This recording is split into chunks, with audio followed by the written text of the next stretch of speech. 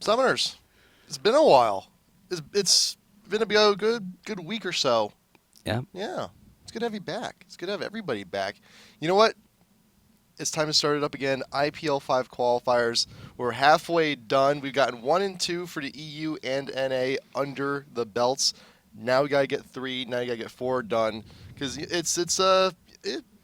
we're getting close. It's nothing. We haven't announced anything about the event yet, but we're getting. We will hype the announcement though. We're going to announce it very shortly. We gotta hype. We gotta hype up the announcement for the announcement. It's gotta happen.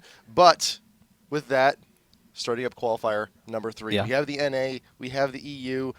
EU side, we're gonna be starting it off this morning. ACER Poland versus MEGASHOCK, and also keep in mind that the EU qualifier this time around is a little bit smaller. It's a little bit more condensed than the NA one. There's definitely a smaller pool of teams, so we're actually starting straight out with the round of 16. Well, that's why it's absurd to have such a strong match in the first round. Yeah. So ACER, if you guys hadn't seen, at Gamescom, it was a single elimination tournament, so they couldn't quite make it out of there. They fell in the opening round to SK, but it was a really intense match. It was very cool to watch them play, actually. They did, have the Morgana and Sona combo in both games. They, like to run that, but they looked very strong. It was basically an evenly matched game. Ocelote's Orianna, though, is just unbelievable watching him play. But the second game in particular, there was a point where ACER, they had the Baron. They were way ahead of SK. They're pushing into their base. And Ocelote, with Araneae, wins a fight 4v2, basically, as Orianna. And it's just like watching him just go back and forth poking them was pretty cool. But, in the end, they couldn't quite make it. But still, SK was a very strong team, and they looked incredible over the weekend. ACER has been around for quite some time. They've had a number of really cool showings in the past, like with the 4PLs and things like that. So we'll see. They are a Polish team. We'll see if how they can do. Not really that special, but they're called ACER Poland. So there's the first thing that popped in my head. There's an ACER Poland team, right? And there's an ACER. It's more of an EU, right? And this is the Poland team. Yeah, this is definitely so ACER.pl. Yes, but MEGASHOCK though, they're granted they did not get any challenger points for this previous season, but they're no strangers to playing the top tier teams. And granted, when we first saw them here in qualifier number 1, they had a little bit of a shaky start. Mm-hmm. But last qualifier, holy crap, did they come out fighting? Beat Teamless. Yeah. Beat WinFact. They had a little bit of luck in the brackets because they also had SK just to that was the weekend of DreamHack. Yeah. I believe. So actually they couldn't come play, but still though, to actually go past that, to beat Teamless, to beat WinFact, to go up into finals against M5 just to get there is a huge accomplishment. And even then going into the match, the MEGASHOCK guys in the lobby when they're playing, it's like, oh, we have no chance. We have no chance here. What are we even doing here? It's like, they were asking Alex each to tie his hands behind his back while he's playing or something like that. But to get there takes an immense amount of skill. And since M5 qualified now with that last win, they're not here. Yeah. So this could actually be a nice. This could be MEGASHOCK's time. This could be it. Yeah, there are a couple of other teams though that we're looking to as favorites. SK being one of them. SK's back. Curse EU as well. Mm-hmm. But we'll have to see how they can do. Yep. It should be a pretty interesting, exciting qualifier. Curse EU actually getting the first round bye. Based on things like the challenger points and previous tournament experience, they're actually the ones who actually go straight on into the round of 8. So they're gonna have a little bit of an easier time, but still though, it's gonna be a very, very, very rough bracket. And then even then, we've talked about the EU. We also have to talk about the NA a little bit as well because you have a very immense bracket here. It is 32. There's going to be a lot of first round buys though, but you have the big name teams. You got CLG Prime moving, getting a buy. You got Curse NA getting a buy as well. Black, I believe, CLG Black also managed to jump right into round 16 as well. And actually, just quick recap for myself. Actually, Dignitas, they're sticking around. MTWNA, they're still here. But there's also a lot of upstart teams here as well. Actually, later tomorrow, actually, we're going to see Meat Playground actually playing, and we also got some crowd favorites. Last Stand of Jarvan, they're back. Team Marn, they're coming on back. Troopers, they're around. Ordnance is here, and actually later on tonight, we got Monomaniacs Ultimus versus Dash 9. And Dash 9, if you didn't know, they're a Colombian team that have actually played in pretty much all of our stuff now, but they've only once have they been able to make it past the round of 32, and that was actually during the face-off qualifiers. That's why I think it's funny that you've always been hyping up Dash 9, and like every single match you get so excited for Dash 9. No, I just think it's funny. It's fine. No, I got hyped up all for Hell as Last Stand of Jarvan. I love those guys. Yeah. They're great guys. They're fantastic guys. Yeah, no, they were very cool. It was very cool to watch them play. Great for qualifiers like this. So, I mean, if you have a team, if you want to get that experience going, if you want your shot, if you want to see how you stand up, you play, you enter. That's what you do. Yep. And to have that kind of motivation, it's like granted they haven't had the best performance, to have that motivation, to have that gumption, to have that moxie, to keep going, keep entering, and still keep at it, to keep wanting to go. That's something to be admired. It really is. Yeah, no, that is. I'm personally rooting for Duncan Bronuts. I want to see Duncan Bronuts take home the championship. Are they still in this, or did they? No, that was in the Challengers. That's a shame. Yeah, they haven't entered. That's a shame. I think they would have been a favorite too if Duncan Bronuts had entered. All these teams, Curse, CLG, it would have been a challenge for them to make it past the authority that is Duncan Bronuts, but. We'll have to see. ACER versus MEGASHOCK should be pretty exciting. And, like I was saying, ACER, they did have a nice showing throughout the season. Couldn't quite make it through Gamescom, but they did show, some nice things. I think the big thing from watching them, all of their lanes are very solid. Like, they didn't particularly lose any lane. They did do a swap against SK, so they liked doing that. They had, a Yorick pick that they did at one point. Well, that's the thing, though, is like we've seen pretty much now world over. It's actually kind of going into every regional meta where you have that lane swap, where you're forcing the 2v1 in both top and bot, make it a race for the turret. Mm-hmm.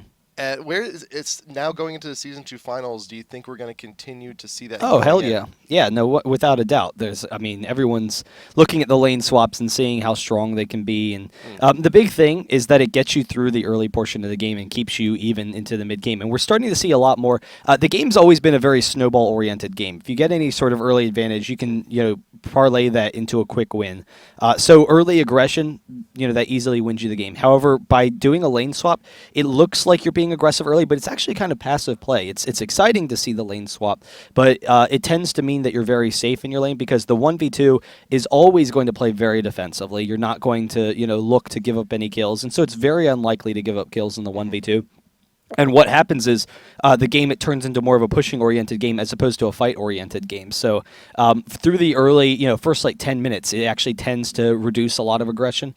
So it gets you into that mid-game very easily. So I think teams know that it's a very safe play. They know it's a play that can, get them out of those early stages. But we're starting to see, if you have various counter-jungling tendencies, then that kind of invasion can work out very well against these lane swaps. When you do a lane swap, you have vulnerabilities in your lanes sometimes. So if you have the two people top, then yes, that's going to leave a vulnerability in your bottom jungle. We haven't seen a lot of people abusing it. People tend to think of that as a vulnerability for Dragon, but usually the team will swap back down in time for Dragon. However, it does leave you open to an early red steal if you're on the blue team, or if you're on the purple team, it leaves you open to an early blue steal if they want to take advantage of that. Yep. And also, just now that we have the lane swap so prominent now, top lane champs or solo champs which can 2v1. You got your Yorick, you got Shen, you got Cho'Gath, you got Vlad, people who can also farm under tower. They become that much more valuable in champ select when everyone's picking. Yeah, and there's a number of them too. There's a number of those champions, whereas in the past it wasn't really that prevalent, but now we're seeing, like Kevin playing Gangplank throughout Gamescom was just, astounding with his play. And what was kind of interesting about that with me is a lot of times in the past when we've seen those 2v1 swaps on the purple side, you see, the bottom lane, that top lane champion is going to pick up that blue in order to 1v2 the bottom lane. But actually SK was using it for their top lane champion. They would give Kevin that blue buff. when they were on blue side, and then he would use his teleport to get over to the lane, even though, because it's such a long distance. But it still worked out very well for them.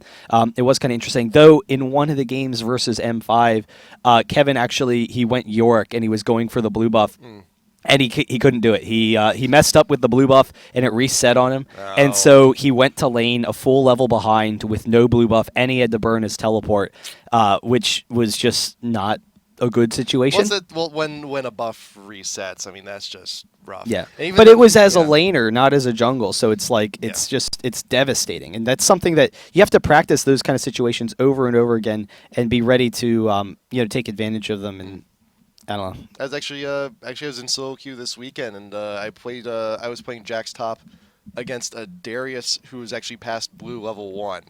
I'm like, well, crap, this sucks. To have a buff, either buff. At least it's not red buff. Red buff is just unstoppable on Bursers. To have either buff on a solo laner at level 1 is just rough. Granted, it does put a little your jungler a little bit behind.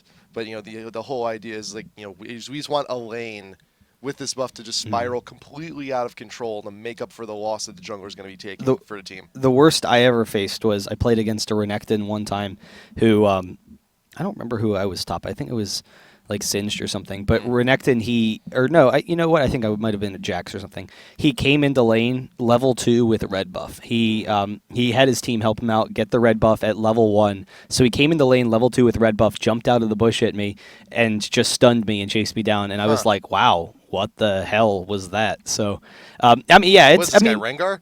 Yeah, well, those kind of things can be kind of interesting. There's a lot of champions that have that level 1 kill potential, though. It's not, it's not just something that's, just for him. But right. I don't know. It is kind of interesting when you go up against those kind of aggressive tactics. Yeah, and also, I mean, I had to make the Rengar mention. I had to because if you haven't seen that level 1. Video that people have been putting out. There's a lot of champions that can do that, though. Yeah. Like, not necessarily quite as spectacularly. No, but and not with as much finesse. It's also pretty simple. You just sit in the bush and just leap. But actually, even then, like, there was still there's actually a PBE patch that went out this morning. Okay. That actually brought down the damage of his Q with ferocity, which needed to happen. It really did, because that was getting ridiculous. I mean, even if you don't charge it in the jungle, I would expect that normally laning him, that's how you're going to play him. Is you're going to play him in the brush. You sit up in the top lane, you sit up in the bush, you leap out for minions, so that you're never in lane for them to harass you at all. And then once you have enough charges, you leap on them and deal damage. Like, it's naturally what he's going to do. It's not like it's anything special that you have to set up. You don't have to, go sit in the jungle and hide out for a couple of minutes like the guy did in the video. It's just naturally how Rengar is played. Yeah. And it's just the fact that his damage at, those early levels is just too strong. It's just what he does. Yeah. That's just how he is. I think that's the big issue with him that we're going to see, as he's played, is he's either going to have too much damage or he's just going to be worthless, because his ultimate, it doesn't provide him any damage. His ultimate it gives vision around him and it makes him invisible, which is a cool ultimate. Yeah. Like, that's a very utile ultimate, but it's not something that's, I don't know, you look at most other champions' ultimates, and they're a lot more significant. That means that the rest of his kit, when compared to that ultimate, since it doesn't give him damage or survivability or anything, it gives him the stealth, obviously, but when compared with the rest of his kit is actually going to have to be overpowered, basically. It has to be very strong to make up for that in team fights, but that means that outside of team fights in those early stages and whatnot, he's going to be very strong. And if he's not very strong in those early stages, then that means that he's going to be garbage, just absolute trash later on in the game. So it's a difficult balance, I think Rengar is. Like, there's a lot of champions that are just naturally difficult to balance. I think Rengar's one of them. Just from his design, he's going to be naturally OP in certain areas of the game and naturally trash in other areas of the game. I like that, actually. I think that's a cool design, to have characters that are in some areas of the game are just completely beyond overpowered, and that's how you just have to play to them. And then okay, as long as I make it through this stage, then later on in the game, they're going to be garbage. And that's, we see that with some champions. Some, team fight champions are particularly strong in team fights, like Fiddlesticks or something like that. If you get a Fiddlesticks farmed, then he's going to just trounce you in fights. Right. But early on in the game, he might have some difficulties with his jungling speed, or how squishy he is or whatnot.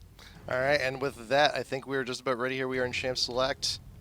Here we go. Game number 1, ACER Poland versus MEGASHOCK. Round of 16 here on the EU side. Don't have as many entrants as we do on the NA side. So these first round matches are actually going to be pretty intense here.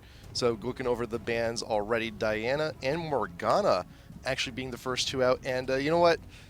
I think I've been playing a lot of ranked. I've been playing a lot of it, and Diana is in a very strange spot because she's got a little bit she's got quite a bit of damage on her, and she's very difficult to deal with. Yeah, she's a really cool champion. I actually haven't had the chance. I just bought her recently. I played her some on the beta, but I'm looking forward to playing her, and hopefully she's not banned so I can get my ranked win with her. But yeah, she's definitely fun. Morgana and Shen, those are both champions that Acer has shown to be to play a lot in the past. You know, Sona as well. So pretty common bans make kind of sense. Put them out of their element a little bit. But Diana, you know, the big thing with her, she's kind of like a Kali except with AoE clearing abilities. So as a jungler, you have that AoE clearing, which is the biggest part. Like she's an AP jungler that has AoE clearing, which allows her to just, you know, clear very quickly. She can counter jungle. She can do whatever she feels like. Then she has the burst potential to be that kind of assassin, which is actually, it's a really cool kit. You know, it's kind of a unique thing. We do see the Nunu pickup, and that was something that actually SK had banned both games against Acer. They had banned out that Nunu, didn't want to allow that play. So, you know, we will see that here. We'll see whether or not they use it in jungle or support role. You know, they have been known to use it in the jungle in particular. Yeah, its Nunu support has been pretty popular as of recently for quite a while. But you do see a lot of, you know, we've seen a lot of NA teams actually start to pick him up in the jungle. I think Legion comes to mind. Yeah. They just, you know, go in. But I can't remember. General Odd-One. General Odd-One, done doing that too. But General Mayhem. General Mayhem. But I've been seeing a little bit of talk lately that, you know, one of Nunu's strengths, he can just go in, nom the Blue Wraith, and get the hell out. You know, he's very effective at counter jungling. But I've been noticing in a few posts I've seen on Reddit and some message boards that counter jungling is kind of starting to go out of favor. I mean, that's kind of been the case for a long time, and it's not really. It's, you know, when Nunu was nerfed, he was nerfed right before the jungling changes, and then that's when counter jungling probably should have gone out of favor because a lot of the minions weren't worth as much, but the buffs were very significant. And for a long time, you know, counter jungling, it wasn't really that popular, but team buffs are just such a major boon, you know, to your economy, and they allow you to force early fights, which is the big thing. They're really significant points. I don't see it going out of favor. Like, I can't think of any reason why teams would stop pressuring blue buff and red buff and such. If anything, I would think that we would tend more and more towards that situation because it opens up opportunities for early fights that you just don't get a lot of. Otherwise, it's just a long laning phase. So, you know, it allows the aggressive team to pull ahead. But ImbaaaSheep going with the Teemo pick. That's definitely an interesting pick. It's been a while since I've seen some Teemo. Teemo. Well, it's Teemo. I mean, he's so imba. It's Teemo. Period. That's all you really need to know. Look at that guy. Look at that guy. He's so fly. He's so good. And then actually head on back to Champ Select. So I think Acer has learned from SK. They're like, dear God, Ocelote, Orianna, your dear Ocelote. Orianna is the greatest champion ever. Orianna is a lot of fun. I think Orianna is very strong. You know, it's just an all-around you know what? It's beast of a champion. Teemo is actually a placeholder for that's Syra. A shame. That is a shame. That's a real shame. Shame, sir. Well, if you're gonna placeholder someone, don't make it Teemo. He's better than that. All right. Yeah. He deserves better. You know, at least Evelyn. Come on, let's stick with it. But regardless, Orianna is definitely a very strong pick. She's very cool. We've seen her a lot in recent competitive play. You know, it really depends on the player, though. She has a really high skill cap, so you need a player that can play him. But definitely a nice pick there. And then they have the Lee Sin pick. Was Lee Sin their top, or was he their jungle? I didn't see who Lee Sin, I believe, is their jungler. He is. Who else did they have? Well, Lee Sin, Nunu, Corki, we didn't get the other picks yet because so we're still. Select. That makes sense. Actually, we're probably still right. waiting on the top. But All regardless, Lee Sin has that initiation, has the shields, where he combos very well with Orianna. So that double shield, if they go with someone like Aurelia in the top lane, that could be a very strong lane for them. Give them that initiation so that they can get that Orianna combo off. They can have that kiting potential. They have those shields and control the fights fairly well. So Acer actually said in chat that their remaining 2 picks on their side were actually Jarvan and Orianna. So I think that here's it. I think they have some flexibility here based on what MEGASHOCK is going to be putting in their top lane, because they can either throw Jarvan or Lee Sin. They're interchangeable. They can they're just good like that. But I also see a little bit of I think the Orianna play coming in with that Jarvan. Granted, Malphite was banned out during the selection process, but Jarvan, he can work very much in the same way. Puts down the standard, gets his pop-up, and then you can have the orb. Oh, and it's also a triple shield. And it's also a triple shield. So it's a triple shield, hard initiation, lots of burst potential. It will be pretty cool. Ezreal is very strong against both Lee Sin, Nunu, and Jarvan, though. That's going to be a serious issue for them. It should be an interesting team, though. I'm excited to check it out. Nocturne, is kind of a nice pick there because they're going to be Acer's going to be a very safe team, so they need to find a way to force that initiation in the back line. So Orianna waiting for a Jarvan pick there. So this is a matter of what is the last pick coming in for MEGASHOCK then? So that's going to be still a little bit of a mystery here. We're actually not going to know. I'm going for a Yorick. Yorick could work. We'll see who. They have a couple of options. They could go with someone more aggressive. They could go with like a Vladimir, or if they want, they could go with Aurelia. Aurelia is just an all-around strong champion. The issue with Aurelia is it would force them into harder initiation. And Acer, they have a really nice kiting team with the Nunu. He can control the front line and everything. Yeah. I do like the Jace a little bit better than the Hecarim, because the issue with Hecarim is he again is a force initiation team. With Hecarim, you're like trying to get into that back line, and Nunu's one of the best champions at countering that. He can just throw down his absolute zero and just be like, no, you're not getting anywhere. Or even then we could just make it an AoE war, get like a Ken in there or something in the top lane. It's like, well, we have more AoEs than you do. Try and beat that. That's always an option. Or Jarvan, you're gonna trap us. Well, you're look who's the one who's actually trapped here. But I think it's more than likely gonna be the Jace going up here top lane. You think I'm trapped in here with you? You're trapped here with me. Wow. Man, that's a while. That's a while back. So yep, it will. ImbaaaSheep going with the Jace pick. I like it. There we go. So, I'm good with it. That's fine. We've seen the Jace before. I cannot remember. FNATIC. It was FNATIC plays a lot of Jace against. They played it at Gamescom too, but they have played it on our stream a couple of times. But on our stream though, it's been pretty much exclusively in setups against Aurelia. Yeah. So that was kind of like, I don't know. Aurelia has just been such a strong champion that you expect to see Aurelia in almost every game. So I don't know that that's like anything in particular. It's Jace. We'll see how this works. They are going with the Jarvan top. They could swap it up. Jarvan in the jungle, he would provide a little bit more aggressive ganks. But if you look at the lanes that they have currently, they actually have decently safe lanes. So it would be kind of difficult for Jarvan to get those ganks off.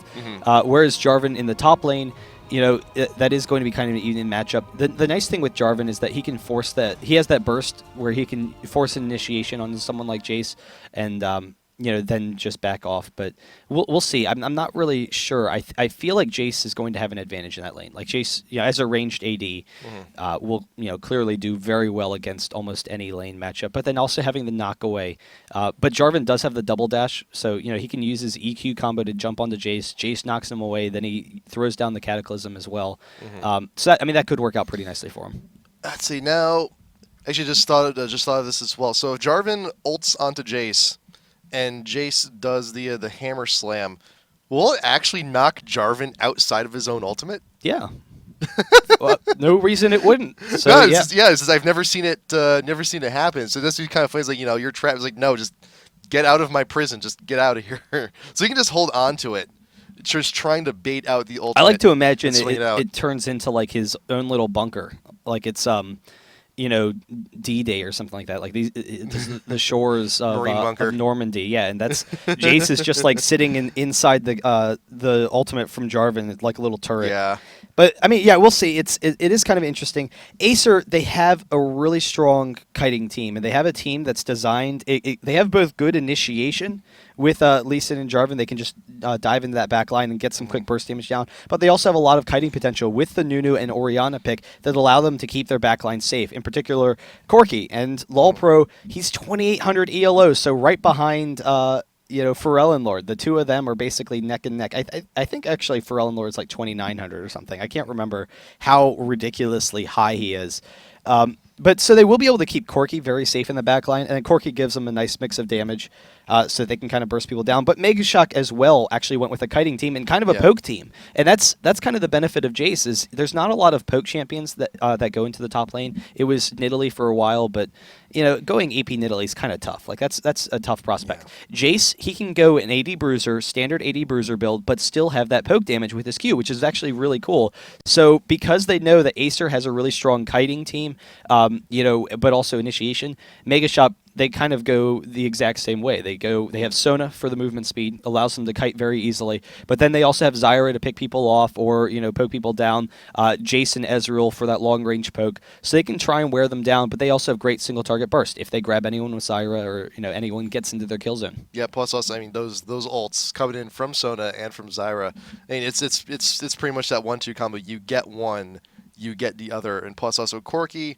Everyone's going to be still clumped up here from both teams when they go in for these fights, and Nocturne here on MEGASHOCK will be able to just go ahead, zoom straight in on the Corki, force him to Valkyrie out, make sure he's not a presence in these fights, and if things go MEGASHOCK's way, they could also very well clean up.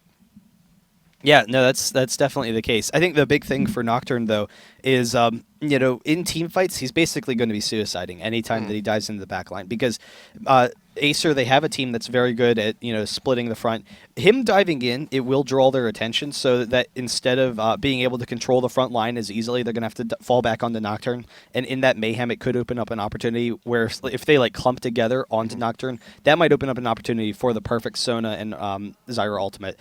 However, they will have to worry about the fact that Nocturne will die basically instantly. So the big thing for them is they have very safe lanes that are also very strong, and they want to use that Nocturne ganking presence to try and pick up some early kills. And it should be kind of interesting. Orianna versus Zyra. I haven't actually seen this lane matchup yet, but it's really cool because I always looked at Zyra as kind of like Orianna. They have a very similar playstyle. They have that long range poke playstyle. They have good kiting, but they also have that forward momentum burst AOE damage if they in a team fight. But if you watch the best example of Orianna's playstyle that I've seen is Ocelote at Gamescom. And again, it's that poking in kind of kiting style. You throw off your Q, you shield back to yourself. He has like a 3-second cooldown or 2.5-second cooldown on his Q. So you're just constantly poking in with your Q, and then you shield yourself. You use your W to speed yourself away and just constantly sit around the outside. And that's kind of Zyra's play as well. She doesn't have that movement speed, but you throw off your snares, you sit back, play defensively, try and pick people off.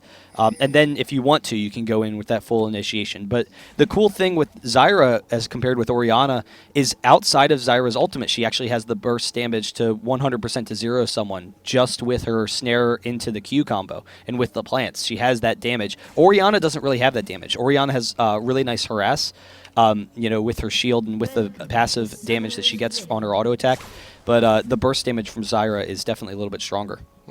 And with that, you got both of the AP mids here right out in front. They're showing each other as no one's going to be going into those side river brushes, not anytime soon.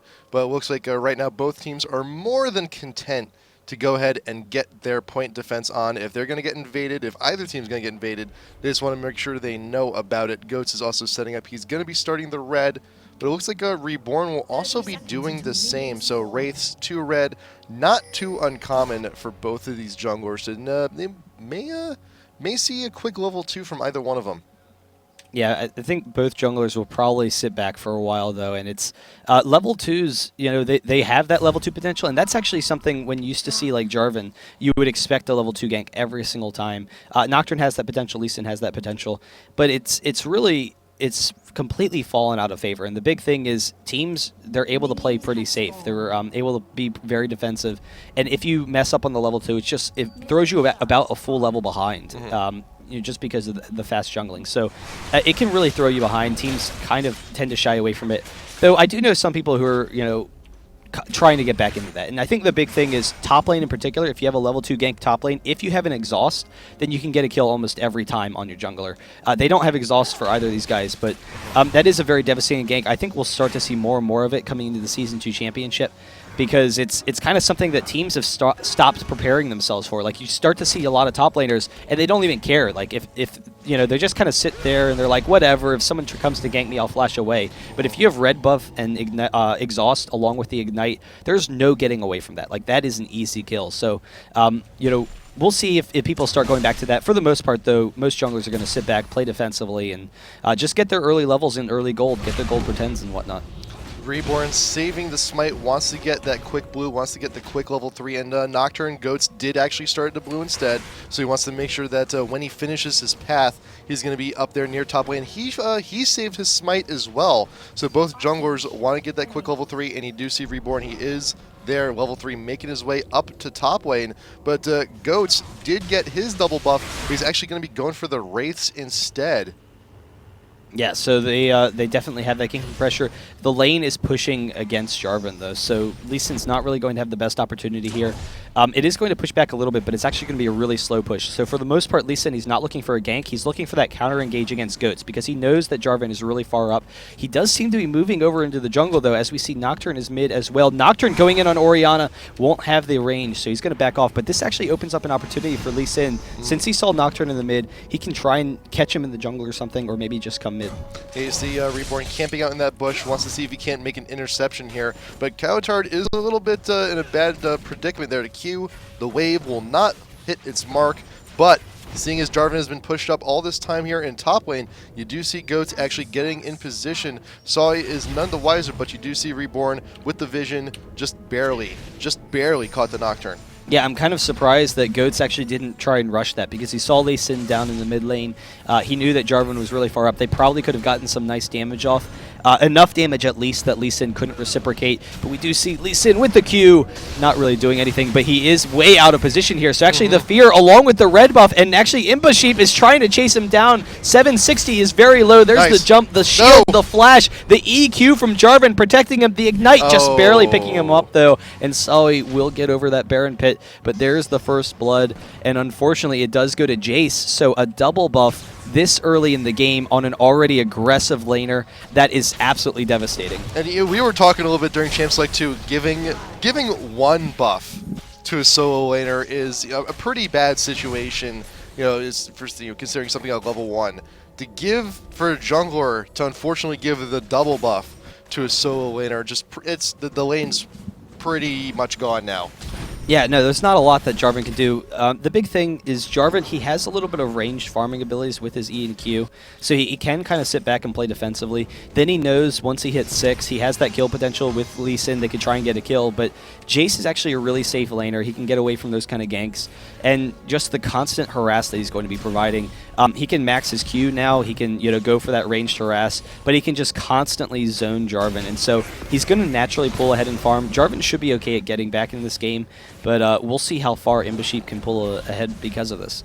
Yeah, Imba, you'll notice too, just completely ignoring the W, not even getting any points in it. Just wants to make sure that you get all that range harass in, get the farm in, and knows that in the position he's in, he's probably not going to get ganked anytime soon. But while you're backing, you might as well buy the ward anyway. Get it for safety, and just in case something happens, you got it. But Lee Sin coming in the mid, and actually in the meantime, Lulpro exchanging some damage in the bottom lane will be forced back. Sona turning it around on them. But there's the Nunu Snowball trying to back off Ezreal for a second. Yeah, quite a bit of damage down their bot lane, and Steve actually still out in front, getting that Q harass, but you'll see that Sona is pretty much out of mana, but the same can be said for Nunu as well, but then again, you're just going to get those auto attacks, proc that passive, get those free casts in, but you also notice cowTard in the mid, also pretty low on mana as well. He's going to have to back soon. But you'll notice that Warhunter did decide to go ahead and buy, did get the Chalice, did get some wards, and even a mana potion just for the trouble, just in case the Chalice just was not enough mana regen. Yeah, and Orianna does need a lot of that spam ability, so that's fine. That's a very common build we've seen for a lot of times. Lee Sin getting some nice damage, forcing Zyra back, and actually ImbaaaSheep taking some damage from Sawi as well, but he will be very safe in this lane, generally speaking. He does have to worry about the quick burst potential if Lee Sin comes in, but he can just constantly wear him down. The double buff is down, though, so this opens up an opportunity for Jarvan once again, but the damage has been done. Though, actually, looking at it, 41 CS for Jarvan compared to the 42 for Jace, so he's actually been completely even in that lane. That's pretty impressive that he's been able to keep up under these circumstances. But also keep in mind, though, he does. ImbaaaSheep does have the 1 kill. Right. That's about 20 creeps worth of golden XP. So he still has a decently, but considering the situation, Sawi's actually doing really well for himself. Yeah, so we'll see what they can do in that lane. In the meantime, nice warding from both of the teams. Orianna is coming up, trying to steal some of those rays. She's going to be able to grab that. Zyra grabbing the blue as well, so we'll be pretty safe there. But, you know, we'll see. Both teams have a really nice jungling presence. Lee Sin starting off with the cloth armor. I'm kind of wondering that might mean that he's going for quick wriggles or Madreds, so he will have enough gold for that if that's the case. And that's going to open up some nice dragon potential. And so the big thing is Nocturne has that dragon speed compared with Zyra as well. Nocturne and Zyra, that's a really fast dragon team. But having the Nunu on their team, yeah, he is actually. So they want to have that jungling speed. So Lee Sin, he's going to be going towards that Madreds, that wriggles path, so that they also have that dragon speed on their side. Yep, so, and, you know, Corki's got quite enough damage. Yeah, Nunu with that consume, which he actually has not bought yet. Which, I mean, and even when I play Nunu support, I always get like at least like 1 point just in case, you know, in a pinch.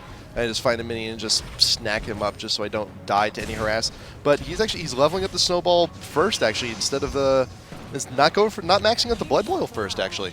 Yeah, it's pretty common in most situations. You can actually do either build, but usually the Blood Boil, it will be maxed first for that harass against Ezreal. Just completely shut down that AD damage if you're playing defensively. In the meantime, Lee Sin is set up top, though. He's waiting for that gank from Nocturne. There it is, the EQ combo from Jarvan, and the shield in, but actually Sawi is very low, and they will be able to take him down. Then turning onto Lee Sin, way out of position, and Goats has the red buff. Will have another fear in a second, but actually 760 is just barely able to get out of there. But you do see that Orianna was considering making a trip up and realizing there's no opportunity, we'll actually just go ahead and walk on back to the mid. You do have etnex there with the ultimate, just wants to get some damage onto the wave, still wants to continuously push here to keep the pressure down onto ACER. You got Steve with the flash, not quite sure we're going to get anything off of that. Oh, but, the ignite, it's ticking, it's ticking. Oh, just barely surviving.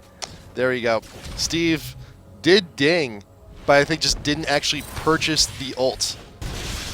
So and there's Orianna going for the kill on Zyra. A Q combo. It does hit her. One more auto attack. Is barely able to get it. The Ignite grabbing that kill.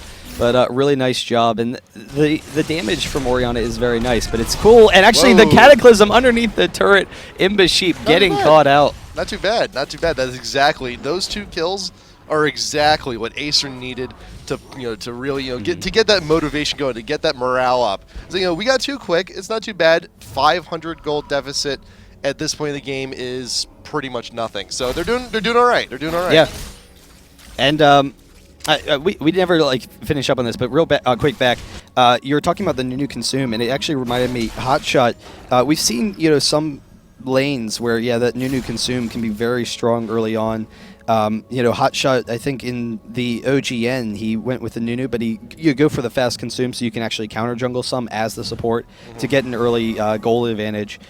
Usually you will hold off and keep the blood boil and the snowball just because you want to get those leveled as quickly as possible. And usually as Nunu support, you're not planning on playing up by the front line, nomming on any minions. But we'll see them. They are pressuring this dragon. They have plenty of damage. So they can take this down pretty quickly, and they have all 5 members here as well. So it's going to be tough for ACER to get in there. The Vision does see Zyra and Jace actually going down to it. Nocturne will pick it up, but ACER realizes they're following Nocturne going on in to Lee Sin, but also goes to get the Fear Tether down onto Orianna. Does flash over the wall to safety, but the Ignite going down onto Warhunter is quite a bit of damage. And ImbaaaSheep with the Q will be able to finish the job, but there's still some fighting left to be done. Sawi actually still poking out there, but I think the fight is pretty much done. So a dragon +1 for MEGASHOCK. Yeah, and we've seen that a lot with SuperAZE for FNATIC, that Jace, he has that kind of frontline bruising capabilities. The Valkyrie in from Lulbro, though, he's going to get some damage, but Zyra trying to turn him off. So he actually is going to go down. The flash, the ultimate, he does just barely get out of there, and SuperAZE as well will back off. We have seen that with SuperAZE on that Jace, and it's the big thing is you have that frontline bruiser capability, you have that burst damage when you get into that melee form, but then you also have that pickoff potential. It's just so cool hitting someone with the ranged EQ combo. You know, when you hit it through his little energy shield that gives him movement speed boost, it propels his Q a little bit further. And that's all he needed. That's exactly all he needed in order to go ahead and capitalize on that situation. So right now, with that series of events, now MEGASHOCK, they've actually they've recapped a little bit of what they lost in those past 2 kills, and they're actually in a really good spot right now. K.5 up, pretty good right now. They can still look to extend that lead even further, still trying to press some objectives. etnex here, still, the push bot lane just does not stop with this guy here. He wants that tower. He wants to get damage on it. Yeah, and Corki can stall that out pretty easily, but that's definitely pretty important for their team because they're going to have to deal with the poking that ACER has, and with Orianna, so it's going to be kind of tough for them to take towers once they're kind of into that mid game. But if they can, wear down any of the towers now, Zyra has that pushing potential. Ezreal, if he can poke down the towers, that can be work out for them. But we'll have to see. They will, back off Zyra getting another blue, so they will be fine there. But I don't know. In the meantime, Lee Sin sitting up top lane wanted to see if Jace would come up. He didn't, so not really an opportunity for a kill there. There were actually pings going down. Oh, I didn't realize that. That's cool. Yeah. I think wow. I've probably heard that. Wow. I do know that actually, now that that's coming back, I'd never really considered it, but I know that his standard, Jarvan's standard has always counted as like an item. You can teleport to it, but I just never crossed my mind that you would shield to it.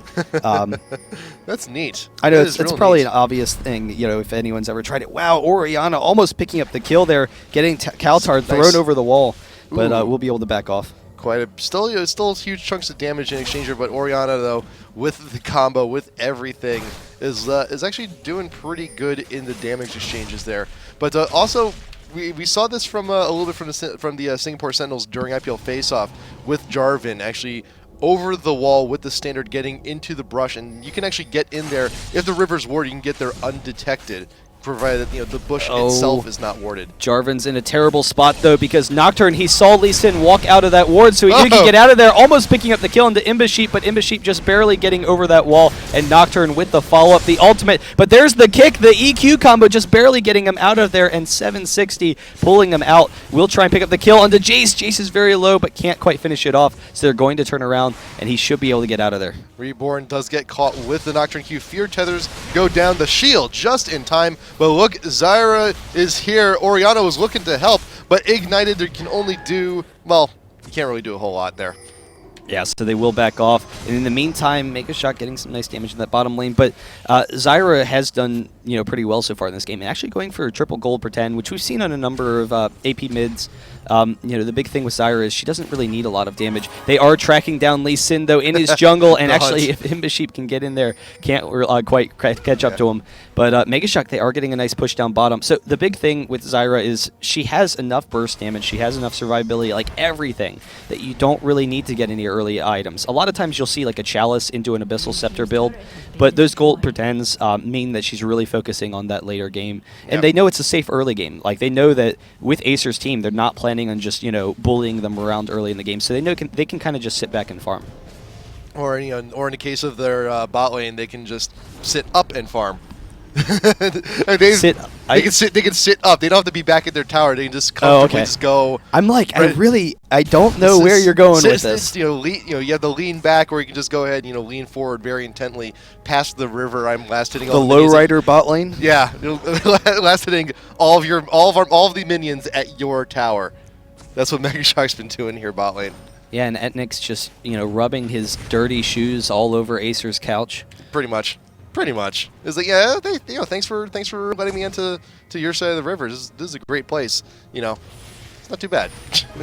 Yeah. But etnex is a little bit low on mana. He's gonna have to back. How much gold has he got? Quite a bit, but it doesn't have quite enough to go ahead and finish another part of that training force. We do have cowTard there, getting the pop up. That's quite a bit of damage right under their own tower, and Orianna gonna be able to help get a whole bunch of damage and give the credit to Jarvan and get out of there right quick. And you know that's the danger. Orianna on your team, you throw that orb on someone, you throw it on your main initiator. You know, granted, you know, if Malphite wasn't banned, we'd probably be seeing the same thing. But Jarvan, he can close that gap too. He works just as well. Yeah, the Jarvan combo with Orianna is just phenomenal. Having that burst damage, that is going to be kind of an issue for cowTard. Jace and Ezreal, they should be okay, but cowTard's going to be the vulnerable one. He does have the range. Zyra has the range that, you know, she should generally be pretty safe. She should be able to sit in the back line, not go down, but that's definitely going to be a concern coming in the mid game. They do get the pink ward out here, though. The shield from Lee Sin. It's a race. Oh, no, they both get it. So both pinks going down. And you know, there's a very small opportunity when a ward expires where you still have vision, or in the case of pink ward, you still have true vision. And yep, that allowed that to happen. But Goat's gonna be right out in front once a Q. You have the Nunu ult going in, but dancing will happen. Sona makes everyone go out in style with that ultimate. ImbaaaSheep gonna go ahead and get the kill down onto Corki. MEGASHOCK, they may be looking to clean up here, but Goats is very low inside the middle of the pit. Reborn is gonna be caught out over to SuperAZE, but that shield saved both of them really well. Not for long though. You do have Nunu going down there to that one blast from Ezreal. And with that, MEGASHOCK actually gonna go ahead and take that fight. ACER may have gotten the Dragon, but they lost 3 members for the effort. Dragon worth about 2 kills, so that is actually a net gain for MEGASHOCK. Yeah, MEGASHOCK with a really nice fight there. And actually, Jarvan, they are going to dive him underneath this turret. They have the damage. Sawi going down very quickly. Nice. There's the kill. ImbaaaSheep. And ImbaaaSheep, he's just tanking that easily. So, like, just not even taking any damage. I mean, he was, but yeah. Yeah, so, I mean, really nice fight from MEGASHOCK. And the big thing was Goats, he forced the fight into the backline. He just ran right through the middle of the team. You know, was able to get in and out. And I can't believe he didn't die the entire fight. He got down to like 50, but... the big thing is MEGASHOCK, if they sit back and don't get caught by the AoE from ACER, then they actually have a really, you know, well-designed team. They have that kiting potential. They can, you know, slowly poke them down. Ezreal's very safe. You know, Jace has been doing very well. Zyra's very safe as well. The big thing for ACER is they need to be able to force a full AoE fight, and that's what Lee Sin is for. But in the meantime, etnex, he is caught underneath this tower. He will be kicked. Oh, no, there's actually no Lee Sin kick, but there's the Q combo. They do pick up that kill. Lee Sin's ultimate was on cooldown, so they will back out of there. The big thing for ACER is they need to use Lee Sin to start a fight. And then if Lee Sin starts, he can try and force MEGASHOCK to group around him. And if they can try and get them to clump up, they need to get them to clump. Then they can do that Jarvan Orianna combo and just like insta-kill everyone. But if they can't hit those combos, then, you know, the kiting damage for and MEGASHOCK is very strong. Yeah, if they can't hit that combos, those combos, or if one of those critical members actually dies very early on in the fight, because he also had a huge split there. Pretty much, you know, Orianna and Corki were actually down pretty quickly in the fight. Oh, the ultimate almost picking it up. Wow. Yeah, Zyra's been just, you know, going to town. Quite a bit. And you look at build, granted, yeah, you have all these Goats GP10s. didn't kill the last minion. You do. You have all these GP10s, but you still have this newly large rod here. But Sawi actually walking straight on into that bush, will standard over the wall. But Goats, the ult is not up, so will not be able to pursue as usually intent. Yeah, but they almost picked up that kill, and it is kind of an interesting, just a really minor thing, but Nocturne, he left up the minions for the red buff just because he was in such a hurry. They caught out Jarvan in the ward, and he knew, all right, if I take another, you know, half a second or whatever to kill these minions, then it's not going to happen. But 760 caught up in this top lane, and they can trap him underneath this turret. I just realized how much of a level deficit Lee Sin is in comparison to the enemy team. The kick in sheer defense. Oh! Well, some fancy footwork, but, you know, when you're dead, you can't dance. I've seen that before, though. If you actually rewind real quick, it's really interesting, the mechanics on Jace's knockback.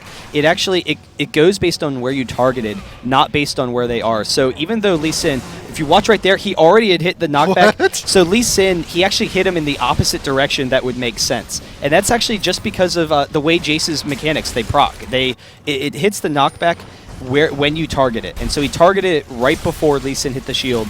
so that after the shield was over and after the animation was over, he went in the opposite direction, which is just, it's like such a random thing, but that's actually like just the design of Jace right now. I'm curious whether or not they'll change that, but definitely kind of interesting. And when those timing windows come up, it's so strange. But there you go, Jace straight right out in front, wants to focus down the Orianna, but meanwhile, Jarvan will actually go ahead and get quite a bit of damage onto Zyra, but Goats will also go down as well. But Jace, he's got to get out of there. 760 chasing him down. He's going to be able to turn it back around because he knows he has Sona and Ezreal for the support. We'll see if he catches win. Oh, no! Just barely not grabbing Orianna. He threw off the blind combo. It went right by her, just whizzing past her face. It was a worthwhile effort. It was a worthwhile shot. It's like, just very, very little effort, little mana expended.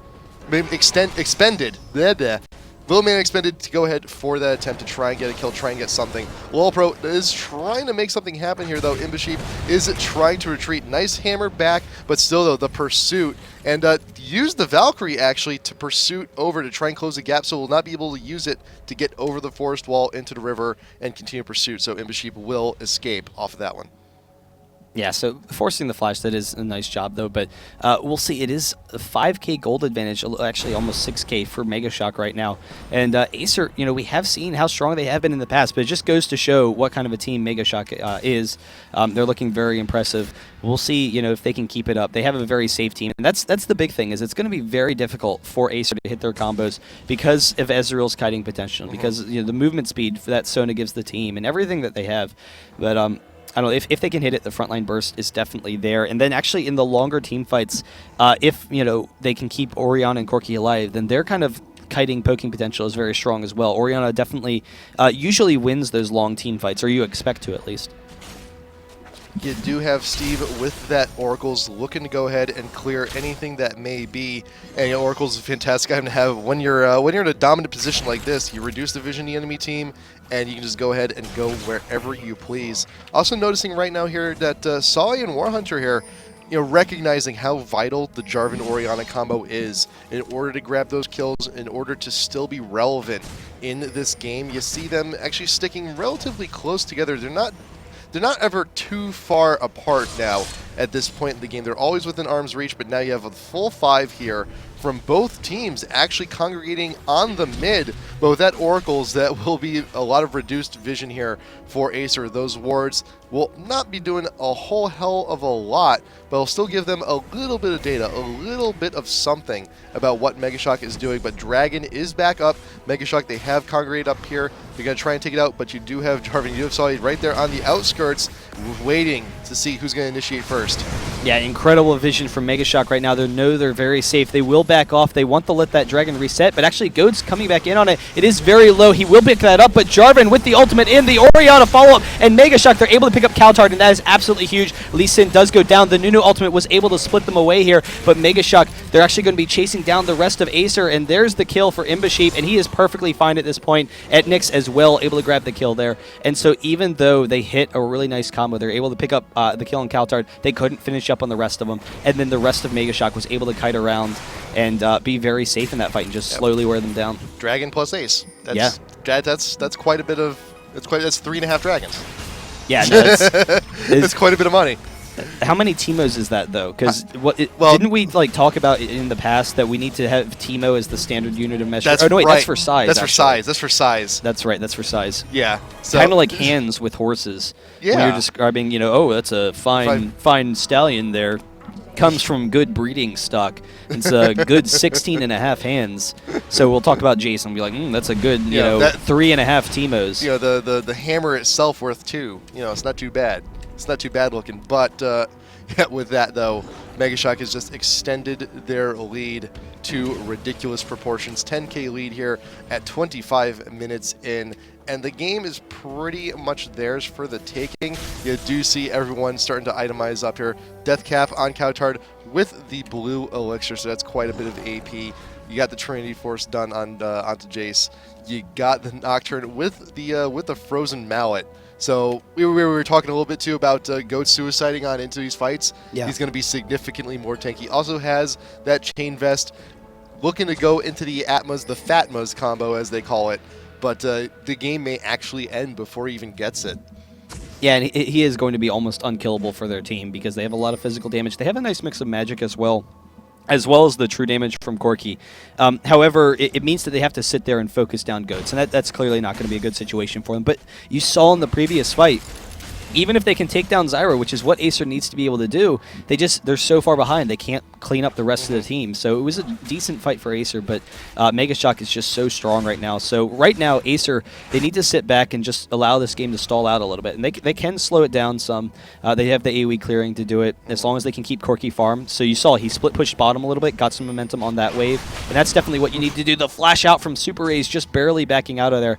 But by split pushing lanes, you can slow down pushes. You can, MEGASHOCK has to kind of run around the map and just constantly clear out minions, and that opens up an opportunity for Acer to continue farming. Yep. But granted, that last fight though, Dragon, you can drag the Dragon out into the river. You can have a little bit more time to maneuver around. If MEGASHOCK does Baron, and if Acer decides to engage on it, an AoE team with that much damage in such close quarters, such as the Baron pit, can actually be significantly more effective than in a more open space like a river, like where that last Dragon fight was. Yeah, and the big thing is getting vision. So we've seen so far in this game, MEGASHOCK has phenomenal vision the entire game. That last fight, they had wards all up and down the river. They had the seedlings from Zyra as well. So they had a complete understanding of where Acer was coming from. They were able to control the fights in that way. You see right now, they have wards all around Baron. So they have really nice Baron control. Just that they know if they start a fight, then they're going to have really great vision of Acer. So the big thing for Acer is they need to get an Oracles on someone. The only issue is they're so far behind. It's tough for them to itemize into that. So yeah. Steve getting the Oracles for MEGASHOCK, it's kind of more difficult for Acer to do the same. So they're going to come into the fights with a vision disadvantage. Yeah, even you look at the gold totals right now, and there's not a whole lot of money, available to really anybody. So it's just a matter of actually getting that 400 gold, going back in the Oracles, and coming on back to actually go ahead and clear that pit, and hope and pray that MEGASHOCK, in all of that time spent, actually just doesn't go straight on in and just swoop it up. Yeah. So I don't know. We'll see how they can control this. The big thing is keeping up the push, and they are concerned about MEGASHOCK swooping it up. But if they just keep all the lanes pushed, then it'll give them vision of MEGASHOCK. And it seems like MEGASHOCK's actually going to go for it. There is the ward there, so they are going to be spotted. But they can start to clear out these wards. They can start to try and force them into fights, and then have Zyra poke them down over the side. Jarvan's standing right there in the brush. Does give a little bit of vision, but Nocturne ult coming in, going a long way. There's actually split up with the rest of the team, but a new ult going to be going on down. Orion ult getting 4 members of MEGASHOCK. The slam to dunk coming in from Jarvan, trying to get what he can, but Lowpro's going to be going down. SuperAZE is going down, and ImbaaaSheep looking to be a boss, trying to clean up. You do have the double kill there onto Reborn, but it's just a matter of what else can he do. ImbaaaSheep going to get slowed by Orianna, but has to force the flash over the wall. So that was a 2 for 2. Actually, really not too bad for Acer. Yeah, that was about as good as it gets for Acer, and still MEGASHOCK is able to come out on head. Yeah. ImbaaaSheep actually chasing down Sawi along with Ezreal, just nice. barely getting out of there. The Lee Sin shield will keep him alive. This is actually stalling away from this tower here. Nocturne is still taking it down by himself, but we'll see if they finish it. Yes, they do finish it, but they might not be able to get the inhibitor. Yes, they do actually have to back off. And the big thing with that last fight, cowTard, even though he went down almost immediately, he got off his ultimate, and that's what turned it around for MEGASHOCK. If Zyra hadn't gotten down that ultimate, then Acer would have won that fight. So that was absolutely crucial. But you saw in the beginning of that fight, they tried to force the engage with goats because MEGASHOCK is like, dang, we are really strong. Let's force a fight. Let's, win this game. And Nocturne, he does have really strong initiation. You can force a fight. However, the Nunu separation, Nunu just, threw out down his ultimate. He was able to completely stop that engage from MEGASHOCK, and they were all clumped up now. So it opened up an opportunity for Orianna and Jarvan to turn around on them and get those perfect combos. But it started off with the Nunu ultimate, being able to slow down MEGASHOCK. And so they all hit that, wall. They basically just clumped up as a result of that slow. And so they were almost able to grab it. But the Zyra ultimate just absolutely turning it around for them. Just, destroyed Acer. But you have that Oracles, though, still onto Sona. But now, look, you got Nunu, you got SuperAZE, now that Oracle. So now Acer can go ahead and try and regain some of the vision they've lost. But cowTard, though, right now, MEGASHOCK, they're still in a dominant position, can still force out objectives like the Dragon, can still press the mid. And remember, there's no mid tier 3 anymore. They're able to go ahead and get that with the last push. The inhibitor is still up. There's still unfinished business to be made. Nocturne ult is up in 5 seconds. And then once that thing's up, they can go ahead and try and muscle this inhib out. Orianna Orb out in front. That's a warning sign. Don't cross that line. Goat's actually getting chunked out pretty well here by Warhunter, but we'll actually bring the orb back. Shield onto Jarvan, preparing for that engage. Wants to prepare the ult, wants to get everybody in line. But with this, though, MEGASHOCK can just go ahead, wait for the waves, and continue the push. Yeah, it's going to be kind of difficult for ACER to defend this, and I'm a little bit surprised that MEGASHOCK's going back. They're actually going to try and force a fight by Baron. The big thing is if MEGASHOCK can continue that push, they have the poking potential, and they can split up. They don't have to clump up and do an AoE, so it would make it difficult for ACER to go for this. But they walked past a ward, and they didn't clear it out, and they are going right in on this Baron. It's going to be dropping very quickly, but it does open up an opportunity for ACER. 3,000 health, 2,000 health. It's going to go down before ACER ever gets there. And there you go. Nocturne going to go ahead and finish that job. Ulting on in. Jarvan, can he get what he needs? He does get the kill down on a Nocturne, but for what cost? A triple kill coming in before he dies. And Zyra ult going to be doing quite a bit as well. Guardian Angel on ImbaaaSheep will actually bring him back up, and in combination with the Ezreal could get quite a bit. Huge damage down onto the Orianna while still retreating. But granted, Acer got the better of that fight. Oh, but etnex has it. Never mind. So yeah, now with that MEGASHOCK, they've evened it up. They still have the Baron buff, and they could actually still pursue Walpro and SuperAZE. They should be able to take out the inhib, no problem. There's nothing that Nunu and Corki can do to contest this, especially when you have that Jace out in front dealing all that damage. Yeah, they're going to take that very easily. Jace is very strong at pushing both turrets and inhibitors, but that fight was almost perfect for Acer. It was a really nice job. If you can actually go back to it, it was a while back, but the big thing was they forced that combo as MEGASHOCK was all grouped up. And then immediately after they did that, you saw Steve blow the early ultimate to try and get them alive. But the quick burst, they're able to pick up all those kills, and then once Zyra throws off the ultimate, Acer all runs. And so they're not getting any damage onto Jace. Jace is just so strong on the front line. The Nunu ultimate does slow him down, so they're safe. But the big thing was, after the Jarvan-Orianna combo, Acer just booked it. And they knew, all right, we're losing these fights after we get off our combo. We're getting off the combo, and then we're dying in the later team fights just because of the turnaround that Ezreal has. So let's just get the kills. Let's get the hell out of there. And that's what they did at first. Unfortunately, MEGASHOCK was able to pursue and pick up another kill there. But even so, it almost worked out for them. It was a really nice play. We'll see how they can turn this around. Ezreal getting the Guardian Angel, though. He's going to be extremely aggressive. He is so far ahead of Corki. And Corki's actually building that GA as well. However, Corki is over a full item behind. Like, it's absurd. So that's actually going to reduce his damage output by a significant margin. Corki just doesn't have the item, the gold income to sustain that GA build. Plus, and also Jace's is actually his GA effect proc will actually be up in 3 minutes as well. But again, just the position and the advantage that that MEGASHOCK is getting while we're waiting for that to come up is still going to be huge. They got the inhib. They can still continue to press towers with the Baron buff. And granted, it's still going to be, it's only on so many members, but it's on the member that it counts for. Yeah, and I think the big thing is Corki is just scared because the Zyra ultimate is just crushing him every single time, and Jace is able to get into that backline and abuse him. But they are going to try and force this. Zyra is way out of there, but the Shirelias, along with Sona, they're able to retreat very easily, and that's that great kiting potential. So, it will help Corki some in those team fights, but it's just going to be tough. I don't know that he has enough damage output that he can, go for those defensive items right away. Baron buff still got about 30 seconds left on the thing. Now cowTard has joined the rest of the team. Now the Zyra ult is back in effect here. So they can go ahead and just chunk out the top tier 2.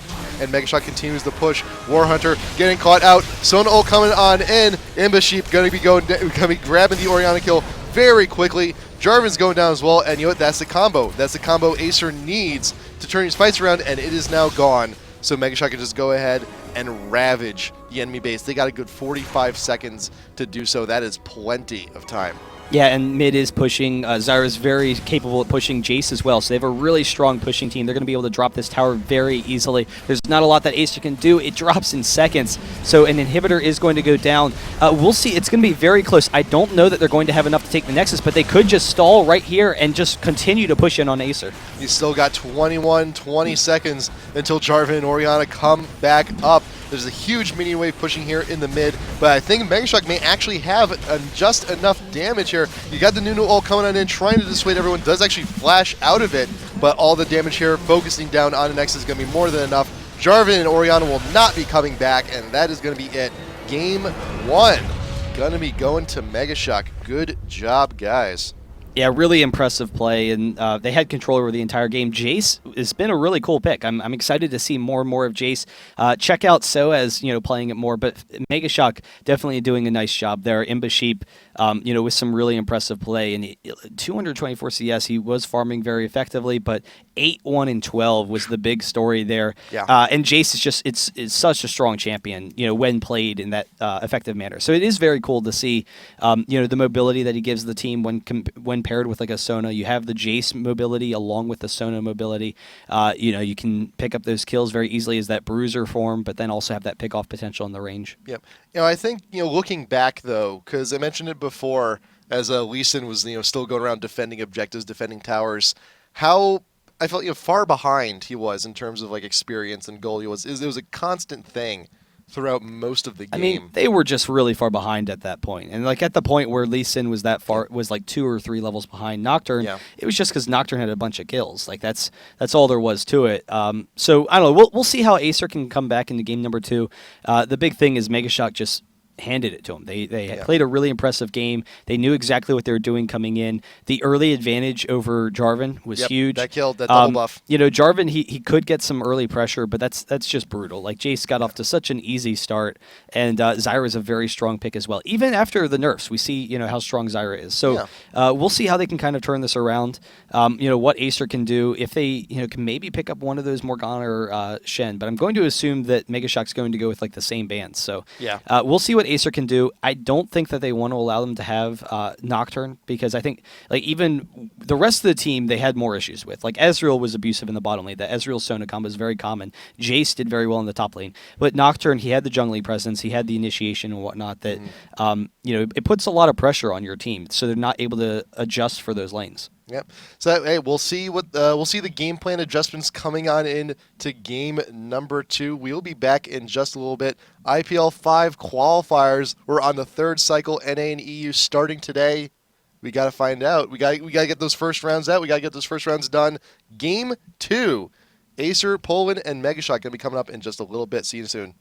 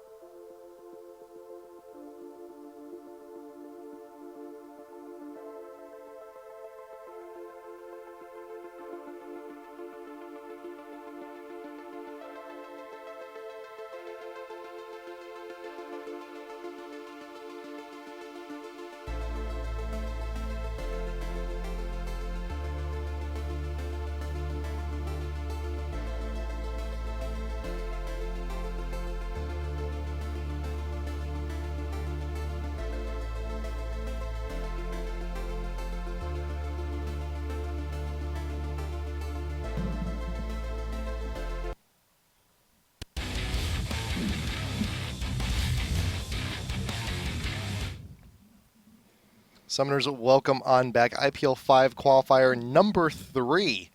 Starting it today, starting it right on the EU side. ACER Poland and MEGASHOCK. MEGASHOCK taking game number 1. Pretty good, doing pretty well. Yeah, it was pretty good. I didn't realize, though, I came back in, I didn't realize we were playing Monster Cat for our ads now. Yeah, we have new music. No more Dusty Roads. If you saw Face Off, well, Dusty Roads, I enjoyed Dusty Roads, but if you saw Face Off, then Monster Cat Media, they have the music for all of our ads and stuff like that we ran during the event. I enjoyed it a lot. It was pretty cool. They are kind of like a techno video game, but we are into the game. ACER versus MEGASHOCK. We'll be able to take a look at this. We have champ select, so we'll see what ACER can do coming into game number 2. All right, ACER Poland, MEGASHOCK game number 2, and MEGASHOCK going to be on blue side this time, looking for the first man, first pick. Morgana, same game plan as game number 1. That was her first ban. May actually very well see the same 3 bans, Morgana, Shen, Malphite, come in here from MEGASHOCK. It's just a matter of what ACER's going to do. Looking for the Shen, so they're forcing, ACER's going to be forcing MEGASHOCK to change up their bans just a little bit. That was just, go ahead and take it upon themselves. Like, we know you want to ban Shen, we'll do it for you, no problem. Yeah, so we'll see where they go with that. I mean, I think the big thing is Shen's just a really strong pick, and they don't want to allow MEGASHOCK to have him. So we'll see where they go with this. How ACER's going to kind of change their comp. They could go with something like Yorick. We saw that at Gamescom. They have a couple of options, but for the most part, we're going to see kind of the same standard bans. We'll see if they actually ban out a Zyra, though. That could be a nice thing. ACER might actually decide to ban out Orianna as well, since they don't have that first pick. I don't know whether or not cowTard plays a lot of Orianna, but I don't know. I would assume so from his play style and from seeing him play Zyra. So we'll see what ACER comes out with next here. It will be the Nunu ban. So you don't want to, the Nunu ban. It was ACER's first pick going into game number 1. They're realizing now that if we don't ban him out, we're not going to get him. It's probably going to be a first pick possibility there for MEGASHOCK. So might as well just go ahead, take it completely out of the picture. But the thing is though, all of ACER's bans game number 1, Diana, Ahri, Alistar, there's still huge opportunities here. There's actually still a lot of first picks in that pool as well. So with MEGASHOCK, they can just go ahead, they ban out the Ahri. So right here, MEGASHOCK could very well pick up a Diana or Alistar first pick, and ACER can only ban 1. So whichever one doesn't ban out, they're just going to go ahead and swoop it on up. Yeah, I mean, it does leave up some nice opportunities, and I would love to see the Diana pick. I don't know if you guys saw OGN, but Frost versus Blaze, Frost won it with the Diana pick. Like, that's, how strong she was. They played Diana, and they were able to just, really control the game. The burst damage was very cool. They ban out the Jace, which is... That's why I like that. It is a really nice ban. So here's a couple of things. One, they had a lot of difficulties with that top lane Jace. Like, he just was abusive. They're like, okay, we don't want to deal with that again. We don't really know how to match up against it, so that's fine. They do give up the Alistar, but now they have those options open for them. If they had banned out, the Alistar, maybe they have to pick the Diana or something like that. But we'll see if they grab it. No, they're going for the Ezreal Sona once again. So, I mean, that bot lane, it was very strong for MEGASHOCK in game number 1. Now ACER has it, so they're able to steal that away, but it does leave open that Diana pick if they decide to go for it. Yeah, so it's just a matter of if MEGASHOCK... I don't think they will, though, but... It's a comfort level thing, too, because she's still a relatively new champion. Granted, yes, you can have a lot of success there. It's just a matter of, 1, you get the Diana, and 2, where are you going to put her? Where does she fit with your team? Because she can jungle. She can mid. I've seen her top lane. Like, she's a very versatile champ. She's a very powerful champ. It's just a matter of where does she fit with MEGASHOCK in their playstyle. Does she fit? Yeah, and the big thing is it's Diana versus an Ezreal. So Ezreal has that kiting potential. That can make things kind of difficult because you need to expect to burst someone down as Diana. So, it might be a very difficult pick for them. They do seem to like the Graves. So going with Graves and Nocturne, those are both very strong champions. Nocturne worked out very well for them in the last game. So they're actually going to be having that kill bot lane with that Alistar. So we'll see how that kind of works out for them. But Goats on Nocturne definitely worked out very well last game. Yep, and we see a lot of Alistar picks. Acer could go with the Diana though. They could, because it's against Graves. He's a short range AD carry. That kind of burst assassin could work out well. But here's the thing too: is that MEGASHOCK, they're intentionally leaving their top and mid picks open. So based on what Acer picks, they can have a good educated guess on where Diana's going to be, where she's going to go, and make the according counter picks. But Renekton, Lee Sin. potential here from ACER. The Lee Sin, didn't do too much there game one, but they're willing to stick with him, willing to give it another try. And Renekton is just a beast top lane. He's an amazing laner. Yeah, it's kind of interesting that Renekton hasn't really been popular for a long time. No one's really been playing him a lot. We've seen Renekton here and there. Wicked played Renekton at Gamescom some this weekend, lost to SK, but yeah, I mean, he can be a very strong laner. The big thing is they left open that mid lane, so they can go with someone like Orianna once again if they'd like to, and that would work very well with their team comp. Or they can go with a harder initiator. So we'll see where they go for that. But Renekton, he can win almost any lane matchup. So he's a very safe laner. He can bully people around in the early game. Mid game, he's phenomenal. He drops off late if you don't have if you have a team that can kite him very easily, but that's not Graves. Graves needs to play up close front to the line, and so Graves is actually going to be very vulnerable to that Renekton. So Renekton can dive right on top of Graves, try and shut him down. So it's kind of a strong pick from that regards. So we'll see where they go with that. Yep. Unfortunately, we are not seeing a Teemo pick. I think that's another Zyra. I think that's another Zyra. It saddens me that Teemo has been reduced to being the pick as a placeholder. I'm pretty sure that Teemo is Zyra, and Jack's going to be going up against in the top lane there. So we'll see here. Teemo. Yeah, it's the same guy, so probably. The nice thing with Jax versus the Renekton really has an early advantage, but Jax, as he goes on, he has some nice burst damage. Renekton has the sustain advantage. What you want to do is Renekton, he actually does very well against Jax. Like the lane is actually in Renekton's favor, but you'll sit there, you'll kind of control the front line. If Jax tries to come in and farm, you get your burst damage out onto him, you get out of there. If Jax leap strikes onto you, then you just immediately dash away so you can get away from his stun, get away from his burst damage. But if Jax can get off to an early advantage, that could work out well for him. So we'll see. Late game, Jax is, just phenomenal compared with Renekton. But early on, Renekton definitely has an advantage. Yep. So and with that, though, we're still waiting on the last pick coming in here from Acer, and we're actually going to see it in just a second here. But MEGASHOCK, and probably that Orianna again. Or it wouldn't be too bad, but that's the thing, though. Like, the big thing that made Orianna work there. Game number one was the fact that it was coupled with the Jarvan.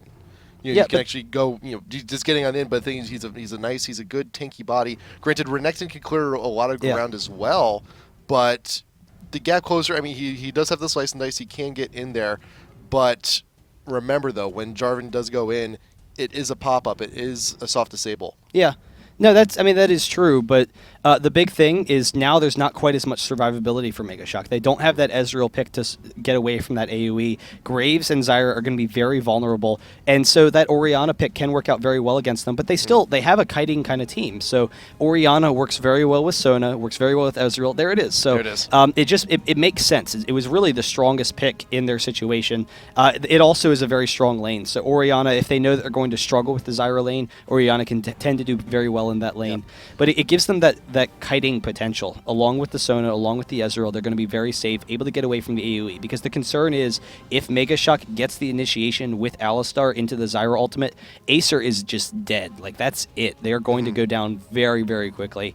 Because MEGASHOCK has the follow-up damage, and their AoE is just so phenomenal. But Orianna, she gives them a little bit of that kiting potential. They can try and avoid some of that. Yeah, and also, granted, Orianna did reasonably well during the laning phase. Like you saw earlier on, just all of that damage going down onto Zyra was a huge benefit to them, when they still had it.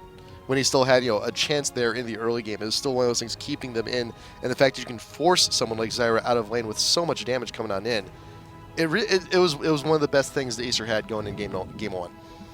Yeah, I mean, it is, a very even matchup, and that's one of the things, is that Orianna is such a strong lane, but we saw how well cowTard did, and even with the pressure that Orianna was able to put on, Zyra's just a little bit stronger, and so having that quick burst with the snare that Orianna doesn't have. Orianna needs to get off those auto attacks and whatnot, but if she's trying to auto attack harass Zyra, then Zyra's going to win that matchup with the burst from the snare. So we'll see. It is a very even lane. Orianna's a very safe farmer. They can sit back and farm, and we'll see how they change things up. The big thing that's changed, though, from Game 1 to Game 2, now they have a Renekton who is a little bit beefier than Jarvan is early on. He doesn't quite have the same knockups and disables, but it is a little bit safer, and they're going against Graves. So MEGASHOCK, they don't have that same kiting potential, and now they have the Ezreal Sona. So Yeah. it is a big swap up, even though it seems like they're kind of running the same team. It's a huge change for ACER, and I think it's going to be enough, actually. I think that they're going to have some nice early advantages. The only concern is if MEGASHOCK can take early advantages with the Nocturne pick,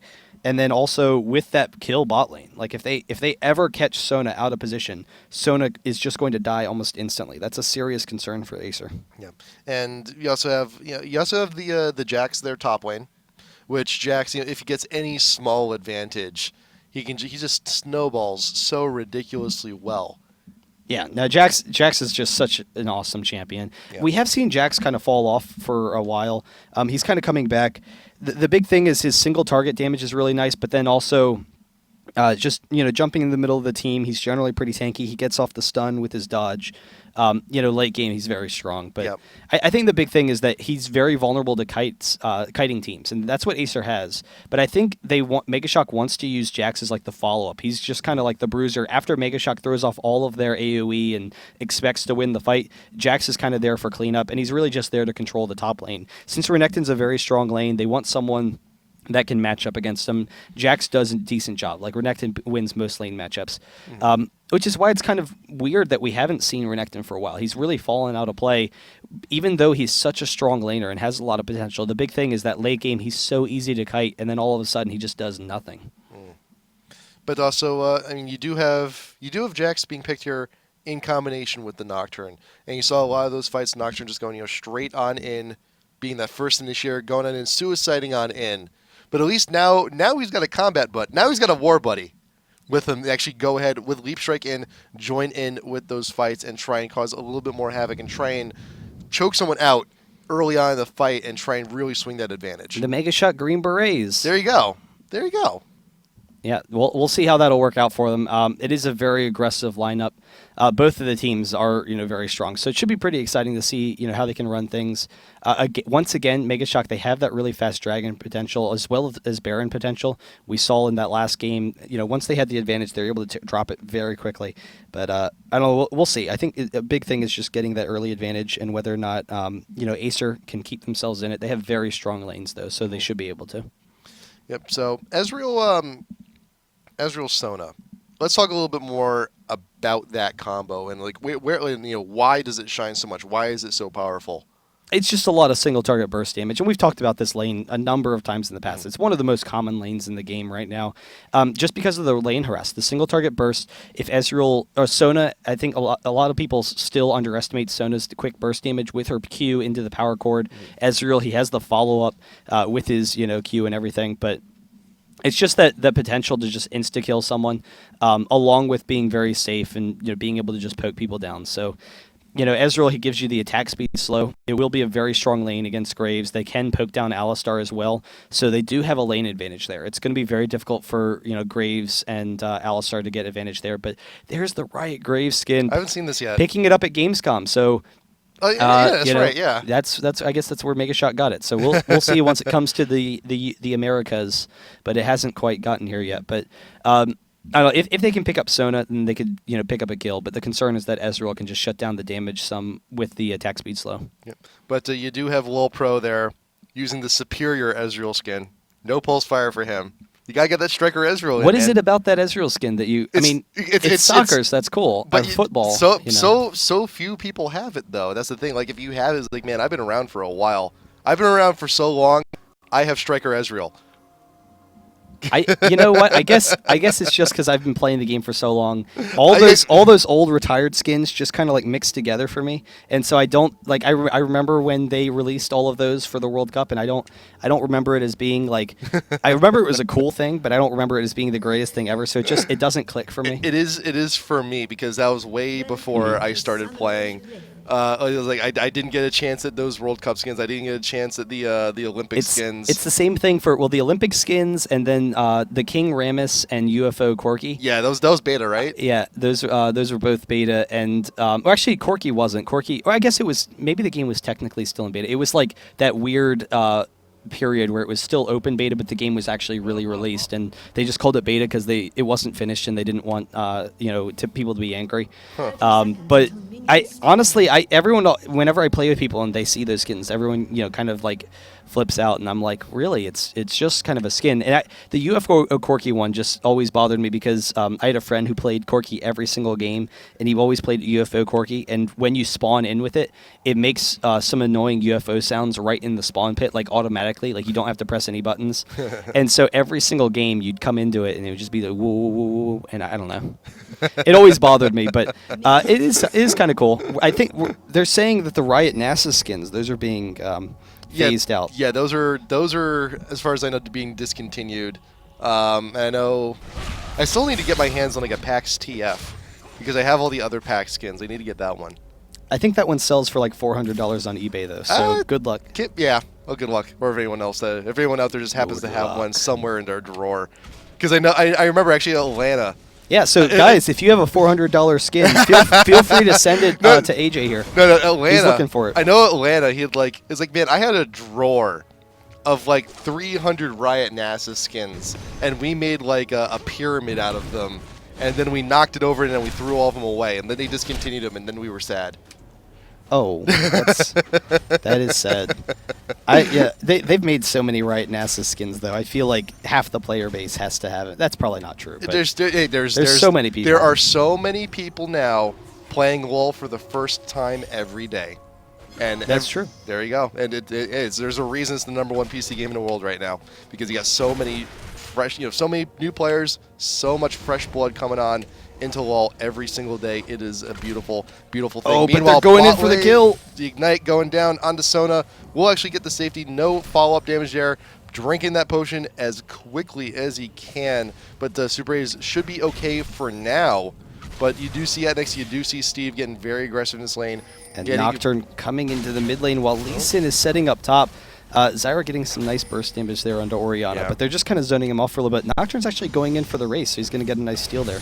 Yep, nice. A lot of good damage there onto Steve there from Lulbro. But you do have Reborn. He's very indecisive. It does peek out of the bush a little bit too far. ImbaaaSheep knows he's there and knows not to stick out too far ahead. But you do see the junglers meeting up in the river. Jungle fight, yes, no, probably not. Yeah, so they will back off, but I don't know, I was just thinking when you were saying like the reason everyone plays the game, and it reminded me of that I guess Penny Arcade comic where like, oh, in League of Legends it's free. It's so free. How much money? I've spent $50,000. Oh dear God! But yeah, both teams will be very safe here. They're going to kind of sit back. Zyra chasing down Warhunter a little bit. We'll get some nice damage, but he's actually trying to get out of there. The snare will hold him back, and he's pretty low on mana right now. So Zyra, the mana actually on her abilities is really nice. She don't have a lot of mana, so she has a large mana pool compared with her ability cost. So it allows her to be really aggressive early on, whereas Orianna doesn't have that same benefit. Yeah, it's also a little bit of a flip-flop from game one, but you see all that harass coming from SuperAZE. Looking pop in the summoner heal actually there from etnex, and still forcing him back to tower. etnex forced to flash out of there with 50 health. Just Sona was just running behind them like a street musician trying to follow for tips. It's like, this Q, give me money, give me your health, give me something. She's following them for tips? Yeah, dude. Just you've never had someone on the street harass you like a street musician or anything. Oh, but they're going in for the kill onto Jax. They're actually going to tower dive this a little bit. Lee Sin going to back off. Yeah, no, I have. I never thought of Sona as like. Well, then again, she can't actually ask for him because she is mute. Oh, that's true. Yeah.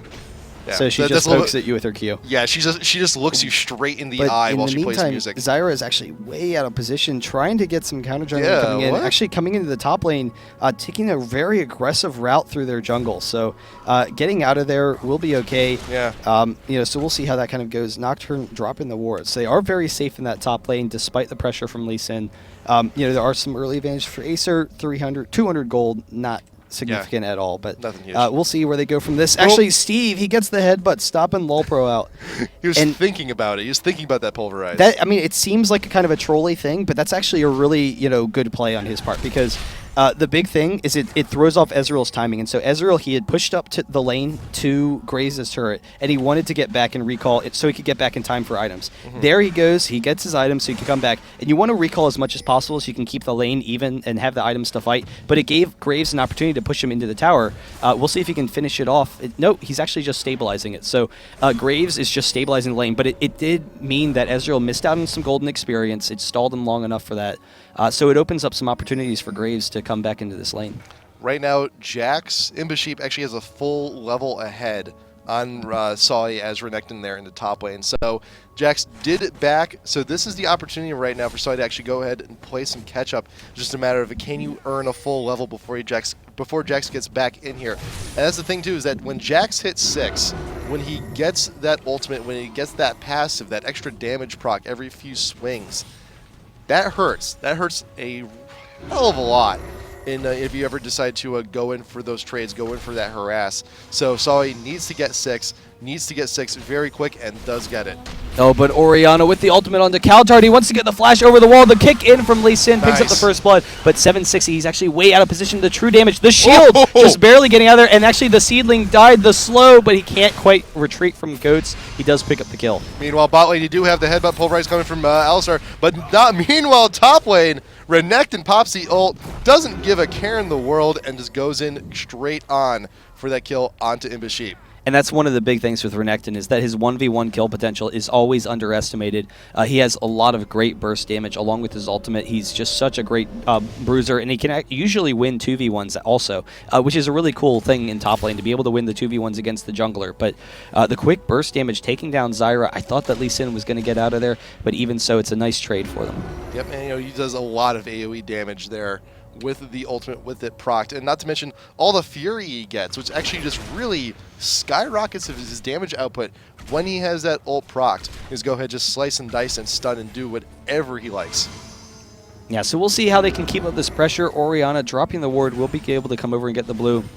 The ward did die in the bot bush, and Steve, he did see that, so he knows he has some nice control over this bot bush. He's trying to, force back Ezreal a little bit, allow etnex to feel a little bit safer in this lane. But we'll see. So far, it's been a fairly even lane, even with the advantage that Ezreal and Sona will have in it. Reborn will actually be spotted making his transition here into the top river, possibly going to top lane. But you also see that Warhunter is actually going along with him just for a little bit, but does manage to get some free harass down onto the Zyra, coming back to the mid lane with that blue buff. But you also see Jax here, top lane, making this transition on down, does get spotted. Yeah, so he's not going to be able to get in there, but I don't know, maybe looking for some kills, just kind of buying time to allow Renekton to push back into him. And at this point, Renekton's actually taking control of the lane, so he's able to zone out Jax a little bit. Jax is not really comfortable, so he's waiting for Renekton to try and push back into him, but we'll see. Sawi, is able to push him out of the lane a little bit, so that's definitely a nice situation for them. Yep, Sawi has a little bit of a gold lead as well. So it's good for him, and also not to mention that for a while, though, despite actually after getting that kill, lane was actually pushing to him. So it just allows him to just go ahead and snowball a little bit further off of his previous efforts. But with this, he's actually got a pretty huge wave looking to push. ImbaaaSheep's going to be farming at his own tower, but this also makes a great chance for Reborn to actually go ahead and sneak into that top brush to see if they can't try and lure ImbaaaSheep into a nice little trap there. Oh, but the flash pulverized the knockback. Actually, the flash from SuperAZE is well able to get out of the Sona ultimate, but with the fear, he will pick up that kill. Nice. One more attack. Steve is very close to going down, and Ezreal is able to pick that up, but with the red buff and etnex in pursuit, they will be able to pick this up. There is the flash for Ezreal, though. He's baiting it out. He has the heal as well, so even though he was getting low, he was trying to bait them, see if he could maybe pick that up. So actually an even exchange for them. Sawi here is actually just looking to straight out put some damage onto the tower. ImbaaaSheep, he's wondering, what do I do here? There's not really a whole lot that can be done. This might as well just let them take the tower. But with that, though, there's going to be a nice temporary advantage from ACER, but it will give time for ImbaaaSheep to actually farm when that wave actually pushes more further down the lane. But for the time being, though, Reborn along with Sawi, they do get the first tower there into top lane, and it gives a little bit of time for ACER to actually also get some ward coverage, get some camp out, and the buckshot doing huge damage. But there you go, Sawi does dash away there from the Jack stun. We'll be fine, and the push continues here top, despite the fact that the tier 1's already gone. And that's one of the big things with the Jax versus Renekton lane is that survivability. But Lee Sin with the kick. ImbaaaSheep gets the flash out, but he's going down very quickly. If he can get the dodge up for another second, he gets the jump. But the Ignite just barely picking him up. And there's the knockback from Steve. The Pulverize, he's just out of the tower, so he is okay here for a second. But he does throw off his ultimate, so he's actually going to turn this around. Goat's getting very low, will go down. They're able to pick up that kill. And that's a 2v1 you were talking about earlier. Yeah. And actually, that was kind of like a 3v1 even. Lee Sin was just like, you know, standing around being blind, just like, oh. Renekton is insane, like, in those kind of situations. But having the Lee Sin for the backup was definitely huge. That was good. That a lot of people also underestimate the Lee Sin shield. They really do. But it contributes a lot, even at level 1. Even the at level attack 1. speed's slow as well. You know, any champion, any jungler with an attack speed slow, when you come in for counter initiation, you can just completely shut down their damage. That's kind of why, that's one of the reasons that Malphite jungle is so strong. It's not just the fact that you want to get Malphite later in the game and you want to have those ultimates from Malphite. It's when he comes in for counter initiation in the early levels, if he just throws off his E, he just completely shuts down your damage. Like, you don't have enough damage to win those fights anymore. No, even if you do have the damage, you don't have the swiftness. You don't have that speed anymore. You don't have it. But yeah, with that though, Sawi is looking pretty good here. Top lane so far actually is now edged out 1,000 gold lead over the enemy top laner, over the enemy Jax. And that is actually half of the 2k gold lead that ACER has actually carved out for themselves here on the 13th minute. But it looks like ACER looking to extend the lead even further because they're actually going to go ahead and start on this dragon. Yeah, so they're going to be able to take this fairly easily. We'll see. Actually, it's kind of going slow. If they can slow this down a little bit, it is turning into a 4v3. They need Ezreal to get over there, but there's the headbutt, and Steve, he's actually going to hold them in place for cowTard. Yeah, there's enough time killed to actually get everyone from MEGASHOCK here to help on out. Lolpro now coming on in. The dragon has reset. It is now back at full. So if MEGASHOCK wants to go ahead and take this, they have to start from square one. But you do have Jackson, you do have Renekton. They are in the mid. They're looking to make their way down. But you do have Warhunter also returning to the mid just briefly. Possibly a little bit of a positioning advantage, but also wants to get the orb down onto Renekton. It's not quite a Jarvan, but it will still work, especially in close quarters like this. Here comes the Nocturne ult coming on in. Lolpro, they want to focus him down. Zyra ult coming in as well, but cowTard should be the first one to go down. Why is he not going down? You do have etnex there. Graves does flash over the wall. Everyone from MEGASHOCK is very weak and very split. Yeah, but Jax picks up the kill into Ezreal. He's right in the back line of the team. They're trying to chase him down a little bit here. He is getting pretty low. Renekton with the follow-up on the Goats. He gets the flash out. The headbutt back from Alistar knocks him away as Graves picks up another kill, and there's SuperAZE chasing him down. So it started off as a really nice fight for ACER, but then the turnaround from MEGASHOCK, and now Sawi trying to get a little bit of his own. He does get the stun, and etnex is going to go down with that Phage proc. They will be able to get him, but the big thing is it started off with ACER, and they were all split up, and so that allowed them to start the fight without MEGASHOCK getting off the nice AoE initiation, and they were able to force them back without MEGASHOCK hitting those kills. They all jumped onto Ezreal, but he got the double flash, so he had the flash into the Arcane Shift over the wall, so he was very safe, and that was huge for them. And they were able to take control of that fight, but I think they just kind of lost positioning.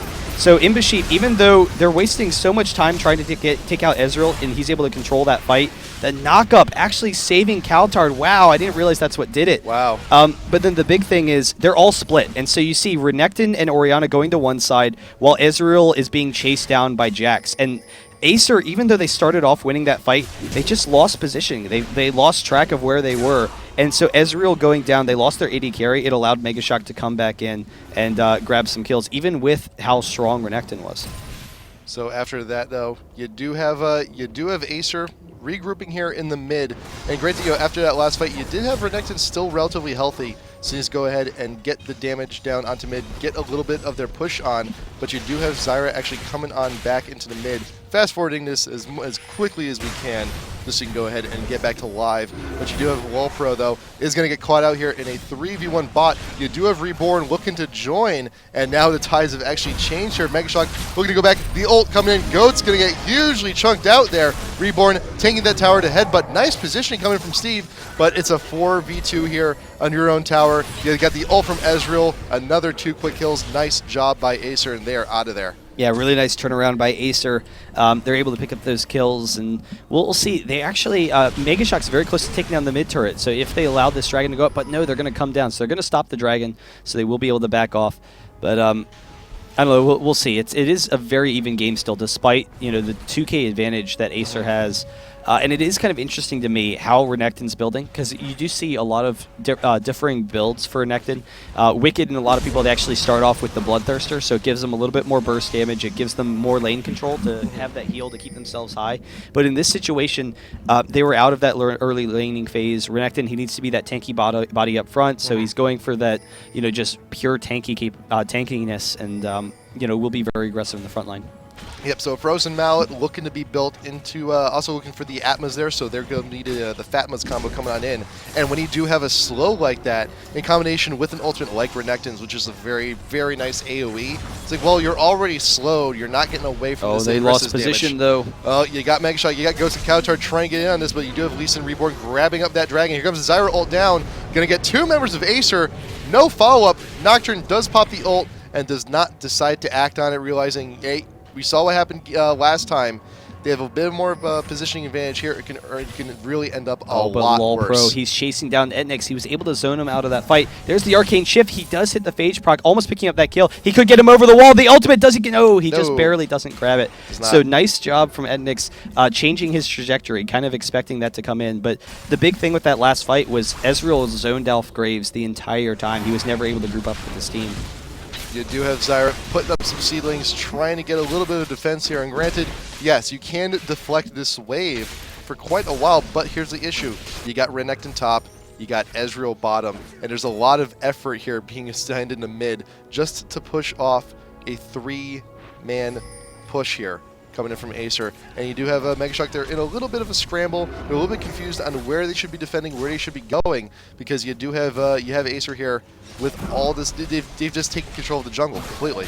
They got the wards, they got the offensive wards here coming in as well. Sawi, Slice and Dice does not get Steve, but that orb, yikes. Yeah, and the big issue for MEGASHOCK right now is not only are they losing control of their jungle, but they've lost control of the bottom lane. And Ezreal is one of the best duelists in the game, but having the early advantage against Graves, it allows him to free farm, whereas Graves, he's kind of struggling to keep up in gold. So he's doing a nice job right now, but he's going to start falling behind where he needs to keep farming. So we'll see if ACER can continue to pressure him there, but so far, Jax, he's starting to catch up a little bit. So he's, he's farming decently. He is significantly behind Renekton right now. But their late game, if MEGASHOCK can get into that late game, is phenomenal. Yeah, it's not quite. It's about an 800 gold lead, gold deficit there for the Jax. So he's slowly catching up. But the thing is, though, he can't really push too far. That's the danger too. Pushing past the river is just as dangerous as is early game as it is late game. You can only you can only push to a point where you're no longer safe, and especially in the position where you have no tier 1 because you don't have that safety net. It's the longer road to get to if you want to be safe. But with all that, MEGASHOCK 3-man push down bot, they managed to go ahead and take out the tier 1 here in bot. Well, SuperAZE just got there a little bit too late for the assistance, and there you go. So that's going to be a tower real quick for MEGASHOCK. Yes, that's definitely huge to take these early tower advantages. They know that ACER, for the most part, can't take any objectives right now. They can't take Baron because that opens up an opportunity for MEGASHOCK to come back. So we'll see. I think right now, getting those early pushes, it helps keep them in the game. It helps them catch up a little bit. Renekton going to chase down Jax a little bit, dashing out of there actually.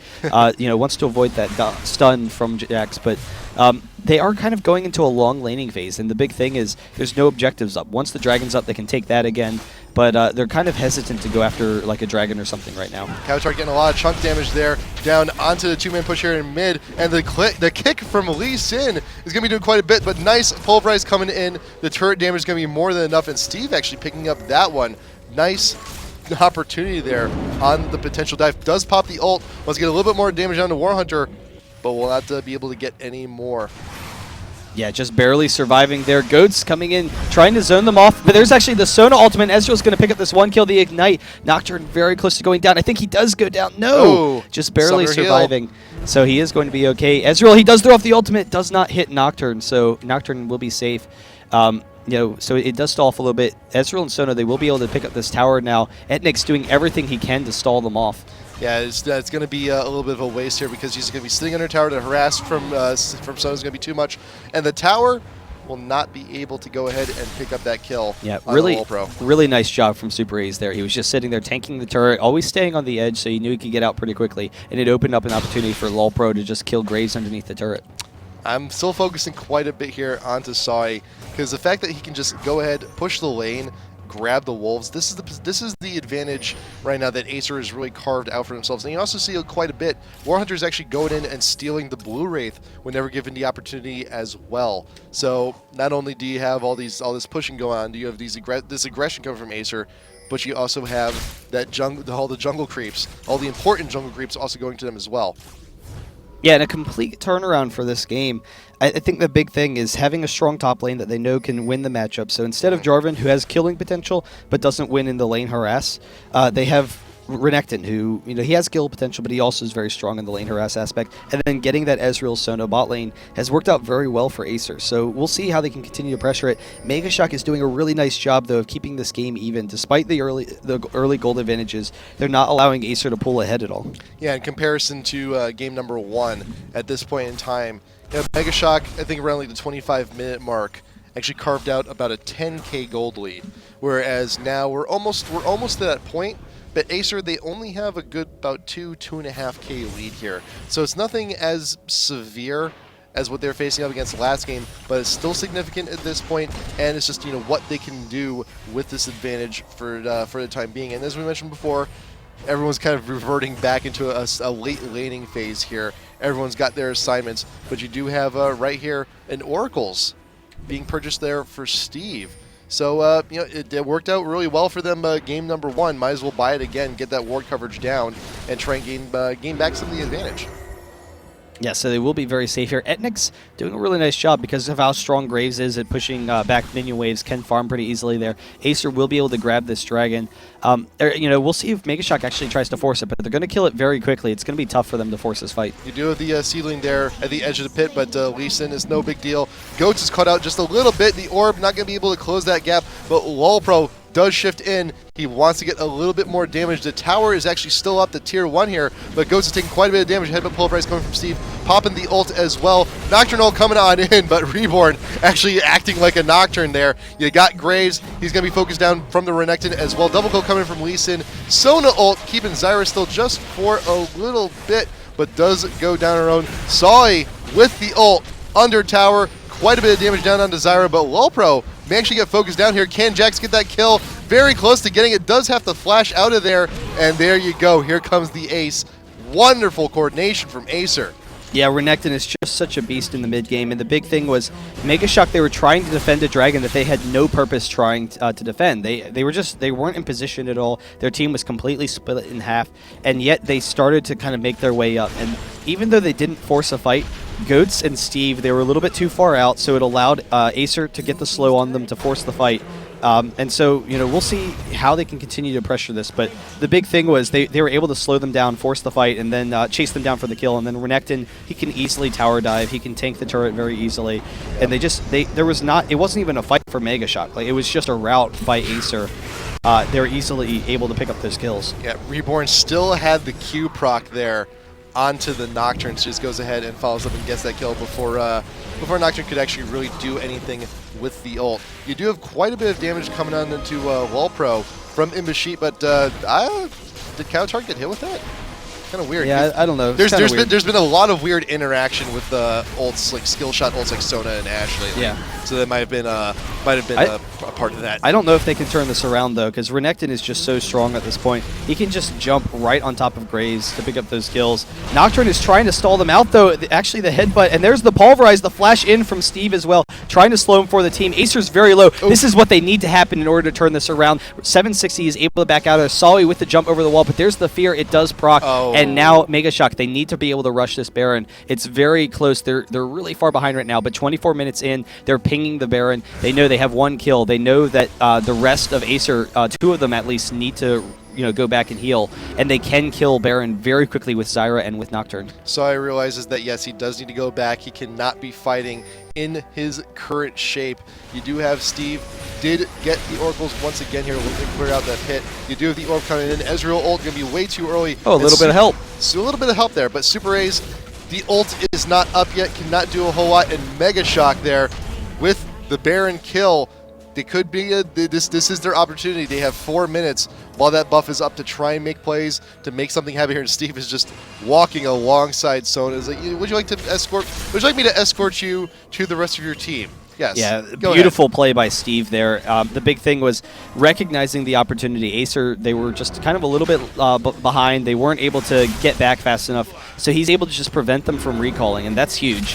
Whenever you can prevent a team from recalling, it opens up those quick Baron opportunities. They're able to grab it. That's going to let them stall off for a little bit longer. They still have to worry about team fights. Like, having the Baron won't magically make them strong enough to beat ACER in team fights. ACER is still going to be at an advantage here. Renekton can still dive right on top of Graves, and that's a serious issue for them. But the big thing is they can stall off at their towers, and they can poke down ACER, and with the regen advantage that they have, they're going to be able to slowly wear them down. So how much time we got left on that Baron buff? We got a little less than 2 minutes here. And you saw, even though having the Baron buff, ACER did still get a little bit of a push on, but this is the time. If the play is going to be made, it needs to be made here and now. Nice little wave being pushed up in mid, but here's the thing though, you have a lot of damage from Orianna, and the wave is gone. The wave's gone. It's already gone. So it's a question here of what else can MEGASHOCK do. You do have characters like Jax, who can push waves pretty effectively here, but the thing is though, there's not really a whole lot of opportunity for split push. You see top lane is actually being pushed ridiculously hard. You see bot lane is very much the same, even you still have a tier 1 here, and top still up. Yeah, the big thing for MEGASHOCK right now is kind of stalling off, though. They just want to get deeper in their item builds, allow the game to kind of catch up a little bit for gold. I'm a little bit surprised that they're not split pushing that top lane, but I don't know, we'll see where they're backing off. The big thing is they're just pushing mid to hold ACER in position and not allow ACER to catch them off guard. They don't want anyone to get picked off in the jungle. So they will be able to stall off for a little bit for the next couple of minutes. And well, until that Baron's off, we probably won't see a fight. But ACER, they might actually try and force this. If they can catch someone out of position, they throw it down the ward, and barely MEGASHOCK is going to be able to back off. Reborn has the Oracles, and there are 2 Guardian Angels, one on Ezreal, one on Renekton. Then there's both of those champs. They already have quite a bit of damage output already. You got the Phage, and you also got the Sunfire cape, actually built on Renekton as well. And, he's going to be in the middle of these fights. This just another layer of damage on top of the deal. And Ezreal with the Trinity Force, that's plenty of damage on its own. So with that, it's not if you're going to be going for that GA strategy, it's a pretty good point to go ahead and buy it. Yeah, the big thing is you go with the GA when you're ahead, and when you're ahead in gold, and Ezreal, he's going to have kind of even damage output to Graves, but the extra survivability allows him to play more aggressively. So he doesn't have to worry about Jax getting onto him in the back line. So we'll see how they can go for there. But having that Infinity Edge on Graves, he has a little bit better damage output. If he can kite out Renekton and not get caught in his stun, then he could pick up a kill there. He could be able to wear them down. The big thing, though, is Graves has such short attack range. But there's Zyra, the Sona ultimate, trying to counter it off. Nocturne with the initiation as well. SuperAZE drops very quickly, and MEGASHOCK, they actually might be able to win this. SuperAZE goes down straight out in front. The ult is not going to be a really whole lot of a factor here. You have Ezreal coming on in. Quite a bit of extra damage down on the cowTard. Double kill coming in for Sawi as well. You got etnex being followed by the Renekton. You got Steve. He's in pursuit. Reborn wants to take out that Oracles. He wants to be the only one. Does flash, try and close the gap. Headbutt actually keeps him a little bit further away. Meanwhile, you do have Lulpro trying to take out ImbaaaSheep. Going to be leap striking just to try and get the safety. But in the meantime, you do have the cow going down. That is an Oracles lost, and ImbaaaSheep has enough time been killed. Can he actually deny himself here? I think he can actually get out. If he doesn't know, he kills himself. Oh, too short of a time there. Had to kill a few more seconds. I think he actually could have gone into their base and maybe teleported out of there. Ezreal kind of looked like he was stopping the pursuit, but he didn't really know where he was. But ACER, they're able to take down the fight. And the big thing is, even though MEGASHOCK was able to pick up the kill on the Sona was able to get her ultimate off. So it wasn't really that significant. And then Ezreal and Renekton are just so strong at this point. They're able to easily win those team fights. So with both of their GAs still up. So it's really difficult for them. They have the Zeke's Herald on the Sona as well, but Sona did go down. But that is very nice for those team fights to have that attack speed and lifesteal and everything. So I know it's going to be very difficult for MEGASHOCK. They need to just be able to pick people off and then retreat. So we'll see how they can do it. I think the big thing is that fight was off of the tower. So like if they had picked someone off at the tower, then they can retreat back to their tower. That's fine. But it was such a long situation. Like they were out in the middle of the open. They didn't have a retreat path. They were going to retreat into the mid lane, and then ACER was able to chase them down. Renekton was able to chase them down. Ezreal was able to chase down Jax. And I don't know. So we'll see. If they can pick people off underneath their turret, then they can maybe make things happen. Steve buying, I believe, his 3rd oracles of the game now, which is, you know, it's quite a hefty investment to buy that many oracles. I mean, at this point, though, with the ward coverage coming in from ACER and, you know, recognizing how far ahead they are, I mean, it's a necessary investment. But what that does, it's delaying the SuperAZE actually here from Alistar, which, you know, could be used to try and, you know, catch up, to try and get a little bit of a better initiation if they find themselves in a position where they might be able to take a fight. But with that, you know, it's putting them a little bit behind. But then again, he is a support, and Alistar, he doesn't require a whole lot in terms of items, but he is out of wards. He will have to actually go ahead and go back soon. Yeah, so we'll see how MEGASHOCK can try and hold this off, but you know, Acer's definitely put themselves in a really nice situation here, and just the fact that Renekton can chase off a lot of their frontline damage is a serious issue, but then Ezreal has the survivability, Orianna as well, so they're able to kite out fairly easily. They have a couple of Aura items. Having that Aegis now, you know, is very strong as well, so I don't know, we'll see, but it's a really huge uphill battle for MEGASHOCK. Zyra and Graves and Jax, all 3 of them are incredibly strong late game. It's just the fact that Renekton has done such a strong job of shutting them down along with Orianna. Yep, and Renekton is also, you know, Renekton and Orianna are the 2, you know, the most, you know, in terms of levels far ahead. Is it the same story in gold? Actually, Ezreal's got a pretty hefty wallet as well, but you know, Zyra is actually doing pretty well for herself. Also, you got the Abyssal, you got the Rylai's, so it's a lot of health. That's a lot of damage. That's also, you have the slow on top of it too.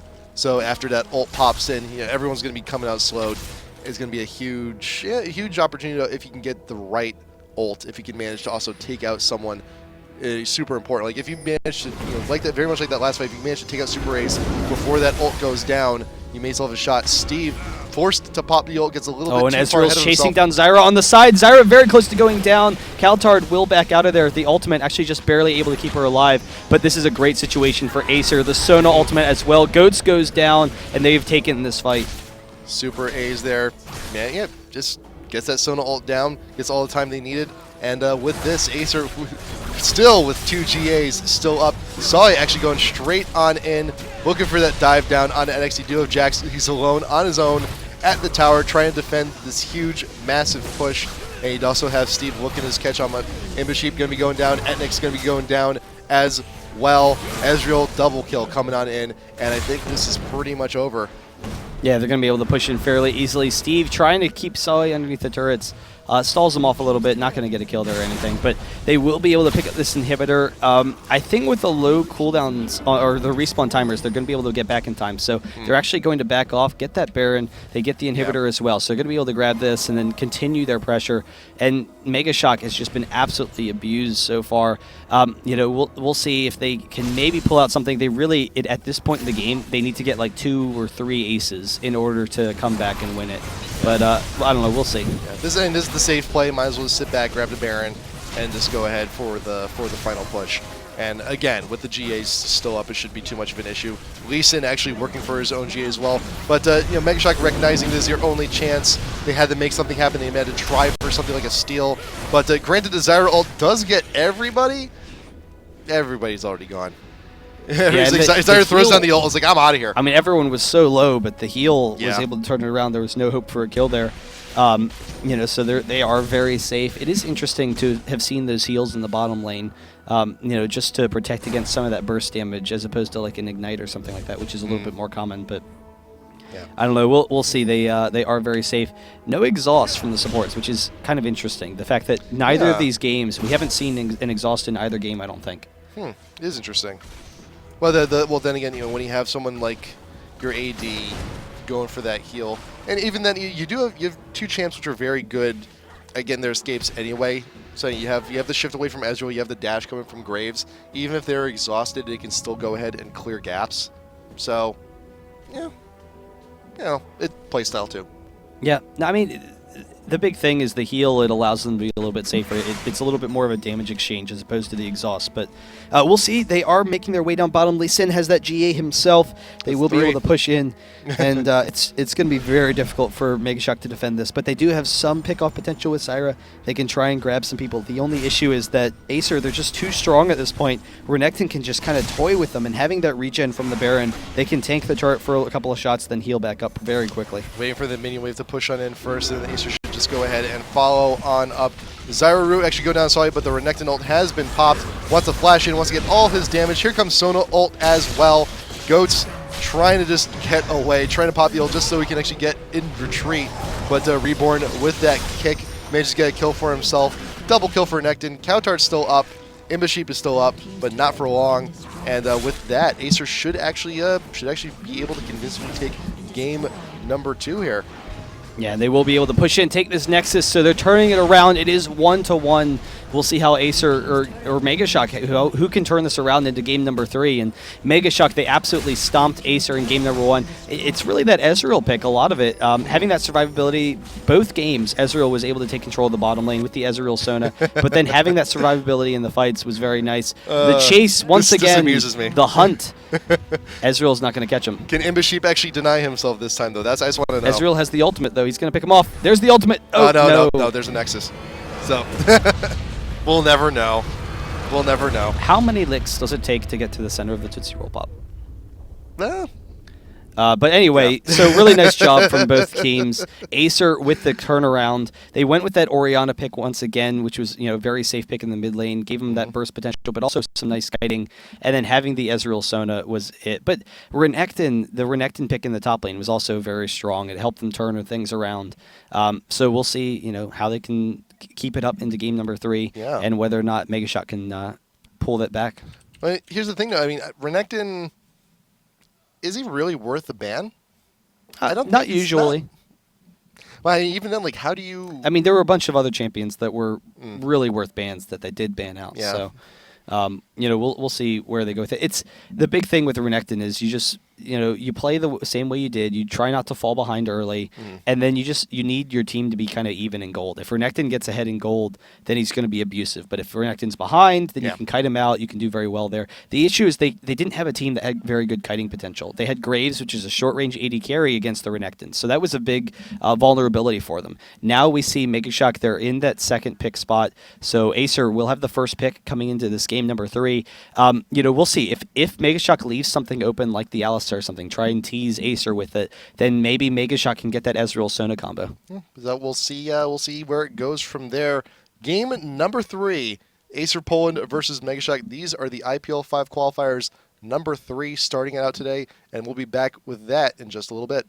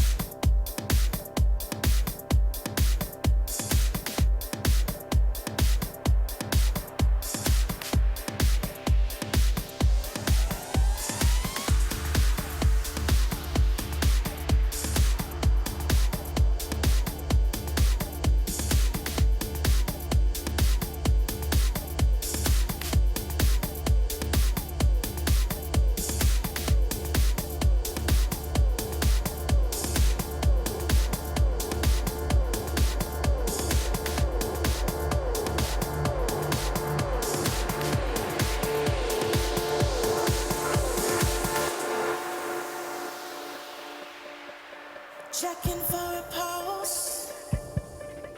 I'm breathing deeply. Think I'm zoning out. I can't see clearly. Hope that nothing's lost. Doctor, tell me I'm stable. I feel my vitals about to drop. Please tell me you'll save me. I'm in a state of emergency. Somebody please help me. I'm in a state of emergency. Somebody please help me.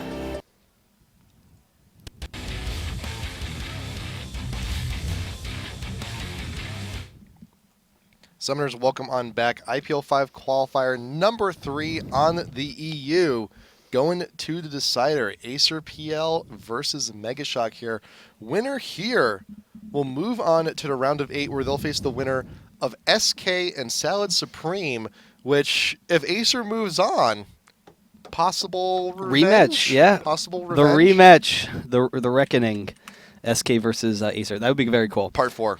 Yeah, well, okay. Yeah. We'll go with it. But yeah, so I got my drink, guys. I'm ready to go. I And- want to listen to Monster Cat music still, but it's a shame, or is it? Because we're in game, so we get to check out the game. So that's it. We will be checking out game number 3, ACER versus MEGASHOCK. So here we are, game number 3. ACER going to be on blue. Going to go for that first ban. Going to take out that All-Star straight away. Morgana, consistent ban here. Banned out every single game this series. But last game we saw a little bit of a change-up. We saw the new ban. You saw the Jace ban. Diana left open, not taken. Yeah, Diana, definitely a cool pick, but I don't know. I think people are kind of hesitant to use her. She did see some really cool play. Again, the only game that I've ever seen Diana, honestly, is Azubu Frost versus Azubu Blaze at OGN. But Frost, they stomped with her, and Diana was a serious, big part of that match. I think the burst damage from Diana is really nice, but the concern, as with any assassin, is that they're diving right into the middle of your team, and you can just kind of burst them down. Banning out the Orianna, that's definitely a nice job by MEGASHOCK. Acer, the Orianna pick really worked well with their team. I was wondering when that was going to happen. I'm also a little bit surprised that didn't happen game number 2. But now Acer, their bread and butter, their mid will not be there. But the Jace still going to be banned here from Acer. Shen taken out as well. And you know what? Zyra left open, but there is the Nunu first grab. Same as game number 1. You love that Nunu. Fantastic in the support role. But there is the Sona. There is the Ezreal open, and MEGASHOCK maybe is, there you go. So this is carbon copy so far of game number 1. Well, and I mean, game number 2, the winner was the Ezreal Sona. So Yes, it was. Whoever gets the Ezreal Sona wins. Therefore, MEGASHOCK's already won. We Stream's can all go home. Stream's over. See you guys later. Yeah, but we'll see. We'll see how they can turn this around. The big issue is that Nunu, he's a defensive laner. He's a defensive support. You expect to be able to protect your AD carry. If they go with someone like Graves again, they will be very safe. They could go with that Corki again, but it protects your back line. But the issue is if you play against a team that doesn't need to attack your back line, if they're very safe and mobile like Ezreal and like Zyra and whatnot, like we've seen, that could be kind of difficult for them. So we'll see whether Acer, they could actually pick up Zyra here. Since Orianna's banned out, they don't want to allow MEGASHOCK to get that Zyra, I don't think. So Yeah. I don't know. We'll see how they can kind of counter that out. Right now, Acer, again, they've a very consistent presence here in all 3 games, has been the Lee Sin. And he's been there. He's been a nice little role. Ooh, Ashe coming on in here. That'd be nice. I wouldn't mind that at all. Yeah, I really like the Ashe pick, and we've seen Ashe and Nunu a lot in the past. It's a pretty common matchup. It's a common bot lane. Cursey you. Yeah, Curse. Yeah. They've run it a couple of times. So it is a pretty common bot lane. We've seen a couple of other teams run it, but it's very strong in lane. You have the range along with the Nunu. You can control the lane against most people. But then outside of lane, you have that range initiation with Ashe. You have the kiting potential that Nunu gives you. Ashe will be very safe. And another cool thing is, like we always kind of point out, with the Blood Boil, you just get so much attack speed so quickly. Ashe, gets up to 2.2 attack speed very early in her item build. Yeah, and also we've been seeing this. We saw this a lot from actually both Curse teams, EU and NA, running that Nunu support. The Zeke's Herald works so amazingly well on top of the Blood Boil.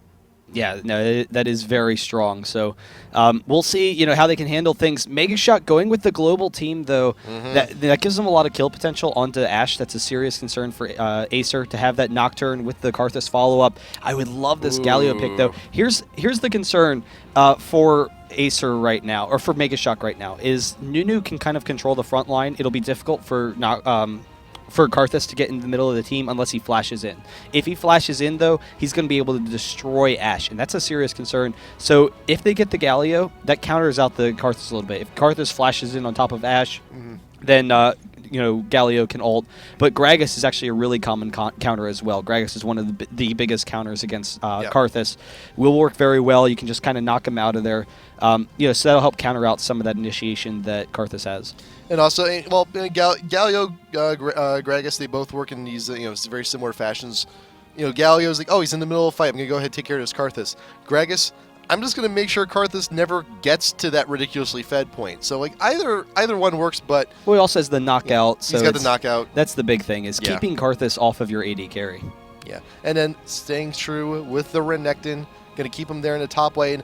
And right now, MEGASHOCK, they're gonna change it up here, not choose the Jax top lane, but instead go for the Aurelia and have her try her hand at going up against the massive alligator man.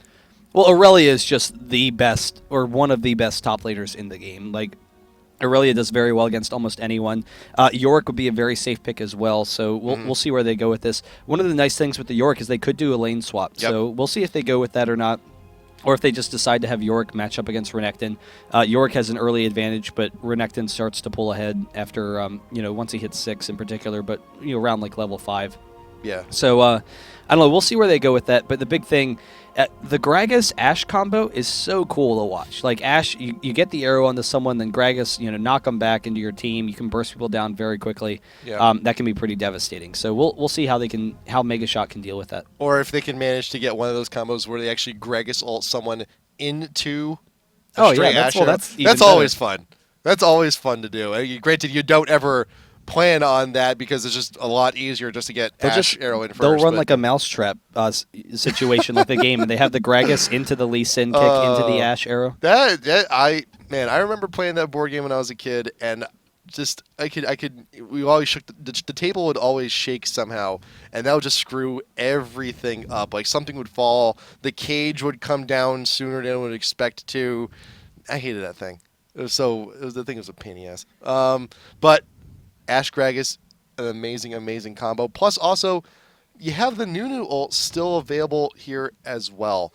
And we mentioned it a little bit before game 1 too. Is that Nunu ult is a fantastic zoning tool as well. As just right there in the middle of the fight. You're a pain to deal with, especially when you have someone like Karthus who needs to actually get in to where he needs to be. That movement slow will actually prevent him quite a bit from actually getting to the objective to get the kill that he wants. Yeah, no, that is a serious concern with the Karthus, the fact that the Nunu provides that separation. So we'll see what they can do, but they have great kiting potential with Sona and with Yorick, with Ezreal as well. If Yorick can do pretty well in the top lane, having the Yorick-Karthus combo is always kind of a nasty combo for Karthus to just be able to be very aggressive, flash into your back line, and then revive as a ghoul, and then have the double death. So that's going to be really strong, but we'll see how they can do it. If Renekton can get a nice advantage early on once again, once anyone gets an advantage against Yorick, you can usually bully Yorick out of the lane. That's one of the big concerns with him is he's a very safe lane early on. He can win most lane matchups, but if you fall behind ever on Yorick, it's over. You cannot lane against anyone from then on. But we'll have to see. Yeah, I've actually had a few experiences with Yorick this past weekend too. I remember I was laning up against a Jax actually, and he did a really good job of freezing the lane after a failed attempt at a gank or two, and he just got the farm lead, and it wasn't even a kill, it was just a farm lead, and he's able to actually just start bullying me around. So yeah, that's the thing too. But like you mentioned before, anytime a Yorick is picked, that lane swap situation is always a possibility. We may see it here. I don't think it'd be very likely, but it's always something that needs to be mentioned. Yeah, so we'll have to see. The nice thing with the lane swap, if they do decide to go for it, is it tends to result in passive play early on. So it will allow Karthus to be safe early on, not have to worry about any aggression into that mid lane. Mm-hmm. But I don't know. We'll have to see. For the most part, Karthus will be able to farm early on, but once Gragas hits 6, they have to watch out for those kills there. And a lot of it's going to come down to the ganks from Nocturne. But most of the lanes are pretty safe. They could, maybe try and get a kill bot onto Ashe, but I don't know. Generally speaking, Ashe and Nunu is going to be a very safe lane as well. Yeah, so I may possibly see some aggression coming out from Gragas in the mid. Granted, if you just go ahead, close that gap, and if he gets a godlike barrel, just bring Karthus on forward, have Lee Sin nearby, just for that extra secure. But that's the thing too, is that Karthus, while he's in the mid, while he's farming, he's not the most mobile of guys. So if somehow Lee Sin can actually get in there, something might happen. But then again, you do have the Nocturne, you do have the semi-global, and if he's even remotely nearby, he can come in for that assist. Yeah, so we'll see where they can go with that. But here we go. Game number 3, ACER versus MEGASHOCK. It is 1-1. This is our IPL qualifiers. We'll be able to take a look at this once it loads once again. I'm curious, did any of them run exhaust this game? No. You got Karthus. Karthus did, okay. Yeah. Yeah, so that is pretty common. And that's the big thing, is that Karthus is such a strong anti-carry as far as H-champs go.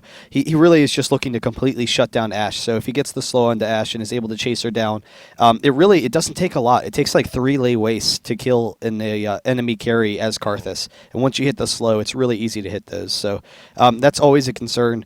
We'll see how he can do that. Yep. But once again, on the AD carries and the support, you have the heal, and then you also have the ignite. So once again, the AD carries want to be safe, and if the damage is necessary, you can go ahead, throw down the ignite. And Ashe, with the arrows, also with the snowball, with a little bit of help from Nunu. I mean, granted there is a little bit of escape possibility there but Ezreal still has that shift available, and granted Ashe is still somewhat safe. You don't have quite as much movement. You don't have quite that much of a gap closer there, or just to get away like you would at Graves. Like you do have that dash. Yeah, that's kind of the issue. But Ashe has the range to easily outrange Ezreal. So even without that kind of mobility, Ashe should generally be pretty safe. So we'll see how they can handle this. Neither team has any sort of ridiculous level 1, so they're both going to kind of sit back for the most part and allow each other to be defensive. Since both junglers are very strong, there's not really neither of them are going to be affected by any early invades. Mm-hmm. So we'll see them just kind of set off again, have this little standoff. And I saw that game number 1. Actually, most of the game, Nocturne's been pretty.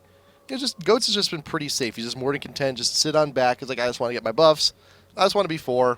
I just want to make sure that if I go in for these ganks, I want to be a very good presence. No need to rush anything really. And and Lee Sin, very much the same way. And these are the same junglers. Also, all 3 games for both teams.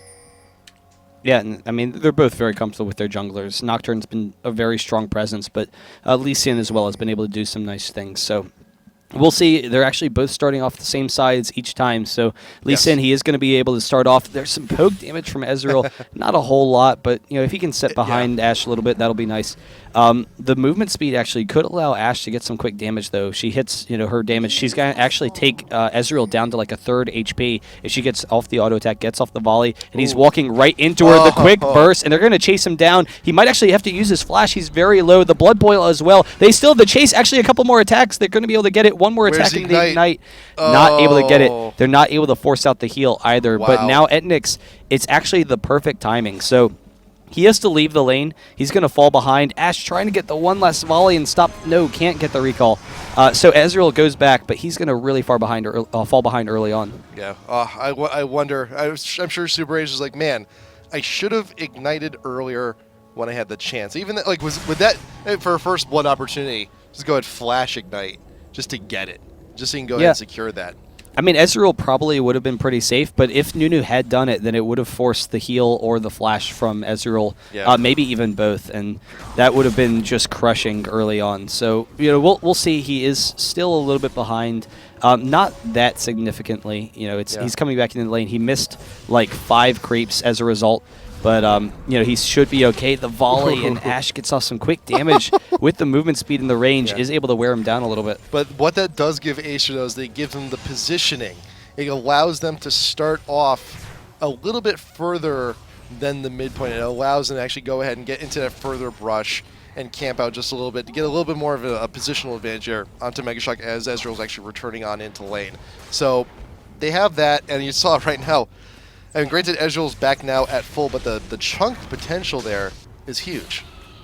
Yeah, the burst is definitely very nice. The sustained damage that Nunu and Ash have will be very nice in that lane. So we'll see. MEGASHOCK, they have a very safe lane, though. Like, Ash isn't going to bully anyone around. Ash is usually pretty passive. Gragas getting some nice damage on cowTard already. Will back off. And Lee Sin, once again, we saw this in both the first and second game, has mostly been playing cover for Renekton. So he's watching out to allow them. They're actually tower diving a little bit, so Renekton takes a shot, but will back off. He's able to bully around Yorick a little bit. So Yorick, playing kind of passively, doesn't want to fall behind ever. So he knows Renekton gets ahead pretty quickly, but etnex with the flash, actually the arcane shift, gets some damage, forces the flash out from Ash. She will live just barely, and Nunu stuck in the middle of them, has to flash himself. etnex is pretty low, but MEGASHOCK forcing ACER out of the lane.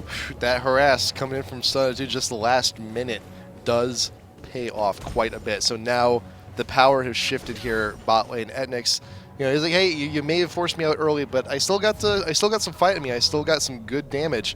But with that though, Walpro will be re-entering bot lane with a Doran's Blade, gonna have a little bit more extra damage there. And Steve just playing good support, doing very well. And he'll actually be going back to get some wards also.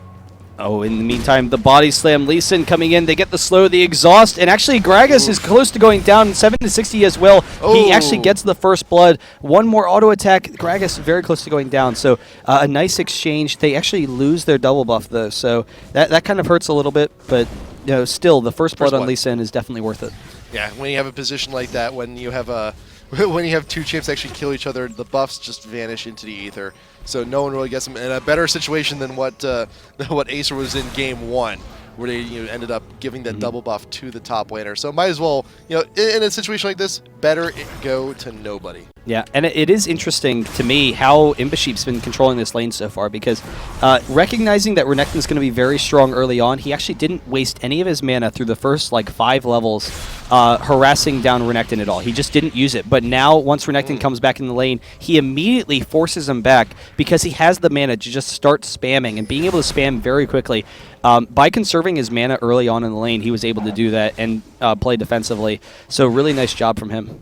Yeah, with that, you will be recalling, but Sawi is going to actually go right on into the bush. Ignite going down onto Renekton, but you do have quite a bit of damage there into the Yorick. Reborn throws down the ward. You get the flash. Flash in response gets a slow Q. Something. Reborn. There you go. Kill. Going to take 2 tower shots, but it's okay. It's fine. Yeah, Yorick almost able to get out of there, using the ghoul to body block for him for a second. So Lee Sin wasn't able to throw off the immediate Q, but really nice job from 760 recognizing that. He was able to get up in there and just with the flash and then going with the slow for the auto attacks, because he knew if he stayed at a distance and tried to just win with his Q, then Yorick would have been able to block it. So, nice job there. Once again, the body slam. Lee Sin with the shield right on top of him. They get the quick damage. The Q in. cowTard almost goes down, but Lee Sin has to back out of there. He will be safe. Karthus is only level 5, so no threat there of the kill. But even so, Gragas, he's in nice control of that lane. Pink Ward coming in from Steve, going to go ahead and take out the coverage there in front of the Dragon. You also got Goats hanging around top lane. Is 6, does have the ult available. Was just playing defense just for a little bit, allowing ImbaaaSheep to actually come on back in and not have his wave actually forced to the tower. So he can still go ahead, get some of his farm. And while he was dead, actually sold his remaining health potions because he had barely just enough to go ahead and finish that tier. He needs that extra mana regen if he wants to go ahead and continue the harass like he was doing before. Yeah, so that spam ability is definitely going to be very nice for him in that lane. He can bully around Renekton a little bit, but he has to watch out for Renekton's just sheer killing potential if they just go toe to toe at it. So we'll see how that lane kind of evens out. Once Ash hits 6. they could maybe get some kills down here, but Nocturne, he's waiting. He gets the paranoia right onto Ash. Ash Ooh, drops almost wow. immediately. There's the fear on the SuperAZE as well. The Karthus ultimate, are they going to save it for Karthus? No! They wanted to, but they didn't quite do enough damage. We saved it for you. We saved your spot in line just for you, and this is what you do to us. Okay, fine, we'll eat it. We'll take it. But yeah, with MEGASHOCK, 2 quick kills down bot lane. Ash's 5 head didn't even have the arrow upper available. Even then, you got Nocturne. He's got the spell shield. It's just fine. So great positioning coming in from MEGASHOCK, carving out a nice early lead for himself. They got about a K up already. And Reborn, yeah, he's where he needs to be most of the time, but he unfortunately is just not near bot lane when all that madness is going on. So he's been a good presence down top and mid lane.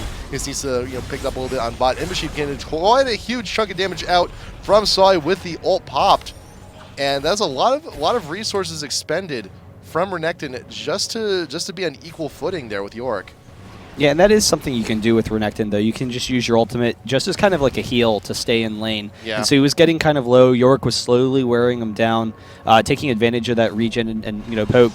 But using that Renekton ultimate just allowed him to get back in the lane. So definitely a nice job there. He's actually recalling, though. So, we'll see what he decides to buy if he starts to get any MR to try and counter out. No, he's going to be staying, actually. So he will stay, and I don't know. We'll see how he can try and turn around that lane.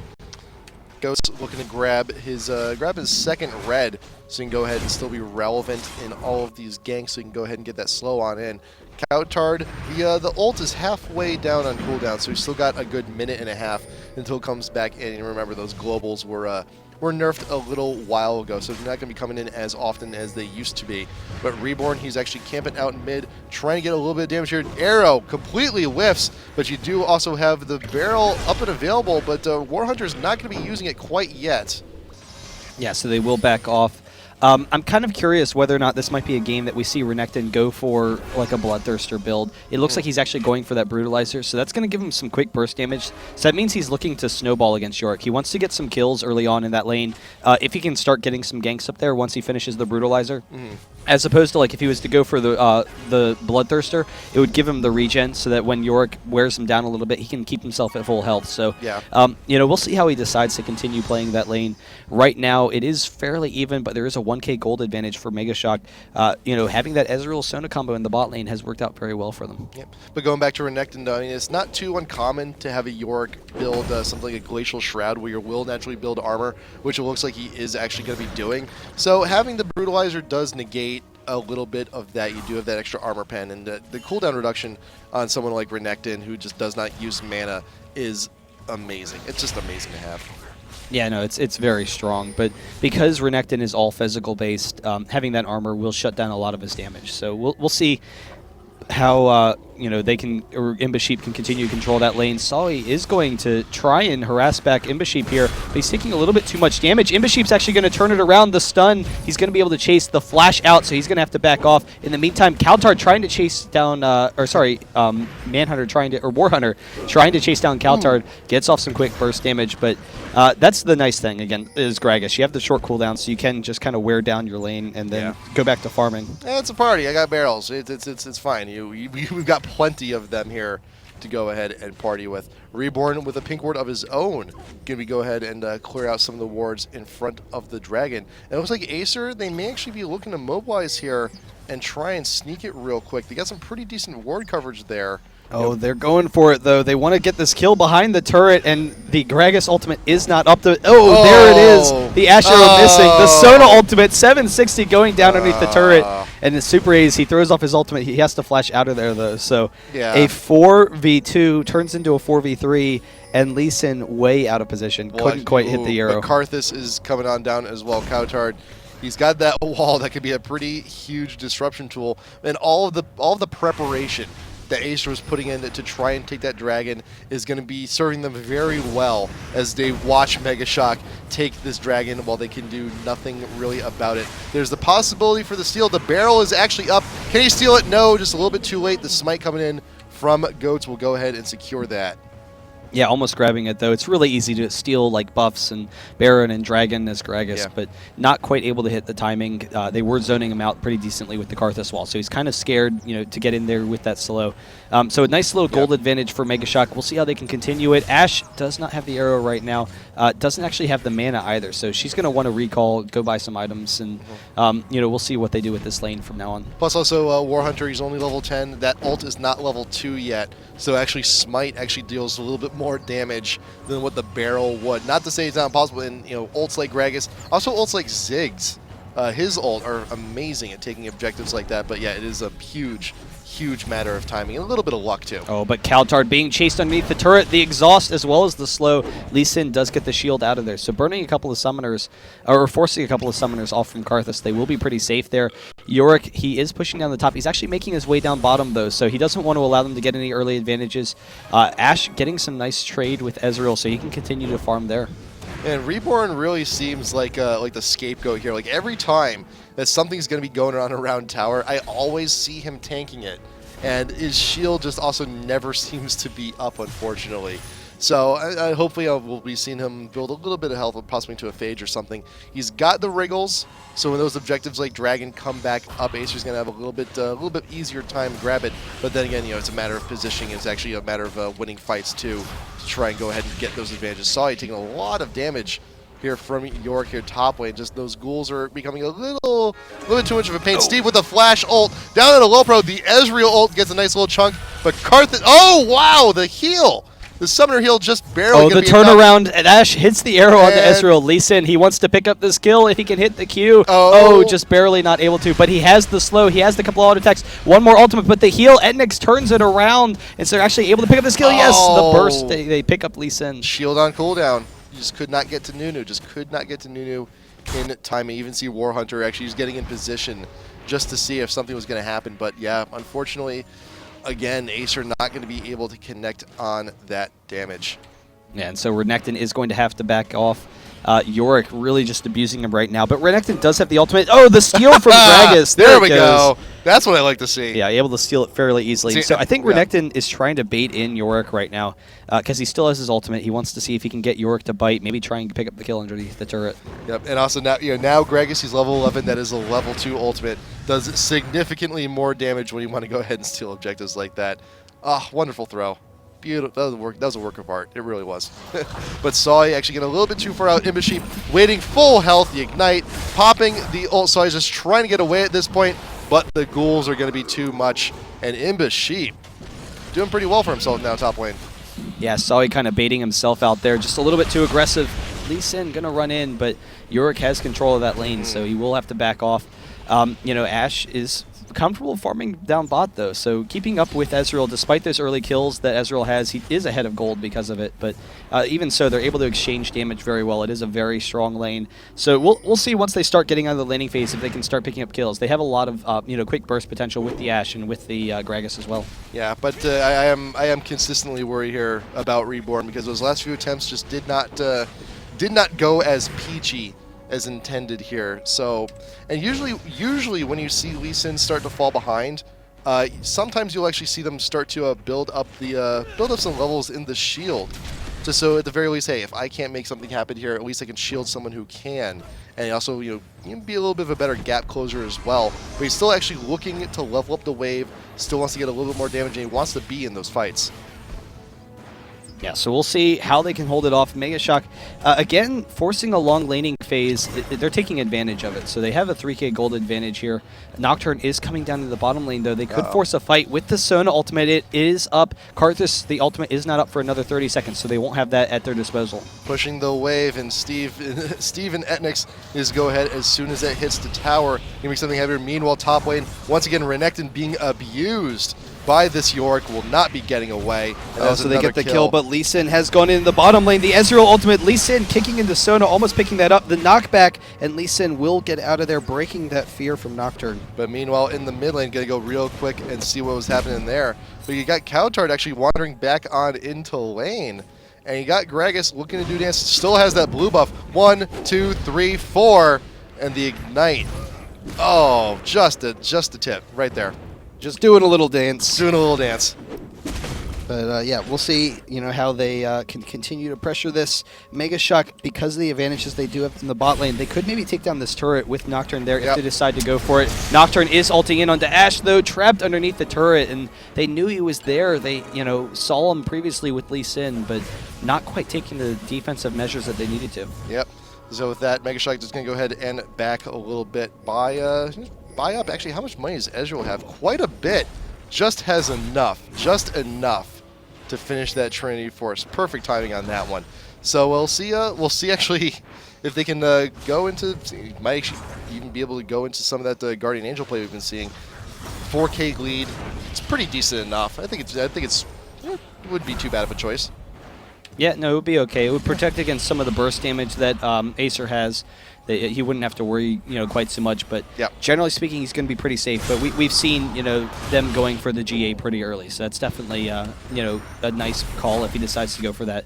Sawi, once again, just can't even lane against Yorick. He is doing a nice job of keeping up in farm. So he's able to clear out some minion waves very quickly, then get back.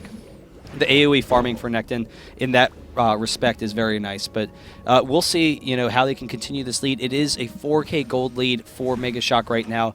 Etnex starting to do, some work onto Ashe down the bottom lane. With all the kills that he has, he's ahead in goal. It allows him to be more aggressive. Yeah, but that's the thing though, is that there's so much damage coming from Yorick though and the ult, Yorick, it's gonna be no issue to just go ahead and tower dive. It shouldn't be really too much of a problem. But granted, you do have a lot of presence from Reborn all over the map when he can, but it's not a whole lot. DFG coming on in, a lot of damage. Deja Vu coming from Warhunter, forcing the flash out. Oh, he's got it! Wow. Should have kept moving, Karthus. Should have kept moving. Yeah, you don't want to sit there when you got a barrel coming at your face. So really nice job. The Deathfire's Grasp on Gragas. We've seen a lot of different builds. The Ashe arrow there right after the Sona ultimate. They have the turnaround. Lee Sin with the kick into Ashe is able to pick up that kill, but Etnex is able to grab that as well. Yorick is down here. They're trying to pursue them. Etnex gets off some range damage, but they will back off. They will regroup. And so actually, ACER, they're going to be going for this dragon here. It is a 4v3 advantage for them. Yep, it's just a matter of actually going on in and get it. But here's the thing, though, and here's the problem. You do have a pretty fed Yorick, who also still has that ult. So even if ACER does go in for that dragon, Yorick just pops the ult. Is like, what man disadvantage? What's that? We got another guy right over there. We have two Ezreals. It's no big deal. Yeah, Ezreal and his twin sister. Ezreal and his twin sister, yes. Yeah, so they will back off. This actually opens up a nice opportunity for MEGASHOCK, though, where they could maybe go for the dragon with Nocturne and with Karthus. They can take it fairly easily with Yorick being here as well, having a 3-level advantage over Renekton. He gets off the stun, but he's got to get out of there. ImbaaaSheep going for that kill. Will be able to chase him out. And here's Gragas trying to stop. Actually does steal the dragon this time, but he's way out of position. They're going to try and pick him up. The Nocturne, they are able to grab it with Karthus as well, and they have to retreat as quickly as possible because MEGASHOCK is easily winning this exchange. The belly slam was just not enough for Warhunter. He also got the Karthus ult coming on in. Front line a lot more damage. Sawi is very low. Reborn could also get caught here. Nice wall of pain coming from cowTard. The shield was not up. Just could not clear that gap. And there you go. There's another kill there for MEGASHOCK. So with that, even though ACER got the steal with those 2 kills, MEGASHOCK just essentially made that fight even. Yeah, and they're actually going to go for a fast Baron here. They have the damage to do it with Nocturne, with Karthus. Oh, plenty of time. They can take it very easily, so it's going to drop fairly quickly. Gragas isn't here to steal it. There's Nunu, but there's not a lot that he can do unless he goes in for... No, he doesn't have the flash, so no consume going to be coming. If they allow him to wander on in and eat it, then that's all on MEGASHOCK's bad. But they have plenty of time. They had the damage. Baron secured here from MEGASHOCK on the 22nd minute. And they're still all relatively healthy on top of the regen that the Baron buff is going to be giving them. But they've got quite a bit of gold to spend. They might as well just go ahead, play it safe, go on back. Karthus can actually just go ahead and buy himself a needlessly large rod if he really wants to. Oracle's for Sona, Oracle's for Steve. It's a pretty good call, actually. Yeah, so we'll see how ACER can turn this around, but Ashe not done the Infinity Edge yet. They need her to finish those items, for that damage, but we'll see how they can kind of hold it off. They have a couple of really strong mid-game champions that even with this gold disadvantage help them keep into it. The slow from Karthus, he's actually chasing down Gragas a little bit. He is going to be fine, but I don't know, Acer or MEGASHOCK, they're just so far ahead at this point. Ezreal is so strong. He's going to be able to zone off Ashe a little bit down in that bottom lane, or at least stop her from, being quite as successful with farming. Though so far, Ashe has done a nice job keeping up with him, but I think the big concern is having Ezreal be so strong with how survivable he is, and then the fact that Karthus is going to be just devastating their front line. Yeah. It's going to be tough for Acer to deal with. Also, not to mention that etnex is actually pushing successfully against, in a 2v1 situation. He has the ult, and that ult as well on a relatively short cooldown as well. So you can just go ahead, stay in bot lane, continue the pressure, and keep Ashe and Nunu away from the rest of the team, and allow the rest of MEGASHOCK to just go ahead and do whatever the hell they like. Yeah, so Acer, they will go back to farming. They need to just kind of keep on holding off these lanes. They get the mid tower, so that's definitely nice for them. Gragas can kind of move around a little bit, but they'll probably continue to sit in their lanes. None of them are really being aggressive about grouping up and pushing. They need to just kind of wait off until they want to go for like those Baron objectives and whatnot. And that's really in MEGASHOCK's favor because they're already winning most of the lanes other than mid lane. They can just continue to pressure them.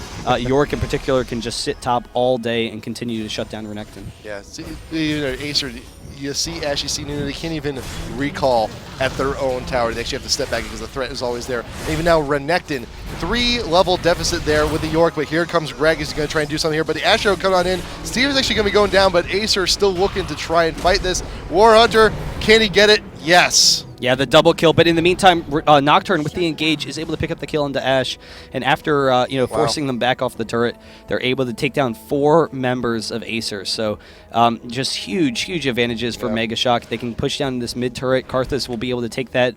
Bot turret's going to go down as well, so they're going to have that having that global presence. But for Yorick to be able to 2v1 is just devastating for them. Yeah, and for now, for a very long time, Lee Sin, he's on his own defending. The cheese stands alone, while cowTard just goes ahead, takes out the mid turret, no problem. The cheese stands alone? The cheese stands alone. He is the cheese at the moment.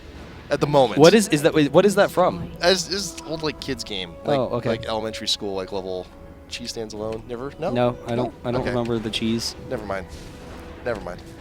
Remember, food. I was thinking like food is a very common topic with me. You know this. Okay, yeah, I was thinking like you were going with like the funky cheese man, like the gingerbread man. Run as fast as you can. You can't catch me. I'm the funky cheese man. I didn't know where you were going with it, but yeah. Anyway, either way, they do back off, and Yep. MEGASHOCK with that Baron, they are just so incredibly strong right now, having the 9K gold lead. you do have a Baron buff. It's going to be Baron buff is actually got about 30 seconds left there. So with this MEGASHOCK, they can just go ahead, still get their push on here. And with that, they still have a fantastic advantage. How much in gold? 9K. It's huge. Yeah, no, it's very strong right now. So, I don't know, it's going to be very difficult for Acer to hold this off. But they do have nice wave clearing capabilities, so they can stall off a little bit, when MEGASHOCK tries to come in. But with Yorick can actually, create those ghouls to tank for a little bit, so they can push down the turret. They get the outer turret. Nice. So we'll see if they continue to pressure this. A big thing for Acer right now, though, is they can stall because MEGASHOCK doesn't want to fight underneath their turrets. They don't want Karthus to just dive into the back line and, he needs to dive in the team fights, but if he's diving onto their turrets, that's going to be just really hard for them. Baron should be coming back up around 28 something there. So you got about 3 more minutes for MEGASHOCK to just go ahead. They can still kill quite a bit of time. And they may actually just be refocusing their attention here down in the top lane. And we mentioned before the pushing power coming in from Ezreal. Ult is still up. You can just actually shove it right down the lane and allow the rest of MEGASHOCK to just go ahead and follow in suit. You got Lolpro waiting there in the bush. And Acer, they're looking to stand their ground. They want to try and defend this as best they can. You got no one else really anywhere in the map. It's just all 10 members of the game here in top lane at this tier 2. You got the Ashe Arrow nicely shot down onto the Ezreal right there in the back line, but you got a nice huge clump of AoE here right in the middle of the fight. cowTard does get the quick kill down onto Ashe, double kill down onto the Nunu as well. Absolutely obliterated. Just gone. Everyone just melted. And that's the big thing is Karthus is just so strong at this point. Is that a surrender? I think that no, never mind. That was you moving the camera. Yeah, that was me. MEGASHOCK's so strong at this point. Karthus in particular. Yeah. The AoE is just so nasty, and being able to flash That's in. the There is surrender. the surrender. Flashing into the back line, just able to absolutely decimate Ashe. It was so devastating. Like there wasn't a lot that Acer could do at that point. They forced the fight with the Ashe Arrow. They probably needed to play a little bit more defensively, sit back and allow MEGASHOCK to force a bad engage maybe, or if they could pick off Karthus outside of the team. But, you know, Karthus with the Yorick combo and how far ahead he was, it was just really difficult for them to deal with. Oh, man. Look at Ezreal. Look at Karthus. Look at all of that farm. That's huge. That is absolutely huge. Yeah, no, they were very, very fed at that point. And I'm surprised, man, I'm still reeled back about how far Yorick just completely took command of that lane. Yeah, no, he absolutely Huge. obliterated top lane. Sawi had almost no chance from a very early stage. He was able to take control of it. Man, it's just it's odd too, man. It's really weird to see, you know, a team like ACER, you know, a team that made it into the regional finals there. Yeah. And here's the thing, because I've mentioned it before, you know, MEGASHOCK, when they were in the finals of our last qualifier, they're like, oh, man, we're up against M5. We have no chance. I don't think we're ever going to make it. It's like, dude, these guys, they got the skills. They can definitely make these plays happen. And, you know, with M5 already qualified, you know, their next opponent, though, because remember, no, MEGASHOCK is actually going to be playing the winner of Cell Supreme and SK. Yeah. So whoever wins, that's M5 Mini. M5 Mini. That's SK now. Well, I think everyone talked about how they trained with That's SK true.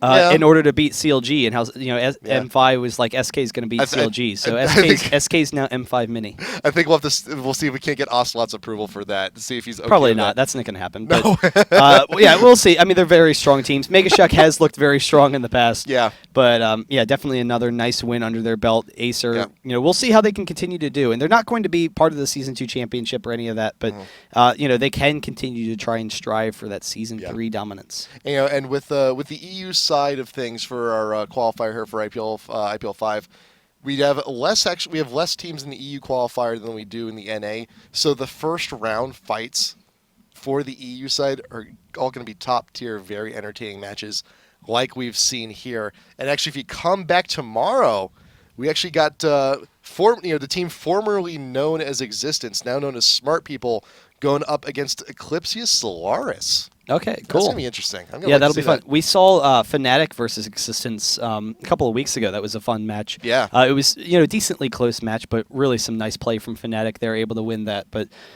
yeah, we'll see, you know, how those two teams can do. And also, you know, if you're around, come back tonight. What time is it? 1:45. We got about 3 hours. About 3 hours coming on in. We're going to be back with the first NA match for qualifier number 3 for the for IPL5 here.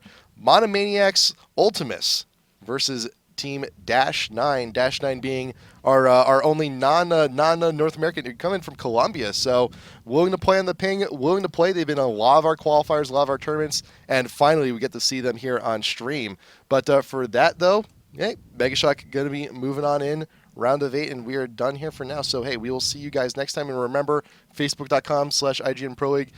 Same thing with Twitter. And you also, hey, that's our Twitters. That's our Twitter. It is our handles. Twitters. Yeah. So go check it out.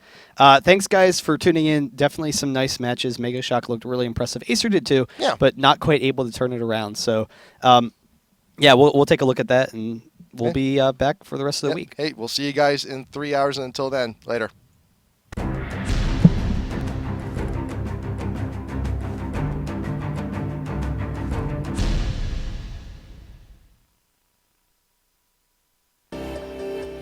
I'm in a state of emergency.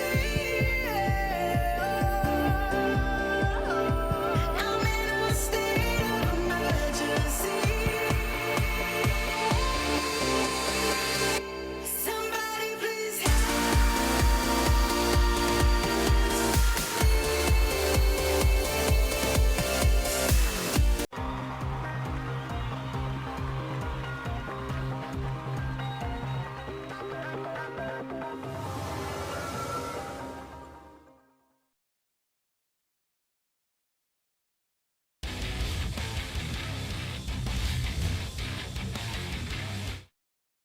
Side. And you know, these I did do a little bit of research. These guys have met before, and it was the Absolute Arena not too far ago. And Black and GameHoppers, they didn't only meet up once in the bracket. They met up twice, winners and losers. And GH like swept. Yeah. Against who again? Against Black? Black and GameHoppers. Oh wow! I didn't realize that we'd seen it before. Yeah. Well, I think the last time we saw them though wasn't Black playing down a man or two. or am I mistaken? Because I remember they had to sub out some guys at one point. You know what? Actually, the MLG Arena, I remember they were at that, and they were missing like 3 of their members, so it was like a completely different team, basically. It was. They did have to have some pretty major subs when they did Summer Arena, but at least here we got everybody's here, everyone's fine, everyone's healthy, and we also had both of these teams in our elites bracket as well. Black, they made it to top 8, lost out to Teamless. But GameHoppers didn't even make it out of round of 16, but then again, they did also face up against FNATIC, which coincidentally, the winner of this match will face next. Oh, wow. That's a brutal matchup. Yeah, we have some really cool matches for the these EU qualifiers for IPL5. I'm definitely looking forward to it. Rengar being banned out. No. So I'm assuming, I guess someone's been playing Rengar. I'm curious if it's El Muppo, or I still don't know how to pronounce his name, but I like saying it that way. But and if he was going to play AP Rengar, or if it would be, Bro 2 going with the jungle. But there's since the popularity recently of AP Rengar, it seems like a real big threat to have there in the top lane, because top lane champs who just have near seemingly infinite sustain do very well top lane. You do also have champs like Aurelia, the occasional Warwick does pretty well also, but he's still a relatively new champ, hasn't really had a whole lot of tweaks to him. Might as well be safe, ban him out. Same goes with Diana. That Soraka ban is also just square targeted down onto Black. They're pretty well known for their mid Soraka play, and it's a crutch for them. It's something they've used quite often. Not going to have it here. Yeah, Rengar definitely has been kind of interesting, and it's it's tough. I've actually been struggling with him in lane, but once he gets going, he just snowballs so quickly.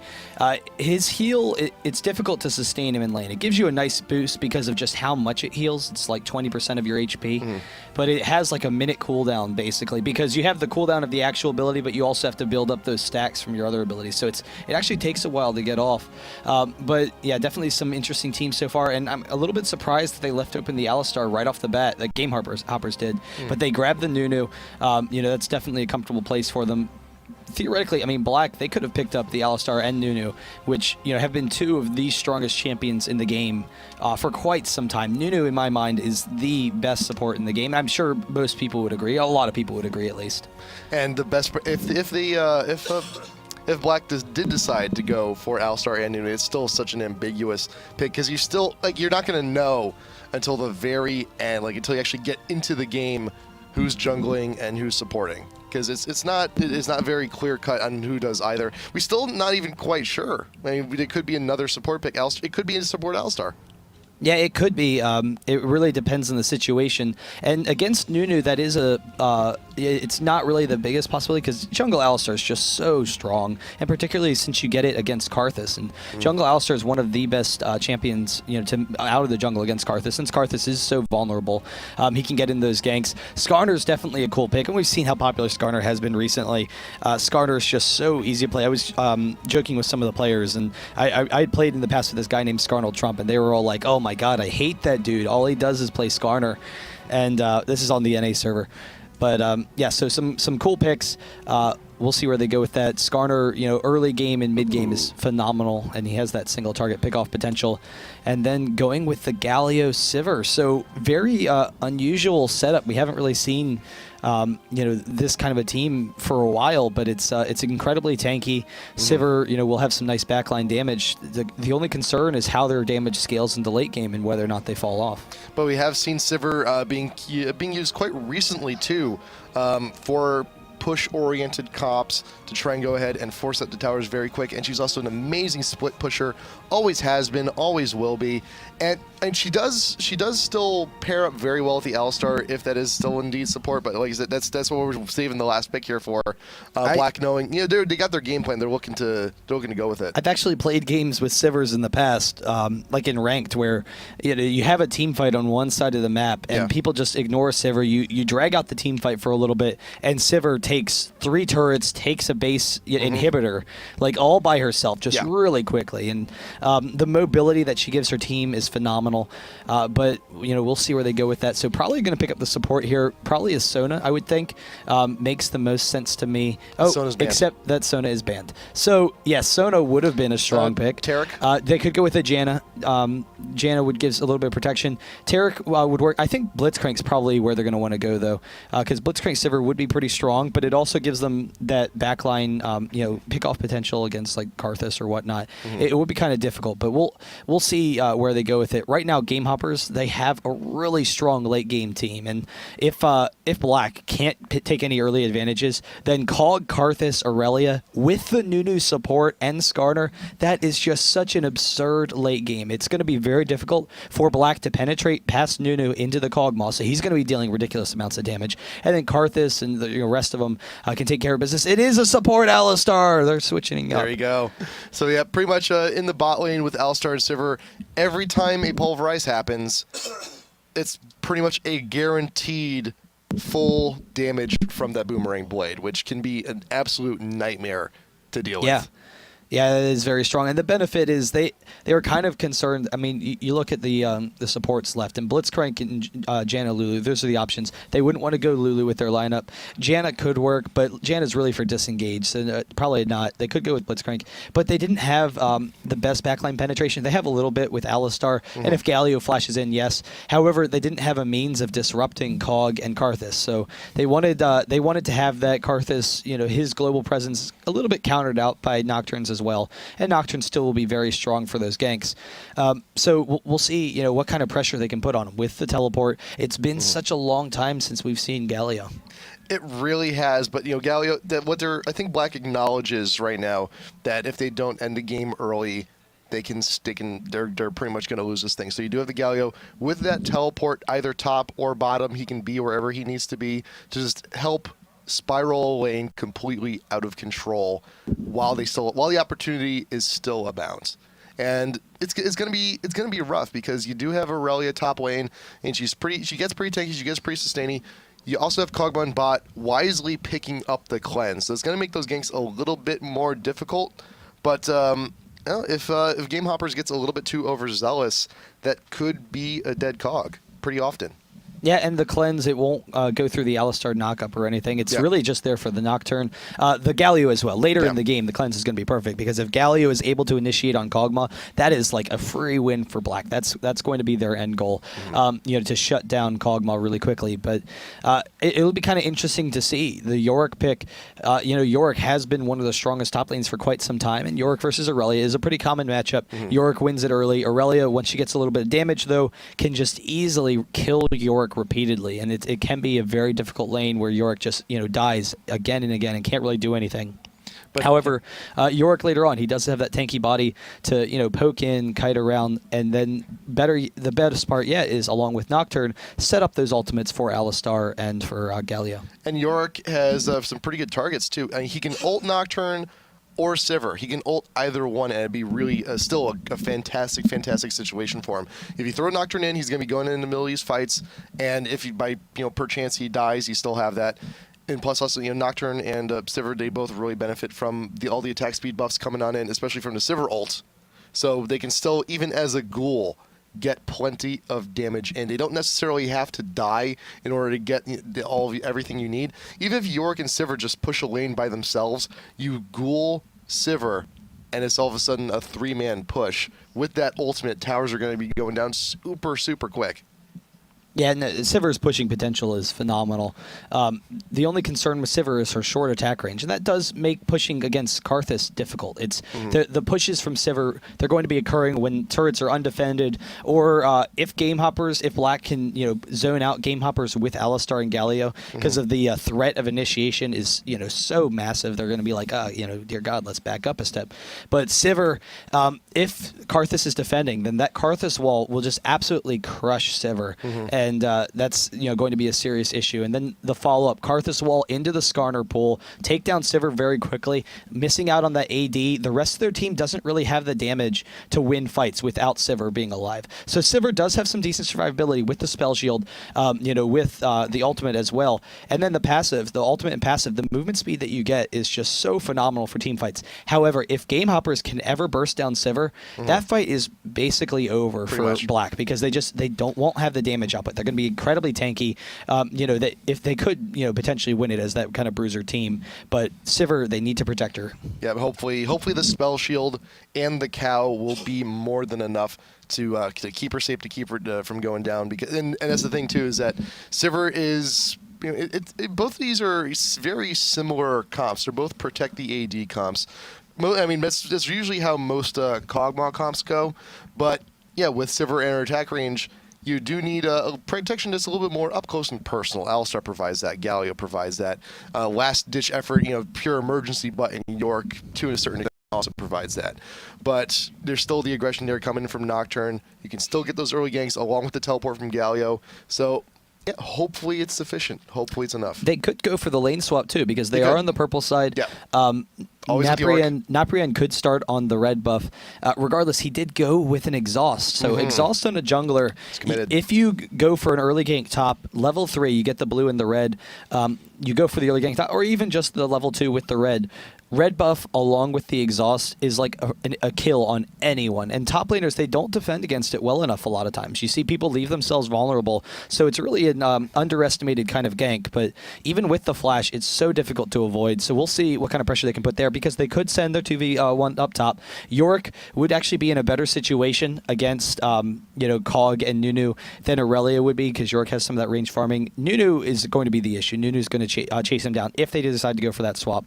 But then they could try and snowball these lanes early. My big concern for Black and this kind of pushing team that they have is that Yorick doesn't have that split pushing potential as the game progresses, because Aurelia naturally beats Yorick as the game gets deeper and gets into the late early game or mid game. Unless Yorick can start off and snowball, because that's always cool. But Aurelia naturally is going to shut down Yorick later on in the game, which means that they're not going to be able to split push multiple lanes. They're going to have to group up as a team and take objectives as a team. Whereas Sivir really thrives in solo pushes and thrives in small team pushes, where she doesn't have to worry about that full initiation. So the lack of a split push from their top laner could be difficult for them. But we'll see. They are grouping up, and the pings are going off for GameHoppers. They want to get out quickly, make sure they have vision all throughout their jungle, so they can defend against that. I would say, once again, though, guys, thanks to everyone who came to PAX. PAX was awesome. If you guys came, we really appreciate it if you said hi or anything. AG and I, it was a blast. Getting to meet people. It was fun. It was good. Hope to do it again soon. I'll see you guys at the Season 2 World Champs. But for now, though, we do have our qualifier. So this is game number 1, Black and GameHoppers. Both teams getting their point defense on. No real invades, no real aggression at the moment. But we will see the Nocturne starting off by the red buff. Not too uncommon for a Nocturne, but as we mentioned before, Champ Select is going for the exhaust, is committed to all those ganks, and FatMamma just sticking it out in the mid lane. There's a lot of chat going on, but we're not going to check that just Is Galio going bottom, though? That's what I would like to see, because Yorick is set up top, but Sivir and we've seen Sivir in the past in that mid lane could potentially get a mid lane push. They might swap back. They might just be kind of playing around with them. Yeah. So we'll see where they decide to go with that, because Karthus is very strong against. Yeah, I think he is. He's going to be getting. They're going to get Wolves and then give blue to Faceroller, and Faceroller is going to go bottom, and he's going to have that spam ability versus the Cog and Nunu lane to still be able to farm pretty successfully. So, and this also begs the question too. We've mentioned before the pushing capabilities of Sivir. Do you think that may just go for a quick tower in mid and then get some more swaps going on? Oh, 100%. And it's going to be difficult pushing against Karthus. However, Sivir can zone Karthus, try and shut down some of his farm. The little dots, that's going to be an easy mana replenish for Sivir, so Sivir is going to have so much spam ability. That's right. A lot of times you can kind of sit back and be like, no, I'm not going to proc your shield, and that's not going to be the case here. If Sivir wants mana, Sivir gets what she, Lola gets what she wants.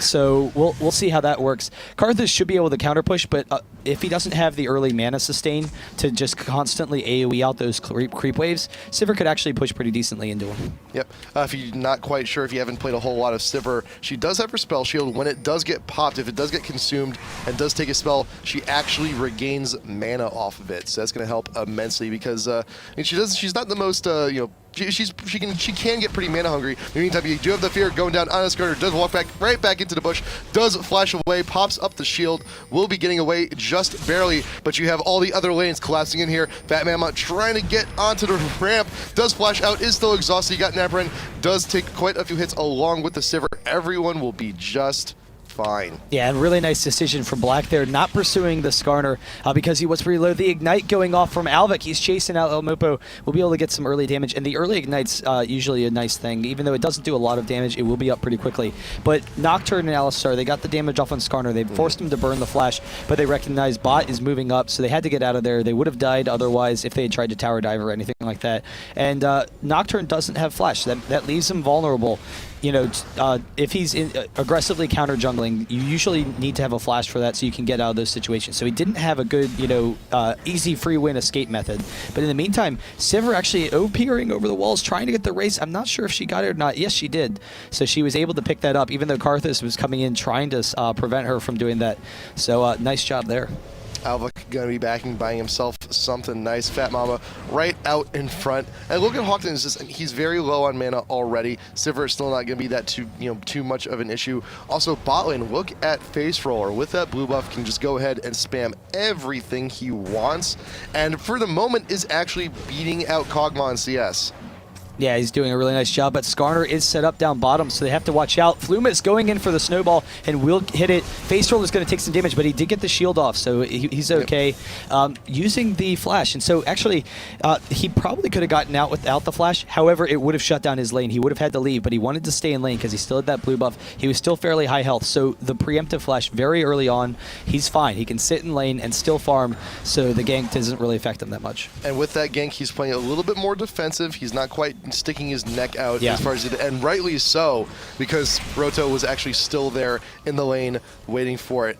Again, more aggressive invades coming here, cleaning up the rest of the Wraiths.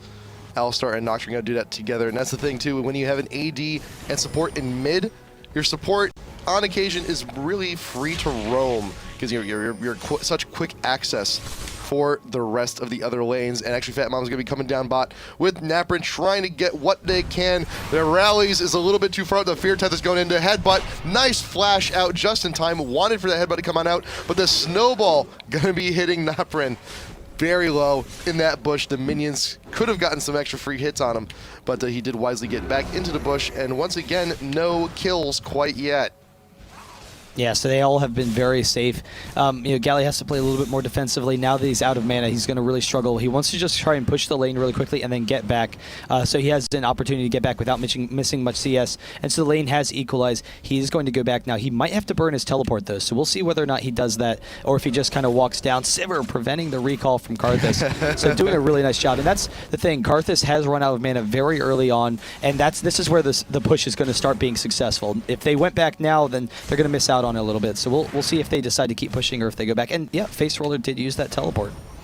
So it's just a matter of who's going to be backing first here in mid. diqozoY and FatMamma will actually do so.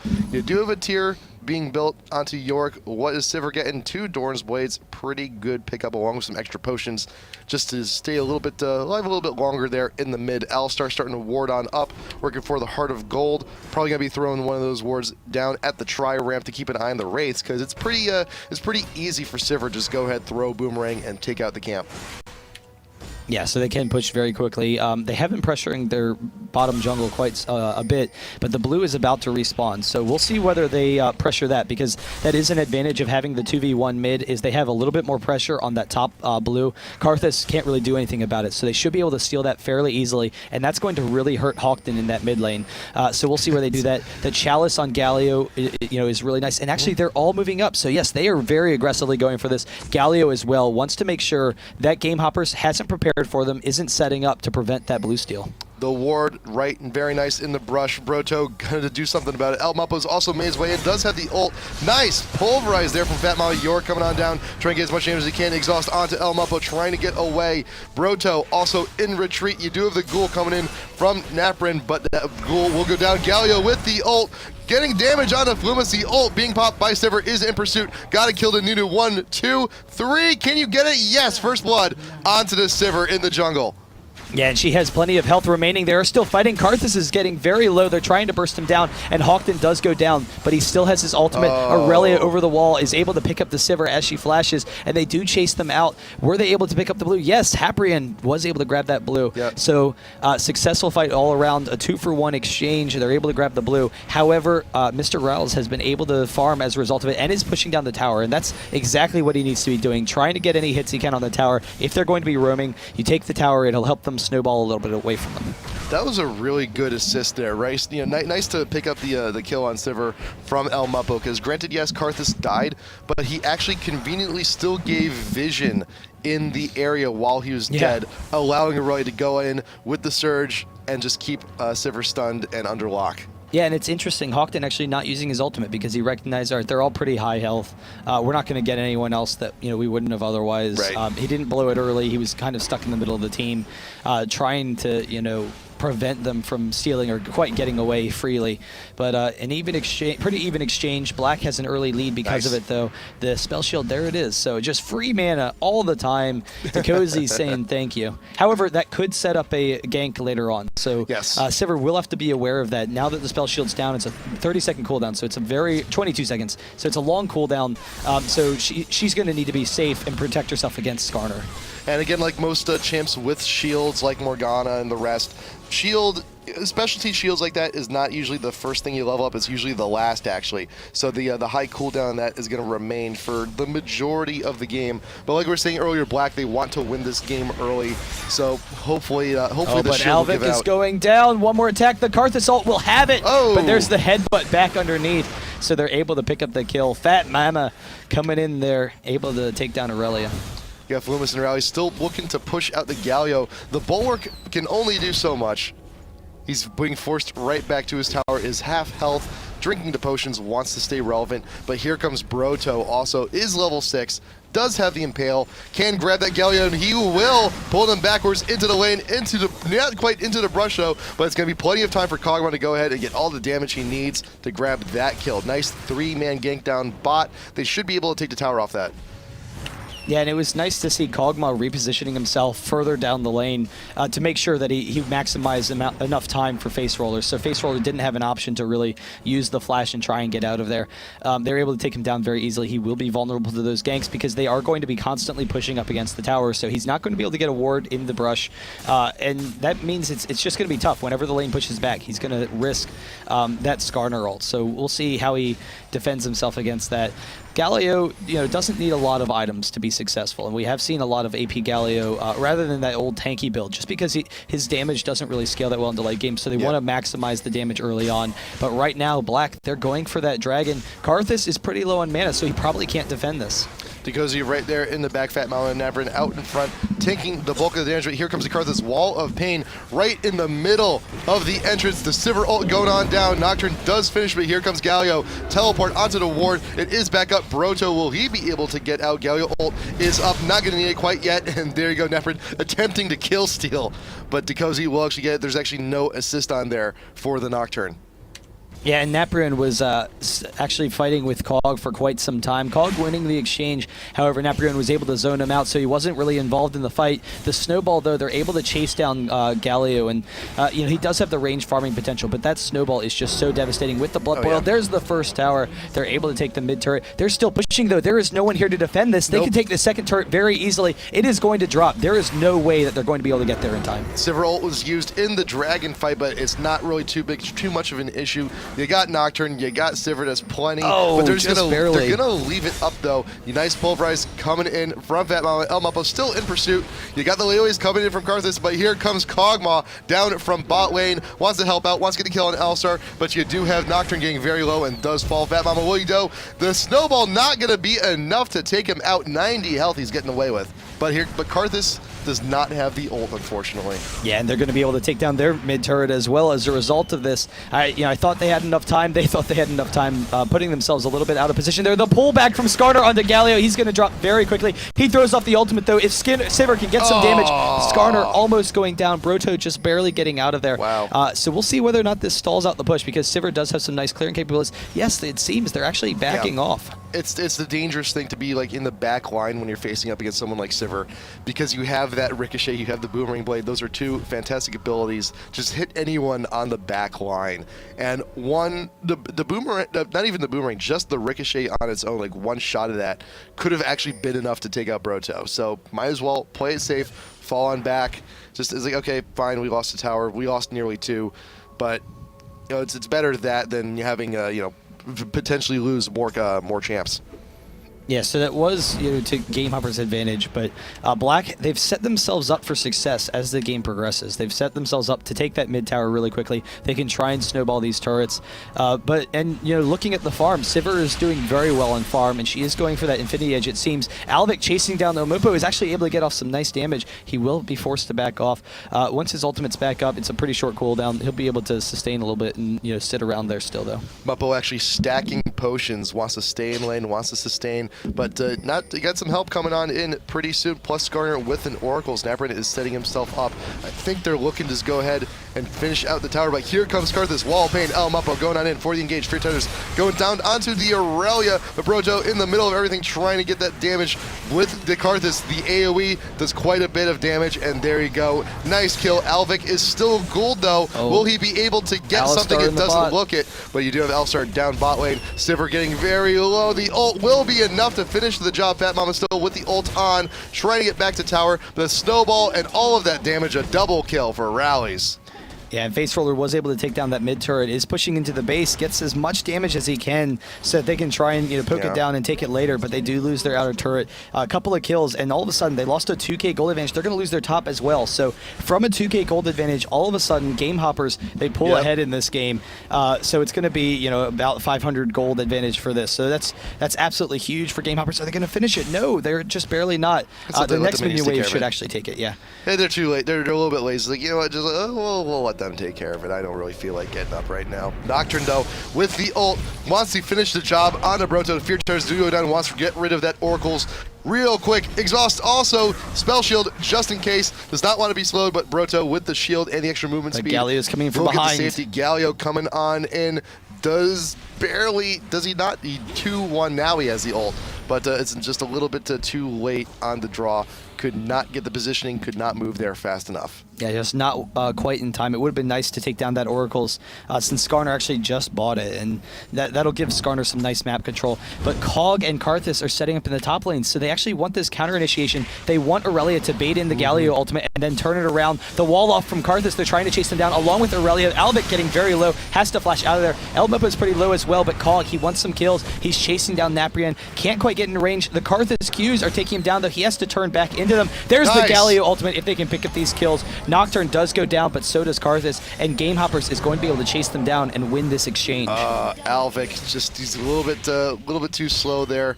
MrRallez will get that kill. He will be cool, but not going to be able to do a whole lot with it. diqozoY getting caught right in front of the Baron pit. Wants to kill it. Muppo does manage to get it. FatMamma not too far behind. Can he help? Snowball keeping Sivir slowed. The headbutt. Where's the pulverize? Not seeing it. A little bit too late, and FatMamma will be soloed out. This should be the ace. Does pop the ult.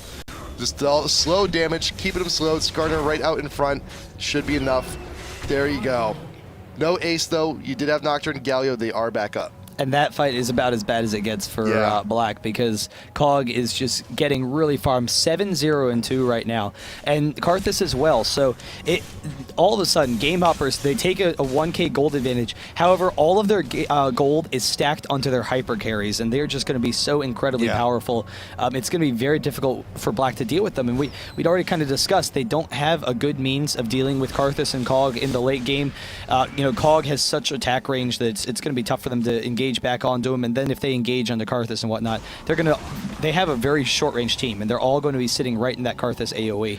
So we'll see how they can try and come back from this. But GameHoppers, beautifully played. Karthus and Kog'Maw moving up there, anticipating the aggression from Black and anticipating that situation. And actually, MrRallez, he's going to be able to chase down Nocturne here. He has the red buff, and he's getting the vision with his ultimate, so he's going to maybe be able to pick up this kill with the snowball. Nice. Yeah, he's easily going to be able to grab this. Nice flash, nice snowball. Nocturne's got nowhere to go and should be going down pretty quick. There you go. Another kill for the Kog'Maw. Yeah, and you know what? Doesn't matter who's calling the shots in these next few team fights. Black is going to be sitting in Karthus's AoE regardless, whether they're initiating or not. Because you saw that last fight top lane, Galio comes in with the ult, and they're trying to stack as much damage as they can on the Karthus. Like you've taunted him. He's being locked down, and you're still sticking in the ult because you have no other choice. Yeah, and it really hasn't worked out for them so far. Aurelia chasing down Yorick, but he's actually able to win the exchange. Nice. And so Yorick has revenge. done a fantastic job in this top lane, has been able to, use his early advantage against Aurelia to continue it up. And there is a point where Aurelia usually is strong enough to just, kill Yorick outright, but Yorick hasn't allowed that to happen. He's been able to snowball against Aurelia, done a really nice job there. But we'll see. This is a comp that I've seen before. I've seen it with Varus, actually, and with Corki, because they have the AoE damage. You have a tanky team. They kind of set up this AoE ultimate from Galio, and then you just try and clear them all out. So they do have the potential to very quickly win some fights. Karthus walking into Nocturne, though, he's going to be able to get the fear, and Karthus is going to go down pretty quickly. But Nocturne's actually getting pretty low as well. He needs to get out of there. Make sure he doesn't go down. One more Q and an ultimate will be able to grab it. Ultimate is snowball. He does have the ultimate, but it's just enough. Yeah, that's a lot of damage Karthus is dealing and right Alistar now. engaging onto Kog'Maw. Sivir is there as well. They throw off the exhaust. Will burst him down pretty quickly, but Kog'Maw is strong enough that he's actually able to win the exchange. He takes down Sivir, and then the flash, MrRallez just showing up Alistar, and Broto actually chasing down FatMamma right now. He doesn't have a really good escape plan. He will go down. And Galio with the bulwark almost makes it happen, but cannot save the cow. And with this, GameHoppers should be able to push up in mid. That mid tier 1 is full, but not for long. I can't believe Kog'Maw just beat them in a 2v1. That is how absolutely absurdly strong he is right now. And along with that red buff. So it's going to be very difficult for Black to come back in this game. They can stall decently, if they can pick up some of these kills. If they can kill Cog or Karthus, then that's a huge opportunity for them, because they're going to be so tanky that GameHoppers might struggle to kill them, but it's going to be tough because they have so much sustained damage. Alvik throwing off the slow backs out of there. So we'll kind of see how they can try and turn this around. But we have to talk about the advantages of this comp for Black, because if you look at the scoreboard, it's a 2k deficit, but it's a 10 kill difference. That's the math doesn't quite work out there. So there have been things that Black has been doing right. They've been farming correctly. They've been taking and pushing down towers correctly. They've had their aggression at Dragon correct.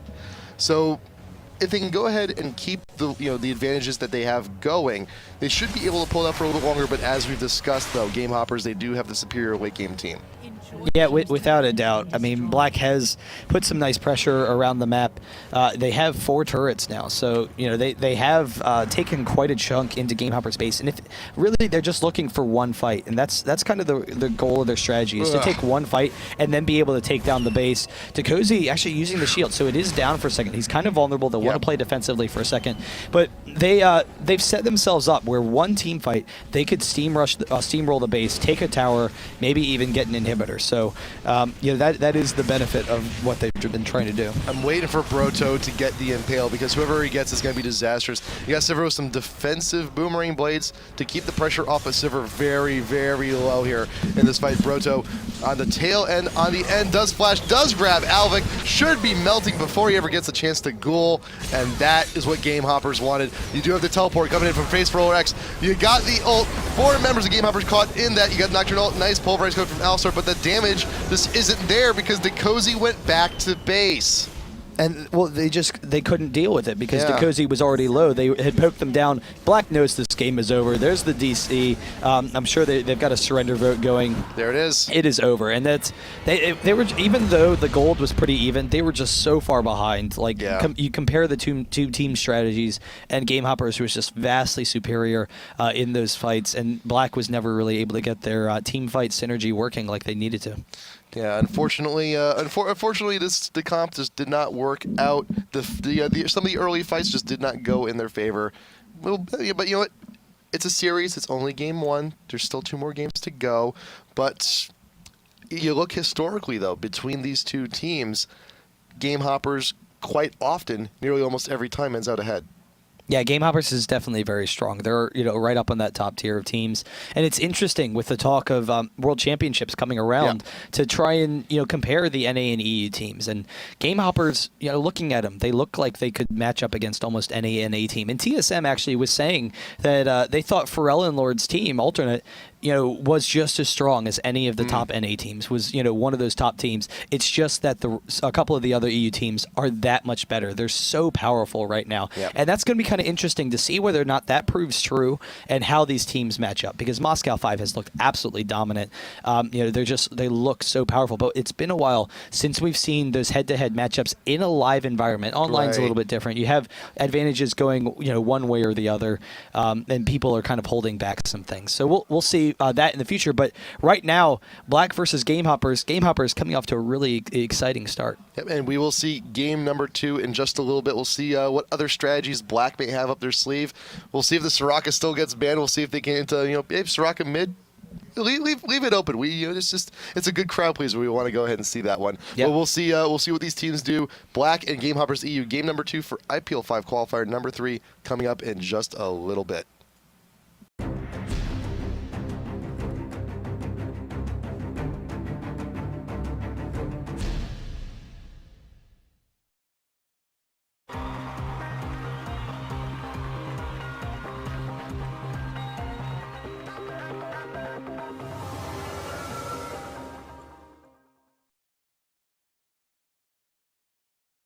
Hopefully we'll see Black change things up just a little bit, sticking with the Shen ban. That will be the first one out.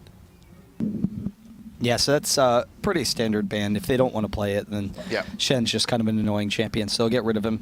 There are a large number of champions now, so they can leave a number of things. Soraka being banned, just like last game, but Faceroller on Soraka, it is one of his favorite champions. Yeah. Soraka is just so strong in the late game because you can itemize in a number of different ways, and you're still going to have damage. The damage from your Star Call is just so strong, so you can go with a full tanky build or a full Aura support build as your AP, but you're going to have a lot more farm than you would in the support role, so you're just that much more effective. I like the fact that GameHoppers is actually choosing to ban Soraka. Soraka is not someone you see banned all too often. There are many supports that you do see banning. Sona's more likely one of them. Alistar is one of them, but when you have a targeted ban like this, you recognize as these guys are really good with a specific champ. It's just targeted ban. You have to do it. Against certain teams, you just have to do it. Sona coming in for the next one. Yeah, Sona definitely makes sense. Sona with that Kite team, Sona would have worked very well with their team last game. They ban out the Nunu, so clearly they don't like playing the Nunu. Yeah. Alistar is still open, so they have that option. There's a couple of champions, open still. Diana, Alistar, but we'll see, kind of who they decide to go with. Alistar is still open, but in accordance with bans from last game, so both Rengar and Jace are both open, and I'm expecting Black to pick up either one of them. If they want to go for their crazy comps, if they want to go what they do quite often, they'd go for Rengar. Diana is actually open, though. Malphite being banned out for GameHoppers. So Black has a very tough decision to make because I'm expecting either Jace or Diana. Whichever one they don't pick up here, Game Hoppers can grab up.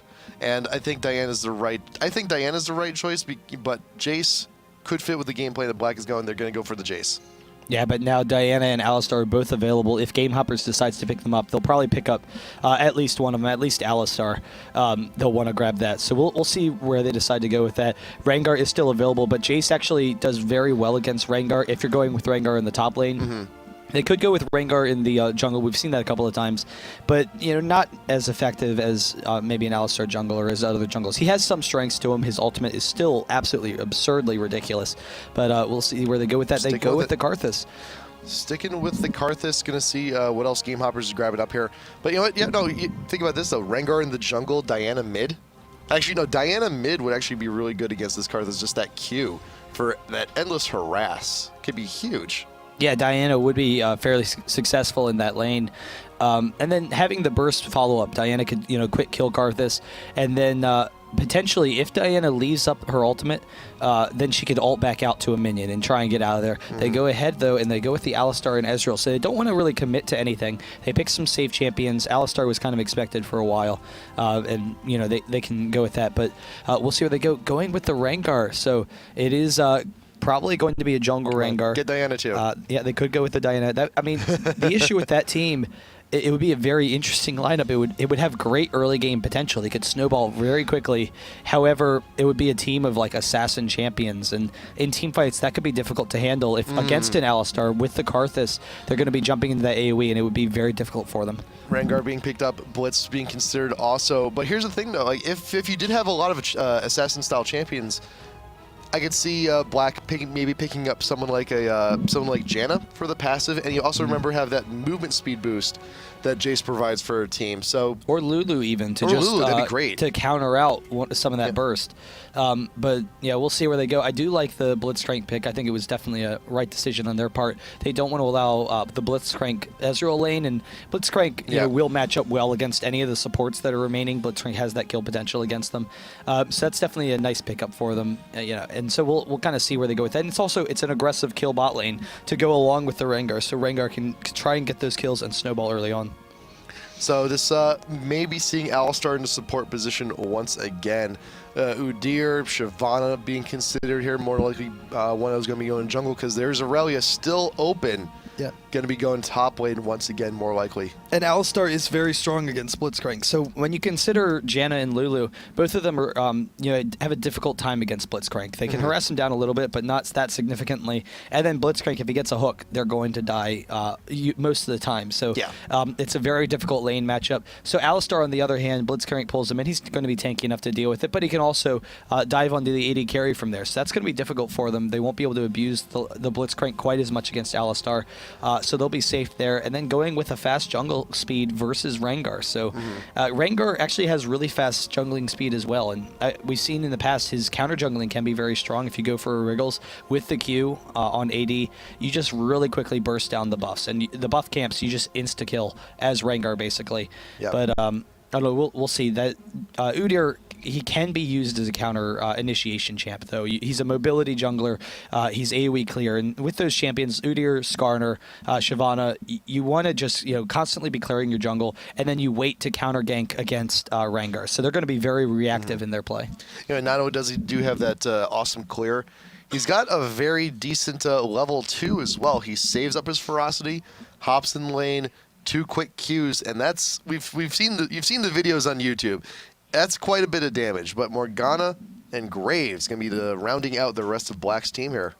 Yeah, much more standard team from Black. They have a lot more damage early on in the game. So the previous game, they had a team that they didn't really have a lot of damage in small fights. They needed to have just a fight where everyone landed all of their damage and whatnot and all their ultimates in order to kill people. Now that's not quite the same issue. They have a lot of pick-off potential. Karthus would still be very strong against this team because they're still pretty short range. Karthus can crush Graves a lot of times, so it is a safe pick against Graves. And the wall just is so so devastating when you have an Aurelia to follow up on it. So, we'll see how they go with that. But Yep. Black, I'm excited to see how their early game is going to work. And, if GameHoppers, they have kind of a similar game plan to last time, except Yes. now they have a little bit, they don't have the Nunu, so that kind of hurts them a little bit. But Ezreal is a little bit more versatile and safer early on. Yeah, and what this change-up also provides is still just a little bit more protection, for the important carries, for Karthus, for Ezreal, because you do have Alistar. He can go ahead, play that bodyguard role very well. But yeah, it is very similar. You also have a very similar style jungler, Skarner and Udyr. They both rely on getting in a little bit of movement speed to get the stun, to get the CC they need. So yeah, very, very similar game plan coming in from GameHoppers. But Black, they want to change it up. They want to make something happen here. And we'll see. We'll see if it's enough. And hopefully, I'm hoping FatMamma can get the grabs he needs. But I think there's more targets he wouldn't want to grab here on GameHoppers than the ones he would, unfortunately. Because most blitzes, you're just glad to get a hook. But here, though... Yeah, there's not going to be a lot of strong targets later on. That is going to be difficult for them. But we'll see, how they can try and snowball it. Rengar, as a jungler, he can be extremely fun. And his ultimate... It's just so ridiculous for initiation and getting into that back line. You can burst someone down real quick. You get the snare on your E as well, so that can set up a Blitzcrank hook or something very easily. So that'll be kind of interesting to see. Morgana gives them a lot stronger early game presence than Galio did in the previous game. But Karthus should be pretty farmed. Yeah, and a lot more damage too. But Karthus should be pretty fine in that mid lane. I'm kind of curious whether or not they'll go for that FNATIC kind of playstyle where FNATIC, they've run a very similar comp with the Morgana Jace and then having like a Graves bot. And what they tend to do, SuperAZE has just been one of the strongest chases in the game. He'll, do pretty well in his top lane. He'll try and win his top lane, but then he'll roam around a little bit. They'll try for those early fights. And Jace, he has some good frontline control, and the mobility for his team is really nice. But then the pickoff potential from Jace and Morgana is just so strong. Like, Morgana tries to set up a kill, but then once the fight has exploded and the enemy team is trying to run away, Jace just chases them down, gets off the EQ combo for those long-range snipes with that Q, and is able to just pick up those last stragglers. The range on that combo is just so ridiculous. Like, it still gets me, like, every single time you get someone actually manage, with the combo, just still sniping someone off from what's essentially like off-screen range. Yeah. It can just get so ridiculous. Yeah, it is a very long distance. So, we'll kind of see how he works there. I'm also kind of curious how he's going to build, because there are kind of two differing thoughts in the school of Jace, which is you start off maxing your Q or you start off maxing your E. And the E damage, the burst, is actually incredibly strong. The scaling on it is very good against tanky teams and bruisers, because it'll just chunk you for like 50% of your health if you max it. However, the Q, it is a little bit safer. You have that range farming, you have pushing potential, and you have that long pickoff. So probably that is kind of how people tend to go. It is a little bit stronger in team fights for that spam ability. It's like that concept, the school of Jace. It's like teaching the youngins. The School of Athens Yeah. for League of Legends. Yeah, I actually want to do that drawing now, and I'm not sure who would be who. Like who? I guess maybe Karthus ulting would be Plato, pointing to the higher plane of thought, and just there's a truth beyond, and he's pointing up into the sky. And then Socrates would be, I don't know who Socrates would be. Zyra maybe for the plants. Give Victor. Yeah, Get Victor in there. There's a lot of options, but yeah, it is the school of Jace thought, the school of thought on Jace. I like that. I like that concept. So, Blitzcrank. Yeah, we were mentioning before. Blitzcrank, he's got a very rough time. Later on in the game on targets to grab, but earlier on, I mean, Ezreal is a pretty elusive dude. I mean, it's going to be very hard to begin with just to get anything on him. Yeah, no, it is going to be a tough gank. Even with the Blitzcrank, the mobility is just going to be so strong. And Rengar actually going with the Flash, so not the Exhaust. Exhaust would give a little bit stronger snowball potential early on. He does have really fast clearing speed and can get those early ganks off pretty aggressively, like against Aurelia in the top lane. But Flash gives him a little bit more kiting potential in fights. So you dive in right into the middle of your team. Yep. You leave yourself vulnerable, but the Flash will allow him to back out of there once again. and then come in for the second run, which is actually, it's kind of difficult for Jace or for Rengar to make the second run. So he has the first initiation with his ultimate or from a brush or something, but coming in again when you're out in the open is actually a big struggle for him, and he tends to be kited very easily. So we'll kind of see how that works, and having the Jace for backup there, if they can just kind of rush onto them with Morgana and everything and try and burst them down quickly with Graves, or if GameHoppers can just take it again with their late game presence. It's still there. They're missing out on the Kog'Maw, but Karthus has the sustained damage. Aurelia is very tanky as well, and Ezreal in early game fights is just phenomenal. Yeah, Aurelia game number 1 didn't get quite as ridiculous as you see most Aurelias get, but Yorick top lane was a bit of a problem, and Black actually took the initiative and banned up the Yorick themselves. So Yorick was crushing top lane. Yeah. Regardless of how the rest of the team did, Yorick was very strong in the top lane. And so, despite the fact that I was kind of thinking they should have taken Nunu, Yorick was a very strong pick on their part. I mean, there's no question about it. He was a very strong lane, so I definitely understand that ban. So, but do you think they, considering now that the Aurelia is back in here, do you think they kind of shot themselves in the foot, or will Jace be able to pick up the slack? I mean, it's pretty even matchup. It's a skill matchup, Jace versus Aurelia. So it's kind of interesting. They know that Alvik, he was able to win the previous game in another skill matchup, Yorick versus Aurelia. Yorick has a little bit easier time early on, but Aurelia a lot of times can take over. So Alvik, they already know that he's been able to win that skill matchup, and so they go with another one. He doesn't have any sort of big advantage over Aurelia, but he can have that range harass and whatnot. And so it signifies they're comfortable with Alvik in the top lane. They want to try and maybe put pressure on the other lanes and to try and snowball. So we'll kind of see where they go from there. They are set up in the bottom bush, though. MrRallez sitting down there. Jace changing back to range, probably going with that movement speed, and they will be able to try and get in on him. FatMamma does peek out. He is the first one going in, but there's not vision on the entire team of Black. FatMamma there now with the ward. They see everybody. The hook will not be getting anyone. HawkDon out in front, throwing down the laneways, just a little bit extra damage. But the leap coming from Rengar, he was in the bush. Alvik looking to capitalize on whatever damage he can. You got the pulverized first blood going to the Aurelia. Jace gonna be falling down here. FatMamma does have to flash out. Was exhausted, should be fine for now. napraen, the laneways does flash out just in time. That could have been another kill, but the hook coming on in for a blitz out. Muppo, the turret shot. There you go, just in range. 1 for 1.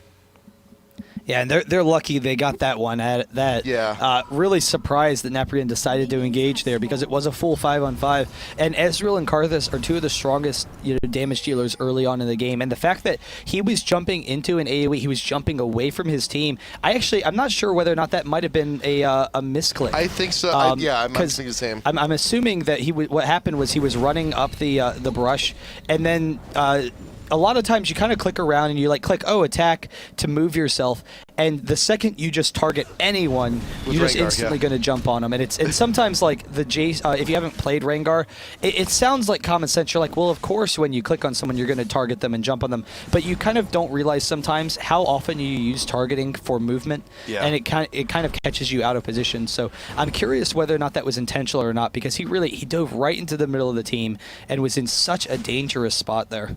Yeah, and he is pretty much the first champ to actually have something that behaves like that. So unless you're a seasoned Rengar player, which he's only been out for so long, you're not going to see a whole lot of it. It's still going to be new. It's still going to be different to you. So I'm not quite sure how much napraen's played Rengar, but it's even at this level of play, it's still, for now, I would consider it still a pretty common mistake. Oh, and Alistar zoning off. Ezreal is able to get the hook. Graves gets some damage, but Alistar with the great counter initiation. That's the strength of the Alistar versus the Blitzcrank lane. So they have a huge advantage now, and that's going to be massive. So we'll see how they can deal with that. A lot of times you want to play kind of defensively early on as Blitzcrank and get a little bit of health, and then you can bully people around once you get that first item. But we'll see. He is a little bit behind right now. Udyr is set up in the top lane, though, and Rengar is moving up there. He's going to be walking right into him. napraen in the bush is actually half health after taking all of the jungle creeps. Wants to leap to a mid, wants to get either, but meanwhile bot lane you do have Alistar getting down with the pulverize, wants to get the kill on the FatMamma, and there you go, the shift in the brush. MrRallez will actually pick up that kill. Meanwhile top lane, I can't believe Rengar didn't die. That he was so lucky. 1T health. Because Aurelia was very close to picking up that kill, and a lot of it was the fact that the summoners were blown from the level 1, and so Aurelia didn't have the ignite to kill him, because if Aurelia had gotten that double buff, buff. That would have just completely ruined that lane. And actually, Jace at half health. Udyr maybe coming in for another gank. I don't know if he was trying to find Rengar or not, because it would be very difficult to gank under that turret. Jace has his flash up as well, so not really the safest situation, so he will back off. Yeah, while Rengar, he does have that clear speed, he doesn't have the clear health. He doesn't have that sustained that early on. Unlike, Udyr here, who does have the turtle shield. He can go ahead and get that dispel shield protecting from the stun, but the lay waste though in retreat. Facerollerx taking quite a bit there, getting back to tower. Yeah, so he will back off there. Aurelia zoning him, doing a really nice job with that early advantage that the jungler has given him. But we'll see how that lane kind of factors in. The cloth armor is so devastating, but the exhaust onto the diqozoY, and Ezreal's going to be able to chase them down. They will have to back off. So this is really just building a gold lead in the bot lane, not looking for kills, but I don't know, those early leads can be devastating, and it should be pretty even in that bot lane. But with the armor on top, the hook not hitting Ezreal, he's able to get out of there. With the armor on Aurelia, that can shut down a lot of Jace's damage. And you recognize here, you got the exhaust going down into Facerollerx. You got Udyr wants to get in, but the bind actually keep him still. You got the spell shield down into napraen, wants to protect all the damage while he's going on in. Does get the kill on Udyr. Nice gank. Well, nice counter gank. Nice counter gank there in a bit. Yeah, really effective play, the snare onto Udyr. Morgana tends to do very well against mobility junglers like Udyr, will be very safe, but they are pushing into Karthus, so while he's low on mana, Morgana has the blue, they can try and pressure him. Morgana is very low, but with Udyr out of there, it's not that big of a concern. And it's fortunate enough too, because that blue buff, there will be 3 blue buffs here in the game. For a good minute or so, because Facerollerx did get both of those off of the Udyr kill, so could actually go in for an attempt to steal in the blue to actually just keep the property value high. Broto going for the invade, will steal the race pretty quickly. Rengar making his way up to the top lane, wants to go for take number 2, but this time he's a little bit more healthy, but can't say the same for Jace. Yeah, and there's not really a follow-up for Jace, so not looking for the kill, he's just looking to get in there. Alistar jumping in, Morgana is very low, and actually has had to use the flash, but she is deep in enemy territory, so not a good escape plan. She's trying to just stall as long as possible to deny herself, because Ezreal and Alistar are coming up as well, and she can't allow any of these guys to get this. The flash over from HawkDon, he gets a single attack and a Q, and now Faceroller is doomed. He doesn't have any options. One more attack, a second one, Karthus picks up the double buff. That's a very...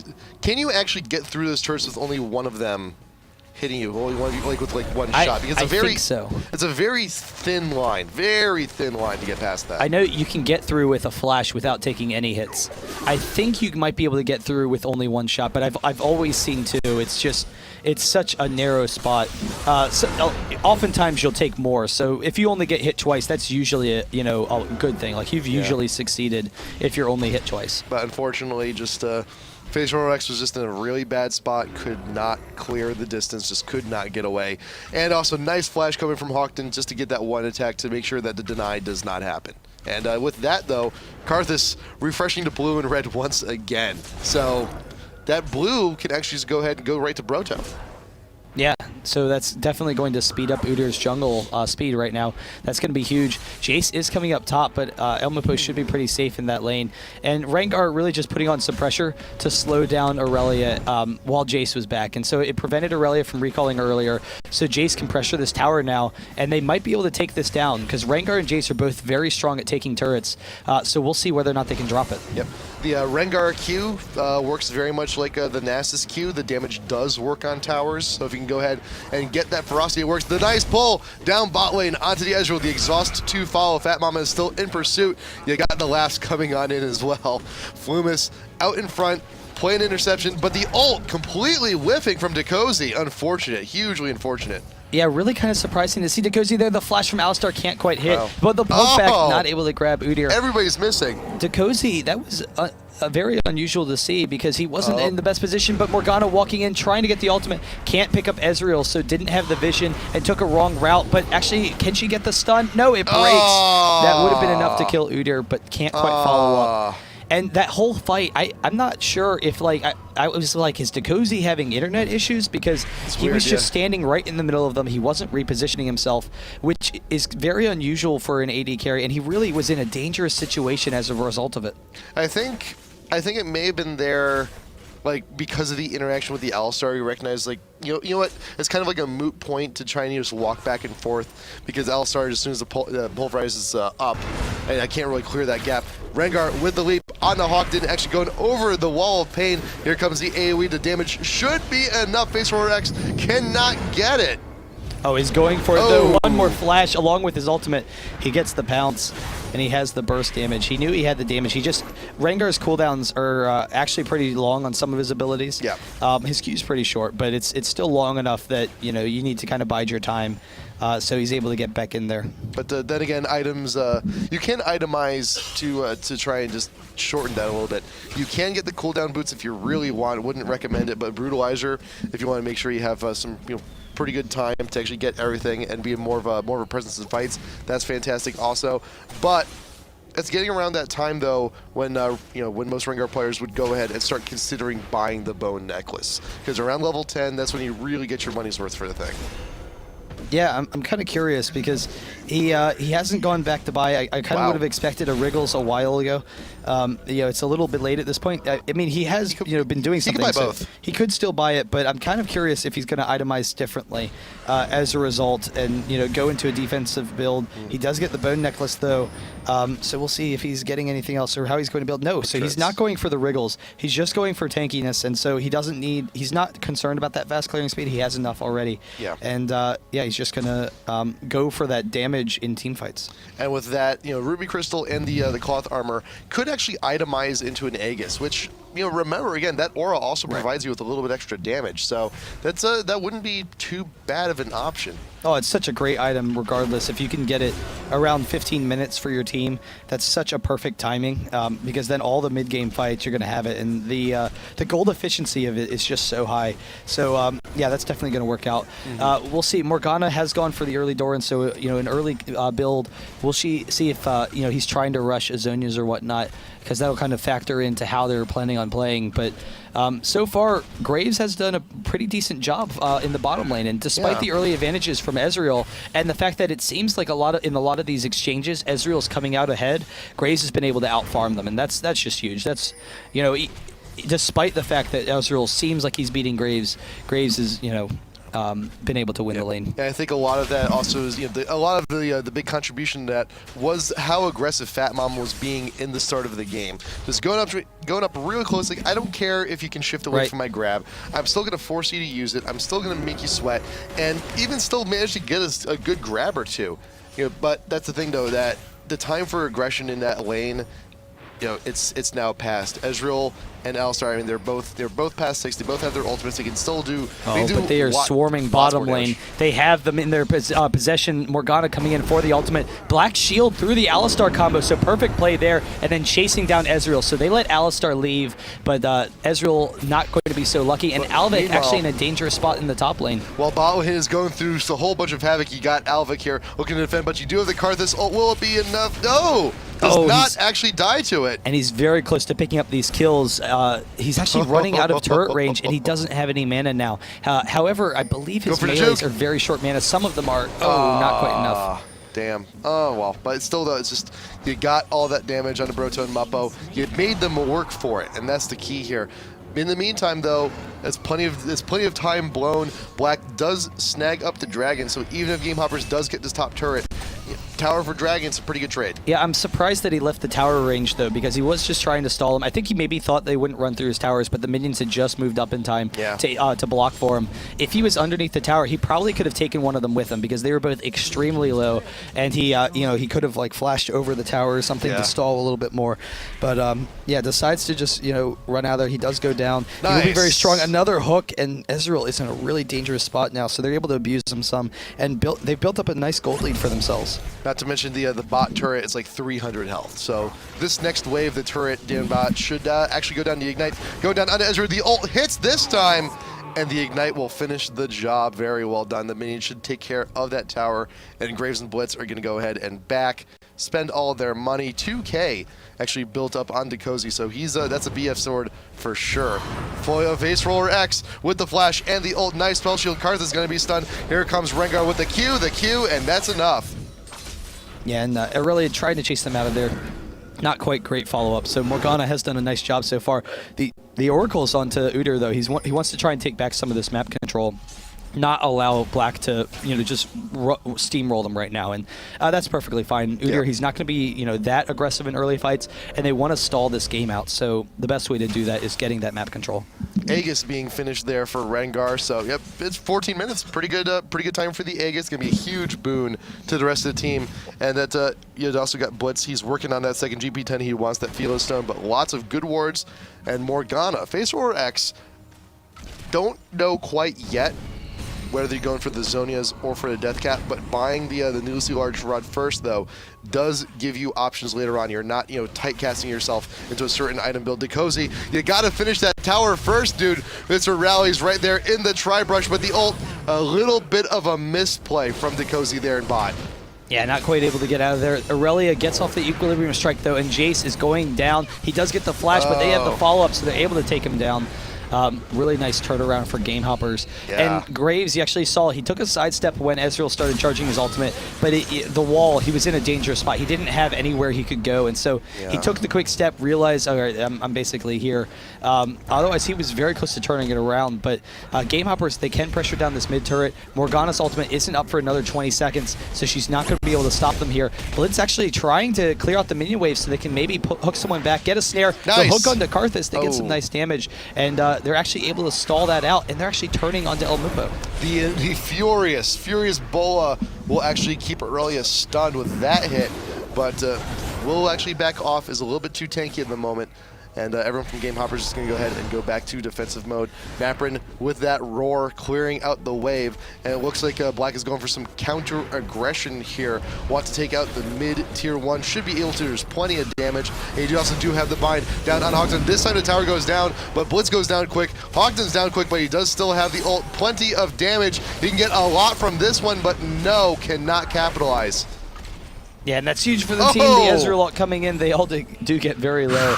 And they will back off, but yeah, they're able to take some nice advantages there and get the turret, and now having almost a 4K gold lead, Black is, in this in a very huge way. They still have to worry about GameHoppers late game.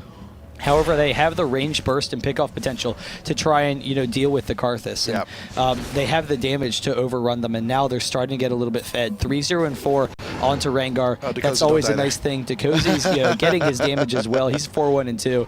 But how many stacks does Rengar have? I think he's at like 3. He's at 5. So absolutely absurd. So 5, that hits the second proc level. It goes 3-5, right? 3-6. 3-6. So, okay, so he's one more. So once he gets one more kill or assist, he's going to be a little bit speedier. But he does have the armor pen, and he does have that cooldown reduction, which is huge on him.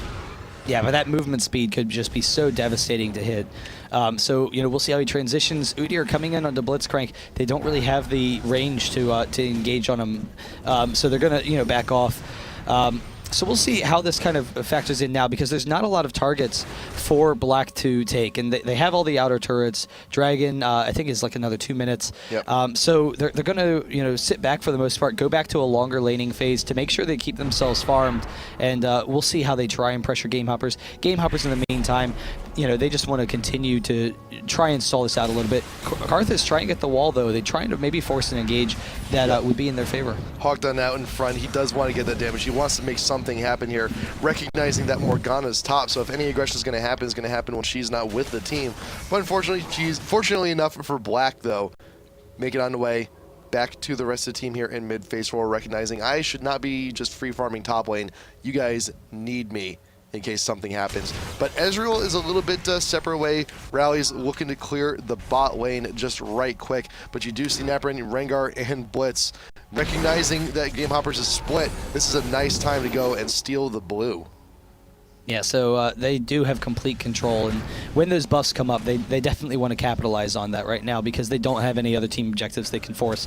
So that does continue to slow down GameHoppers. And GameHoppers right now, they're missing out on a lot of farm because they're stuck in the mid lane, because they're concerned about what Black is trying to do, and they don't want to give up any they don't want to give up any further advantages and allow Black to snowball off of them. So they're all sticking together as a team. But the result of that is that Aurelia is not continuing to farm. How much gold does she have actually? actually? That's a good question. So she still is like 600 off of getting that Trinity Force. They do try to get into range of FatMamma. They can't quite get it. But Aurelia, doesn't have an opportunity to farm. So she's going to be a little bit less strong or less tanky than you would like. And they're this sticking together, it could slow them down their late game. Yeah, she's about 1,200 gold to actually finish off the rest of the Trinity. So it's going to be a while till that happens, but the Dragon does get pulled here from Black. They do take it. HawkDon right out in front, does melt right to the Jace Hammer. Faceroller does go down next, but here comes the Karthus ult front load, even more damage. FatMamma caught away from the rest of the team, but Alvik, napraen, and diqozoY, they do have the damage. The thing is, though, do they have the targeting? Does flash diqozoY, the long distance shots from Jace. Muppo will be caught in the middle of the Dragon Pit. Broto trying to get away with that turtle shield. Alistar does go down, and Rally is caught out away from the rest of the team, and that is the ace for Black. Incredible play from Black. We are there, looking at that again. GameHopperS right off the bat, the Karthus just absolutely obliterated them in the beginning of that fight, and they have a short-range team. They're all stuck in the middle of that Karthus AoE, so even with the burst that they have, they're able to take him down pretty quickly. He was able to easily win that exchange. However, they were able to kite pretty effectively and then slowly wear them down, and it was the Karthus with the Alistar setting up the AoE. They were all right on top of him, taking so much damage. And so despite Black's advantages, they weren't able to pressure that. However, at the end there, Jace and Rengar baiting it in beautifully because they were able to, kite back and forth. Jace had the long range damage. Rengar, he had the flash after baiting in Ezreal. So coming up here, they turn around. Jace actually didn't hit the Q there, but that would have been enough. Yeah. But the movement speed they have, napraen jumping onto Udyr and then flashing out just as Ezreal was baited in, and they were able to switch around. They had just enough to take him down. Yep. And Muppo getting caught, though, did set up for a lot of that. So, unfortunate as it was, though, but Black, that was what they needed. That's exactly what they needed. The comp they got going now works pretty well. They have great single target. They've got a decent amount of AoE also. It's a complete package. Yeah, and they were able to take the turret as well. So, taking the turret and getting the Dragon, huge 7K gold lead for them now. It has been a really successful job. And we'll see, how GameHopperS can try and turn this around, because they were able to win the initial exchange, but then they need to regroup a little bit better and come in for the second attack run. And Ezreal wasn't quite able to follow up on it. Ezreal is really the key there, because in those disorganized fights, Ezreal needs to try and pick up those kills. But actually, the slow and then the snare, they quickly burst down Karthus. Not quite enough. They knock him out of there just to disengage. Didn't have the follow up, but even so, some real quick damage. Yeah, got Rengar though. He did pop the ult. Wants the initiation onto Ezreal. The Alistar headbutt will put him away, but Ezreal still not with the team. Got just shoved out a little bit too far, and Black capitalizing on that kill also. Mid-tier 2's already down, so now it's time to focus onto the tier 3, and the damage is here to take this thing out right quick. Yeah, so they're going to be able to take down that turret. There's not a lot of defense because Karthus isn't there. Otherwise, Karthus could stall very easily. And all of a sudden, Black has been able to dominate GameHopperS in this game. They get the inhibitor as well, so really effective play. They can continue to pressure them. They're all very high, so they don't have to worry about a counter Baron or anything. And they can just keep pushing. There's no reason for them to go back. They will have some gold built up, but they already know they're strong enough, so they can take down those outer turrets still. Oh, perfect timing on the creep wave also. Black is here, should be able to take this out real quick. I'm waiting for one more sister kill on the Rengar now, because once he gets that, he'll be at 9 stacks, so he'll have that extra leap range also, in addition to everything he's already got, the movement speed, the armor pen, and the cooldown reduction. What's after 9? Like, how does it go from there? After 9, it's 14. It's an increase of duration on the ult. Oh, cool. And it gives you an extra bonus ferocity. So yes. Definitely, really huge bonuses on that that little token there. Yeah, because it basically doubles the duration of the ult. Right. Doubles. No, the duration's 7 seconds, so it's like a 50% increase. But definitely, that's a huge bonus there. Yeah. So we'll see where it goes from here, though. But in the meantime, though, you do have GameHopperS. Knowing that their mid inhib is down, they need to do some decent pushing in mid if they want to contest anything. The next logical objective would be Baron. They do have one defensive ward up in the tri-ramp, but they need something in the pit just to get the coverage in case Black decides to aggressively go for it. Black already has the coverage down there, so if GameHoppers puts a ward down, they will know. But I think GameHoppers are a little bit in shambles. They want to secure their own buffs on their side of the map first before really attempting anything else. Yeah, so we'll see what they try and pressure. They will be able to take down Baron very quickly with all of the AD that they have. Blitzcrank popping the ultimate so you can check in there for a second. There's the hook, actually seeing the ward drop, trying for that blind hook, but they will be able to back off, and they're actually just going to go for it. And Ezreal is bottom. I think they might have seen Karthus as well in their wards, so I'm pretty sure they know Karthus and Ezreal are bottom, which means that GameHoppers has very little hope in defending this. Front loading the damage from Karthus down to everyone in the middle of the pit, and you got the Ezreal coming in. diqozoY's actually very low, and GameHoppers have successfully scared away Black from the Baron, but a lot of their members are still very strong. Graves, though, is forced to back, but there's not enough time here for GameHoppers to actually go on in and swoop Baron at this point. The damage is just not quite there.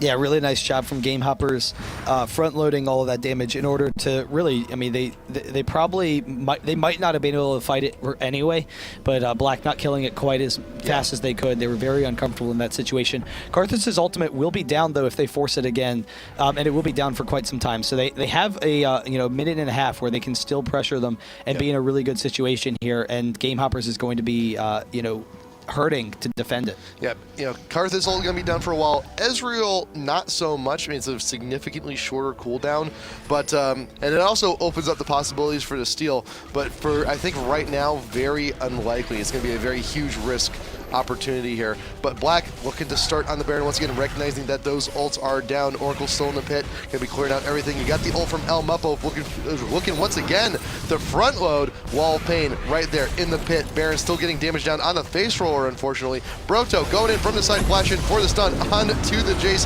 Here comes the Morgana ult. Will you be able to get anything? Karthus, the first one to go down. The AoE still there, actually on the entire ramp. Face roller cannot get away from the fight though. Yeah, and so they're able to disengage pretty effectively. That actually worked out pretty well for Black. Udyr trying to force the fight, but they weren't quite able to get the follow-up. And so it was about the perfect fight for GameHoppers. They were able to get Karthus right in the middle of them. They all got extremely low, but no Karthus ultimate for the follow-up. GameHoppers, they didn't want to continue to pursue because Black, they have a really nice kiting team, so they're able to continually back off and then pick people off, and so they're they would win those longer exchanges. So GameHoppers again doing a nice job stalling that Baron and an even trade as well. So it is still only delaying. Right. If GameHoppers, but that's all they want to do. That's all they want, and it's all they really need. And if GameHoppers can continue to delay, if given the right opportunity, that last fight was basically 2 for 1. And it's still to the disadvantage of GameHoppers, but it pulls Black off of Baron.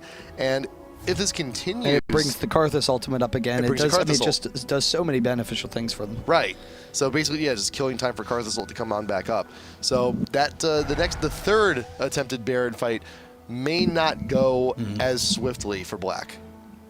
But the concern is right now that Ezreal is just so far behind, and if he can get some items, that would be nice. He finally finishes that Infinity Edge, but for that last fight, he still didn't have it, and Graves instead had the Infinity Edge and the Phantom Dancer. He's 3K. He's 3K ahead. Right, and so it's full item. Ezreal hasn't really been able to contribute that much. Now with that Infinity Edge, has a little bit of a nicer time. Still doesn't have the Greaves, so it makes it difficult for him. He's very vulnerable without that movement speed. But they continue. They go back, clear out some of those wards. That's pretty hefty income for GameHoppers going to wards. I like what Black is doing here, sticking around in the pit, just waiting for GameHoppers to come in. But here's the problem though: Blitz's ult is going to be coming back up in like 2 seconds, so they're going to aggro the Baron no matter what if Blitz stays in the pit. But he's the one with the oracles, so he's kind of required for all the help to come on in. He's actually still getting some damage in, but FatMamma with the ult coming back up does burn it. More wards going in the pit. They should be able to clear it. Yeah, and they've been taking so much damage from Baron. They haven't had that successful lifesteal. Jace has some lifesteal, but it hasn't been enough as a team in order to keep themselves as high as they would like. And so with the AoE and whatnot, they've been getting themselves very low, so they don't want to risk it now. Crossed walls there, right there, into the side of Riverbrush. You had the ult actually popped by napraen, by Rengar, so that's going to be down for another minute, a little bit more than a minute. So the initiation is not going to be there for Black if GameHopper's is trying to force something here. So and that's going to continue to stall it, which is in GameHopper's favor. It'll stall for a pretty significant time as a result. And while the stall's going on, you got Aurelia taking some opportunities to farm. You got Udyr, some opportunities to farm also. To be fair, Rengar's ultimate is a very short cooldown. And once you get some cooldown reduction, you can get it down to like 20 seconds. But it's going to be a short time. Yeah, FatMamma still with the Oracle, still looking to clear. napraen and everybody just decided to go back, get a few more things, just to be a little bit nicer. You got Morgana, you got Facerollerx, does have the Hourglass and another needlessly large rod, looking for more damage on top of that. FatMamma walking into the Tri-Brush, does clear that ward also. It's just a ward battle, it's really all it is. And the longer the ward battle goes on, as we said before, the longer it stalls, GameHopper's just gets that much more of comeback potential. Yeah, so we'll see how they're going to continue to pressure this. They might want to try and push some towers, or maybe try and take the inhibitor again, but I think that they're starting to question themselves a little bit, despite the fact that they still have a 9k gold lead. And no, they're actually just going to go straight for this Baron once again, waiting for the hook. He can't hit it. So the hook not landing, and they're stalling themselves out, and that just works more and more to GameHopper's benefit. Yeah, top lane actually has a really decent wave that's been pushing this entire time, and Udyr had an opportunity to go there to just free farm, and it's so close to the Baron pit. It's just not too unrealistic. Just go ahead, shove top, try and get some damage on top tower with the minion wave, and then go for Baron when GameHopper's will inevitably have to defend it. But since all the time has been killed, Bot's been pushing. Faceroller is actually the one here clearing it. So again, it's just it's people displaced, it's time killed. Yeah, so we'll see how they try and transition. They have great burst potential still with Rengar and Jace and everything. They have great single target pick off, and then they have the AoE to follow up. But GameHopper's, the stronger Karthus gets, will be very devastating, and so they could potentially win that late game with that Karthus. And MrRallez is starting to get into items, and Ezreal, because they had been behind for such a long portion of this game, so they're starting to catch up. And I don't know, we'll have to see how that kind of factors in. Udyr is pretty tanky as well.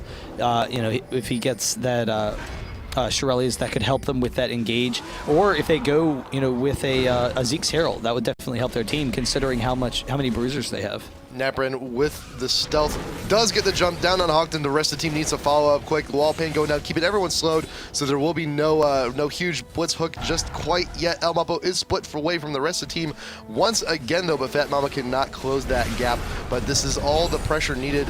They need to take down this inhib if they want Baron to be a little bit that much of an easier time. Muppo going on in. HawkDon with damage. Morgana with the ult, trying to get everyone they can. The Hourglass will go, but there will be no stunts to follow up. Karthus does go down, but here comes the ult, looking to stack on more damage. Morgana and Jace are both down. You got the double kill for the Karthus. Graves trying to poke down as much damage as he can, but Alistar will actually back off. napraen out in the back of the line. Can he take out the Alistar? Should be able to, but FatMamma's out there. He is trapped against that wall. diqozoY peeked on out just to get something, just to get some vision or some damage, but the shutdown will come from Udyr instead, and napraen has no choice but to use the ult to stealth and get to safety.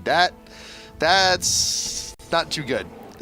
Yeah, it was a really nice job from GameHopper's. They forced them all into a tight area with the Karthus wall. So the Karthus wall, everyone tends to clump when you hit it. And then Alistar had the AoE. The Karthus did as well. And then Ezreal's chasing potential is just so strong. And that's something that, Graves, when he's on the defensive, can struggle. And despite the fact that Graves is so powerful in this game, because they weren't able to keep him safe and protect him, he had to back off. And then actually coming back in at the end, really a misplay. He was hoping that he could get in behind Ezreal while Ezreal's not looking, burst them down. If they win that fight, then they get 2 inhibitors. So that was a very key fight for Black. Like that, right. If they were able to win that, then that would basically be the game. But GameHopper's, they're able to stall off, and now they're starting to cut into that Black lead.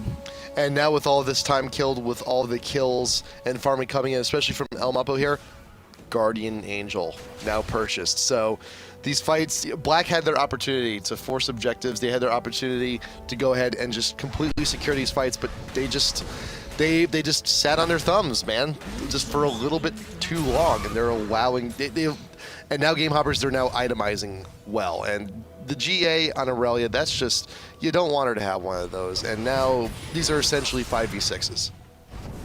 Yeah, so we'll see what they can do, but it will allow Aurelia to be incredibly aggressive. The hook, not quite able to get Udyr, so looking for that. The engage from napraen. He uses his ultimate once again, so he's in a dangerous spot. But Black, they want to force this fight very aggressively. Muppo is pretty low, but he does still have that GA, and the Alistar ult is able to force it. Faceroller going in the middle of the team, throws off the Zonias as well. If they can turn this around, diqozoY is actually doing pretty decently, but GameHoppers is in such a commanding lead right now. They're able to get 2 kills. Udyr does go down, and Ezreal is down now, so they can actually turn this around. This is huge for Black, and Black still has diqozoY alive, but he needs to get over the minions. Life Steal, no, he can't do it. The Karthus ultimate cleans it up. So a 4-for-4 exchange, and is FatMamma GameHoppers gonna do it? Is he gonna be going for this? I think he wants it. He wants it. No, get away. Nope.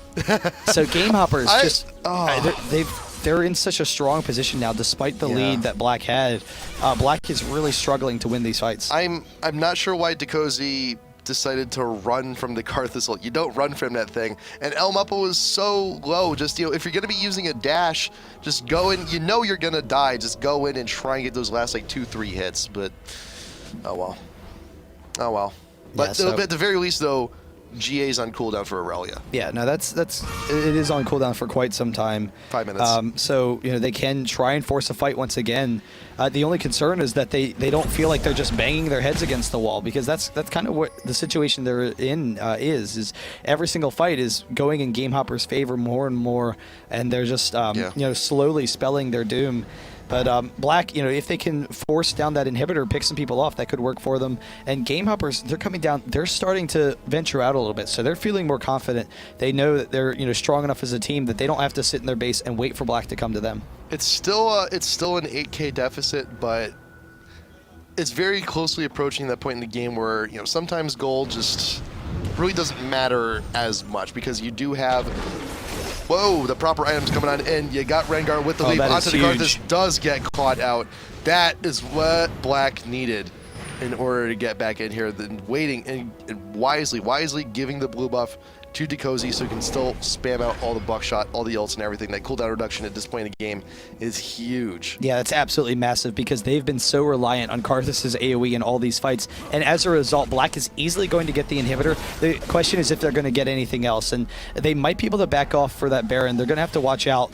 They won't be able to get any other turrets unless they decide to tank it. The bind, though, they might actually jump onto Aurelia. The hook not hitting, and the flash for Aurelia is able to get out of there, but they do grab the inhibitor. They do back off. 20 seconds remaining, though, if they decide to pressure it further.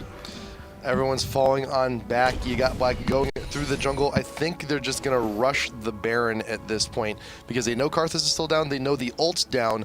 Ult's actually not coming back up. Well, ult will actually be up when he spawns. But, they're doing it once again. And there's vision. There's vision. GameHoppers knows exactly what Black is trying to do, unfortunately. Yeah, so they can't pressure it now, knowing that Karthus is up, but they're trying to pick someone off with their vision. And they're not actually, Rengar going in with an ultimate, he might be able to get in onto Aurelia or Udyr, and he will get the snare onto Udyr. They can try and pick him off. He is fairly tanky. Aurelia coming in as well, but the quick kill, and Karthus is not here yet. Graves was threatened by Aurelia, but they're able to back off. They're able to disengage, and they're still trying to force this against Karthus. Fluumis should actually go down here. Nice. You got Jace with that long range. Actually, no, not even the range. He's got the hammer just to smack across the face. But you do have the shield. Nice from Faceroller, barely living and also opting to save Blitz. Got to hold onto that Oracles. And diqozoY had plenty of time to go back to the base, heal up, because make sure he didn't die. Because if there was a Karthus ult in the middle of that fight, he would have gone down, but yeah, the longer fight gave him the opportunity to go back. But now all of a sudden, Black, they were so close to losing not that long ago, and they're in complete control of this game now. Just once again, after picking off the Karthus from Rengar, that hunt in the jungle worked out from Karthus, split from the team, and that allowed them to get the inhibitor. Then they were allowed to pressure GameHoppers, and now all of a sudden they're strong enough that they should be able to beat them in these fights, because they can negate some of that Karthus' damage with their defensive items. The GA on Graves is going to be huge because he's been pressured so effectively in the back line, but they're just, now all of a sudden they are back in this. Baron being engaged upon once again by Black. Alvik, he's out trying to dissuade all of GameHopperS if he sees any of them in the jungle. Like, no, the rest of my team's totally not doing Baron. It's just me here by my lonesome. But with that vision, that was an almost steal though. It was a nice guess from Ezreal, but will not get it for GameHopperS. Black does have the Baron buff. All 5 members are up there looking to push. They're looking for kills. Broto out, strapped up a little bit, slam up against the wall. But can Alvik actually follow up with the rest of the damage? The movement speed buff will keep everyone in pursuit, but no, not be enough. No hook from Blitz, but the minion wave is here. Top tier 3 should be going down shortly. Yeah, and Karthus was bottom. They saw Karthus bottom, and then getting Udyr low as well. They get a free inhibitor as a result. So no hope of pressuring it from GameHopperS, and that's just massive. They can continue to pressure them into their base with the hook. With the Baron buff, they have enough regen that they're going to be able to tank the turret and continue to pressure them. Vine going down onto Udyr, and Aurelia wants to get some damage. Wallpain coming in as well. fluumis out in front. Cannot get any other CC. Morgana with the ult and the immediate hourglass pulling El Muppo in. Double kill from Graves down to Karthus. The GA will bring Aurelia back into the fight, but what good will it do? Not a whole lot. And Ezreal, the only man remaining. Can he get back to base? Not so sure, but Rengar dies in the pursuit. But I think this is enough, and I think Black should actually be able to take this one. Yeah, and it's wild to see the transition from almost losing every fight in the Karthus AoE to just barely having the defensive items. Once they're able to get those defensive items, and once they were able to win that one fight, all of a sudden, just a massive momentum push for Black, and they're able to take home that game. But GameHopperS, they did have a really nice momentum coming into the middle of the game. After Black had the early advantage, GameHopperS, it looked like they were going to be able to come back, and it was really a dangerous situation for Black. They were really close to throwing that game, but able to pull it out in the end, which means that we are going to go to a Game 3. Yeah, and I think I consider that Karthus pick off to just be a little bit of a luck thing, because Black just killed so much time trying to get their it's gonna be awesome. We're gonna be in the Baron pit, and we're gonna see one of them, and Blitz is gonna hook them, and we're gonna melt them, and it's gonna be cool, and it's gonna be awesome, and it's gonna be fun, and then we're just gonna steamroll everything, and they were going for that forever. Yeah. Yeah, no, they didn't know quite how to pressure GameHopperS, and there was a period of time where they recognized if they were to fight out in the open, they would lose. But still, they probably could have done a better job of pressuring them. Karthus can stall pretty easily, but Blitzcrank is really good underneath towers against a stall push. And I don't know, so we'll kind of see how that impacts them coming forward if they change things up coming to the next game. But definitely a nice strategy for Black, and they're able to carry it home. Yep, and we'll see what happens game number 3. Black and GameHopperS EU. Game number 3 coming up in just a minute. IPL5 EU Qualifier number 3. See you soon.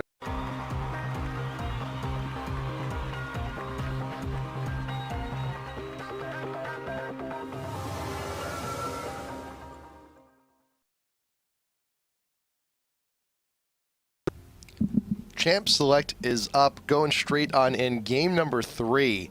Black versus GameHopperS EU. GameHopperS took game number 1 with some pretty solid play. Black kind of kind of threw it away. Unfortunately, just could not win the early game. But game number 2, Black almost threw it out, but they did eventually get the Baron. They got pushed for the win. So here we go. Game number 3 going to be going in there. Soraka and the Jace band coming on back. Yeah, so they want to take that out. It did work out very well for Black in that last game, but they recognize that GameHopperS might pick it up as well. I'm kind of curious if Jace has been just infiltrating the EU scene, and if he's become that popular because of FNATIC's play, because of SuperAZE, and then started to move to some of these other teams, because we've seen it on a couple of teams now. I just want to say though, real quick, quick shout out to the chat. I love checking in and seeing what you guys say sometimes, and the Fair Food Store. That's just brilliant, and whoever it was that was going to stand on the side and do nothing, that you guys were going to call PR, I love it. That's perfect. But here we go. Rengar being banned out as well, so they don't want to see that Rengar play. And they first picked the Nunu. Alistar is still open though, but Nunu is just such a powerful support. Alistar is still open, and I'm wondering if Black's going to allow the Aurelia pick, or the Karthus pick for that matter, for the 3rd time in a row for GameHopperS. And it's kind of like signing that death horse. Like, we're guaranteeing, it's like they're putting a clock on themselves making sure that we really don't want to win the late game. We really don't want to. Yeah. So I don't know. We'll see. What were you saying would be the decision that would be like they don't want to win the late game? Karthus Aurelia. They're still allowing GameHoppers to grab right, them. yeah. So that is still the threat, but Karthus is very vulnerable early in the game, so they can try and pressure him some. But I don't know. We'll see. They go with the Blitzcrank and then going with the Lee Sin. So I think we've seen napraen on Lee Sin in the past. I think that was like his most common jungler. He would play it like every game, if I'm not mistaken. But I don't know. We'll have to see where they go with that. Soraka is still banned. Sona banned as well. Going with those common bans against Black since they're some of their favorite champions. But I don't know. We'll see. I think maybe they might be questioning themselves a little bit after that last game, going with the Karthus, because Karthus can be kind of weak early on, but that mid game they're almost able to pull it out just with the Karthus AOE. Yep, we did see a little bit of Lee Sin play from Black back when they played against Teamless, and they did lose to Teamless, but the one match they did win was with the Lee Sin jungle. Worked out pretty well, but we'll see if they're able to pull it out here. Corki Morgana for GameHoppers. Corki down bot with that Nunu, gonna be very mobile, and that attack speed, especially with that passive, is gonna hurt bad. Yeah, picking up the Morgana to not allow Black to have it. So we'll see what Faceroller is comfortable with. He's played some unusual champions, but we haven't seen that standard play out of him. So there are a number of really strong champions left. They could go with like an Aurelia Oriana, and that would be a very strong team right now. Having those shields would work out for them. They go with the Ezreal pick, so they recognize, all right, we're probably going to want to go with the Ezreal.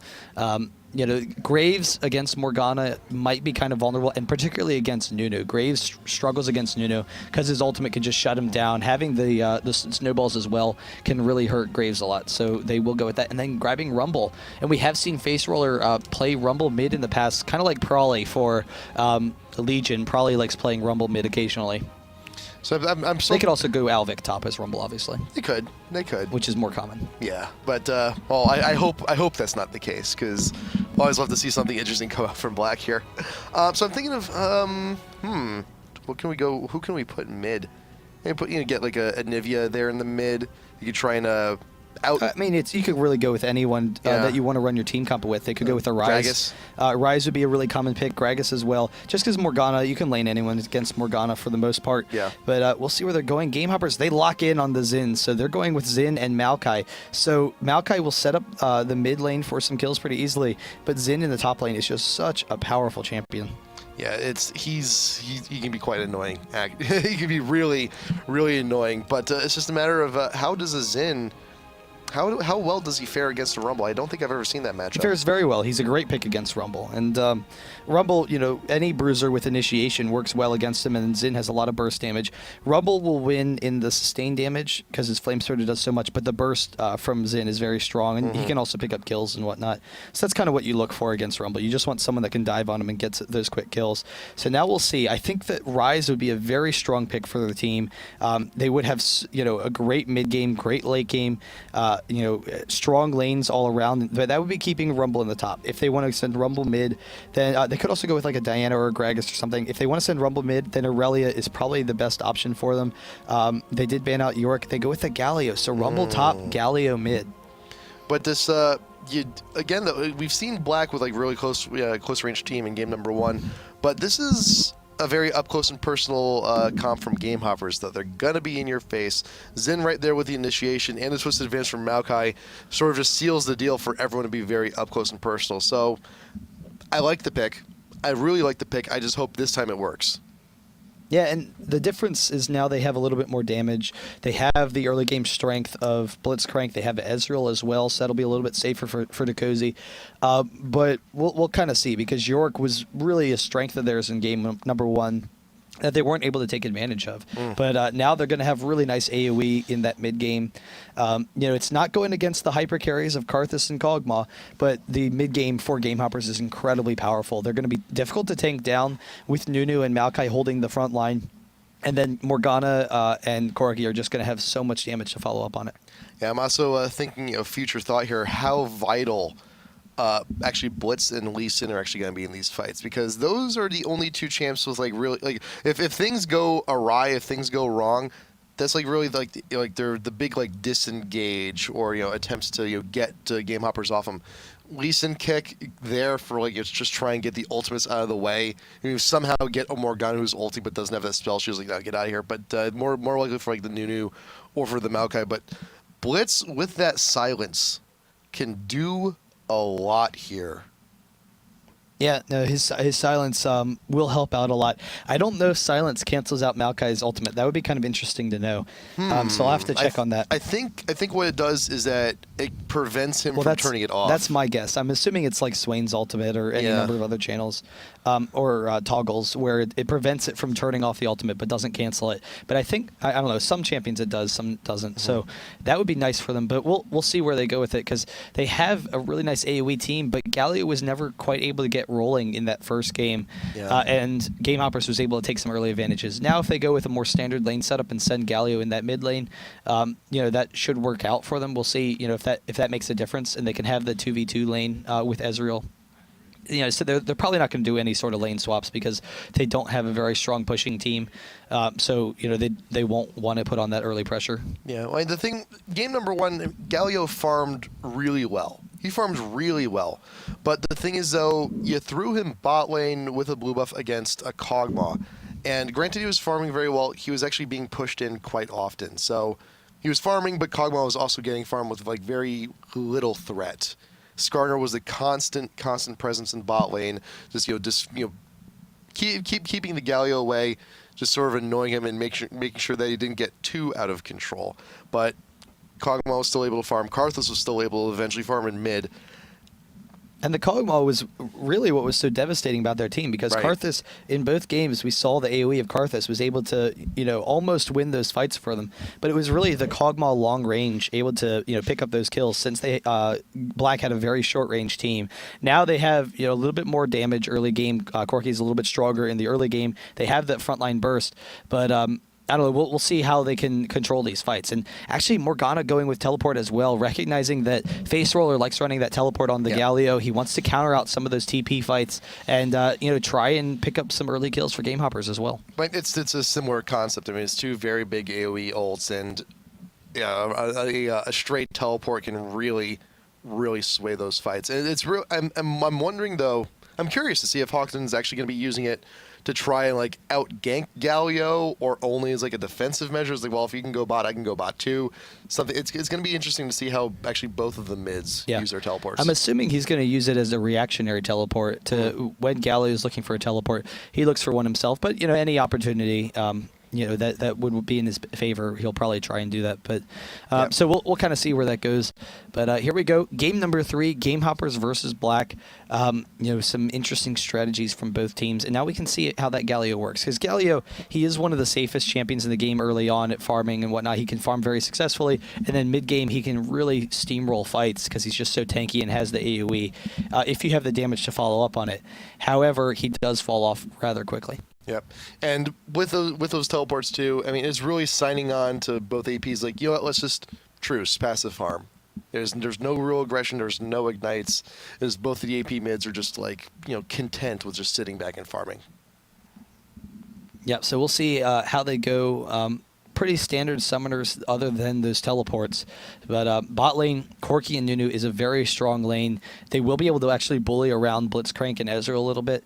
And if Blitzcrank gets a hook on Nunu, it probably won't be that big of a deal. But Nunu will probably have to play a little bit defensively early on, just because Nunu starts off pretty squishy. So like the first couple, like level 2 and 3, will be in Blitzcrank's advantage, but we'll see where they go from there and how top lane works, because a lot of that's probably going to come down to jungle pressure, and Maokai's jungle presence is just so strong. So we'll see if Rumble can deal with that and deal with that quick burst damage.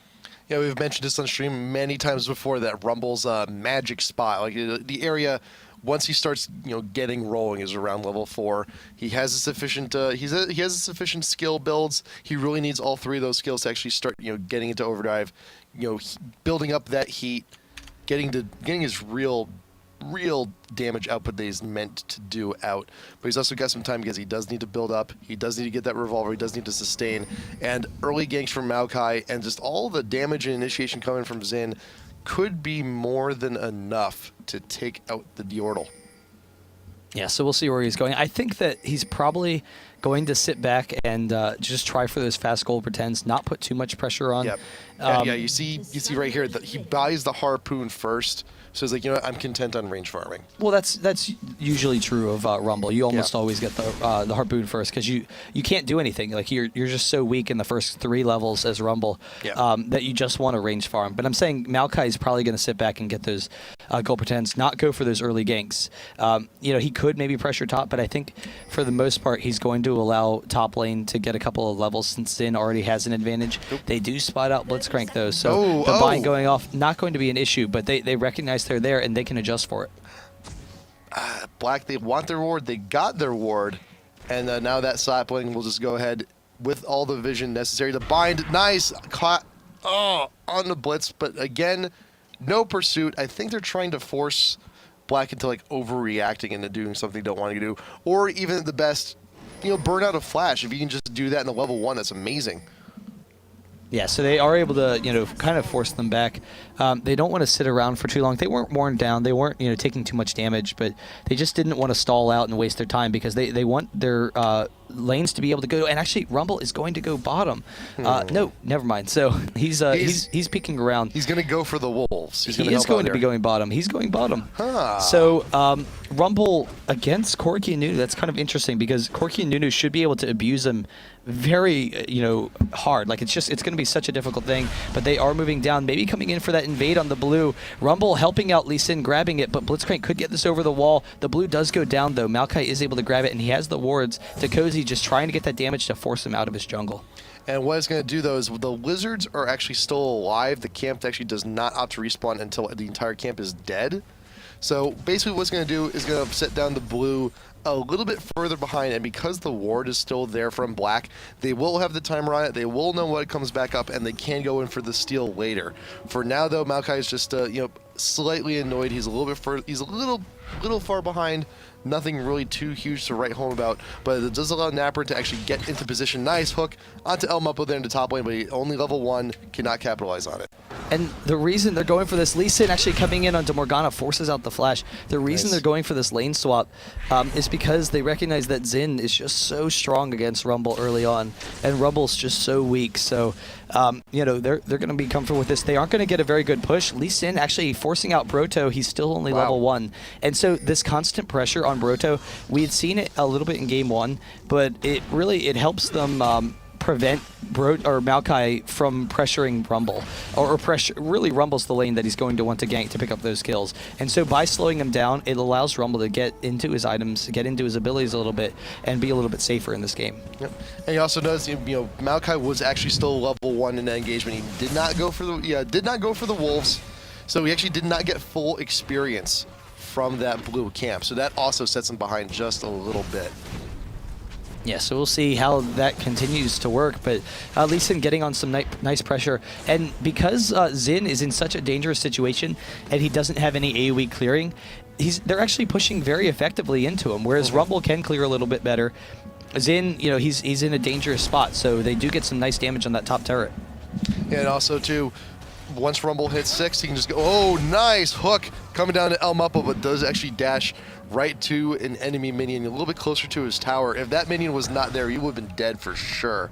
But napraen actually getting a little aggressive. He may attempt the snipe from behind a tower, but Muppo should be able to get out just in time. He's just there to take the turret, though. I mean, yeah, it would have been nice to get that snipe, but they're going to get this turret really quickly. It's going to drop here, and then they can go for another lane swap. napraen helping out here. The teleport coming on in from Morgana, but the turn's going to be a little bit too quick to go down. HawkDon maybe putting himself in a bad spot here. napraen getting very low, does shield on over to a minion, will get out to safety, and that is tier 1 in top lane gone in less than 5 minutes. Yeah, really incredible play from Black, and that teleport was kind of a misplay because there wasn't an opportunity for her to stop that at all. It was a little bit too slow, and now her teleport's going to be down for 5 minutes. So that's actually, the 5 minutes puts it right in the range of taking another turret, taking that blue buff, taking dragons. So those are all objectives that Morgana wants that teleport up for, and she won't. So we'll see how that factors in. So it's just a matter now of where Ezreal and Blitzcrank are going to be going next on their domination vacation. Ezreal's going for the mid. Blitz is actually heading on down to bot lane. Actually, no, he's gonna readjust there. Actually, it looks like they're gonna be going all mid here to try and pressure down the lane. But you'll notice though that Morgana's camped out top and Xin has actually moved himself down to mid. So I think this is could be a little bit of a misplay. I really love what Black's doing because Xin Zhao, he's always been very strong in the late game. With the buffs he had received a while ago, it made his early game a little bit stronger, but his early game was always very strong, but he had the potential to counter anti-snowball. So instead of snowballing in a positive manner, actually snowball negatively, where if you fall behind early, you just continue to fall further and further behind. So they're actually trying to really pressure Xin, never allow him to get in this game, which means that not only are they pulling ahead in the early game, but they're going to be so much stronger in the mid game because Zin's going to be almost worthless. All right, so he's not snowballing, he's actually melting then. Yeah. All right, good. New terminology Nunu, here. it would be a little bit better if it was actually Nunu, but Yeah, Xin melts pretty effectively. He does melt pretty effectively. You got the shield coming from Lee Sin. Nice Q for the kick. Follow up, trying to get the damage onto Corki, but with the Valkyrie should actually be just fine. And Blitz just loves to put his hand onto those shields, man. Every time Morgana has those shield up, nicely well-timed. Yeah, but they've been able to force her out of lane. Lee Sin trying to chase down Corki, but actually Nunu's slowing him down, and Maokai is here as well. And with the Nunu slow, they're going to be able to catch up to him. The exhaust as well, and the Maokai twisted advance. They get the first blood. Galio actually with the teleport in, and Rumble's there. He gets the ultimate onto Nunu, but Corki is just out of range. So they pick up the kill. Raleigh is almost going down. Minion. They get the double kill. I think it was actually the minion that picked it up. Got it. And then they grab Maokai as well. So 3 kills quickly for Black for a huge early lead. Nick Allen coming in, showing us his chest, I'll say. But Morgana, because they've been able to force Morgana to constantly spam spell shields against Blitzcrank, they're able to pressure this tower because she doesn't have the pulling capabilities anymore. 2 towers all ready for Black. Wow. And considering game 1, how abusive GameHoppers had been. GameHoppers trounced them game 1. Then game 2, Black had an early lead, and then they almost threw it. And now all of a sudden, Black is they're looking very strong with this aggressive lane swapping and the aggressive early play. See, this is what I wanted to see game number 1. This is what we could not see game number 1 because Game Hoppers, they did get their small advantages here and there, and Black was playing just a little bit too passive. But now we're seeing them turn up that aggression. They're bringing it up to 11. You got Blitz and Ezreal they're going to be backing, and you're going to see Rumble actually now gravitating towards mid. And just one by one, you're gonna see Ezreal and Blitz just pressure down these towers. The only problem is that when you do eventually come down to the bot turret, you're not in a 2v1 situation anymore. It's back to a 2v2. Hopefully, all these advantages will allow Ezreal and Blitz to just go ahead and roll over this lane, though. But here's the problem: you do have Corki. He is level 6. He does have a little bit of an experience lead, and the gold lead is actually even. Yeah, but Corki is going to be able to stall fairly, easily. So the team objectives is really where they're getting their benefit from for that 2K gold lead. And Rumble, we'll see if he starts to go top. They are all transitioning over down to the Dragons, so they could try and pressure that. And Alvik actually is going for that really strong early game build with the Haunting guys. It has been the common build in Rumble. It's just such a superior build. And are they going to 4-man bottom? No, they're transitioning up to the tower. But they might do bottom after that. Xin is coming down as well. He doesn't want to allow them to continue pulling ahead. Right now, there is the sapling in the Dragon Pit, but Black, they did not know that they were actually spotted earlier. Shift over the wall, but the Rumble all going down, grabbing the Nunu, pulling him into the rest of the team, who will melt pretty quick. Twist advance down onto Rumble, does flash over the wall, will get to safety. Some Corki missiles just for harass, but the ward will not die soon enough. Now here comes Galio. There's one man down on Game Hoppers. Nunu will not be there for the consume, so it's going to be a little bit harder for GameHoppers to try and steal. Nice pull onto the Corki. Does burn the Valkyrie to get out to safety. Exhaust going down onto the Xin, but here comes Morgana with the ult. Only going to get one stun, only on the Rumble, and Elmuppo has the opportunity to clean up, but no, the Galio will be too much. Ezreal grabbing that kill. FatMamma out. The missile missing. Still hits, but he's down to 14 health. Should be able to wheel on out. diqozoY with the ult. Oh, whiffing he missed completely. Corki. Whiffing completely. Yeah, almost able to grab that, and nice turnaround from GameHoppers. The frontline damage is definitely there, and then Xin, he was able to slow them down. Zin's sticking power is very strong, so if they get some nice fights, then it'll help Xin snowball a little bit. There's the haunting guys under Rumble though, and having all that spell pen is going to be absolutely massive on this next fight, and particularly if he can get to level once he gets to level 11, that's going to be huge. So we'll see, how that's going to kind of factor into things, but Galio. Kind of I don't know, interesting. He was able to get his ultimate off, and it looked beneficial at first, but not quite able to get any follow up on it. He was able to zone the team for a little bit, but they weren't able to get them all in there and burst them down like they would like to. Did the math real quick, and right now with all the spell pen that Alvik has, he's doing true damage to all of GameHoppers. Did the math? You mean I did hit the math C real to quick. look at the character stats? I did. I'm Yes. kidding. Yes, I did. That's called math to me. Yeah. I'm looking at things. I'm calculating. Yeah, It's like, yes, subtraction. It's simple. I can do it. It's very strong. It's that early game build with the haunting guys is great. I like that kind of math. That Math- works out. But Math is good, kids. Stay in school. We'll see, how they can transition out of this. Xin is going for that, early kind of tanky build, but if he can pressure Rumble, that's going to be very strong for them because Rumble is fairly weak early on. Lee Sin actually chasing down Xin. He won't have enough to kill him, but he's getting pretty close actually, and there's not a tower for him to get to. So Muppo flashing that second Q recognizes he doesn't want to continue to drop like that. It's kind of like it's kind of like a kid on the playground. Lisa is like, well, I got my dad to help me, back me up. It's like he's got Galio actually right there laying in wait just in case something goes wrong. Morgana's coming in from behind. She's got them completely flanked.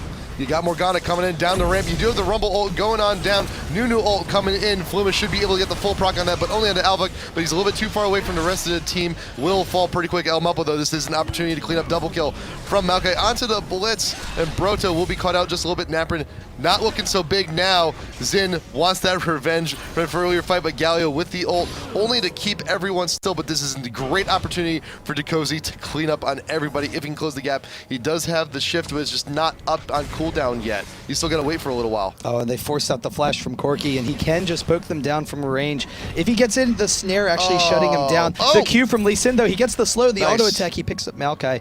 And so it turned out pretty well for Black. Ezreal is very strong in those long sustained fights when everyone's low. But GameHoppers played that beautifully through the beginning. And Morgana teleporting in instead of in the middle of the team, teleporting in a vision blind spot. And she was able to hit the bind onto Ezreal, put a lot of pressure on him, burst him down very quickly. And so Ezreal, even though he didn't die, he wasn't able to deal damage for most of the fight. And now he can continue to farm. MrRallez trying to shut him down a little bit here, but they are going for that dragon. They will pick that up. Lee Sin very low, though, actually almost going down, but they're able to grab that. He's got the shield. But anyway, so Morgana was able to jump in the middle of the team, force the fight, and they're protecting Corki. They're keeping Corki alive in the back, who has plenty of damage. Even without a lot of items, Corki has a really strong early game damage. Unfortunately, the two wards still here in Bot River, just out of range of that pink ward, and one even in the bush. And Galio also, unfortunately, got a little bit of a fail ward. Did not quite get that in the tri-brush down there. If it did actually hit, they may have had the vision on Corki to actually finish up and even clean him up in that last fight. But for now, though, Black is looking really good. 3K gold lead. Muppo and HawkDon just cannot quite get the damage here in mid. They will have to fall back, and there's plenty of time for everyone from Black to reassemble and pick a lane, continue to push. Ezreal and Blitz returning down to the bot lane. Unfortunately enough, MrRallez is actually backing, so they can get another wave here onto this tower. Someone let me know, by the way, if it's MrRallez, because that sounds a little bit smoother. But Morgana going for the blue, will be nice to stall off. It is a 3K gold advantage for Black, but GameHoppers, they've looked very even so far. They've been able to get very close in these fights. They're able to kite perfectly. So despite the quick damage that Black has. They're not able to follow up on those kills as effectively as they would like to. Oh. And Rumble, is he looking for this fight? He wants to pick it, and they have 4 members down bot, so they're just going to be able to take down this tower very easily. I like what Black did because Ezreal got past the blue. Lee Sin was just tanking the golem, and Ezreal just took it with the ultimate. It was like, I'm lazy, but I want blue buff. Lee Sin here, do this for me. But recognizing that diqozoY is going to be a big presence and really the one dealing out most of the damage in these fights, he needs that spam ability. He needs that mana in order to keep that up, so that's a good call from Black. Yeah, so we'll see how they continue to pressure him. Lee Sin zoning out Morgana a little bit, gets off some damage through the shield, but will back off. And Galio is actually pressuring top, and Galio does have teleport, Morgana doesn't. So he can split push. They can play very defensively, but if he needs to teleport in, he's going to have that. diqozoY does get the twisted advance, but Lee Sin is there with the shield to keep him protected. You got the new ult, but it will be canceled out, will go down very quickly. Muppo is caught in the Galio ult, but double kill coming in from Rumble will take care of the Maokai. Muppo caught, popped up in the air. napraen, will he stay alive? No, but that's fine. Yeah, and Rumble chasing down Corki. They're going to be able to grab that. Can he get over the wall? No, he does go down. So Very an well ace done. for Black, and they're finally able to pick up those stragglers, those low health champions that they couldn't quite get in the past. Ezreal is able to clear the wave pretty quickly, so they will be able to take down this turret as well. And this is just a massive gold advantage for them. Faceroller coming inside. No, FatMamma, too fast. He walked into the turret, so he does go down. Dude, diqozoY is just so incredibly fed at this moment. Yeah, It's just ridiculous. and they tried to put a lot of pressure onto him, but they weren't able to follow up on it. So Maokai, he was able to catch him out of position, to which he arcane shifted back. And then Morgana, she tried getting in on him. She threw off a snare, and he flashed the snare, and then she followed up with the her ultimate. But he was able to kite her and take her down. All the meanwhile, Galio, even though Galio doesn't have a lot of damage in and of himself, he was able to zone almost all of Gamehoppers. So it was Morgana running into the back line, and Galio and one other person, Maokai, and they're able to take them, but then Galio was able to stall the rest of the team without going down, and that meant that Corki wasn't getting damage onto Ezreal or onto Rumble. And so as a result, once Morgana's ult was down, Black was able to come in strong and come in ready to fight. That blue buff is such a good idea at diqozoY right now. It really is. It's just getting all that spam, getting all that huge damage, plus the Trinity, and a red elixir for some extra damage, some extra pain. Really good call at this point in the game. I like it. I like where it's going. You got Galio. He's still continuing his build. He's already has his chalice. It looks like Chalice looks like he's going for the Abyssal next. Lee Sin, he's got that GP10. He's got his Heart of Gold. Probably looking for the Aegis next. And yeah, haunting guys. You got the revolver built into the will agents there on Rumble. That's so much damage. There's so much sustain coming in from there as well. And you do now see, oh, nice pull, no shield that time. HawkDon will go down very quick before the ult ever finishes. napraen was taking some turret damage, twisted advance from Maokai there to try and follow up, but Facerollerx is here. His ult is not up though, but the damage is there. They should be just fine. Yeah, so they pick up the quick kill, and the tower does go down for Gamehoppers in the bottom lane, but now Black's in a good position to continue pressuring this mid turret. A couple of them are low, but they know that some of Gamehoppers are low as well. No, they're actually going to back off. So just taking what they can go back, buy any items, re-heal, regroup, and just continue to slow pressure their lead. Yep. I mean, Black, all these fights they're leaving low, but the further the game goes on, they're still managing to get the kills. They're getting less and less slow every time they leave these team fights, and eventually it's just going to be a non-issue regarding their health. I mean, they're just going to be so incredibly healthy going into these games because of the lead that they've carved out for themselves. It's a 2K gold lead. Yeah. That's pretty huge. But they do have to watch out because the previous game they did almost throw it away at one point. They did stall some. Galio does fall off some, whereas they didn't quite have the same issue with Morgana in the previous game. They aren't going against the Karthus, so that was kind of the big issue, is that Karthus was absolutely wrecking them for Gamehoppers. But so we'll see, if they can continue to pressure this, or if Gamehoppers can stall off, because Gamehoppers does have really nice AoE setup. Maokai helps cancel out a lot of the AoE damage that they have, and they are going to the top lane, but Black, they recognize that they're in a good situation to actually push down the mid turret. They might be able to get two mid turrets here. Yeah, this is a bad call here from Gamehoppers. It's sometimes trading a tier 1 for a tier 1's not too terrible of an idea, but a tier 1 for a tier 2 and potentially a 3, that's not the best idea in the world. Yeah, and at the very least, they're going to get a dragon as well, but they're very close to being able to take up this brace turret, and they will be able to grab it. Actually, the teleport, but there's the hook. Xin clearing them out, though. He has nice clearance, and Morgana jumping in the middle of the team as Faceroller ultimates, and just 2v5, they're able to hold this off, and then the bind on the Alvik. He's going to go down underneath the turret, just shut down for Corki. So actually, really nice play. Maokai does go down, but nice job from GameHoppers to actually come back from that. Yeah, and a tier 3 in mid is actually at half health. And again, this does clear enough time right now for Black to go ahead and grab the dragon. So it's still going to be a massive net gain for Black at this point. The gold lead is just going to extend even further. 7K now. So huge. Yeah, no, despite the fact that it was a nice fight from GameHoppers, it's still to Black's advantage. Right. The entire situation. So it's, you know, we'll see how that factors in. The Abyssal Scepter on Galio now. He didn't really quite get this deep into his item build the first game, and now, you know, being ahead at this point, the damage that's going to help his team with is going to be so massive. And Galio actually building into a GA, so he's a little bit concerned about, you know, going down quite too quickly, and he wants to be able to still be aggressive while they're pushing the mid turret. They shouldn't be able to stop this. So GameHoppers is actually going to be able to get this turret. That'll help them out a little bit. Yep, Galio and also Rumble. You know, these are the two frontline champs, and they're being chunked out pretty huge. They're taking quite a bit of damage. But the big thing that the GA does, like, you know what? Maybe you might not want to attack me because I'm only going to come back.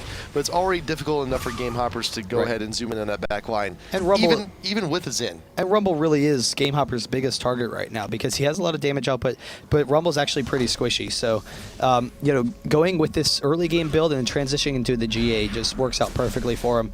And they do have them pressured back. So GameHoppers has to play defensively. They're kind of scared.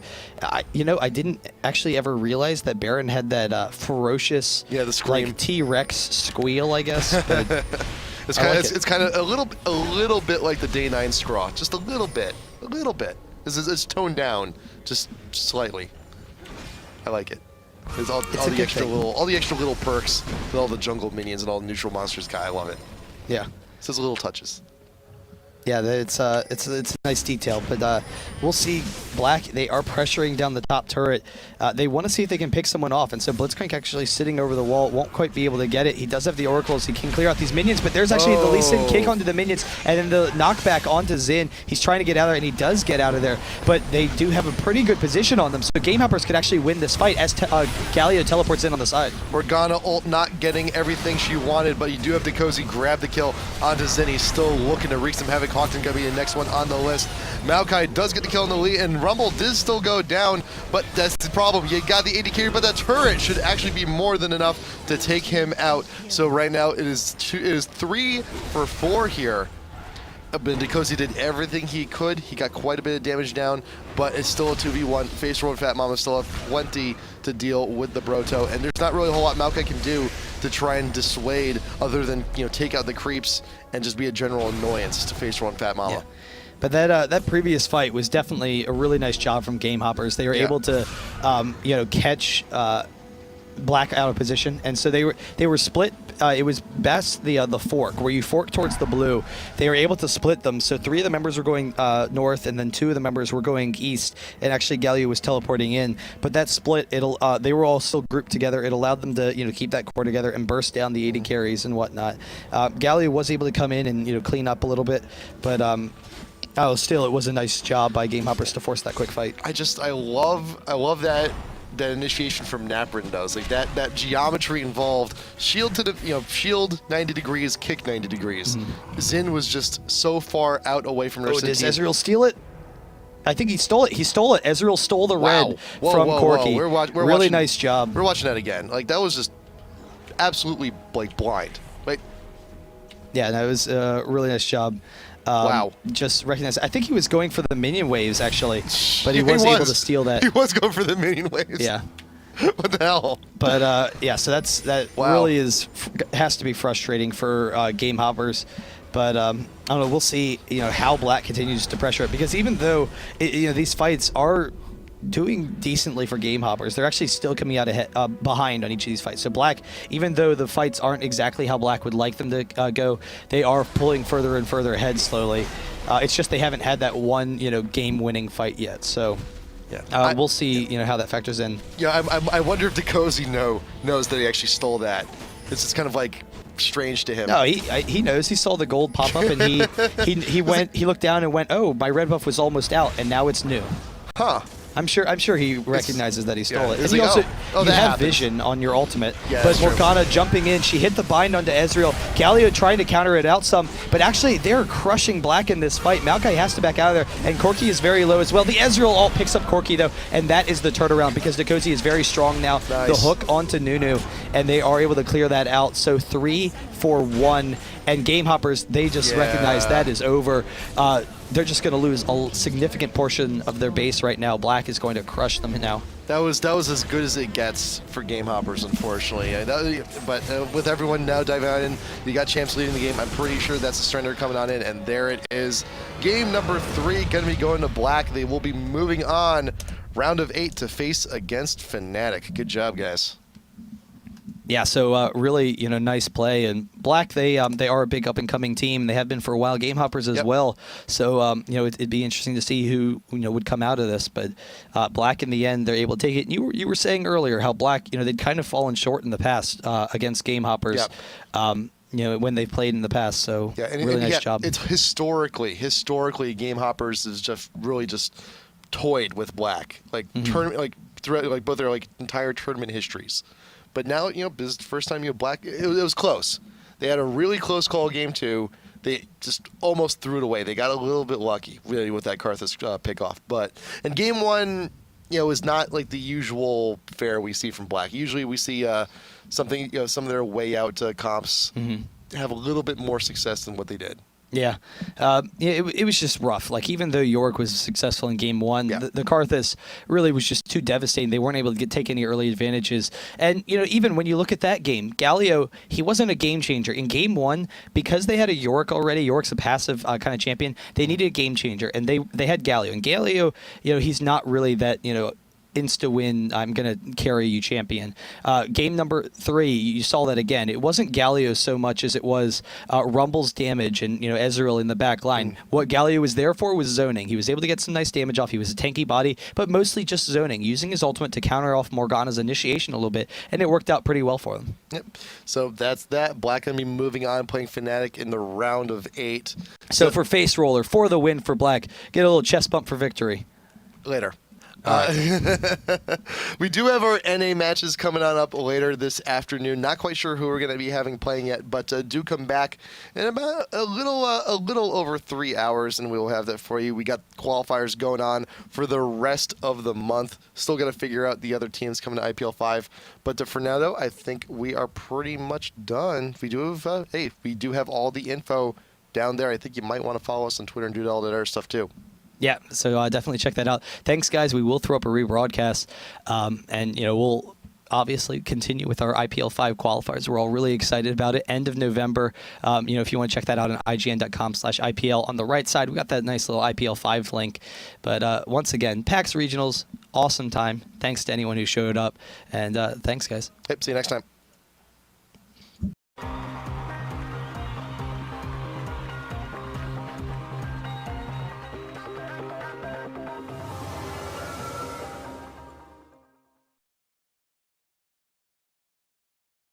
I haven't seen Ocelote play a lot of Anivia. Doesn't mean he can't. And I haven't been watching his stream lately. Apparently, he's been playing mostly fun champs and losing a lot, according to if his tweets are say anything about that. So Karthus ban and Malphite ban. Malphite, of course, with the really strong initiation and team fight presence. So he's a really good ban in this situation. Karthus is just. Karthus is kind of an interesting ban because usually you take Karthus really late so you can't get countered, so it's not something that you have to worry about all that much, but they must know something about the Solid Supreme and the Karthus, or they just don't want to deal with that crazy amount of farm. But it historically, and we've seen this a lot in our tournaments, like the EU side, we see a lot of Karthus play. Not so much in the rest of the world, but Karthus is very, very popular and very more used in the EU. Yeah. So I think it's a safe ban. I mean, they play a lot of the late game stuff in the EU. I mean, they play all kinds of stuff, but I mean, CLG EU.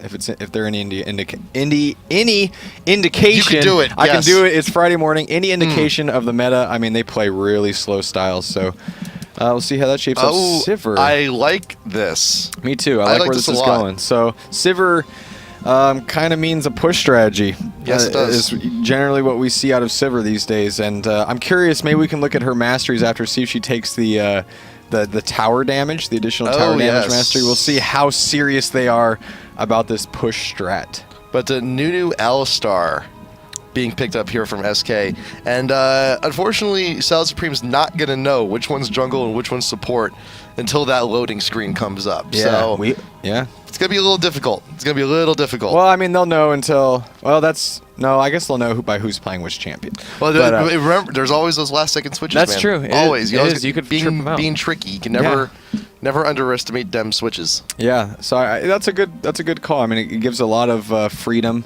but it also makes Salad Supreme have to be a little bit more cautious and a little bit more careful with their picks in case. I mean, Nunu beats a lot of people in jungle with his ability to kite and to invade with that Q. He can kind of just hang out in your jungle, especially against some of the lower damage melee junglers. Well, actually, they're all pretty much melee, but. But yeah, he can just kind of kite all day and just hang out in your jungle and give you a hard time. Orianna and Taric being picked up next here by Salad Supreme. Taric is an amazing support to have with Sivir.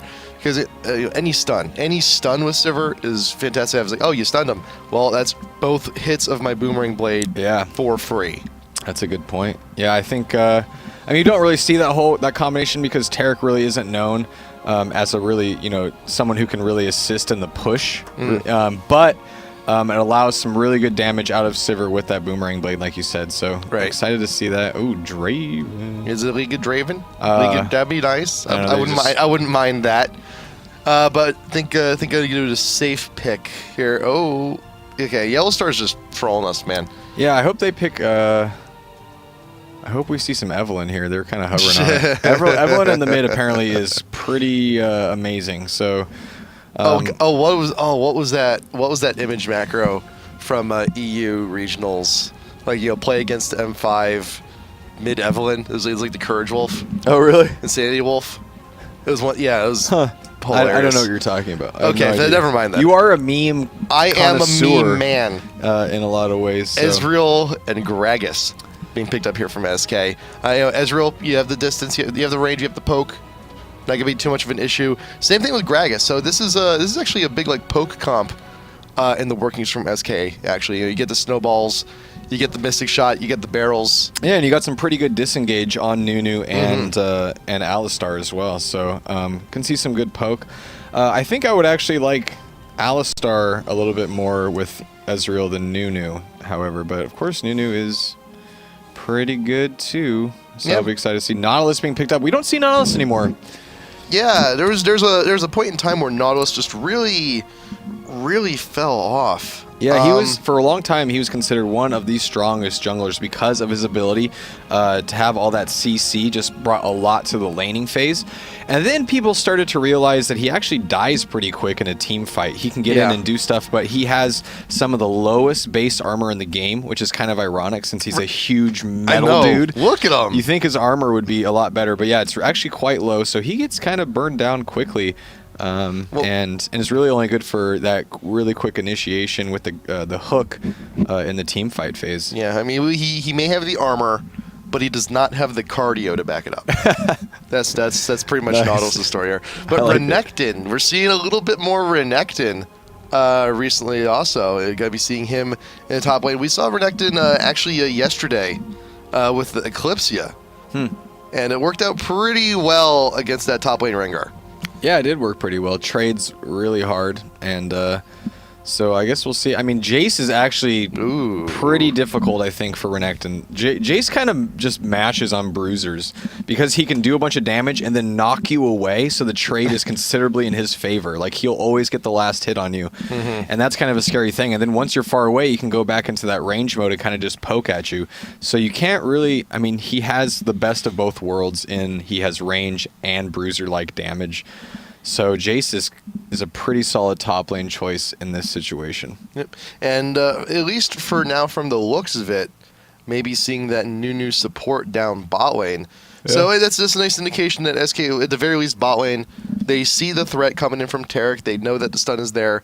Just give the speed boost to Ezreal, get that range farm on, and just wait it out until Alistar comes around, gets a little bit of assistance, gets a little bit of help there. Yeah, actually, I need to apologize because I should have known that Araneae was going to play Alistar because he plays Alistar a ton. We saw him play an amazing Alistar against CLG EU at Gamescom, so not surprised at all to see that. Araneae is a really impressive jungler in that he controls not only his own buffs, but the enemy buffs as well. He can really snowball that buff steal right into the mid game, and he does that with ease. Are we looking at it? What are we? Yeah, we're looking at Free to Rhyme. We're looking at the Sivir, runes, and masteries. Pretty standard stuff actually for an AD. Yeah. So nothing too crazy, nothing too way out there. You got your physical damage arm. Okay. Yeah, standard page.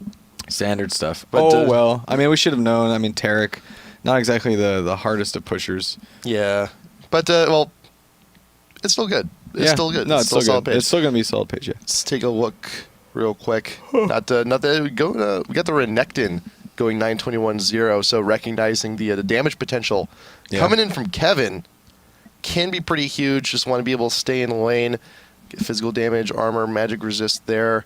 See what Jace is running.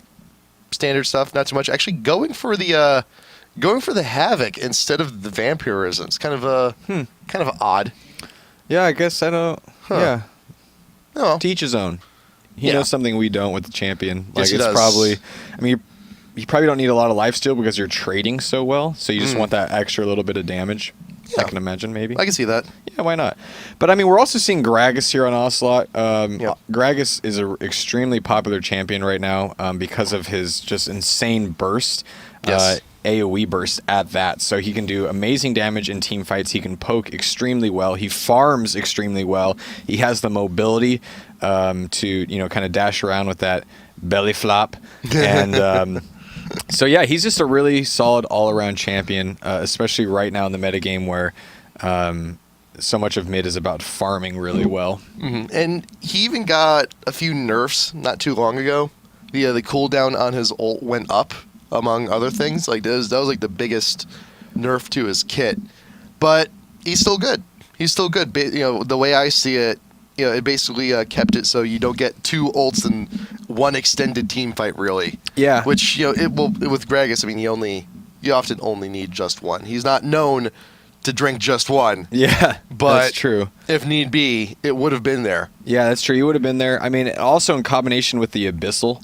And the amazing range that used to have, which has been considerably shrank down because of how good it was. Like he was just so strong, just did tons of damage in the mid and the late game. Yeah. So, I mean, maybe necessary nerfs. Maybe his ultimate was just a tad too good for having a 60-second cooldown at level 3. So now it's an 80-second cooldown, I believe. So it's up there. It's up there, man. But speaking on the Abyssal, we can just do what Eclipse did yesterday.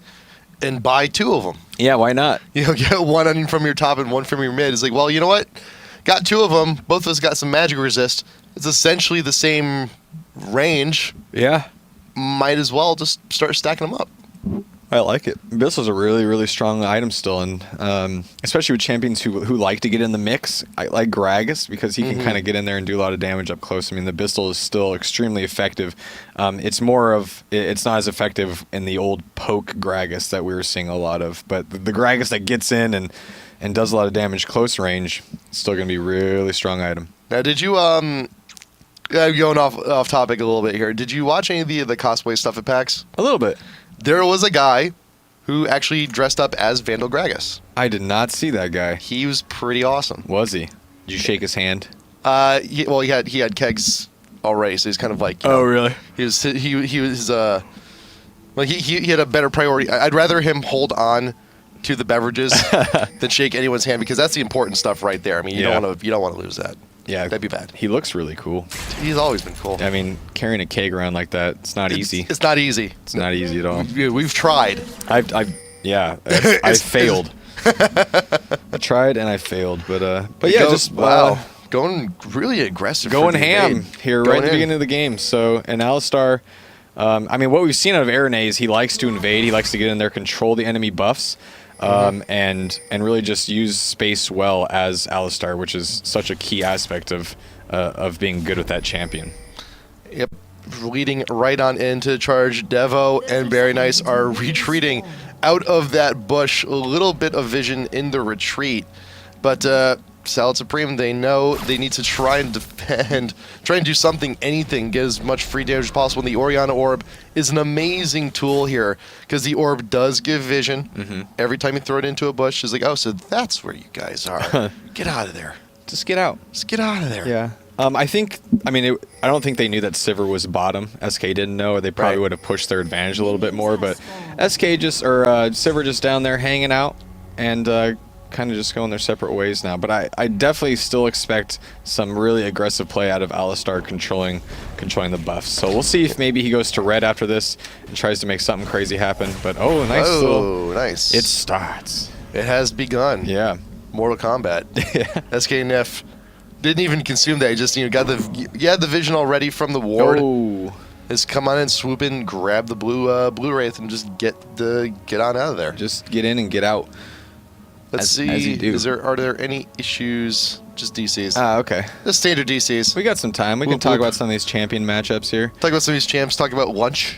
Oh, now we're talking. Now we're talking. Now we're talking. We'll get to that. We'll later. get to lunch later. But not everyone enjoys our food conversation as much as we do, but that's okay. Well, that's because we haven't had food yet. That's true. So, I mean, of course, bottom lane, Sivir and Taric. I've been talking about how Taric isn't the best pusher. However, really you have to play a completely different style, and you have to be very wary as you farm against Taric, because they're going to trade damage really well and a lot safer than you are, being Nunu and Ezreal. Yeah, but the stun, if it does hit, stun plus shatter plus Boomerang Blade is... That's true. That's some damage. So much damage. And you can shatter the minions if that's what you're trying to do, like push in, but we'll kind of see how that works out. Because level 1, the blade just does so much even. Yeah, it is. And it's such a good ratio on the blade too. It's insane. It's absolutely insane damage. It's similar to like having to play against Morgana. Like, you should be able to dodge it in almost every situation, but if you don't, she will crush you. Yeah. Like, if you get caught out, she will absolutely smack you around. So it's kind of like playing up against a blitz also. Yeah. In bot lane too. It's like, oh man, I can't believe I let that thing hit me. Yeah. Like, I had all the time, and it's slower. It's a slower kind of like a skill shot than the blitz hook is even. Yeah. It's like, man, I can't believe I fell for it. I can't believe I let that hit me. Yeah, or you feel think so stupid. Or you think you get away and then it hits you at the apex of the of the boomerang, and you double hit and you're like, oh gosh, no. I'm so unhappy with myself right now. It hurts. It hurts sometimes. Yeah, but Alistar coming up trying to make something happen. Oh, Wow. the flash headbutt and wait. the pulverize flashing out from Very Renekton. good. Going to be safe, but yeah, that's good. Just get that early flash going, and I'm sure we'll see him loop again. Meanwhile, bot lane, Yellow Star looking for the shift, wants damage on Free to Rhyme. Snowball will actually hit him behind the tower. Ignite going down also. Sivir still level 1, actually didn't even level up yet. It's like Yellow Star got that too, had a farm advantage. It's like, you know what? Oh, Alistar's going in top lane. He's from diving. behind the tower. Gets the headbutt, pulverized down onto BerryNice. Kevin with the damage and the ignite, first blood. Actually, credit going to Araneae. So yeah, still good. Get those move 5 boots that much quicker. Yeah, I mean, the flash was burned, so he knew that he had an opportunity there. And that's just knowing your champion really well, knowing the lane mechanics to know when you can dive, when you can get in there and actually get the kill. I mean, one more tower hit and he would have been dead, so really knowing how to do that well. Free to Rhyme a little bit late on the draw of that spell shield, unfortunately. And that is the one advantage that Sivir does have in the bot lanes, is that spell shield can do so much, and especially against someone like a Nunu, that's a relatively slow projectile. Yeah. So he's like, hey, Snowball's coming. I should probably spell shield and get free mana. But it's a little bit harder to spell shield against someone like an Ezreal too. Those mystic shots are pretty quick. Yeah, they really, really are, and they're cheaper. Yes, they as are. it turns out in this last patch. So he's going to be able to spam those a lot more often. And, of course, with that new buff, that Blood Boil, he's going to be, the headbutt and the pulverize. Araneae getting aggressive here. That's a lot of damage, but it looks like Orianna will actually get away from that one. Despite being ignited, Devo is there in the mid just to cover. And already, like, you're seeing Devo actually act... He's acting defensively. He's acting on reactions. Like, okay, Alistar's top. I should probably go top. It's too late. Alistar's mid. I should probably go mid. Got there barely just in time. And even then, Araneae just has such a great advantage right now already. Yeah, he's really, really strong. And you can tell, I mean, he commands. It just doesn't end. Oh, gosh. This aggression just does not end here from SK. Oh, nice stun under the tower. Alistar going to be taking quite a bit of pain. Araneae may consider backing. I don't know quite yet, but nice ward in that tri-brush just to be safe. Ocelote, though, getting aggressive. Meanwhile, Nautilus with the hook onto Kevin here top lane, but not going to make too much of anything. And look at this 4-man gank here down bottom on the 6-minute headbutt. Pulverize onto Tarek. Blades going out from Silver, trying to get some kills, trying to make a difference, but Yellowstar was tanking the turret this entire time. And unfortunately does go down. Free to Rhyme with the spell shield. Does not want to be headbutted right now, but now there's too much to deal with. You have a whole bunch of damage, but no, Araneae! Wow! Oh, 25 health, but here comes Orianna. Maybe looking to grab this kill. That bush is warded. He knows, oh no, we are not going that way. Oh man, that was really good. And look how aggressive SK is playing. I really like it. It's a really exciting play. Yeah. Just diving towers like crazy. But if they continue to not be as successful, I mean, Yellowstar ended up getting taken out in that. They're just going to put him farther and farther behind. Yeah. SK Ocelote not being in lane, that's going to cost you after a while. Yeah, Yellowstar, that was a massive misstep. Massive misstep. Giant. And he could have gotten that kill without giving one up. Yeah, absolutely. But, unfortunately, did not happen. Gave away a little bit of gold, gave away a little bit of that advantage, but still, though, on the 7th minute, SK, they do have a nice, they've carved out a nice little 1K lead. You got the move 5 boots on Araneae, so that's good. Yeah. And me and James actually call this the jungler's gamble. That's where you get the boots 5 before you get the gold per 10s, or like at least 1 gold per 10. Yes. And you're under the hope that you're going to actually have some successful ganks. So hopefully it works out for Araneae in that getting the boots first was the right decision.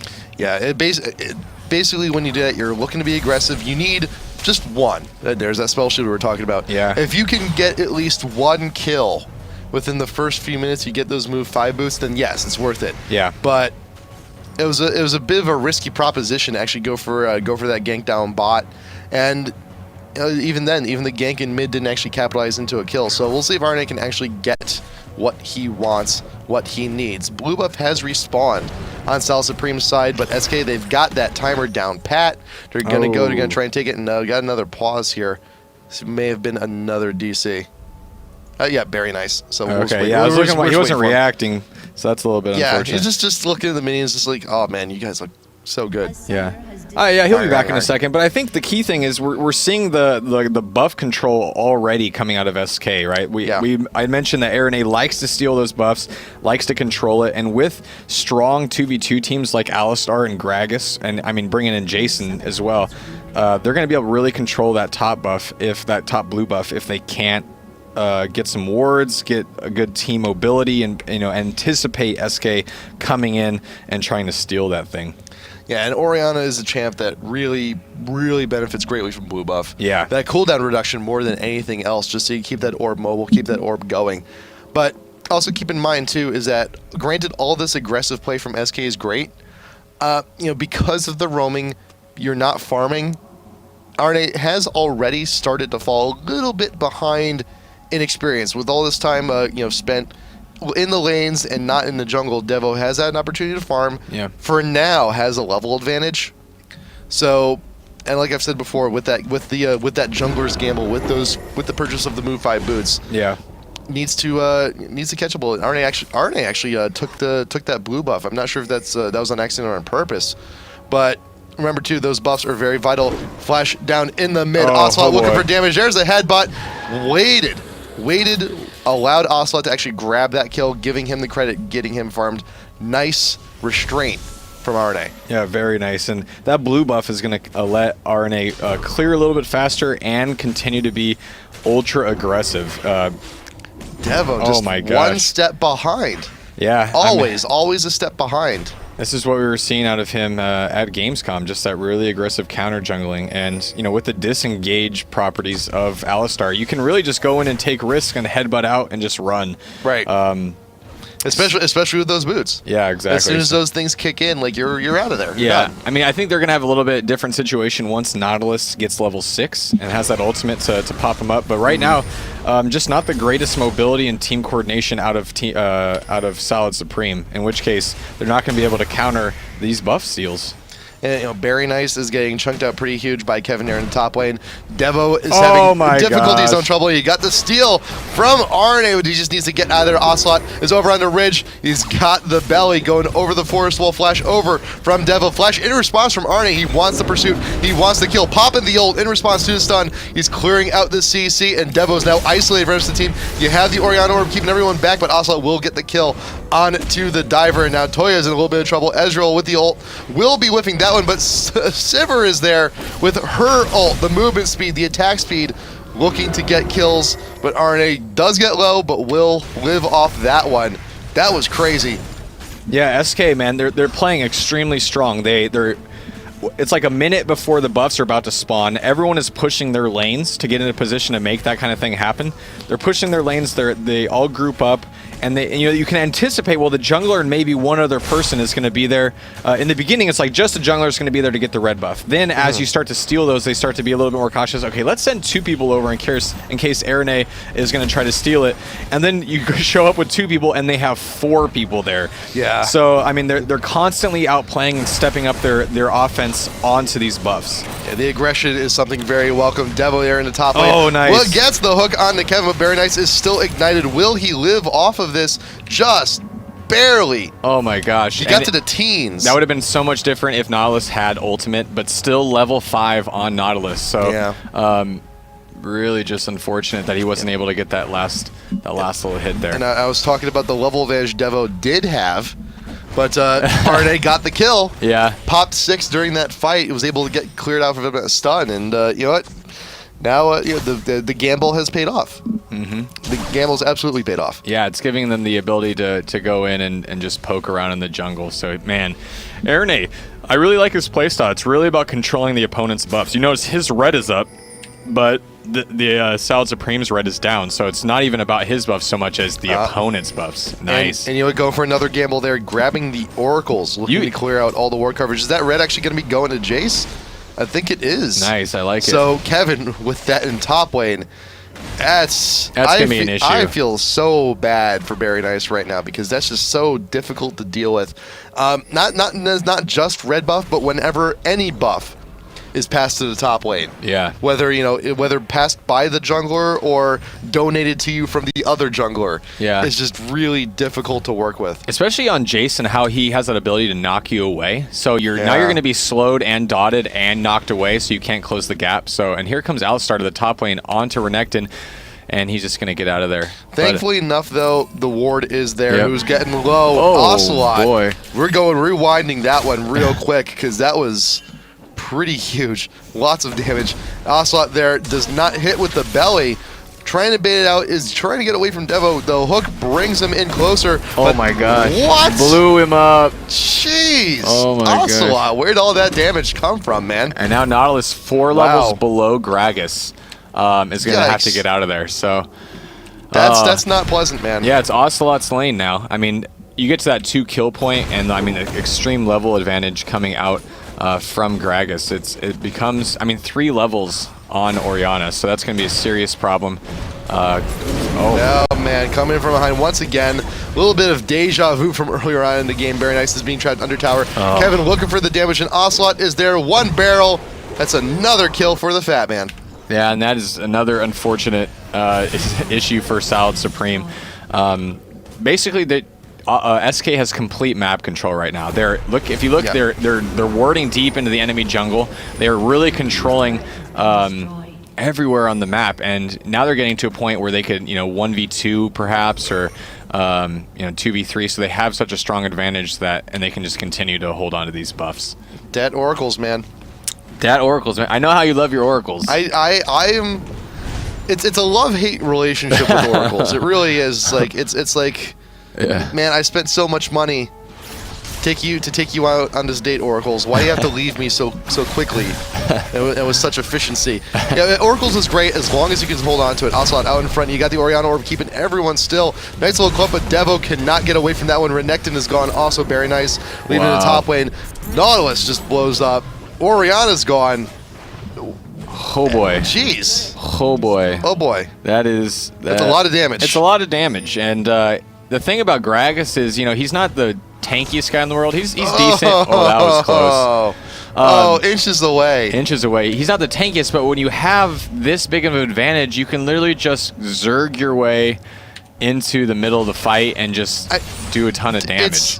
We just hit 14 minutes. Yeah. It's an 8K gold lead. Yeah, it's rough. It's rough. It is rough. Yeah.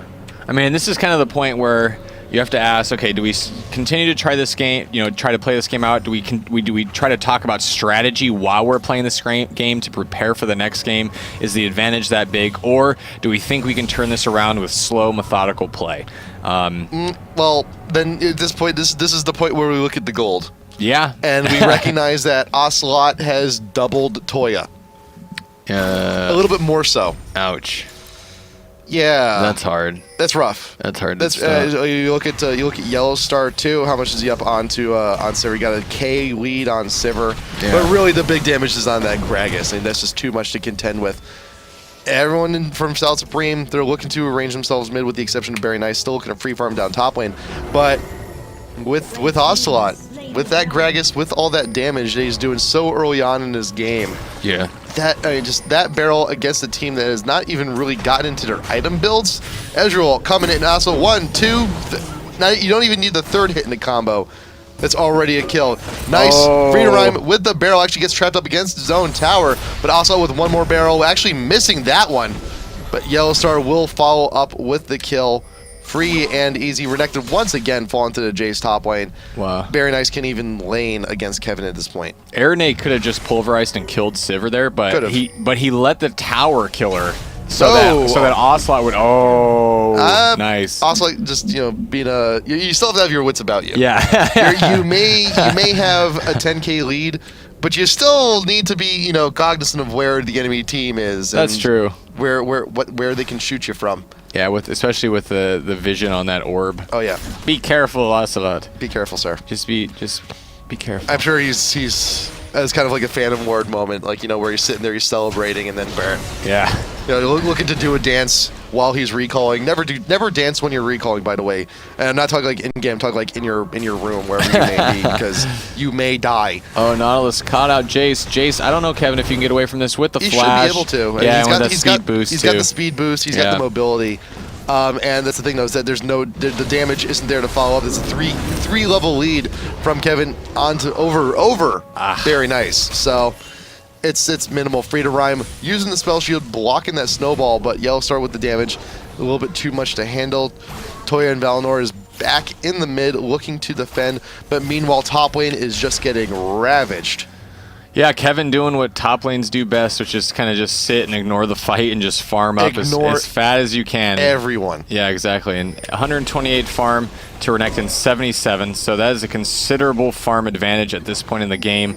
And it's not looking super great for Solid Supreme. However, I don't know if I've ever seen a comeback as big as would be needed in this situation, but that's why League of Legends is so great, because you can come back, you can play slow, you can make this a 4-hour game, and just wait till you have max items and hopefully make something happen. Araneae with the headbutt does get caught out by Devo. Wants to hold onto that Oracle's Sivir. Ultimate being popped, looking for the movement speed, but here comes Nif right in the middle of this fight. Ultimate canceled immediately. Wow, nice. Just one auto attack from the Nautilus is more than enough. Yellow Star looking for damage in the retreat, kiting everyone away from the fight. This is the bait. Looking to bait everyone away from the cow, away from the Yeti. And it worked, and meanwhile, Ocelote, he's down bot lane, getting his push on, clearing the creep wave, wants to take out that tier 2 in bot. Yeah. And he can. I mean, it's risky in that situation without wards, generally speaking, to be pushed up that far. But I mean, with the slight mobility of Gragas and the enormous lead that he has, well, we're gonna see right now if he's gonna be able to kill both these people. Exhaust down on the Yeah. Ocelote. It's a lot of damage that you want to reduce, but he waits for the finish. Oh my Look God. at that barrel. Sorry. Hold on, no. We're looking back at that once more. Yeah. So it's just the damage he's capable of. Yeah. At this point in the game is ridiculous. I had a little bit of 1-2. a doubt, but you just saw that he just took out 80% of the health. Yeah, that's just great. Just comboing the Q with the ult. That's it. I mean, I said let's watch him while he takes out both these people, and then I like thought for a second, like, no, there's no way. Well, I should just go with my gut instinct. Orianna goes down in double fast forward time. Yeah, and gotta get back to life. And SK is just taking it to Solid Supreme right now. Yeah, it's at this point the lead is just so you can't top this. It's quite large. It's quite a large lead. It's nearly 15K, and we haven't even hit surrender point yet. Yeah, it's going to be double pretty soon here. I'm sure they'll end the game with probably double the amount of gold. So, just huge level advantage, huge gold advantage, and the aggressive nature of these champions that they're playing will allow them to just dive in and kind of clean up when the team fight starts. Yeah, Devo out in front, looking to absorb some of the damage, but Jace with the shots also.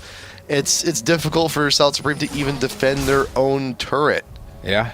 And you see him kind of just sitting back and poking.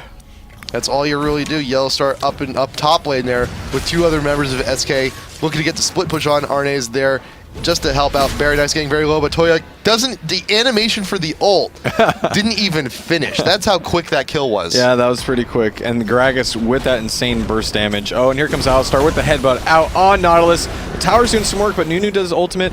Doesn't hit a whole lot of people, and here comes SK.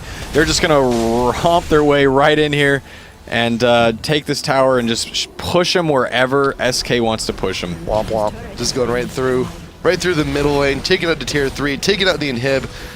The respawn timers on Solid Supreme are also incredibly low for being this early on. Popping the ult, Araneae going to be taking that turret, going to be taking that inhib also, and there you go. 20-minute mark. There's a surrender. SK Gaming showing that there's why they're one of the best in the world, taking game number 1. Holy smokes. Jesus. Jeez. Cripes, man. Key ripes. Look at that gold. I'm just shaking my head here, man. Just what's left to be said, man? I don't know, but it's 9.4K. Alistar is pretty awesome. And Alistar has to be in the right hands. He does. He really does. Usually, he doesn't farm well, so you have to spend a lot of time in lane, and if you don't gank well, then you get behind, and you really just... It's just a bad situation overall, but no, not Araneae. He just rocked it pretty hard. And you notice too, see here. You notice too, the ganks very early on. Yeah. You saw Araneae come into the mid, headbutted the Orianna, pulverize, and waited. Yeah. Waited for Ocelote to actually grab the kill. You're recognizing, okay, Ocelote, you're doing pretty well in lane. This is the objective. We're gonna get you stupid fed. And that's all we need to do. Mission accomplished. Worked. Mission accomplished. Honestly, Araneae was just going back and forth between the top and the mid, just like back and forth, controlling the blue buff as he was going back, eventually getting to a point where he was just clearing wards. He was hardly in his jungle at all. And that allowed Jace in the top to come and take the small golems, and it also allowed Ocelote in mid to go and take the wraiths constantly. So that huge farm advantage in those two lanes because Araneae was doing so well and being so successful with the ganks in mid and top. That's what happens. Yeah. That's exactly what happens. Yeah. We're going to be back in just a little bit. SK and Solid Supreme going to be seeing game number 2. We'll see what Solid Supreme can do to try and come back from this IPL5 qualifier number 3 for the EU. We'll be back in just a moment.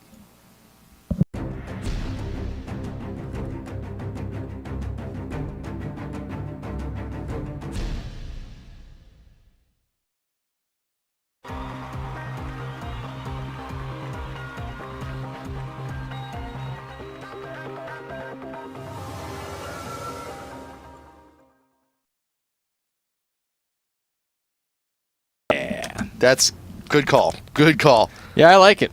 It's a good call. Alistar really controlled the game that round, so I'm interested to see what Araneae plays, and I think he has a very control-oriented style of jungling, so I'm curious to see how that goes, what he decides to pick outside of Alistar in this situation. Yeah, I'm Maokai's a possibility. Been seeing him really have a huge resurgence in competitive play.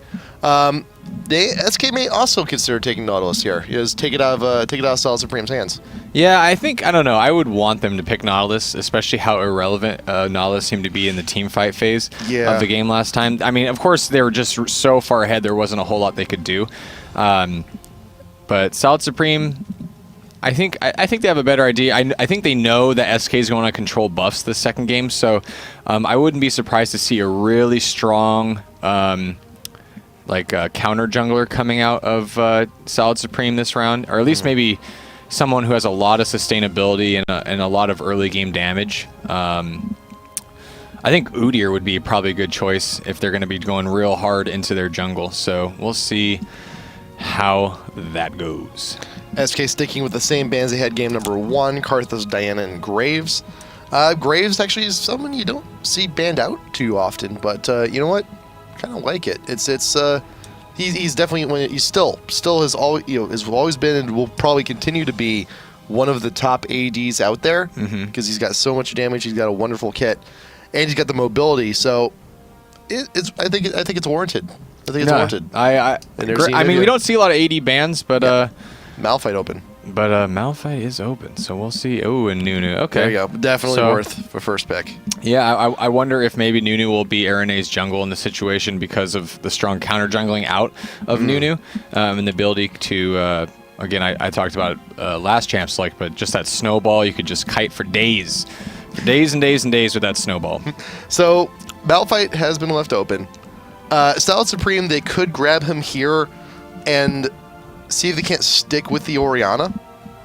At the very least, if you're not going to be doing too great in the laning phase, you'll have that synergy going into the team fights. But then again, if Solid Supreme picks Orianna here, then there'd be no reason for SK to not grab Gragas again. That's true. Ocelote plays. The thing is, if they don't grab Orianna, then I'm pretty sure Ocelote's going to grab Orianna because his Orianna is pretty amazing. And yes, it is. Ezreal and Sona right here. So I like that. That is an amazing poke bottom lane. Sona's Q, I mean, I think the range might be a little bit too far on it, but the ability to Q and then that auto attack with that power chord, she does ridiculous early game damage. And of course, with that new reduced mana on Ezreal's Q, he can just poke for days as well. So a lot of poke coming out of that bot lane.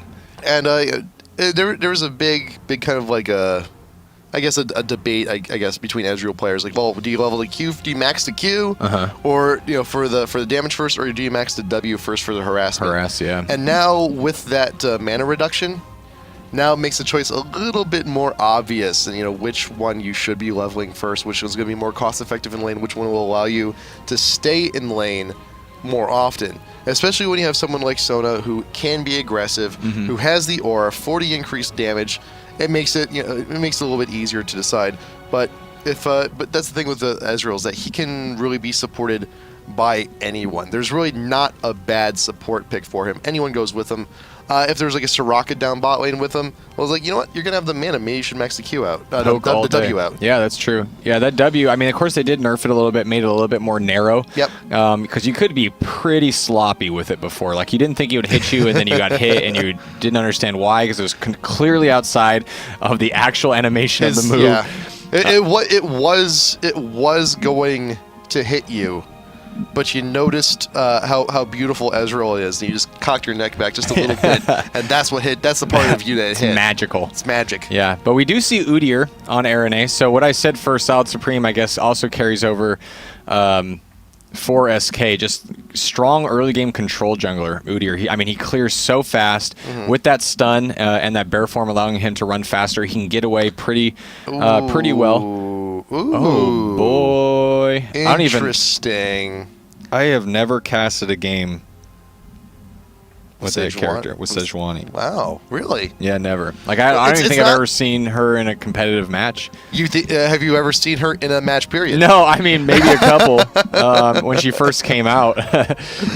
But she offers an interesting element to the match. I mean, she does. She does. Decent AOE, just the ability to slow everybody with her passive. So we'll see how that plays in this situation. But here's the thing: she provides a lot of the same things that Nautilus does offer. Very similar speed, a little bit more damage, a little bit more mobility.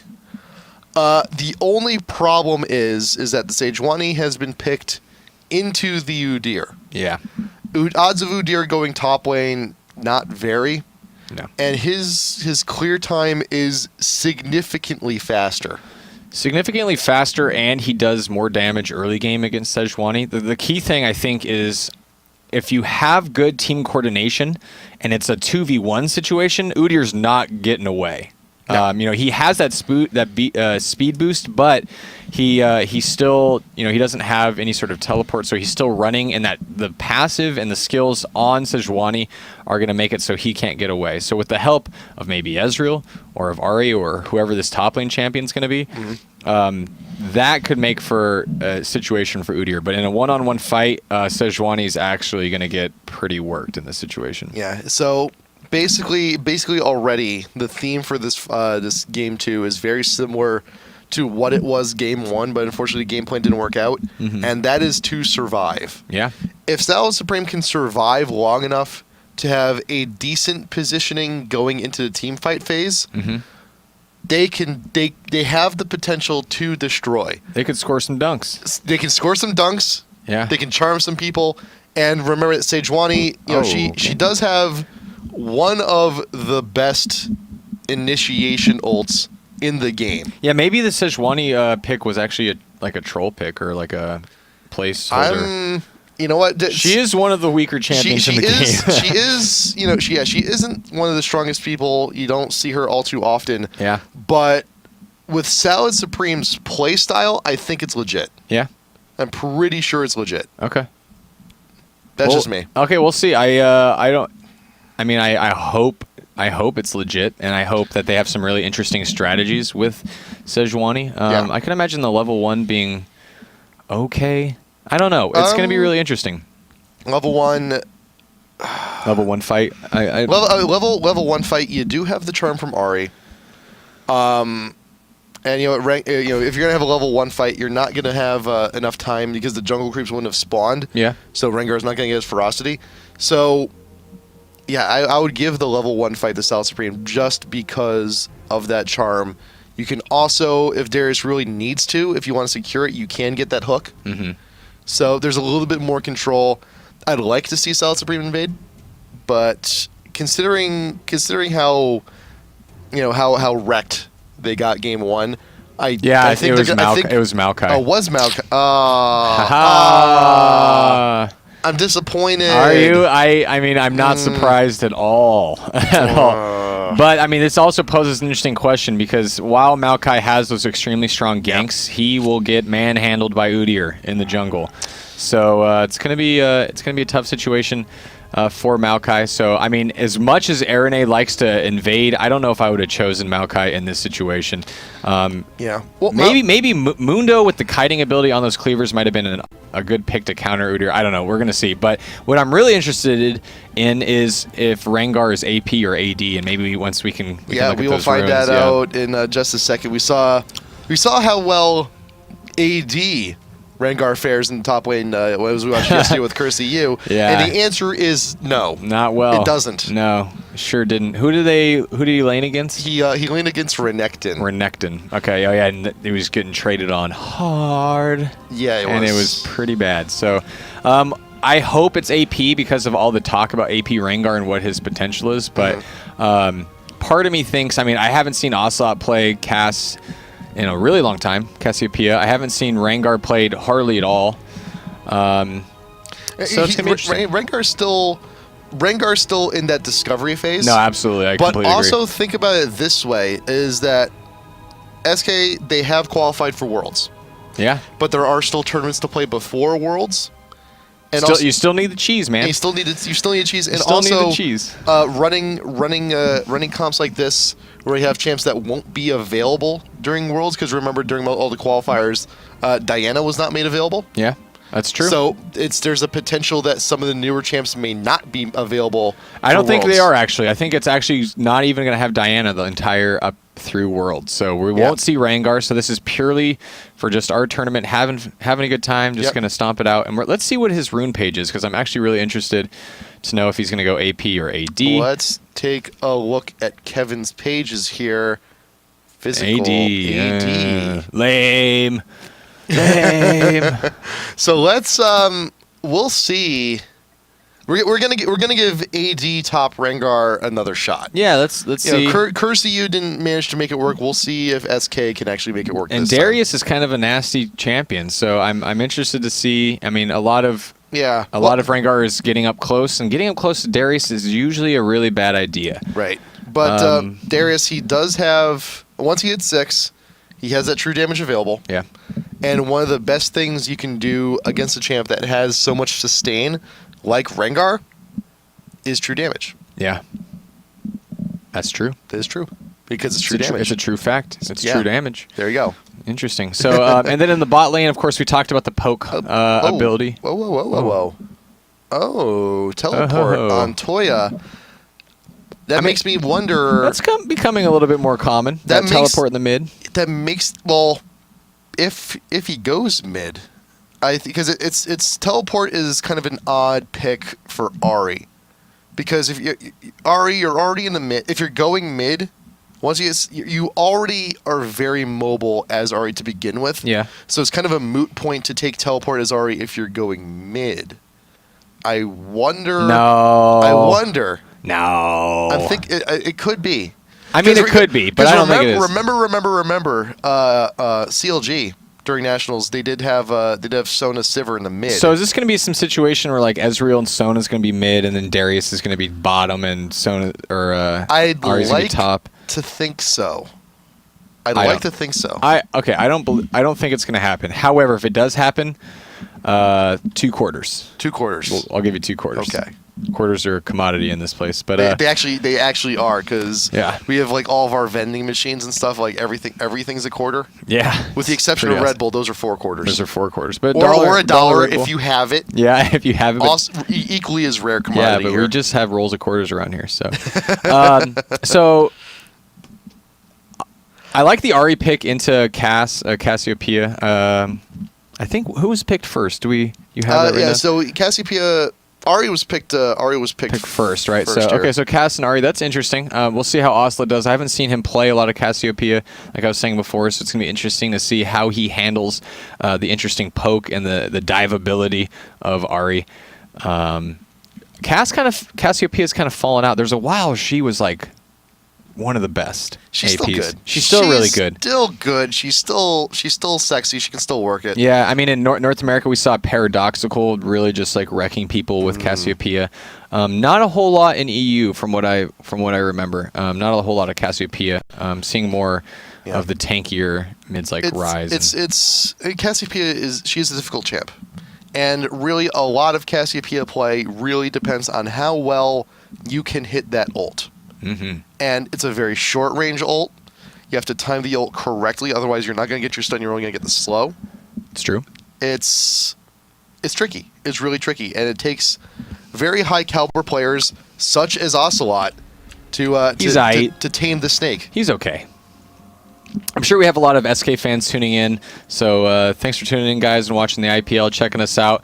If you guys missed Game 1, SK basically dominated Salad Supreme pretty hard. I mean, it was like 14-2 kills at the end of the game, 20-minute surrender, and a lot of it was because of the of Araneae's Alistar just really wrecking it. Oh yeah, fancy! Look at that. Oh man. And we're both arcade guys. I mean, we're both like you're into fighters. I was into music games, so. We both kind of. I mean, it's the whole reason I went to PAX was just to get that skin. We got the hots for that skin, man. Yeah, I mean, I could have just bought it, but no. No. I had to earn it. I had to earn it by going to PAX. So that was a really. I mean, it's such a cool skin. It really should be like a really expensive like theme, but So rad. And if you guys haven't used it yet, I mean, it changes all the way that all of her music sounds, and really trying to sell it here because it's really, really cool. And of course, Sona is an extremely strong support right now. Oh, yeah. People are leveling that Q and just, loving that early game damage. And with the global cooldown reduction that she got on all of her abilities about, I think, a month ago or so, she can really do a whole lot of damage. But lane swap, is that what you're about to say? About to say there's some lane swap action? Frida Rhyme is camping up in this tri-brush. Valinora is actually sticking around top lanes as well. Yeah. I think we're going to see it. I think we're going to see what you wanted. I think we may have Maybe. it. I don't know. I need them 2 quarters, man.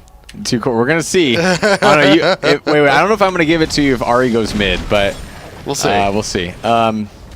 Yeah, just go ahead and clear in these wolves first. Of course, wolves first saves a lot of time for the jungler, especially with Maokai, where you can just camp those saplings early. Yeah, see, there you go. Yeah, well, you got Ezreal and Sona. They took the small golem, so at the very least, we know they're going top. Oh my gosh. And they're going to be going up facing against Rengar. Where are you going, Darius? You're supposed to be bottom. Oh, man. Okay, 2 quarters. Okay, I like this. I'm gonna tell you why. Okay. Because you have Cassiopeia. The big thing with Cass is poison, is the damage over time. Who has an equal amount of damage over time? That's Darius. Every time he hits with the ability, you get those hemorrhage stacks. Yeah. And also too, AP mid. Look at how much armor Cassiopeia has. Yeah. Practically none. Yeah. I think they're going to trade pretty hard. I don't know. I think as Cass continues to cast spells, gets those stacks up, and she can just spam like crazy, I think Darius is going to get absolutely just crapped on. Yeah. It's here's the thing though. Darius, I mean, he can struggle here, and as you can see, he's drinking those potions. He's trying to stay relevant in this lane, and if he doesn't get a kill very early on, if he doesn't, if he that's the thing with Darius is that once he gets a kill, Yeah. he can start to snowball ridiculously hard. Yeah. But if he doesn't get that kill, if he doesn't get what he wants, he does seem to struggle. And He's gonna you struggle. do have the Udyr trying to come in from behind, but he got twisted advance from Devo with the Ignite down onto Araneae, and there you go. There's the first blood. There's that kill we need. Ocelote is looking to run. The hemorrhage stacks are staying alive. Oh, got him. But Got him. BerryNice, though, will die and pass the double buff over to Ocelote. That's rough. That's a terrible Okay. situation to be in. Meanwhile, top lane pushing, but I mean, the problem is Darius, all that Ocelote needs to do is sit back and farm and poke. Right. And if you can do that, then going into the mid game, he's going to absolutely just totally demolish. Toya getting Ari. dove. Level 2 Nif with that tanking of the turret. And right now, Salad Supreme, the plan is looking to backfire just a little bit, unfortunately. Yeah, I mean, it's not completely unraveling yet. I mean, top lane is pushing into Rengar really hard. Yeah, not as this is the saving successfully. grace. This is the saving grace right now for It Salad is. Supreme. But down bottom, Maokai's diving in on. Oh, there he is. Wow. Wow. There's Corki. There's was Corki. Yeah, Corki goes down, so getting a little aggressive, trying to farm outside of, beyond the turret range, so you can't retreat through the turret or you die, and so Yep. you have to fight, and then you die that way too. So just a little over-aggression coming out of bot lane. But I think the key thing is Cass is going to be able to sit back and farm on Darius, and eventually this lane is going to switch around. Devo, Oh, Maokai. Can he get the vision? Can he get what he wants? There's the sapling for the vision, but Ocelot will actually retreat, get out in time. And you're talking about poking. Ocelot now has blue buff, and that's infinite poke from really here on Forever out. poke, man. Forever a poke. Yeah, really, exactly. It's And surrounded. And so Darius, I mean, is going to be in really bad shape. Just not going to be able to farm as well as he wants. And as Cass's skills scale harder earlier than Darius, she's going to just poor Darius. Yeah. So and also not only poor Darius, poor Ari. And this is why you don't see a lot of AP mids go into the 2v1 lanes or fare very well in the 2v1 lanes.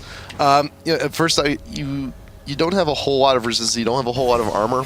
And granted, Ari does have the mobility, but that's not until she hits 6. Yeah. And there's a lot of... And Corki has so much burst damage. Plus, Yeah. you got the Nunu. It's not the best time in the world. Oh, meanwhile, top lane, Kevin's just trying to do some damage, trying to get a little bait on Maokai. Wow. Diving in on Ocelote. Ocelote goes down pretty quick. Whoa. And Maokai, of course, I mean, such a strong ganking champion. Oh, and Kevin, what are you doing in top lane, man? Toya getting a little dove once crazy. again. Also, may live, but Here here comes comes Maokai. Maokai. But will we get here in time? I'm not so sure. Ignite going down Yellow Star. Another kill on Ari. So now I think Salad Supreme may want to reconsider putting Ari elsewhere. I mean, we can notice here, Yellow Star is level 5 to Ari's level 4, and she's a solo lane. So there's obviously a situation with farm going on. She can't get up there to the front line without just getting absolutely She's nuked down. Quadrupled. The farm is quadrupled for Corki, in addition to 2 kills, which is another 20 creeps worth each. Yeah. It's Everything that's beneficial about being a solo lane versus 2 people is lost at this point, Yeah. and that's unfortunate. And a lot of that is because of the lack of mobility of Ari before level 6. You know, she can do a charm, but you're still going to get snowballed, or she can do a charm and you're still going to get Gatling gunned down. So it's actually kind of a bad situation. I think Ari versus maybe Rengar in the top would have been more preferable and let it be a 2v2 lane bot. And here comes the stun. Udyr diving in, but that's Sona damage and the poke from Ezreal. They're going to have to get out of here. And Araneae just not as much lane presence as we saw for him last game. Valinora looking for the poke, looking for the damage onto Kevin. But as soon as that ferocity comes up, he's just going to roar. He's just going to get his health back. There you go. See, that's what happens. Yeah, and I mean, they're trying to poke him down, but you're right. His sustain is actually pretty dang good in this situation. But the tower just, taking some more damage where they can get it. Yeah, but in consideration to how things have gone on bot lane, and when you're in a solo lane like you are here, your number one priority is not defend a tower. It's not die. Yeah. That's real. Any top lane, or if you're in a 2v1, just don't die. That's the worst thing you can do. Ocelote getting chunked out huge by BerryNice after that hook, and even though BerryNice is a full level behind Ocelote, the damage output is immense. Yeah, it is. It's a whole lot, and I'm actually quite taken back that Darius is doing this well against Cass. Of course, a lot of it has to do with the help coming out of Maokai, but look at Kevin, man, just going in, doing some damage and backing out, really doing well in this 2v1 situation. A lot better than Ari is, sad to say. Araneae with that early Oracles once again actually getting some work done. Does not opt for the move 5 boots this time around, but that's okay. You got the Ruby Crystal going to be working towards that Heart of Gold pretty quickly. Yeah, and just Sona just kind of going around warding, playing it safe, doing the right thing. And Darius looking to roam a little bit. No, just checking things out. Cass, though, needs to be really careful. Ocelote maybe a little bit out of position. And Darius, with that ability to grab, can actually do a lot of work. BerryNice, I think what he's trying to do is snipe out that blue. He can, I believe, he can hook the blue buff over the wall. Very similar to what Blitzcrank can do, but it's a little bit of I think it's a little bit of a more constricted area to do so. Like you can't get as much range as you normally would. But blue buff unfortunately has gone. Ocelote will be bringing that back with him into the mid. Ari with their own blue buff. South Supreme passed on to her. But considering how much Toya has died, I'm not sure if I agree with that choice. Yeah, I think maybe it's a desperation move trying to get Ari back in this game because you really need your AP mid to be relevant. But oh my gosh, they're getting Kevin, caught out. The Q and the Q, all the damage and the ignite. That's going to be more than enough for Kevin to get that kill. You do have Araneae, does die in the process, loses the Oracles. Not the best trade in the world, but can Kevin get all the damage on a free rhyme? No, he will not. Not a wise trade for SK, unfortunately. But meanwhile, in the mid, we're watching that duel again. That's fun. That's crazy. Hook from Ocelote. Nice with the ultimate, keeping BerryNice still has the hemorrhage stacks going, but BerryNice flashing on in the dunk and the poison. Dunk. Nice trade. I like me a nice dunk. Dunk's Every good. now and then, yeah, pretty good. So mid is doing ridiculously well. If you, remember back, Cass had that had double buff, and still Darius manages to perform well. That's what Darius does, man. He just any advantage you give him, he just takes it and runs. Yeah, I really like it. I think. I'm sure this comp is by design. They have Darius in the mid with all of that help from Maokai, and that combination of the grab and the twisted advance, quite good. It's pretty good. Pretty good, especially against Cass, a champion that has very little escape, and by very little I mean none except for summoners. And if you the ultimate, I guess. If you hit the ult. Yeah. If you hit the ult, because even remember, if the ult does not hit with the stun, it is only a slow. Yeah. And it's like, well, I could walk over there. but it's kind of like I can imagine like Darius like at home on his couch, wanting to get his remote. He's like scratching like this floor with the axe. Like, nah, come on, get over here. Come here, get. I need to change the channel. Is that what he's doing? That's what he's doing with the axe when he's at home. Broeder run getting chunked out huge by Kevin, but Sona is there to help it just a little bit. Nif with the ultimate getting huge damage onto Devo and Toya, but the exhaust onto the Ari Orb. Yellow Star with the juke. Devo in the bush, losing his Oracle this time around. Toya forcing out the flash, but will there be another dive this time? No. Unfortunately, Corki and Nunu are a little bit too low this time around, but the wave is pushing. Ari chooses to stay. Walk back. Walk back. You cannot recall back in this situation. Yeah, it's kind of a risky thing. But top lane, there's some major aggression coming out of Udyr and Rengar, but it looks like Ezreal and Sona did make it out fine, escaped pretty well. And Rengar just doing some good trading, jumping out of that bush like he does. And and can just, the thing is, yeah, I mean, he can get burned down, but he has so much sustain, it's just forcing them to use all that mana up. In the meantime, over at Dragon, SK gotta be taking this up pretty quick.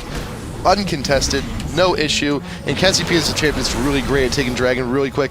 Kevin being stunned by the ult from Valinora, but it's not going to dissuade him all too much. He's not going to retreat, going to stick around in the lane, build the ferocity, heal up, try again, and you'll see Kevin repeatedly dipping in and out of the bush to get the engagements he wants. You saw he threw the bola, walked into the bush, and to close the gap, he goes for the leap because it's just quicker to do that than it is to actually just walk on over. Yeah, I mean, I'm surprised by how little damage he's taking as Rengar. Kevin is just trading really well. It looks like he's diving up top. Oh my gosh, I think Ezreal is going down. Oh, holy smokes! Just ignite. This 2v1 lane is insane, especially with the amount of damage that Sona can put out early game. You know, I'm really surprised. Oh, the dunk and the ignite. This is going to be really close. No. Yep. The last tick, huh? Very well done. Devo throwing down the ult, defending against some of the damage. You got Nif very low. You got Yellow Star very low. And Arda, can he get out of this? He's got the shield. Oh, no. Here comes BerryNice. The ult is not up, though. He didn't actually get the kill with it. But going between the towers, cannot thread the needle. Toya getting that kill. And that is a hard needle to thread. It really Let me tell you.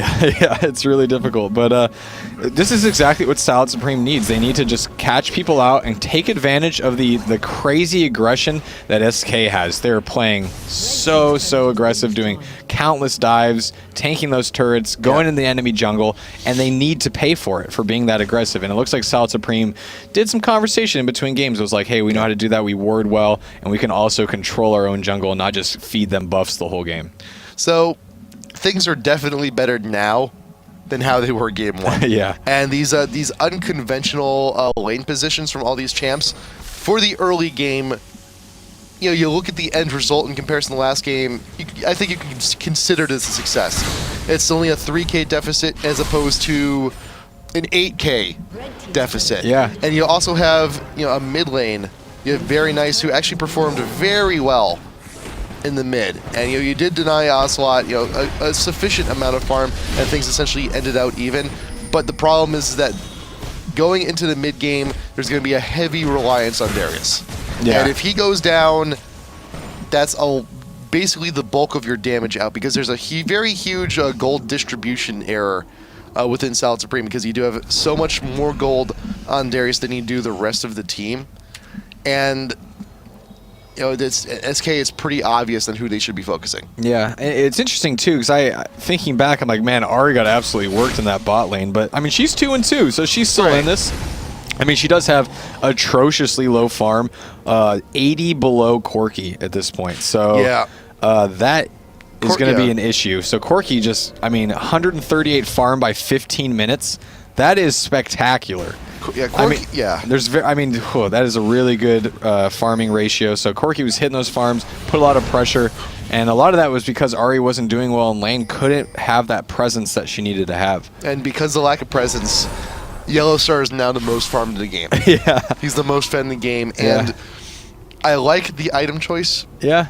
Because when you're an AD that has a lot of burst damage and a lot of potential for damage, a Black Cleaver very early on can do so much, and a lot of the team, you know, they are like notably squishy.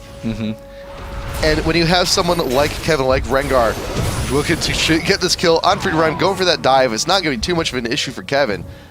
When you have someone like Rengar, who's whose damage potential, whose burst Yeah. is very high with just QQ. If you have the armor shred on someone like Yellow Star, that boosts that damage potential up immensely. Yeah, absolutely. You're right. Oh my gosh, Maokai going in. I don't know about this Maokai. I don't think there's Just a whole go- lot you just could goes- do to yeah. rain guard at this point, man. He's really tanky. He just wanted to delay him. He just Yeah. wanted to make him late for something. He has that Sunfire Cape, so he's hanging out. He's got some damage. I mean, he just gets to sit there and not die with that sustain, so he's just going to be dealing that damage per second for a Nice. really long time. I also got a note too. Yellow Star, he's juking, but like they're very small, minute motions.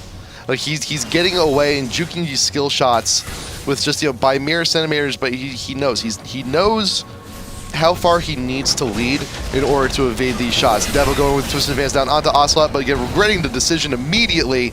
Ocelote with all that poison, all that damage, it's not going to be an issue. Kevin took a few hemorrhage stacks from Darius as he's retreating to defend this tier 2 and top. It's a 5v3, soon to be 5v4 push here. Up in the top lane, Araneae is laying in wait with the Oracles, rebot, clearing out all the coverage. But Toya, we could have a huge fight here. Sona ult is up. That could happen. It looks But- like SK is actually kind of just going to retreat. Oh no, they're just shifting around, trying to do some damage underneath, poke out a little bit. Yeah. I mean, it's an interesting situation. Both junglers for both SK and Styled Supreme, not really in this game. 0 and 3 Udyr, 1 and 2 Maokai, and it's an interesting thing when you, especially with Maokai, as you leave the laning phase and you have a really amazing ganking jungler, and you need some items to be that team support jungler that you want to be with Aegis and some of those other items. You start to feel a little bit useless, where you're diving in, you're hitting that Q, and then you're dying really quickly. So Yeah. you have to be careful, and you have to get some sort of income so you can get those team fight items, so you can be relevant and be helpful to your team. Yeah, well, this is a rough game period for both the junglers. Yeah. Because it's like considering mid and bot real quick. When you have a lane that's being killed so often and so hard, Yeah. very early on, as a jungler you consider. I remember we had Dan Din on a long time ago, and he said if you have a lane that's just losing terribly hard, it's not worth your time sometimes to even bother ganking it. Yeah. Because you're going to risk also dying. Yeah. And we saw that. Actually, we saw that early on in the mid too. Udyr passing up the buff, and then eventually BerryNice also passing it back to Ocelote, but still. Yeah, absolutely true. And yeah, especially with really crazy strong champions like Darius, where you go into gank and now you're double killed, dunked, and just it's horrible. Yeah. Oh, and You here got comes the Nev new with ultimate. the ult exhaust going down onto Darius, Araneae out in front, trying to keep him from actually getting back to safety. And there you go. There is the kill onto BerryNice. SK, knowing that the top earner from Styled Supreme is now down and out. They're looking to push, they're looking to get aggressive, and they can still continue from here, shift over the wall from Ezreal. Freedom Rhyme looking to farm, but in the SK, they're happy with their pickup. Going to be falling on back. They already took the Dragon. Now it's just a matter of where are they going to go next. They're just going to go back and get them items. Well, Udyr is do at that. least. So going to go around, take objectives, take farm, and ward deep. That's what they like to do. And control the enemy jungle, know where they are, control the map, and take objectives. SK did that remarkably well last game when they had the lead, and they're slowly running away with this game, and they're going to start doing that in full form now. Araneae going to be pushing up top lane. That top tier 2 is actually looking pretty delicious, but you need to get the minions up there first in order to take that thing out. Styled Supreme, good. I like this grouping up.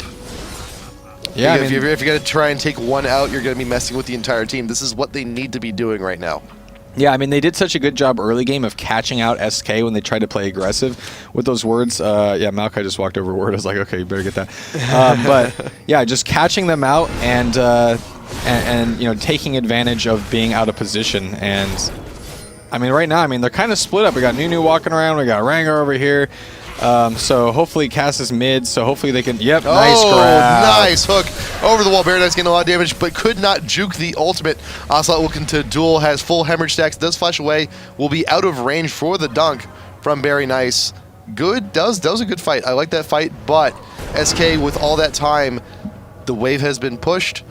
Top lane once again is being threatened. Yeah.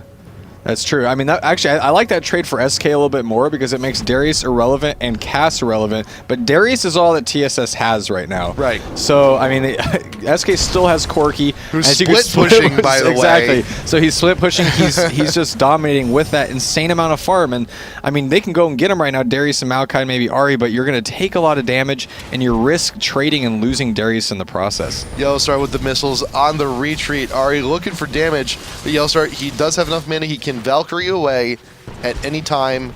Easy. Toya just looking to defend, looking to clear the wave, trying to keep the pressure out. But this push from Yellowstar is not going to stop.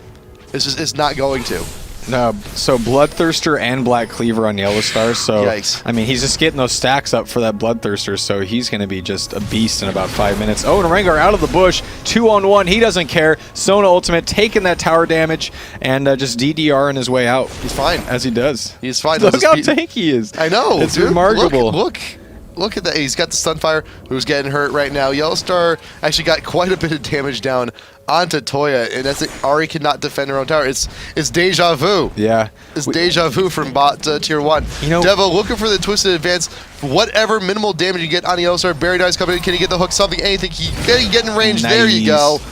Flash burned just Yeah. to get the kill. Darius, good person to have a kill on in this situation. And Wait, whoa. 3-man Baron. I like it. Wow. A lot. SK Rengar. Kevin getting the kill on the Sona in retreat. Game over for Arcade Sona.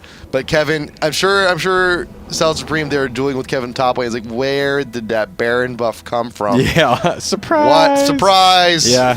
It's interesting. Rengar is using the same build that we saw out of It is the same Curse build. EU yesterday. It is the same build, but Out of Anguish, yeah. Sans Brutalizer, though. Yeah. Oh, yeah. He had the Brutalizer, but he was getting that Sunfire cape early. Oh, man. Maokai got Wow. burned down. Sorry about missing that. But, I mean, they got that, the Sunfire cape. They got the Kindle cooldown gem. reduction, the Kindle gem, and they, I mean, similarly, but actually his build did not work for him at all. And I got a few messages on Twitter afterwards, people saying, saw like, that. what was that build that Anguish was running? Now there's the Brutalizer. Yeah, so we're seeing but similar there's a build. Seal. There's a Interesting. Seal now being built. I wonder if that's because he's actually doing well. Like he can afford some of these more like damage oriented items rather than maybe having to get resists or something. And I mean, Rengar sustain in lane, he's just like hanging out with a quarter life. Like he doesn't care against like Half-Life, Sona, and Ezreal. So So crazy. it is crazy, man. But here's now it starts to make sense though, because remember that how many he has no stack. He has one stack. Okay. He's got one stack on the necklace. Okay. But now that I see it again, and then I think about it, I remember because his heal is percentage based. Wait a second. You got the Swiss advance from Devo, but it's not going to be doing a whole lot. You got the new coming on in. Devo will be going down very quick and very nice in retreat. You got the Hex Trigger shield up, but not reducing enough. You got Toya looking to duel with Araneae, but the shield, the turtle stance is too much to deal with for the Fox. And SK will continue that push on in. Kevin, he does have the ult available to him. Oh, he is going. Oh, Leap my over to gosh. Toya, wants the damage down, will actually not get it, but more than enough to keep the Ari away. Araneae with the pressure from Ocelote, forcing everyone back. Stun in the fountain. What the hell? What is wrong with you, Ocelote? Can you just not give them like 2 seconds to catch their breath? Come on. Oh my God. How rude. That was some burst damage right there. And Free to Rhyme with the ultimate, looking for damage, looking to just clear everyone away. Ocelote does eventually go down, but now at this point, SK's just having fun. They're getting the kills, they're diving the fountain, but Yellowstar is there playing the cleanup role. BerryNice, looking for damage. Nif barely getting away, has a lot of stacks on him. Grab him. Hook him. BerryNice with the Q. I don't know. Yellowstar, Valkyrie's away. I don't know. I believe. Let's do believe. this. That's real. I believe in Come you. on. I mean, got a little speed buff from Sona, but I don't think it's going to happen. But holy smokes, that damage out of Cassiopeia right at the fountain there, that was something pretty intense. That was and pretty good. Rengar doesn't care at all. He's just like, really I'm diving the does tower, not. I'm diving the fountain, I'm diving your face. And man, Rengar, just tons of life, tons of sustain. I'm actually new perspective on that champion. Just his ability to kind of just stay in lane forever and farm is pretty good right now. Yeah. So now the build makes a little bit more sense, because whoa, got BerryNice will actually be caught out here. He's waiting in the bush. Kill them both. Do it. Kill them both. I think you can do it. I believe. Leave. Oh. Okay, now he's getting out of there. I don't know. They're chasing. Need a Already- blood boil. Diff. Oh, but here With comes that movement Ari. speed. Here comes and- Ari. Oh, he's Ari turning around laying on away him. the Grab hook, him. getting both Yellowstar and Nif. Nif with the ultimate, keeping the damage up, but no. Yellowstar will fall. Nif in full retreat. Blood boil, the movement speed will get him out of there. Ocelote not too far behind, though. Oh. Can he get a triple, something, anything? Ult going down out of Valinora. Lots of damage from the poison. Sona's not going to be an issue here. Toya, Foxfire, looking for damage. The orb, a little bit of true damage to Ocelote. He is very weak. One more shot will actually take him out, but the retreat will be done just in time. Araneae coming from behind, looking for the pinch. Can he get something there? Looking for the stun. Ari staying still just for a moment. Nif, anything, snowball, something. BerryNice is actually back. He did recall, but Maokai getting the kill onto the Cassiopeia. And at this point, SK, they're just screwing around. But look at Rengar this entire time, though. Kevin, he's looking to push the top tier 3. Does advance onto Nif, the dunk, the layup, and the alley-oop. And the alley-oop. So dunked on his face wall. Meanwhile, Rengar top lane, probably going to get nothing. Yeah, I mean, a little damage on the tower. You got So half on the turret. I mean, look at the tower hits, man. It just barely touches life. SK He's is pretty beast. SK's just screwing around at this point. Yeah, I think you're probably right. I mean, it's 17 of 15, so in my head, if I was South Supreme, I'm like, hey, man, we're still in this game, 17-15. And then we step back, we're like, actually, that means 13K gold difference. And Yeah. and it's, I mean, at that point, with the level advantage and forcing your opponent to just stay in their base, sit tight, and just play really slow, you take all the objectives, and you just, when you're ahead, what do? You get more ahead, right? So, and that's what they're doing. They're getting more ahead. They're forcing their team, the South Supreme, to stay in base and just sticking it to them. So we haven't gotten an opportunity. Now I think we'll actually have some time to discuss it, because now, yeah, to build on Rengar makes sense. Kindle Gem. Yeah. Remember that Rengar's heal is percentage based. Yeah. It's not a flat amount. And Kindle Gem actually benefits Rengar twice, because you increase the health, you increase the heal, Yeah. and cooldown reduction is vital on a champ that on a mana-less champ, a bruiser champ like Rengar. Yeah, absolutely. Stack it. It makes a lot of sense. And you Yeah. stack it with the brutalizer. That's in, Tons of cooldown reduction. Tons of cooldown All reduction. that cooldown reduction. And plus whatever he's got on his mastery CDR, he's at 25% CDR right now. Twist advance down onto Araneae out in front. SuperAZE is being popped. Nif looking for his position. Orb looking for damage, but not gonna get it. Kevin out there in front. Damage onto Ezreal, and Devo's all out by his lonesome. Nif with the ultimate will not be getting anybody, but the tree has been caught out of the forest. Hook, very nice, getting the Udyr and the Rengar, but will not be getting away from this Hexdrinker shield. Being popped, the shutdown coming in from the Rengar, and now the second Nexus turret is taking a lot of damage. It's going down very quickly, and remember, that Q from Rengar works on structures also. Toya, fun kill onto the Udyr. But the turret, the Nexus is getting too low. The Super Mini should be able to clean it up, and there you go. Kevin's just chilling out. Game number 2, the series going to SK Gaming. GG. Well, that was fun little. That was a fun little set. We That saw a was lot a of fun cool set. stuff. We saw some Alistar wreckage. Yes, we We did. saw some Rengar sustainability in that top lane, that second game. That worked this time. It worked this time. I mean, no offense to Angish, but Kevin played a better game in this situation, and Yeah. just showed us the power of Rengar, just that sustainability, the defense, damage.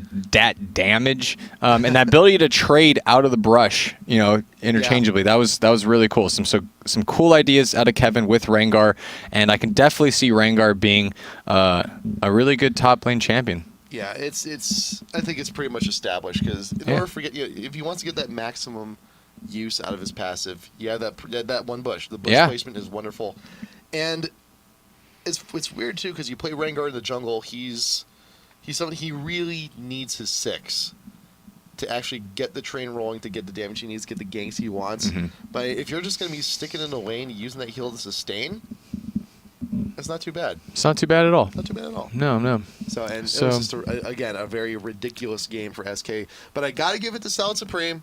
They had a really good strat going into that game. Darius was actually doing really well in mid.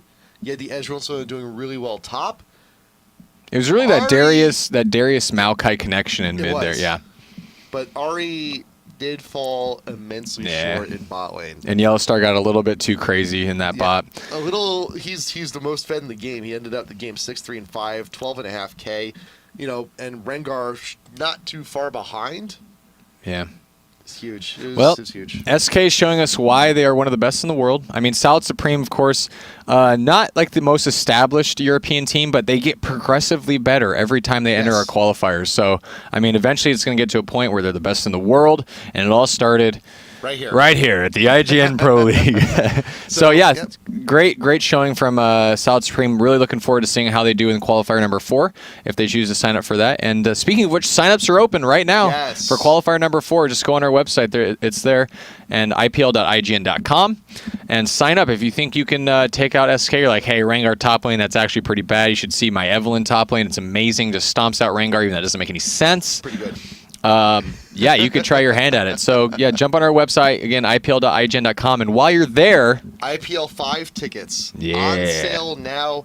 They are, right now, the cheapest they are going to be. The price is only going to go up from here. The more of them, eventually, the closer we get to the date, the price is going to go up. Yeah. So if you're going to get them, you might as well get them now. We got some great packages along with those as well. Yeah. If you want to get the... If you're nerd baller to the max, want to get that VIP package, you'll be able to watch a group stage. Yeah, and if you're a European viewer and you're like, I've never been to Vegas, this is the perfect time. There is nothing like Vegas. Similar to how there's nothing like hot dogs cut up in mac and cheese, there is nothing like Vegas. There's nothing. Yeah, well, I had a joke. I'm not going to say. No, just leave it. Anyway, guys, it's been fun. I'm Nick Allen. You can add me on Twitter right here at Nick Allen IGN. And this is HatPerson. You can add him over here.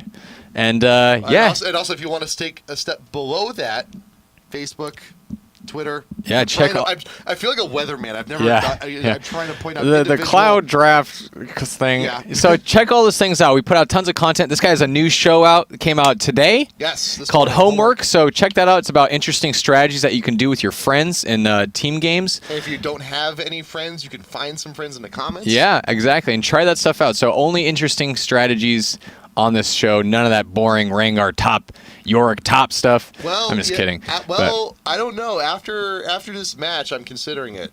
I really am. Yeah. So, and one other thing too, in case you guys didn't hear, TSM Evo, who's qualified for the North American, took the number 2 qualifier spot for IPL5. They have disbanded TSM Evo, and they're going their separate ways. Yeah. And so the qualifier spot goes to the second place team in that tournament specifically, and that is Curse. So congratulations to Team Curse. They will be at IPL5. We're going to see them in all of their glorious mansion attire. Yep. Yeah, and it should be a really good time. But until then. Until then, and SK, next time we see SK, they're going to be in the next round playing against MEGASHOCK. Oh, actually, and MEGASHOCK is now Team WinFact. They have been picked up by the WinFact organization. Remember yesterday, we're like, hey man, these guys are gonna get picked up any second. Good, and then they messaged me like 10 minutes later, like, hey, we're picked up by WinFact. Good for them. Good. So I mean, they're getting some sponsorship. They're getting known. They're a good team. So I'm excited to see how they do against SK. That's an amazing pickup, WinFact. Yeah, really. You just got so much. Yeah, so it's good. So much cred. We'll get to see them next week and see if they can prepare well for this SK invade team. And, they were worried when they faced up against M5 last qualifier. They were worried, but they got nothing to worry about. The skill is there. And the skill is there. We'll see what happens. It's gonna be a fantastic match. Yeah, absolutely. Yep, so until we see you guys next time, remember, add us on Twitter. Check out all of our stuff. Yeah. And we will be back for more IPL5.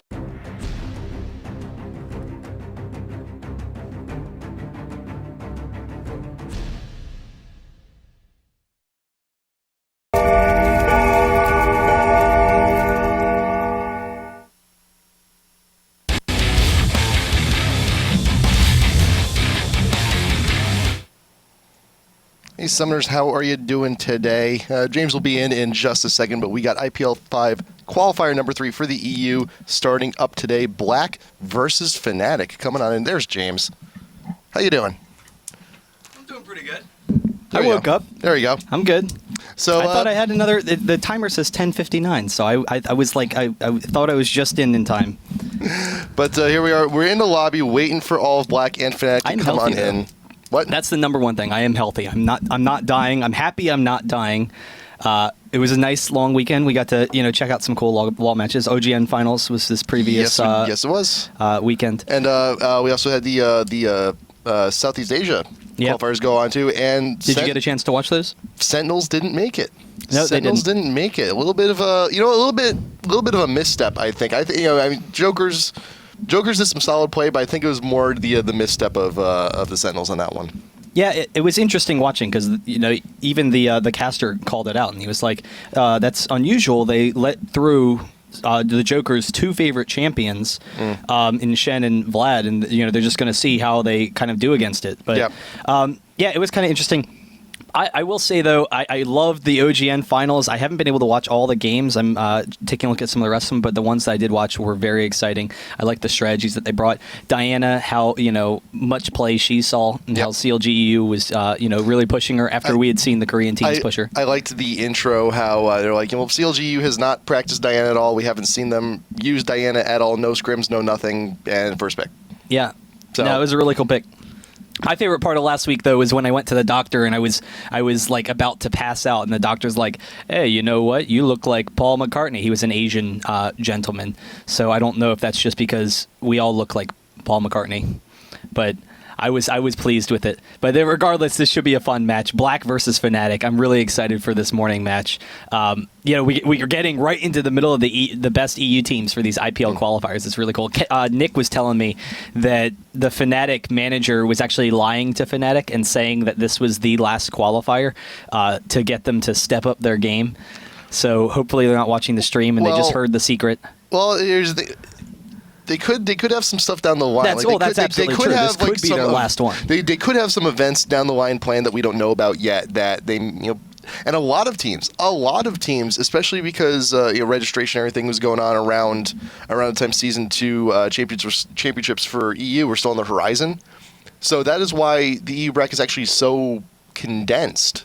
There's a lot of teams that were missing from this one, so we actually had to bump it down to round of 16 first instead of 32. We actually have full entries. Yeah.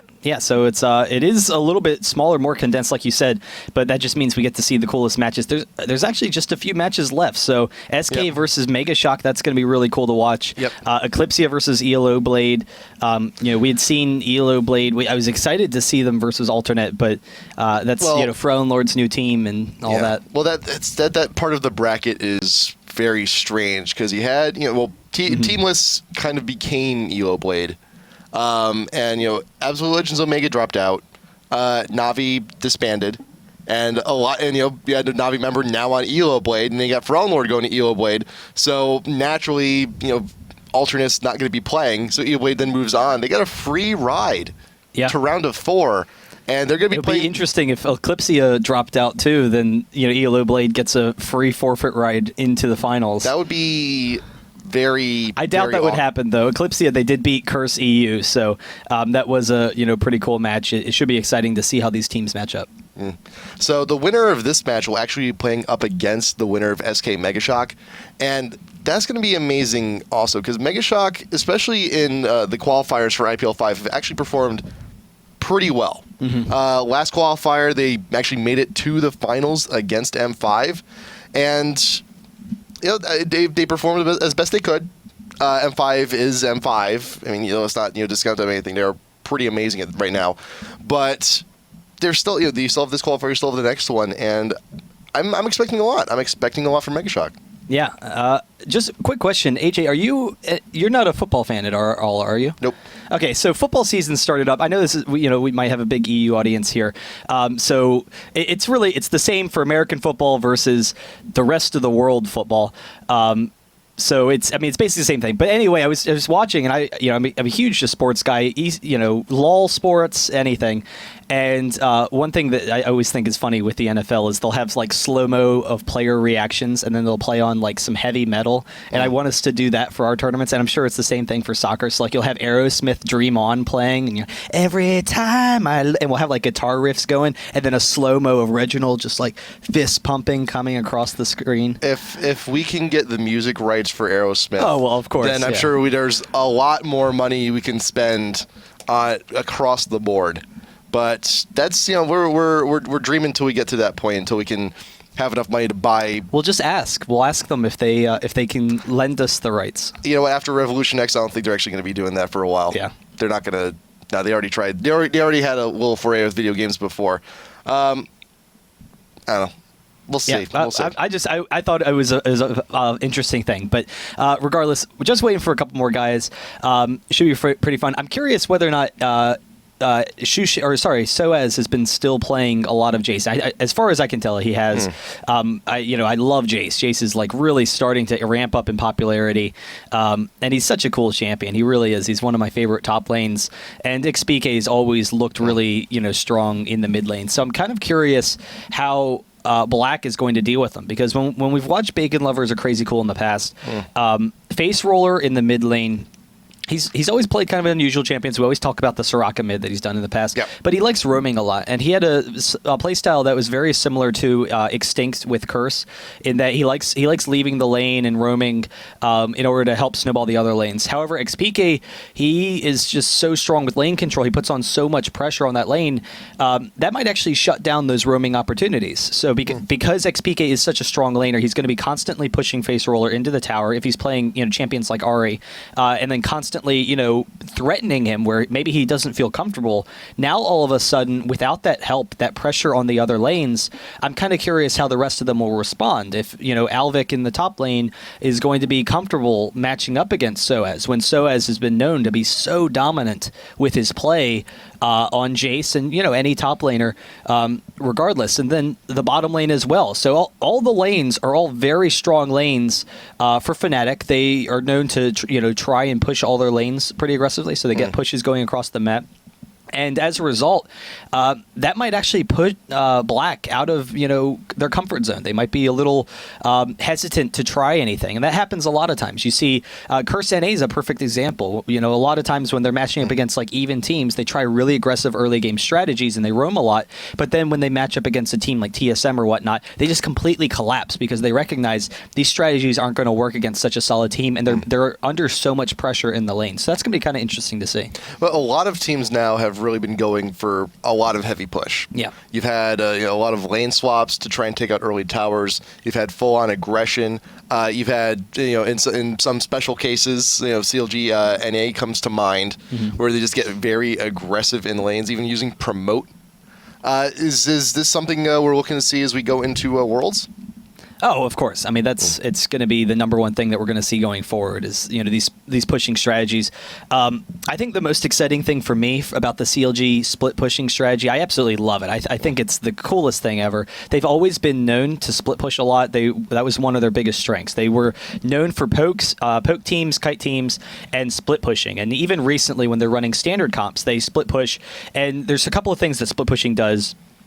If you constantly push up all the lanes, if you win a fight, then you're in a great situation to succeed. You win the fight and you're like, all right, great, we got to get to these towers because our minions are already there. If you win a fight and your lanes aren't pushed up, then it takes a while and actually wastes all of your time. So you don't have time for that. The second thing is if you lose a fight, the enemy, they don't have an opportunity to push into you. They're constantly trying to push against you. So even if they're ahead, that's great. But then what CLG's done is they've taken this a step further, and it's a very consistent style of play that we've seen from CLG. Yes, if they had an issue where if they're against a hard initiation team, then they can engage on champions like TF and whatnot and just bully their way into the base. However, early game CLG, rather than building gold advantages by fights, which is a lot of teams, you see some teams are really active about forcing fights early in the game, and they're just incredible about winning them. FNATIC actually comes to mind for that, but CLGNA, on the other hand, they don't want to fight at all. They don't want to contest Dragon. That's been their big thing in the past, because they don't. Those are risky situations. Even if it's a 3-on-3 fight, even if you're the best in the world, the other team, they're the best in the world too. And, maybe someone makes a misstep. Now, if 2 or 3 people go down, you're so far behind, it's so hard to catch up. So by pushing constantly and lane swaps, that's actually a really consistent play because it gets your team ahead in gold without taking many risks. And so lane swaps in particular, they get you team objectives while making it very easy in lane. You don't have the 1v1 lane matchup in the top where that's a risky situation where if one laner gets ahead, then the game's already over. That lane is over. So you see I think these split pushing strategies are going to be basically seen in every single match. Like it's just It's the new style of play. I think it's a very safe style. It allows you to be extremely aggressive and keep the game on an even playing field until the mid game, which is what teams have always wanted. Teams have always wanted to have mid-game fights and mid-game decisions decide the game, not early game decisions. They want to sit back and farm. They want to. That's why Dignitas, they had been very passive for a long time. They just sit there and farm and lane, and that's what this style does. It allows you to be aggressive early in the game without risking much. Yeah, I'm not a fan of. We had the snowball months not too long ago. It was just like everyone just sit back, wait. Kind of boring, really. It's not the most entertaining thing in the world to have everyone just wait until 40 minutes go by and then just attempt to just start just flopping around trying to kill each other. We did mention Jace a little bit a while back, and I've heard a little bit of rumbling from some of the pros that going into Worlds, Jace is going to be a must ban. Yeah, he's really unstoppable. I'm not surprised by that at all. It was kind of interesting when he first released. Some people were saying he was incredibly strong, but they weren't quite sure where he fit in with the team. Some people were saying that he's just not strong enough. I remember talking to some pros, and they were saying he's basically like AD Nidalee, except that he doesn't have the same mobility that AD Nidalee has. He's not quite as strong in lane. And that's kind of interesting when you see how he is now, compared with the thoughts back then. Because people are starting to figure him out a little bit more. I think people were really hesitant to play him in fights. They were concerned. They know how strong his laning is, but they were concerned about how he's going to match up in fights. When you compare with someone like Vlad or Rumble, you're like, okay, yeah, I AoE everyone in front of me. It's an obvious win for me. Or if I have a great bruiser and I get ahead in the game, I'm like, yeah, great. I jump in as the bruiser and I kill everyone. No big deal. But Jace had an unusual situation. But now we've seen with like SuperAZE, you can be that bruiser in the fight, but then back off, snipe people with your Q. You have great range poke. His range poke is among the best in the game. Building AD with the EQ combo is just phenomenal. But his big strength is that he's probably the strongest top lane champion in the game, and you don't see a lot of lanes that match up well against him. People are just now starting to figure out the matchup, and they're realizing that Jace is just such a strong laner. It's very difficult to beat Jace, and he hard counters a number of champions like Darius. Darius is completely shut down by Jace. Like you cannot play Darius against Jace. It just doesn't happen. And so that kind of overall strength. Yeah, it's pretty clear that he's going to be banned almost every game. Right now, he's already banned a lot of the times if you know that the guy is going to play Jace. It's just that you don't, and not everyone plays them, so you kind of hold off on it usually. Yeah. And in terms of matchups of top lane, of champ that we've been seeing a huge resurgence of lately, had a very popular stint right before IPL4, Aurelia coming back also. And a lot of the for a few months now. But she has been, but now it's like every passing week you start seeing just a little bit more of Aurelia. And I know like a lot of the NA teams don't really play Aurelia very much. The EU teams, a lot of them do, because there was a stint a few months back where she was the must-ban top lane. Yeah, they used to play her, and I think I don't know, the NA teams just kind of got off her. Hotshot, he was one of the guys that played her, but he's not top anymore. I thought back at Face-Off, I made a number of statements back at Face-Off. I thought Aurelia was going to be played almost every single game just because that's how strong she is. She could match up in every single game. I was a little bit surprised that we hadn't seen her, that much back then. I mean, she was still like coming back. She was still really big back then. But like you said, the NA teams, they don't really like her. I talked with Dyrus at Face-Off and I was like, why don't you play Aurelia? And he's just like, I just don't. And I think part of the reason for why people have been shying away from Aurelia is you look at her playstyle. It's a very unique playstyle. It's kind of risky in that Aurelia now, she's a very strong laner, but in order to beat people in lane, you need to be really aggressive and dive people as Aurelia. You need to just, look for opportunities to just dive on them and try and get kills and whatnot. But that leaves you out of position. So the best way to play against Aurelia is to bait out those dives, bait out that blade surge, and then, come in with a counter gank. And so that's kind of a dangerous situation. People are tending to want to play guys that can sit back and farm, be a little bit more safe, and that's completely understandable. And so, it's just that Aurelia hasn't really caught on for the most part with some of those laners. Yep.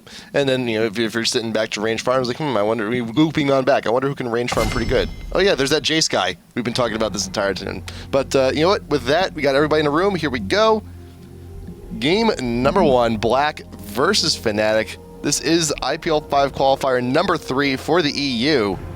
Winner here in this set plays the winner of SK versus MEGASHOCK, but we gotta get through this one first. Game number 1, Black on first ban, first pick option here. Diana and York gonna be the first two out. Yeah, so we'll see what they're going to pick. But pick me a winner, Face Roller. I wanna see something unusual. Both of these teams have brought such unusual comps in the past. They've had some non-standard play, which it's always exciting to see. So Black, they're the up-and-comers. They had a really nice showing. I'm trying to remember where was the big tournament that they had their breakout a while back. Summer Arena. No, they lost at Summer Arena because they didn't have their subs. Before then, they had a big tournament that they won. They've had a lot of like small tournaments, like the was it the Infrarolls or the Go for Lulls? Yeah, They had some of those.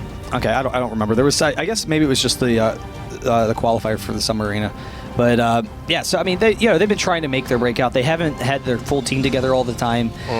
So they're all here. We'll see if that how that helps them and whether or not they can make some things. FatMamma has always had issues in every single game that we watch of getting caught out early. As the support. And that's tough. It's, you try and make aggressive plays for your team. You try and ward aggressively and whatnot. And support, because you're not allowed to buy the same, glitzy items that everyone else is. You have to go buy boring support gold pretends and whatnot. You don't get to get the boots level 1. So if you get caught out of position, it's so difficult to escape as a support. And that's kind of what we've seen. So we'll see how he's improved. Every game it seems to be getting a little bit better. But we'll see how that kind of works. FNATIC, on the other hand, they've been favorites for such a long time. Yep. Coming back into the scene, I thought they were going to take third at Gamescom. I think everyone did. I thought they were going to beat SK. SK looked really impressive there. Well, it just seems so weird. You going into the season 2 champs and you're not going to have the returning champions there. It's kind of a weird feeling, a weird inkling. It's like, but they won last time. Why are they not here? What happened? Yeah, no, teams come and go.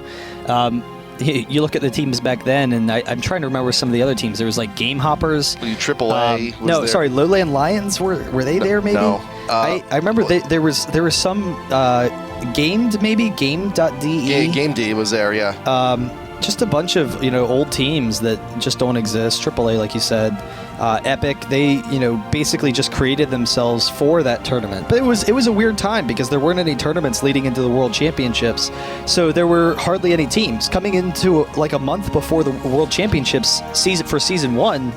There were only like 3 teams qualified. You were looking at it, the brackets, and you're like, so who's going to be playing exactly? Because there was just no one. There was TSM, CLG, FNATIC, and that was like it. You didn't know who any of the teams were. AAA might have been there as well, but everyone kind of came on last second. But so far, we had the Shen pick, and that's going to be very strong for Black. Ezreal and Nunu, which is kind of an interesting combo. That's like a devastatingly strong bottom lane. It's really difficult to deal against, but not usually a standard, pairing that you see between the two of them. But we've talked about Ezreal on stream a lot in the past, and that's the beauty about Ezreal, is that he can match up with nearly any support. Right. He's very flexible in that regards. But looking over on Black's side, though, FatMamma will be running the Sona, and that's the one champ we see FatMamma get caught out a lot with. Sona, he wants to get the Q, you want to get the harass, and all of a sudden you're a little bit far enough out of position, you get ganked, you get killed. So hopefully FatMamma is going to be okay on that one. But we've seen this before.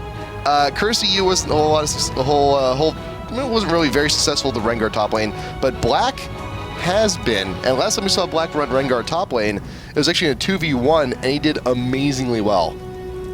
Yeah, no, it has been pretty interesting. 2v1, was this you and Nick casting one of the games that you guys looked at? I believe so.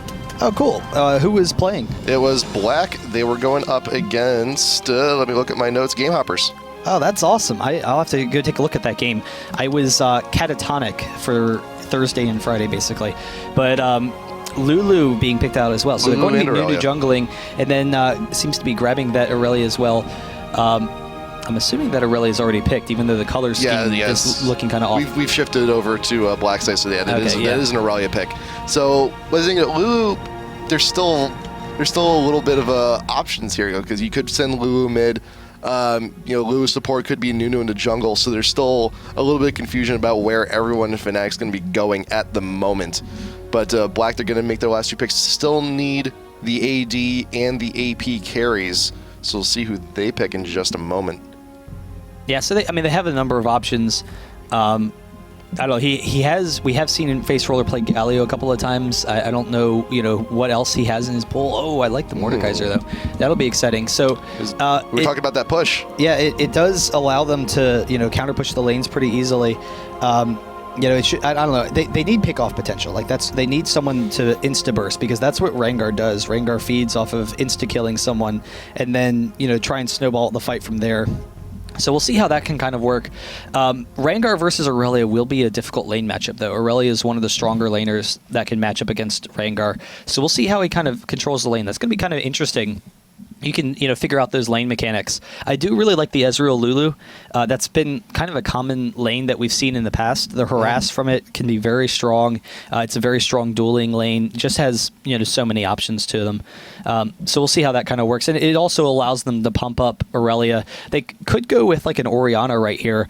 That would be kind of common, and just look for that kind of poking potential. It's again weird because it doesn't really work with the Nunu. Nunu's kind of an oddball in the team comp that they're running right here, but Nunu's just so strong in general, and if they wanted to deny the Nunu pick from Black, then that makes sense as well. Yep. But yeah, it will be the Morgana being picked on Black, so it's going to be a little bit of a passive farm, waiting for the countdown to come on in, going for a last pick Mordekaiser, seal that one in. Yeah, there we go. I like time. it. Yeah, so going with the Mordekaiser and Faceroller, they were taunting him, but unfortunately FNATIC has now won because Mordekaiser is the number 1 champ in the game. So XPK, we'll see what he could do with Mordekaiser, but yeah, that's going to be interesting. I think Lulu in particular will do very well with Mordekaiser to help him keep his shields up if he can keep his farm up. So it's going to come down to how quickly Black can be, how aggressive they can be early in the game. Because Mordekaiser versus Morg can't really pressure him that much. Like as far as lane harass is going to go, it's going to be almost non-existent. Oh, they're jungling Rengar. We've seen jungle Rengar a number of times in the past. I'm kind of curious if they were maybe going to go top, but then because of the Aurelia pick, they decided to swap it into the jungle because Aurelia is just such a tough lane for Rengar. And AP Rengar in the top lane, if you haven't seen AP Rengar, like we've seen it so many times recently, it's a lot of fun to play. Once Rengar gets items, his W, you get a double tap on his W, so it's an instant proc with his passive. You get to instantly do it. So it does a ton of AoE damage. It heals you a lot.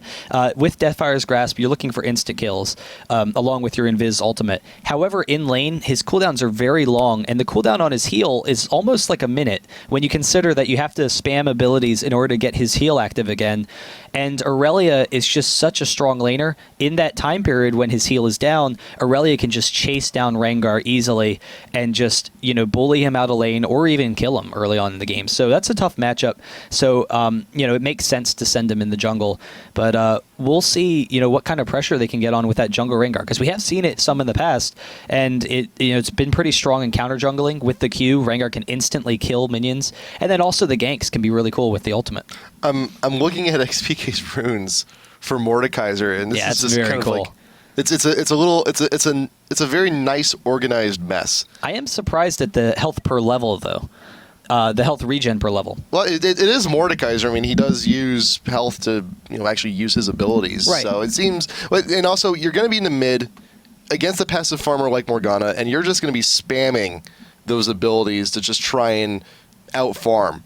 Well, and that's why I think health per 5 is such a cool thing to do, because Morgana has almost no harass, but she will be able to wear him down a little bit, so that allows him to just sit in lane and farm, which is what Mordekaiser always wants to do. But the health per level, I understand wanting the early health regen, but late game health regen, I'm not sure that it's going to be that significant when compared with the rest of his skill kit. But I'm not saying that it's wrong. This is XPK. I'm sure he's tested this a number of times. He's decided what he wants. I just think it's a really cool kind of rune page. So we'll see how that kind of works. Morgana, because Mordekaiser isn't very mobile, if he's caught out of position, Morgana can just chase him down with the ultimate and pick up kills really easily that way. So that's going to be really dangerous for XPK, particularly with Rengar in the jungle. Like they could, maybe pick up kills there if XPK is not being careful. So we'll have to see how that kind of works out.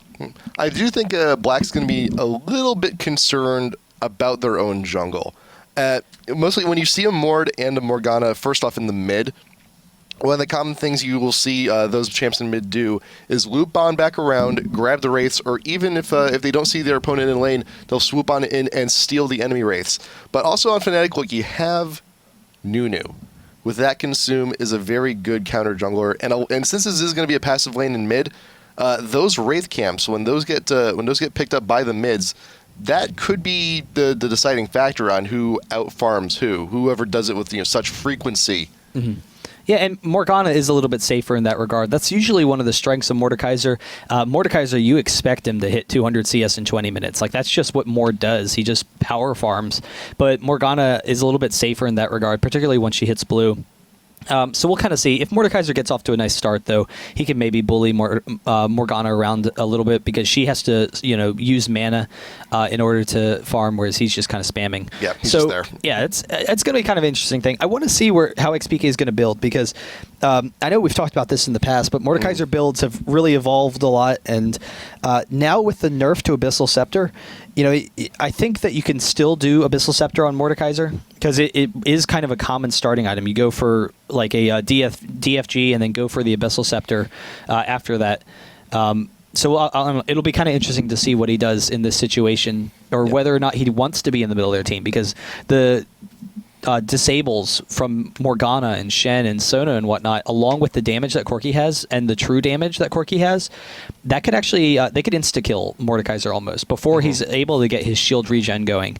So that could be kind of dangerous for him in fights. Yep. We do see, though, that in the past that when since the changes to DFG, champs like Mordekaiser, even champs like Vlad, manaless champs, if they do decide to rush for the DFG, you will usually see them run runes and masteries to give them a little bit extra spell vamp to try and make up for the loss of the early revolver that you'll sometimes see champs like this buy.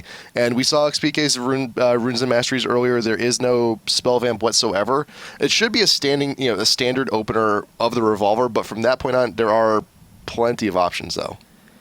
Yeah, you do see that sometimes. I'm trying to remember who we saw that ran all that spell vamp in the past on Mord. I cannot remember for the life of me. I remember the build, I just don't remember the man. It is kind of interesting, though, but I honestly, I wouldn't even get Revolver. I mean, that's why I'm kind of curious how he's going to build, because Revolver used to be such a key part of Mordekaiser's build, but at this point in time, it feels like almost a waste of gold to me. Well, and so I'd be surprised. With the health regen, though, could also be a supplement also. Right, so it's because it's just, it doesn't build really well now. You don't want to waste the money on Woda as Mordekaiser later in the game. Obviously, you're going to want it. But I don't know, it's weird because Hextech Revolver, it used to be that Hextech Revolver, you get it, and that's when you know you've won the lane. Once you have Hextech Revolver on Mordekaiser, you beat anyone in lane.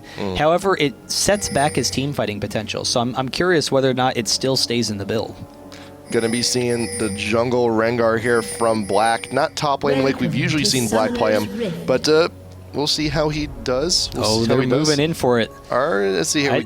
I think that's the defensive position, though, because they expect Black to be coming up on the side, and napraen. If they actually go for it, then Black is in a really serious situation here. You do see FNATIC just waiting their time in their bush. All of Black has now moved on into Side River, but whoever makes the first move is in a serious disadvantage, and there you go. You see on the side, FNATIC is all of Black coming out into try with napraen out in front, but Sina getting low. Also, napraen flashing on first blood, go to the Aurelia. Sona getting a kill onto the Nunu, but game over for Arcade Sona also. 2 for 1 in favor of 2 for 2. Wait, no, 2 for 1 in favor of FNATIC. Yeah, and Shen's in a dangerous spot too, but he's going to get out of there. The burst damage that FNATIC has is just so strong. Mordekaiser with the shield, he just bursts right into the middle of the team. Yep. Lulu and Ezreal. So that AoE damage and poke is just nasty. And Corki in particular, Corki walked out right in front, trying to get out there. Nunu was close to going down, and did in fact go down, and that's kind of why Corki died, is because he was over pursuing, trying to make sure they got that first kill, but as a result he walked right into all of this AoE damage, and SuperAZE jumped on top of him. So huge disadvantage early on. And then if you look at the summoners, actually not that bad for both teams. So all of the carries were able to hold on to their flash, which is interesting. Usually in a level 1 team fight, you expect to see a number of those carries lose the flash, and particularly someone like Corki. When there wasn't a disable from FNATIC, how did Corki, not just flash back out of there? But I don't know. It's kind of an interesting situation. I guess SuperAZE maybe was hit down a little bit. He was low health and then got the stun on the Equilibrium Strike, but we didn't quite see that. So I don't know, but the lanes should be okay as a result. Like, there's no serious advantage. There is an advantage for Ezreal having that long sword. That's definitely going to be huge, but I don't know. We'll kind of see whether Aurelia can abuse the top lane with that Doran's. Yeah. Unfortunately, the 2 kills for FNATIC are on Ezreal and Aurelia, and for why did I almost say Leona? She's not even in this game.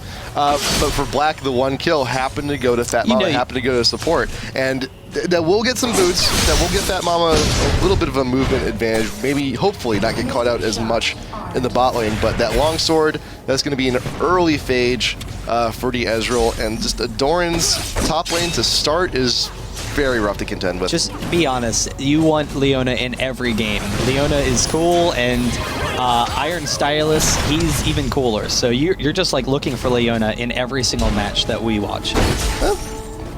Why not? Why not? But we'll see how they can pressure this right now. Cyanide, if he can kind of abuse the jungle at all. Rengar is fast enough that we shouldn't see that much counter jungling from Nunu, and he actually has a slight advantage right now.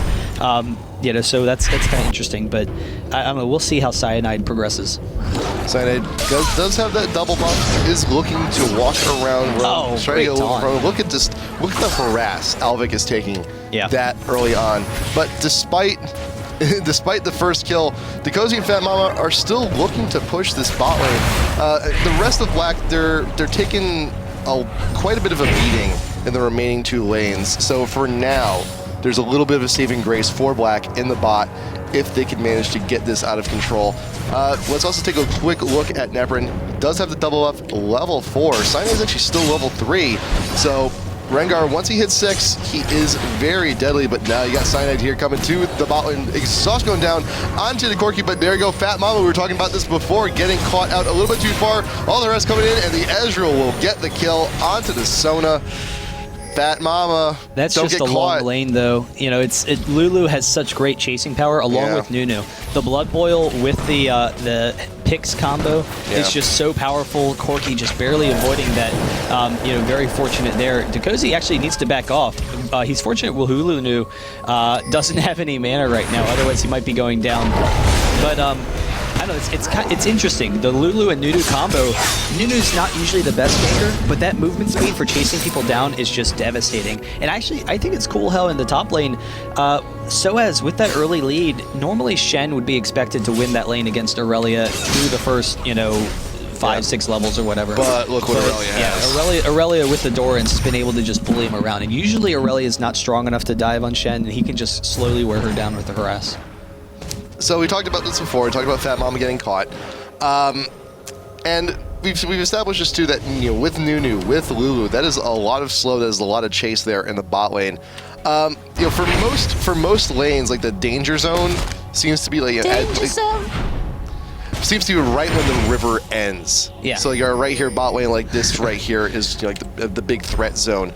But when you have so much slow, when you have that much like poke and harass coming in from FNATIC, the zone is a little bit more widened. So it was like what recommendations would you have for FatMamma going forward? Actually, you got the lead from the Wish going from napraen XP, taking a little bit of a chunk. We'll be fine though. Yeah, it is some nice harass, and that's kind of interesting how strong the ganks can be from Rengar in that mid lane, being able to dive. As long as you can use the brush from Rengar, that can be nice. As far as the bottom lane's concerned, just getting a ward in the river, and that's all they can really do. Usually Ezreal and Lulu is going to push, and they were kind of pushed at that time, so they were kind of vulnerable right there. But I don't know, I think now it's really just that Sona, it was before level 4, and Sona didn't have movement speed yet. She only had her Q and W. Now that she has her movement speed with her E, she doesn't. She still purchased it. So that's actually surprising, because I was going to say, once she hits level 4, that's when she should be a little bit safer, because she gets the first point in her E usually, and that would allow her to escape those mobility ganks. But the decision by Sona, FatMamma, to skip that, it'll leave them a little bit more vulnerable to ganks, but it will make them a little bit stronger in lane. So it's kind of a risk. It's a little gambit. I love that word. I use it all the time. But that's kind of the situation he's in. They know they're behind in lane, and rather than using the mobility, he's like, all right, I'm just going to go for this and see if we can try and pressure them with my Sona harass. SuperAZE used the ult to push the lane, clear some time to go back, buy something nice, recurve bow, and a second Doran's, and Rated waiting right there in the bush, gets some damage down on the FatMamma. The Q, the power cord getting a little bit of damage, but Sona taking, unfortunately, a little bit more than she can dish out at the moment. Cyanide going to be taking that blue for himself, I believe. Mordekaiser doesn't need it too much. He is a manaless He could be greedy, though. He could be greedy. Cyanide's going to be greedy. He's going to be a fat Yeti.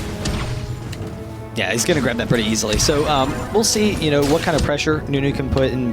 I'm kind of curious if they can continue, if FNATIC still, pressures the bottom lane, if they might go after the Dragon as a result, since Nunu is pretty safe on Dragon.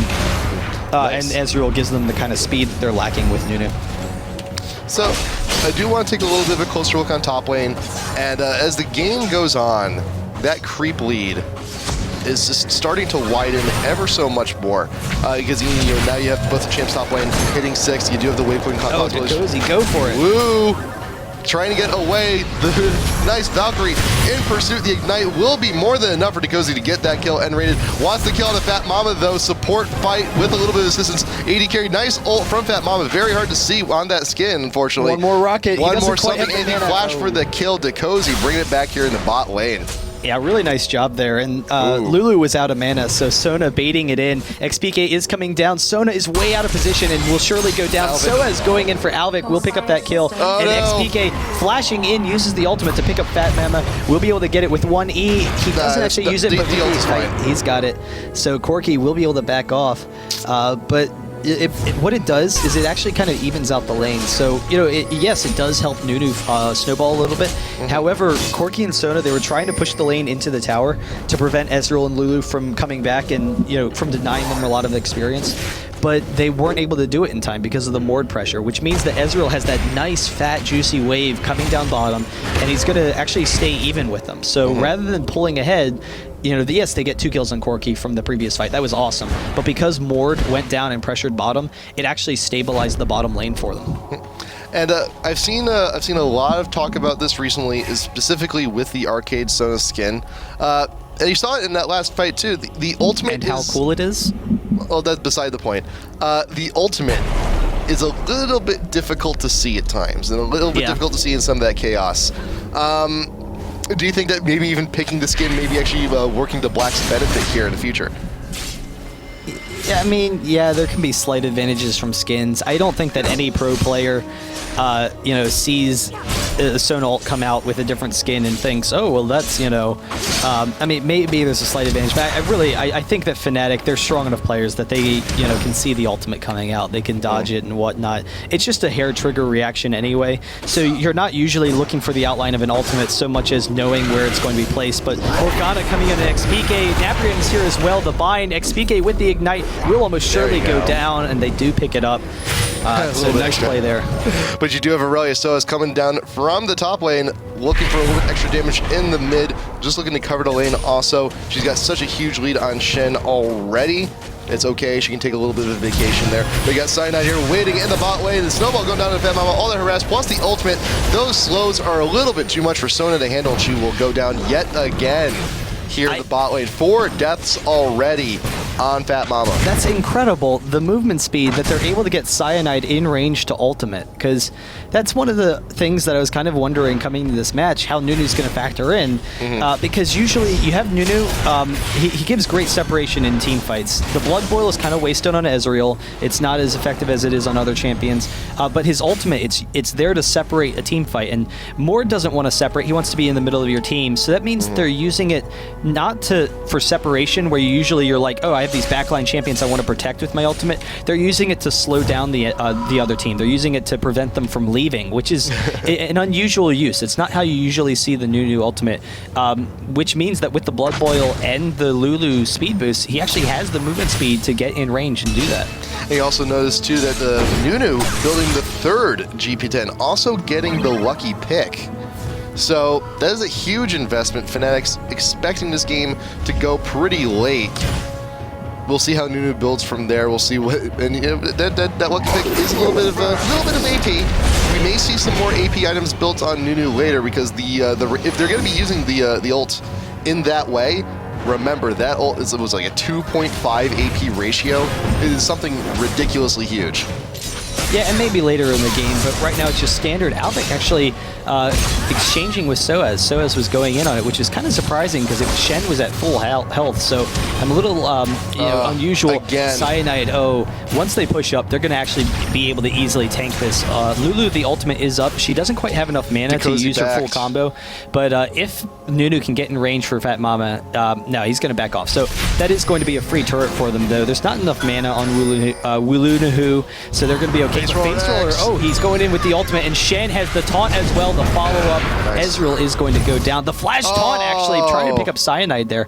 They will back off. Nice flash in response from Cyanide, just like on the cusp of that taunt. Barely gets out there, but nice combo with Morgana and the Shen ult. There is the positioning. XPK is peeking out just a little bit. Are they going for Dragon? It looks like they are, but is caught out a little bit. Taunt coming into Soda ult to top off everything on there. diqozoY going down, finding to go with it. Also, Faceroller just trying to get away, cannot get away from SuperAZE. Now in the middle of the fight in the 3v1 situation.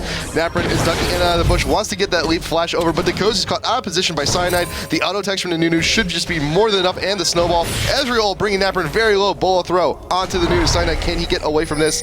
He's got the blood bow, he has that movement speed, but will get out of there. That was actually a great situation for FNATIC. Really nice play from them because that was Black. They had put themselves in an excellent situation to get that dragon and pull ahead in gold, or at least even up the game, because Corki had just come back from respawn. So Corki was full health coming into that fight, but Corki split from the rest of the team and actually kind of made a poor decision there because he chased off Nunu, whereas usually you see Nunu chasing off the AD carry. Yeah. So as a result, they didn't have quite enough damage to take down Aurelia. Most people from FNATIC were able to get out of there. They did get one kill, but not able to get quite the follow-up that they wanted to. And so it's kind of interesting that even with the mobility that Sona gives you, usually Sona is one of the best chasers in the game. They aren't quite able to, finish off on FNATIC. Still not a single point in the E, which is... we were talking about it like level 4 is like, oh, that's odd, but now FatMamma's level 8, like dedicated, is like I'm kind of slow. I'm kind of a little bit lazy right now at this point. And I think his thought process is that the enemy team, they're not looking to have these big team fights anywhere where they're going to need to kite. They're really just looking to harass, exchange, toe to toe. You saw in the previous fight, I'm not sure where the movement speed would have really helped them. Like, there wasn't a situation where it was like, oh, they need to be chasing down FNATIC, because once the fight had started, FNATIC was kind of stuck there. But in the meantime, XPK, he is kind of caught out. We'll walk through the ward. We'll be okay. Not a whole lot more. So I think FatMamma, his thought process is just that, they're not fighting right now for the most part. He just wants to be able to win his lane or put as much pressure on his lane as possible. And having the QW does that. napraen coming in, though. Ezreal is stuck, but throws off the ultimate. And Corki coming in with the Lulu ultimate. And there's the leap back from napraen coming out of the brush. Will be able to pick up that kill. Really nice job. Nice heal, and he also had the double buff. That's a very dedicated fight, because if napraen entered that fight relatively low with the double buff, passing that onto the enemy team could have been devastating. But we'll be fine. Still unaware that bottom bush is warded, though, so Lulu and Rated going to be a little careful until the Rengar leaves. Taunt away from Alvik to get away from some of the rest from SuperAZE. But also to note, look at mid, look at the difference in farm. 127 to 176. We're talking about the 20-minute 200 farm on Mord. He's going to surpass that greatly. Yeah, no, look at this. Mord is a free farm, so he's definitely going to be very strong as the game progresses. That's probably going to be the biggest threat for FNATIC, whether or not they can deal with that. SuperAZE easily backing out of that turret.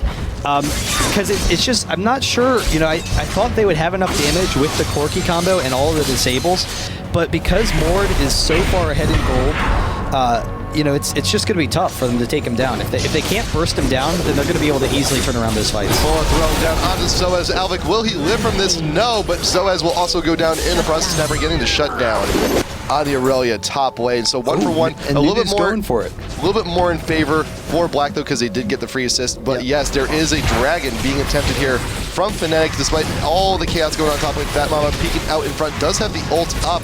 Dragon getting very low. No, there will not be a steal. You do have the Nunu with that consume. That's a lot of true damage onto a neutral minion. And now here comes the poke. Here comes the slow. We've seen this before. Cyanide with the ice ball onto FatMamma, but N-rated is very low on mana, cannot follow up on the harass. And the slows are just, it's so difficult for them to chase. Mord is a little bit out of position. They're actually trying to grab him there. The bind does not hit.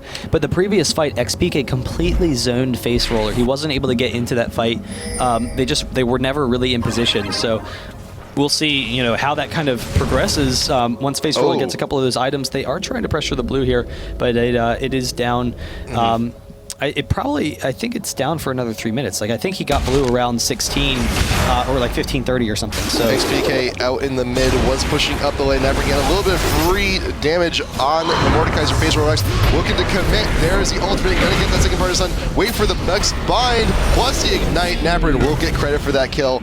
Nice pickup in the mid. Yeah, just barely enough damage, and having the stun on the E off the passive on Rengar is definitely really nice because he was able to set up Morgana for that nice kill, and they're able to chain stuns and chase him down. So we'll see how that kind of progresses. Ezreal is a little bit low on mana, so Corki might actually be able to pressure this and try and get this turret.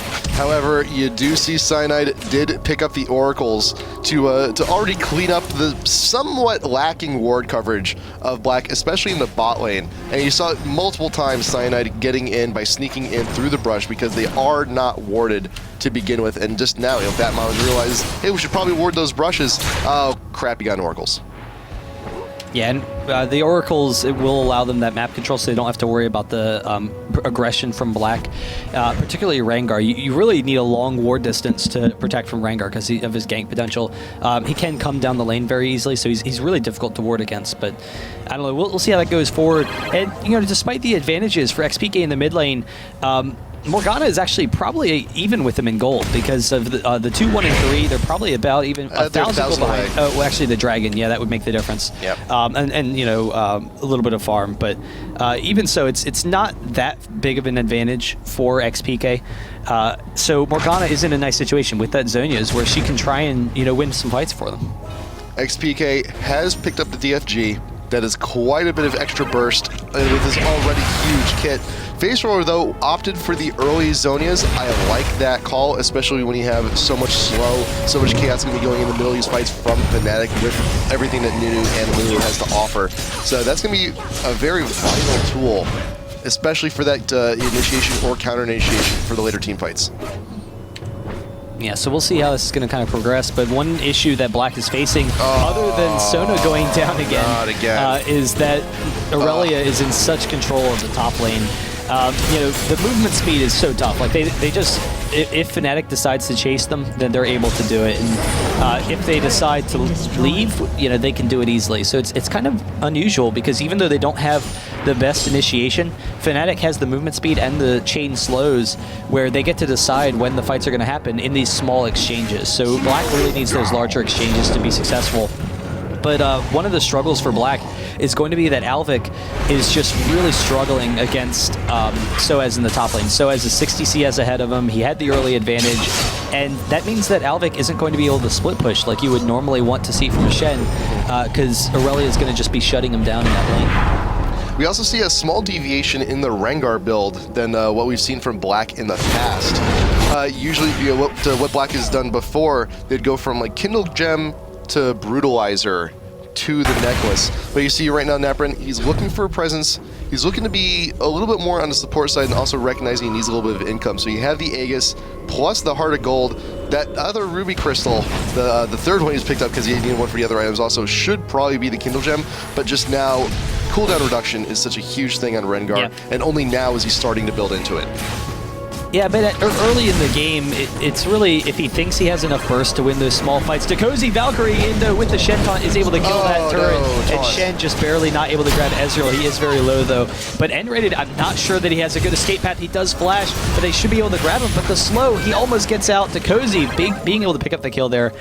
Nice coordination. So the cooldown reduction for Rengar is huge for both the ultimate and also in team fights. All of his abilities can have kind of a long cooldown. But early on, if he's only definitely planning on, you know, if he knows he has enough damage to burst someone down where he doesn't need to get a cooldown reset, then it's not as big of a concern. And he has very gold efficient items. All of his items, they're very, you know, cheap. They give him, you know, a lot of options. So that's definitely a really strong build. XPK trying to kill Faceroller here. Rengar coming in, trying to get the follow-up. The Zonias to prevent some of that ignite damage. And napraen can barely take that kill. So really nice job. May still go down. No, 30 health was one tick away on the ultimate from death. And that good call. Yeah, good call on that Zonias. Yeah, really cool play. So it is interesting, even with a 4K deficit for Black right now, they're the aggressors. They're bullying around FNATIC and looking for their opportunities to, you know, come back in this game. N-rated seems to have a little bit of a DC problem and the worst possible time. Wow, Black, they are just going for it. That's gonna suck.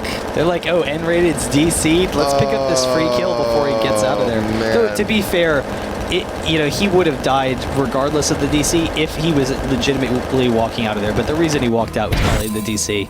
Can we go back to the very beginning of the game? Because I'm curious what the order of the items was for Mordekaiser. Remember what happened Like last 5 time? minutes? Remember what happened last time we did the rewind? What do you mean? How the game froze and we couldn't get back in. I don't remember that at all. That sounds terrible. Yeah, last time we did like a massive rewind when we were paused, like we couldn't actually get back in. Well, that's because the game was over. Right, I'm not taking that risk. That only happens when the game is over. I am not taking that risk. Well, real quick. Well, there, you just did it. You've ruined us. You've doomed us all, AJ. Fine, okay, all right, I'll quit. I'm putting the game after this. You were so close. Revolver, lucky pick. I know, but I wanted to see the order because we were so close. So it's interesting because he was scared of the burst damage, and he went for the revolver second. Okay, so I thought that he had gone for the pick a little bit earlier, but I actually didn't notice that he went the Negatron Cloak first, which was kind of interesting to try and protect himself against that Morgana burst. And it's worked for the most part, though he has gone down 4 times to that Morgana Rengar combo. But also keep in mind that he did a lot of invading to swoop in and grab the Wraiths. Yeah. So I think that also there's, you know, when he goes in, he wants to be somewhat protected because that does leave him vulnerable for a little bit of harass, not enough necessarily to get the kill. But he wants to be able to return to lane semi-healthy. And as the pause comes on in, we also do see the other rod. So that will be an Abyssal very soon. Does he have the gold? He's very close. He's 200 gold away from finishing the Abyssal. Yeah, that's going to be incredibly strong. That's kind of the standard Mordekaiser build now. So, you know, that they can kind of bully them around with that. I'm curious whether or not the Blood Boil and, you know, whatever combo... Lulu combo is going to be strong enough for him to not be kited, because that's the big issue with Mordekaiser usually is that you can kite him pretty effectively. But we'll see how they go. He's dead. Like he's instant dead. There's nothing to do there. There really isn't. But his flash is down though. He used his flash. So I think he might have actually walked out there, unless that's a glitch. Maybe that might be a graphical glitch. No, he did. He used his flash. So before he DC'd, I guess he used his flash to try and get out or something. Yeah, but they do take the turret though. With that unfortunate turn of events, SuperAZE coming in from the top lane, the exhaust going down. Anti-Rolly was not going to do a whole lot, and once again, FatMamma caught without mana, nothing. That tower, SuperAZE can just tank it like it's no big deal. Double kill for the Aurelia, following up on the unfortunate accident that was the Lulu kill in the mid. A little bit of revenge for FNATIC there. Yeah, SuperAZE is one bad Mamma Jamma. You got the race. I'm trying to remember the rest of the lyrics. Never mind, I won't go on to it. But yeah, so we'll see how they can kind of, you know, if FNATIC can pressure their advantage and try and bully them around. They still have to worry about the quick burst potential. I love that game over on the Sona Death. That's so cool. They still have to worry about the quick burst potential, you know, from Morgana and Sona and Rengar to just insta-kill some of their carries. And Black actually just being extremely aggressive. I love this, that Black, you know, even though they're behind, they're looking to come back. And you need to make plays to come back. So they know they're not going to make it by sitting in their base. Yeah. So being extremely aggressive, I really like that. But they are caught out. Caught here. Nice spread. Nice split from all Black. Taunt over the wall. Good retreat path. Is like you will sometimes see a lot of teams just like, well, if we're gonna get out of here, let's go leave together. and that's usually the wrong call when you have 3 champs. They do have this, they do have limits of mobility and CC. Nice win. Shen was taught on the walls by SuperAZE going in once again for the kill on FatMamma. Shen Shield going down onto Sona just for a little bit extra protection. Does not want to see that kill. Alvik with the taunt, not getting anybody on that. But XPK is caught behind, ult down onto diqozoY. Will he still get the kill? We'll see just a little bit. He should be fine. You got Wu out back. napraen with the leap onto a bola throw also for the added slow. And now Black, despite most of their champ, their big champ like diqozoY being very low, still looking to aggress, still looking to make a difference in these small fights, and they may actually muscle out a tower in response. Very, very cool play from Black, and they're able to pick people off, individuals, and that's what we're talking about, their burst potential. Pick off an individual and then get out of there. The Shenton, will they go for it? No, they're actually not going for it under the turret. A little bit concerned about the Aurelia, so they back off. But it was interesting because Corki went with the Trinity Force, whereas Ezreal went with the Infinity Edge. So usually kind of reverse situation there. But Corki knew that they were looking for that single target burst potential. Trinity Force gives them a little bit more of that. The new armor, it does slow down Alvik. It seems just enough, but he just barely gets out of there. How has he survived? No, just barely going down to the Glitter Lance. But Corki, can he get the turnaround? He's trying to pick up the kills. We'll be able to chase them off there. They're just a little bit too fast. He's getting the rockets, but doesn't quite have it. Unfortunately, no kill is going to be happening. Well, like, you got the Shen kill and the SuperAZE kill. There's 1-1s. There's no huge swing of gold in the kills in that last fight. Shen was out though. He was not expecting the Glitter Lance. Nice job from N-Rated. It's unusual to see like such a clear example of a support just being a boss. And N-Rated getting that long range. He had the shield on Aurelia in order to get that Glitter Lance off. So really nice play there. But so they have lots of burst potential, and their main goal, they don't want to have like just a full AoE fight, because that's going to be the Fnatic's benefit, because Fnatic's just going to be like, yeah, we're all really tanky and do a lot of damage. We're bruisers. Black, they want to have these pick-off fights. They want to just be able to grab one person with the snare from Rengar, setting up the Morgana bind. Grab one person, escape, and that's actually one of the nice things with Rengar is he has that disengage. You can either use his ultimate to engage and kill someone, or you can use it to get the hell out of there. And he's kind of been using it for both. But they do have to worry about that Oracles. It does kind of shut down some of Rengar's potential. Not only that, but this is around the time when Baron starts becoming a possibility. napraen out top lane, caught out a little bit by SuperAZE, trying to get away as best he can, looking to meet up with the rest of his team. Alvik is split off a little bit. XPK and Facerollerx melts before the ult even really happens. You heard the sound, but the cooldown has not gone up, so just no use whatsoever. XPK out in front, but he can deal plenty of damage to napraen, and FNATIC is just dipping in and out. Damage and then out of there, and then you have Facerollerx. The best kind of tower tank in the game is a Mordekaiser Ghost right out in front, dealing a little bit extra harass on top of everything else. Nice pickup from FNATIC on that one. Yeah, but even so, it was pretty impressive that Black were able to retreat fairly effectively. But FNATIC, they're all very high right now. Aurelia did go back in base, same with Nunu. So they weren't able to capitalize on that as much as they would like to and go for that Baron. But XPK, he's going in for it. But Rengar jumping underneath the turret. They instantly burst XPK down. He knew the turret was going down, but he didn't have the options. And the Shurellias, they're trying to get Aurelia. And with the red buff, diqozoY, can he get it? Can he get that? Yes, he gets the red buff proc. But the Glitter Lance from N-Rated, it seems like it's just maybe too strong. diqozoY gets the flash. They're going to be able to pick up the kill. You got the shield, but not going to be all that good in protecting against from all this damage from Black. napraen, just noticed this now too. Guardian Alvik, Angel. get out of there. What is he doing? Alvik, he's just looking to. He's just hanging out. He's just hanging out. It's like, Nunu, man, how you doing? Have you eaten a few swords lately? If not, I think I can provide. But look at this. Yeah. There needs to be an Oracles on Black. There needs to try and just counter out the Oracles that Cyanide has. Because the ward coverage getting into this phase of the game, especially when Baron, is a very real possibility. And if Black wants to continue being this aggressive, they need one. They need to be able to clear the coverage. Yeah, it's hard to pick people off if you don't have a vision advantage. But I think they're a little bit concerned about who would pick it up, because they're all potentially going to die in these fights. Yeah. So they do back off. I love that GA on napraen, though, and you were pointing it out, but He has a lot of really gold efficient items. He's getting deep into his build, and he's pretty tanky at this point. The GA just tops it off. But the nice thing is that he can be extremely aggressive, dive in with his ultimate, and then still have that refresh with the GA. He doesn't have to worry about going down because not only is he just incredibly tanky, but he gets the revive. Yep. So I think that all that enough would be.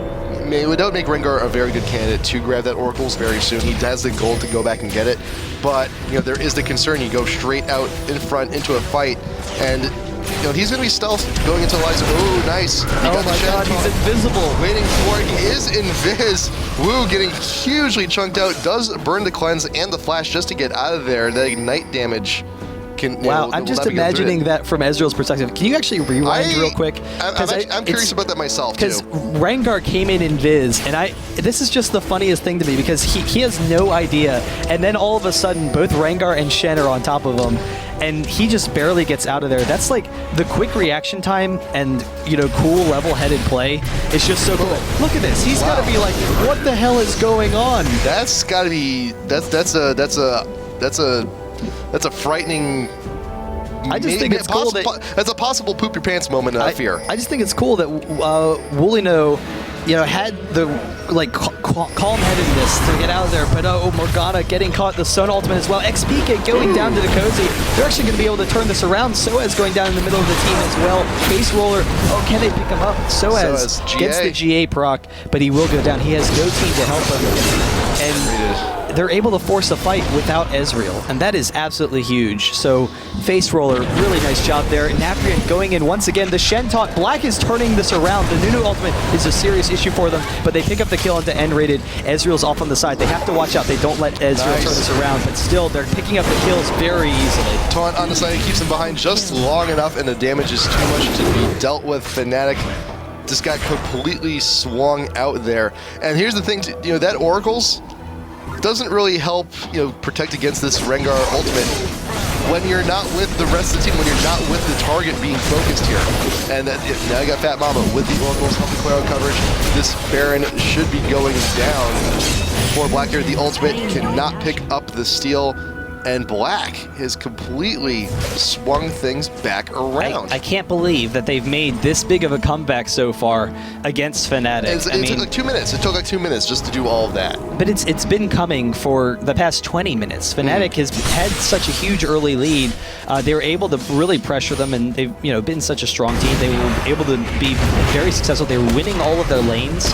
But Black was never, on down. Like, you just saw their play style. They were never playing like they were behind. Yes, FNATIC grabs the dragon. That's huge to continue with their gold lead, but they're behind right now. Like, that's the fact of the matter because of the Baron and everything. And Black, the entire time, they were just cool, calm, collected. They didn't even care that FNATIC was ahead. They just slowly, kept pressuring them, and they kept on fighting them and putting themselves in these risky kind of situations, but they were able to make it out of there, and that's just really cool play from Black in my mind.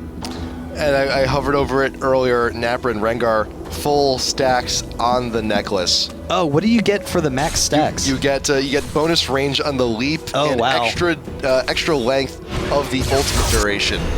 Oh, which is huge. That's incredible. Especially since they've been using the Rengar ult quite a bit as like the primary means of initiation. Those extra few seconds, it's invaluable. You can't put a gold price on that. It is too good to have, especially at this point in the game. Oh, but Aurelia is going up top for Alvik. Alvik actually will be able to get that teleport out of there if Aurelia uses the Equilibrium Strike, but SuperAZE is holding it. There he uses it. This is actually Alvik's opportunity. There he goes. He teleports, recognizing he needs to get out of there, and just barely surviving. Wow. So, you saw SuperAZE holding on to that Equilibrium Strike as long as possible and just barely not able to finish up for the kill. Nice job by Alvik getting out of there. Yeah, you have to have restraint when you're playing as Shen, when you need to use the ult in a situation like that. It's like you need to just double check everywhere. Does someone nearby have a stun? Can I be stunned? No, go for it. Ult on in, because that's the worst feeling in the world when you're in lane.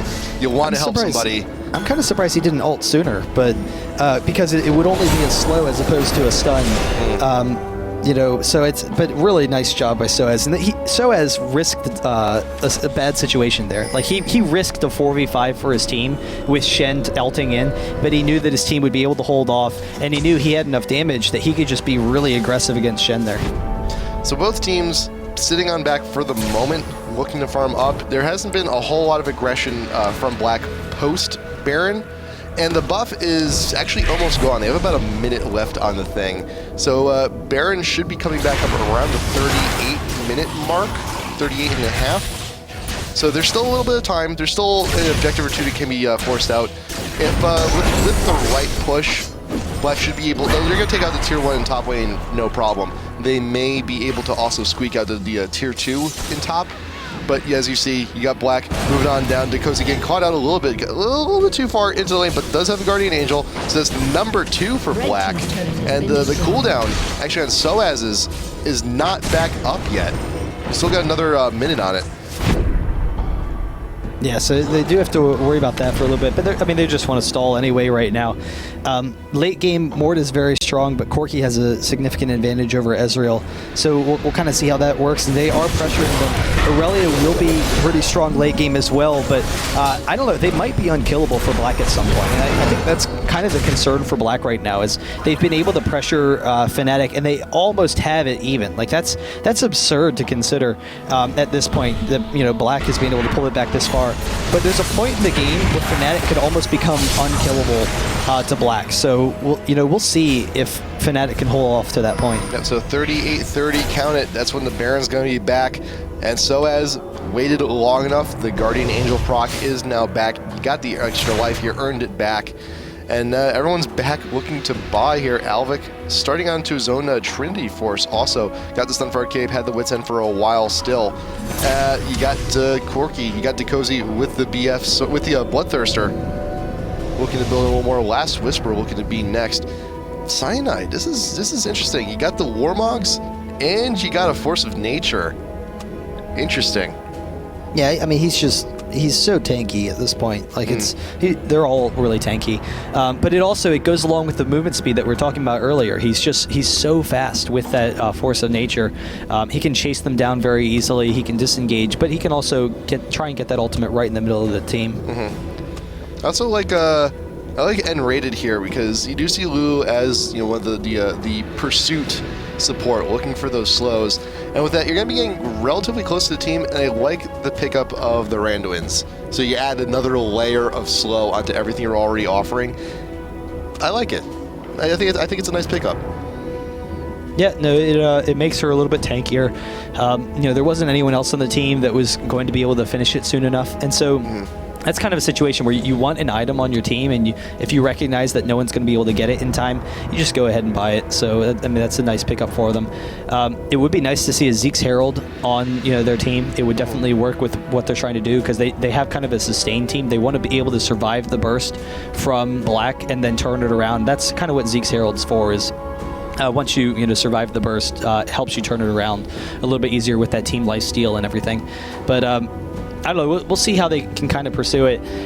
Corgi is just getting so deep in the builds, though, that it's so easy for them. Like Morgana, Faceroller did a really nice job early on of getting them in this position. Same thing with Rengar. Rengar was just a beast the entire game. But the fact that Rengar and Corki have so much damage, they can just pick people off very easily. And as long as they can disengage, then they're going to be fine. So that is kind of the concern with Fnatic's team. Usually you consider Mordekaiser a champion that's really hard to chase people with. You need them to bring the fight to you. So, but with the movement speed from Lulu and Nunu, he should be able to chase them a little bit better than usual. Yep. I also like how at this point in the game, it's still a very close gold game. And most of the lanes now, despite we have some farm advantages in top and mid, things for the most part have evened out a little bit. There is still a massive disparity between Aurelia and Shen. There's a 3K difference, but for the most part, most of the lanes are about 1K apart.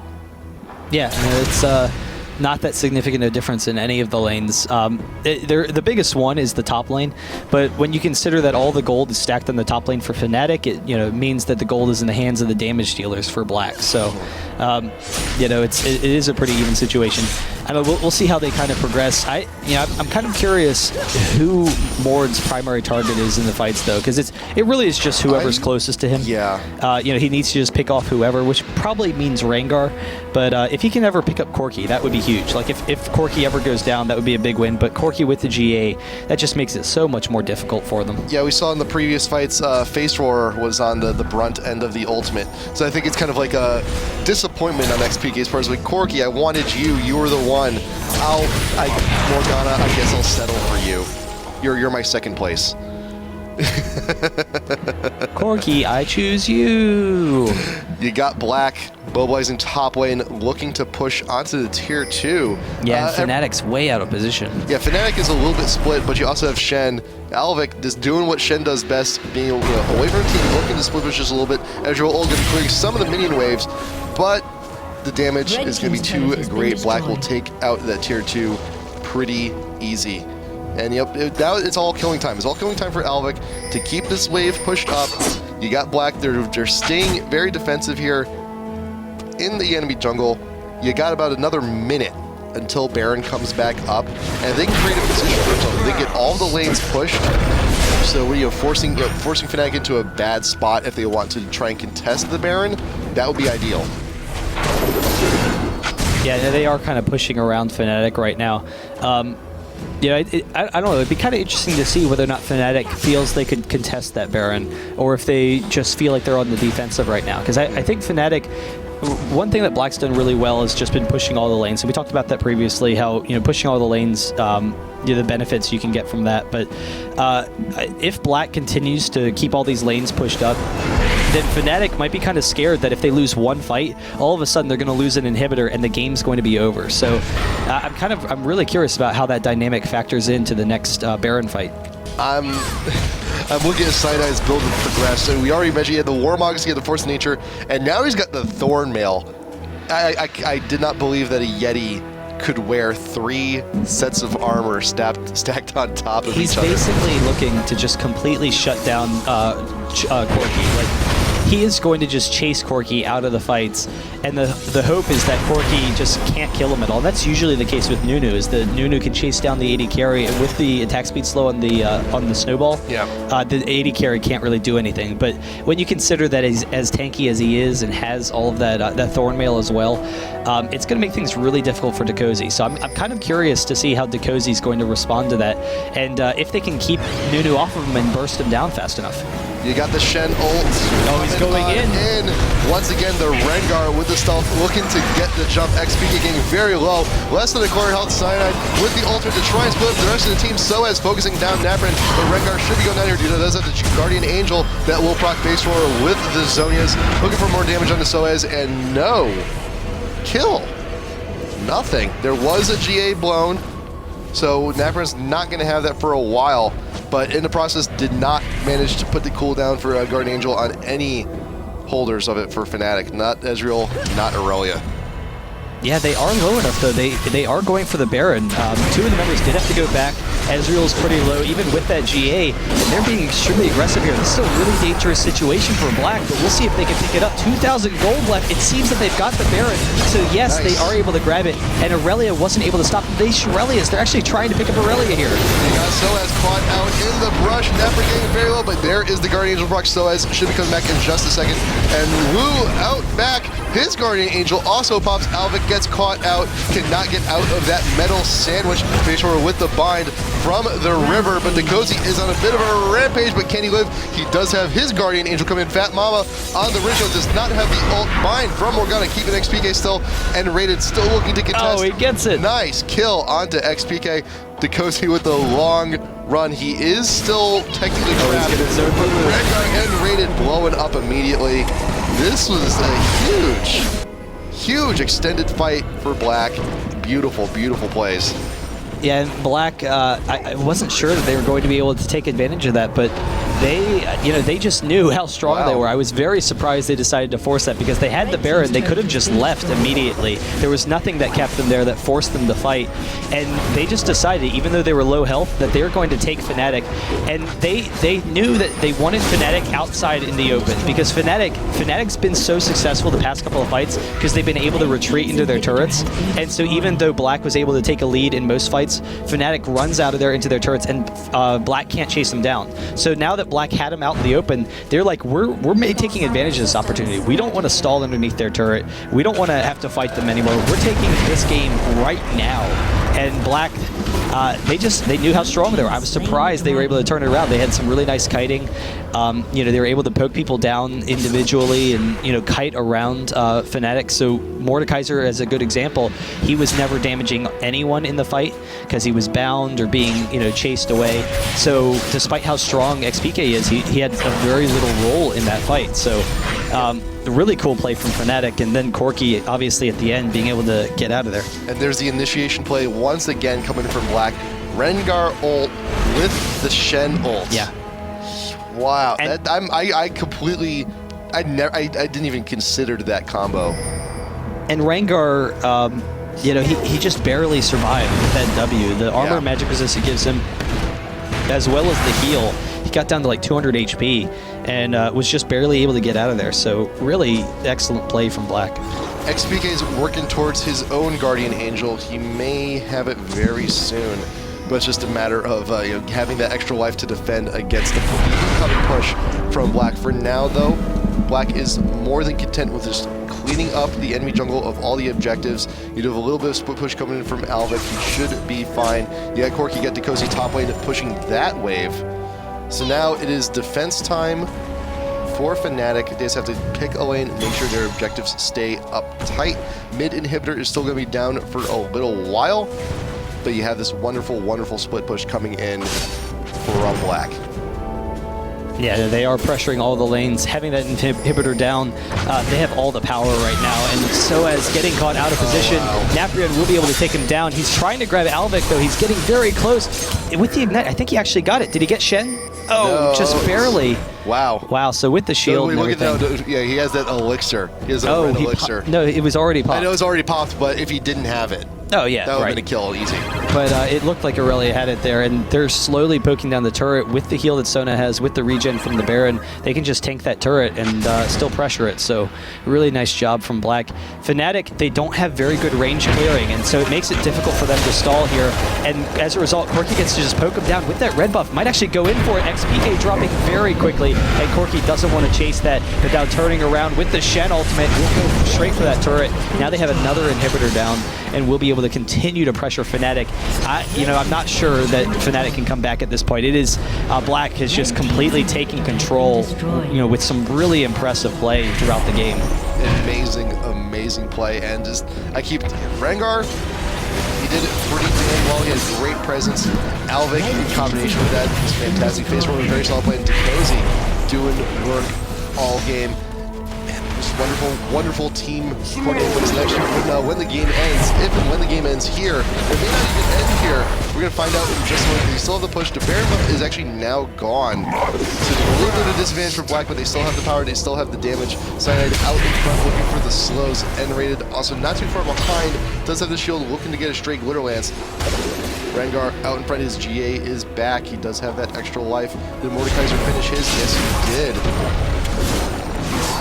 And so they are just slowly wearing into the base. They're waiting for the super minions to come up, and they should be up shortly. So it's actually probably the next wave that's at the mid lane for top and bottom. Once those get up there, then they'll pressure the base in. But right now, they're just kind of wearing them down, and Black wants to make sure they don't get too low before this final fight. And yeah, they'll be able to pressure in FNATIC. You got the mini waves are being delayed just a little bit there top lane. The pressure is just way too much to handle. Guardian Angel on Shen to do it. There you go, Ezreal starting things off. And then you ult to counteract the Morgana ult just a little bit. Nice and Sonia's to prevent all of that damage. Alvik getting very low. The Facerollerx does get caught out. Taunt from Shen down onto SuperAZE. The GA will start rocking soon. napraen out in front. There's that first death. He's going to be back in a second, but diqozoY getting as much damage as he can before the Rengar comes back up. napraen, will he go down here? Nice regen. but no, will not be enough. diqozoY and SuperAZE both killed each other just for time. It should be fine. And now Black is on the retreat. FNATIC defending successfully here. Yeah, I'm surprised, and none of them went down. That's the shocking thing. Their XPK, GAs are still up. right, and XPK and SuperAZE were just so strong up in the front line. The shields from N-rated as well were able to keep them alive. It's still a long way, for a comeback here. Yeah. Like, they have to clear out the mid a little bit because it's going to pressure that inhibitor, but. I don't know. That was a huge comeback, and it's kind of an unusual team synergy that FNATIC has, and we talked about that throughout the game. It is kind of an unusual comp, but the main goal of the comp is to just be like this unstoppable wall of these tanky bruiser kind of champions that just don't die and just slowly pushes out, and that's kind of what you saw in that previous fight. They just slowly were able to wear down Black, and so as an XPK they never went down. And there's the constant problem too when you have a team starting to stack those GAs. If you ever end up in a disadvantaged fight where the enemy team still has more GAs than you do and you were the aggressors, FNATIC, they still have 2 up. They still have an Mordekaiser, they still have an Ezreal. All the GAs from Black are now down, but they do still have a positional advantage. They do still have minions pushing on into FNATIC's base. They are still going to be able to grab this Baron pretty easy. Try again. Yeah, so I mean, with the Baron, the regen that it gives them, they can just slowly wear down FNATIC. They don't have to pressure one big fight. They can just have a slow, long fight that constantly pressures them. So, the regen is going to be really huge. It's going to be tough for FNATIC to deal with that sort of regen. So we'll see what happens. So as his shield is still down, so he actually sold it. No, he didn't sell it. Okay, I didn't see the buff for a second. So his shield is down. So we'll see, if that factors into anything. But he's actually forcing the fight. SuperAZE out in front, looking to chunk out Alvik, and Napraen just a little bit sided out in front with the ultimate. Does take a huge chunk of damage off the Facerollerx. That Zonius is a little bit delayed. XPK with the ultimate onto diqozoY. Gets a little bit too far out. His GA will proc. He got the Sona ult, stunning the Ezreal and the Aurelion. Ward blows up right as he comes back. The mid inhibitor will fall down once again. Aurelion very low, so does have to get back to base, but now the Nexus turrets, they've already been pre-weakened by the earlier push. He's walked right on in and finished all of that business. SuperAZE getting stunned is also exhausted. Alvik getting chunked out huge, but both Nexus turrets are now down. The Nexus is naked, N-rated, blue, and SuperAZE the only ones here to defend, and it's not going to be enough.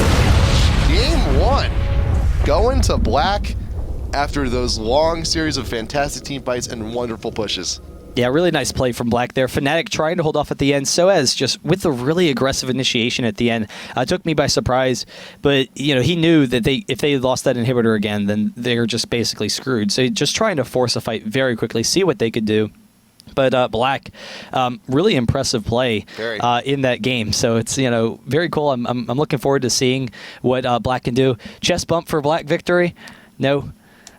Yeah, so we'll be able to check back, but we'll be coming back shortly. We're going to go to a quick commercial break, and we'll see FNATIC versus Black game number 2.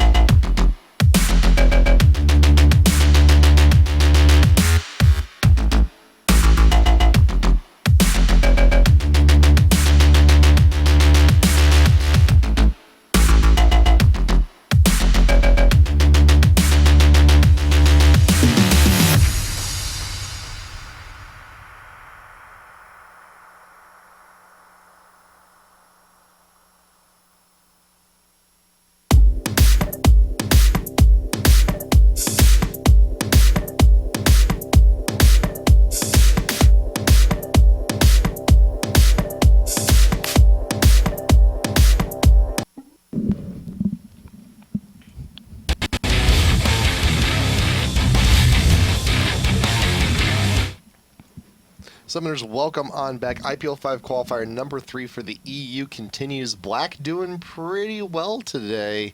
Dat Rengar coming on back. We saw Rengar before from them in top lane, now in the jungle. Still a dominant force. And that Shen, just super friends all the way. Yeah, no, it did work out well. That combo was very nice for Black. I'm kind of curious what FNATIC will decide to ban out. You know, they could decide to ban out that Rengar, I'd like to see that. but it's very unusual. Like, Rengar is such a new pick, and he has some strengths, and he was OP in that match. Like, everything they used about Rengar was OP in that match, but he does have a number of weaknesses. If you don't get those early items, those early kills, you're almost worthless. Like, people just kill you in fights. Even at the end of the game, he would go down pretty quickly. But I don't know. It was able to work out for them. So I don't know. I might consider banning that if I was FNATIC, just because it put them so far behind, like that pressure. So that'd be kind of interesting to see. Shen as well is such a common ban. But even the Shen wasn't like the biggest issue. They were able to, bully around Alvik in the top lane. Yeah, Alvik really had like no response. Nothing to do. It was like a 3K disadvantage near the end of the game. But we're heading on in. Game number 2, FNATIC versus Black. There's the Rengar straight out of the gate. Shen going to be followed up. Black going to take the initiative. Yeah, and ban since him they're out, second. Since they are second pick. So here's a pattern I'm starting to see with Black now. Is that first you saw that like a must ban champ against Black was Soraka. Now after these past few matches, I'm starting to think that Rengar may also follow suit. So I'm starting to see like the evolution of Black and their gameplay is that they're really making one specific champ the centerpiece of a lot of their comps, and possibly looking towards the future, forcing teams to make very rough decisions on bans going into champ select. And that's true of a lot of comps in League of Legends, is that one champion does act as the centerpiece of that comp, and does something unique. Like you tend to run a standard comp because the standard champs are standard for a reason. They're good in lane, they're good in team fights, they're just strong overall. You know what you're getting, you're not screwing yourself over. Like if you were to run a comp that was just like all the screwiest champions in the game, maybe one of them, they all have reasons that they're not being played frequently. Look who's open. Alistar, all sorts of champs, Soraka being the big one. They could go Soraka Alistar here. They could. They very well could. And even then, they may actually have room for a third support down bot lane. Run Soraka mid, run Ali in the jungle, and Sona can run that down bottom. But yeah, there you go. Sona and Ezreal going to be picked up for Black this time around. Yeah, it's interesting that they don't want to force themselves into that kind of situation, so they don't grab Alistar either. I thought they might do that, but we'll see if FNATIC decides to pick him up. It's kind of weird because they already have Nunu, and Black thinks that they like Nunu in the jungle. They used Nunu in the jungle last game. I don't really remember if N-rated plays a lot of Nunu. Like, trying to think of the supports he plays, I know he's played a lot of Leona and Lulu, and more of the standard stuff other than those two. Those two are kind of unusual in his skill set. But I don't remember if he plays a lot of Nunu. So we'll see if he plays Alistar. I mean, it is kind of similar to Leona, so I'm sure he does. And if they decide to go with that. But I think they kind of like the lane that they had last game. Alistar, he's okay, but he's not the best support. He's kind of a unique thing. I wouldn't be surprised if neither team doesn't pick him up now. Yeah, but Ezreal is now in the hands of Black, so there are plenty of other options. It's not also too uncommon to see like a champion swaps. Corki is open, so FNATIC can just give him a role instead. Just kind of go for this nice little AD trade. But the Nunu's still available. Are going to be going into the mid. Not quite sure where Malphite's going to be going. Still haven't established the bot lane at all for FNATIC, so they could just pick up another AD and support. Go with the Lulu again. Lulu is open. Yeah, and now that the ADP is taken, they do have the option of taking that Soraka mid, but I don't think they will because Soraka already has the mobility and the burst damage that Soraka is very susceptible to that in the mid lane. Ahri can just chase her down, pick up kills, and then in team fights, Ahri can stay out of that aura for Soraka. Like, Soraka, the big strength for Soraka, and why Facerollerx has been playing Soraka in the mid so much, is that Soraka late game can build any way you want. You can get whatever items you want, and you're going to be ridiculously strong because the Q does so much, but they're going for it. Yes, they're doing it. Now remember though, one of the biggest thing that shuts down Ahri and a lot of other mobile champs is silence. And that is the biggest tool that Soraka has with her in the mid lane, in addition to the Star Call. Yeah, that is true. And to the push. Yeah, that's definitely true. The big strength for Soraka, as I was saying, is Soraka late game can just build any items and still have a lot of damage, and still be very strong. So we'll see how they can pressure that. That's going to be very cool. It's a lot of fun. They have run a lot of Rumble in the top lane as well. That's one of their favorite champions. As a result, FNATIC, they have kind of an unusual situation here because they are going to be sending Nunu bots. So they are running support Nunu. Graves and Nunu is a very strong lane. It's a very strong combo later in the game as well. And then sending Riven top against Rumble. And Riven does very well against Rumble. Against Rumble, you want physical bruisers that can just take him down very quickly, do a lot of damage. Riven goes in that. So it's that insta-kill potential. Riven chases him down and kills him while he's still weak. Yeah, it's a very rough time for any Rumble, but actually, considering that hard counter top lane, do you think it might be too out of the norm to expect a possible top and bot lane switch here from Black? They could. I really wouldn't expect it. Ezreal and Sona, they don't push very effectively, so that would be to Graves' benefit, and Graves and Nunu could do very well against Rumble. They could decide to do that, so we'll see if they go for it. They are going for the Mundo. And that kind of control jungler really makes sense, and they've actually used it before in this comp because Nunu synergizes so well with the heals late game. He gets so much benefit out of those heals, so he has control of the jungle. They basically want to isolate the lanes, and that's kind of what Nunu does as a jungler. You're able to isolate the lanes because any ganks, Nunu can counter gank very easily. He's just going to be able to be all over the map with his movement speed, and he has that chasing potential where Mundo with his ultimate can just chase almost anyone down and start a fight or pick someone off for you.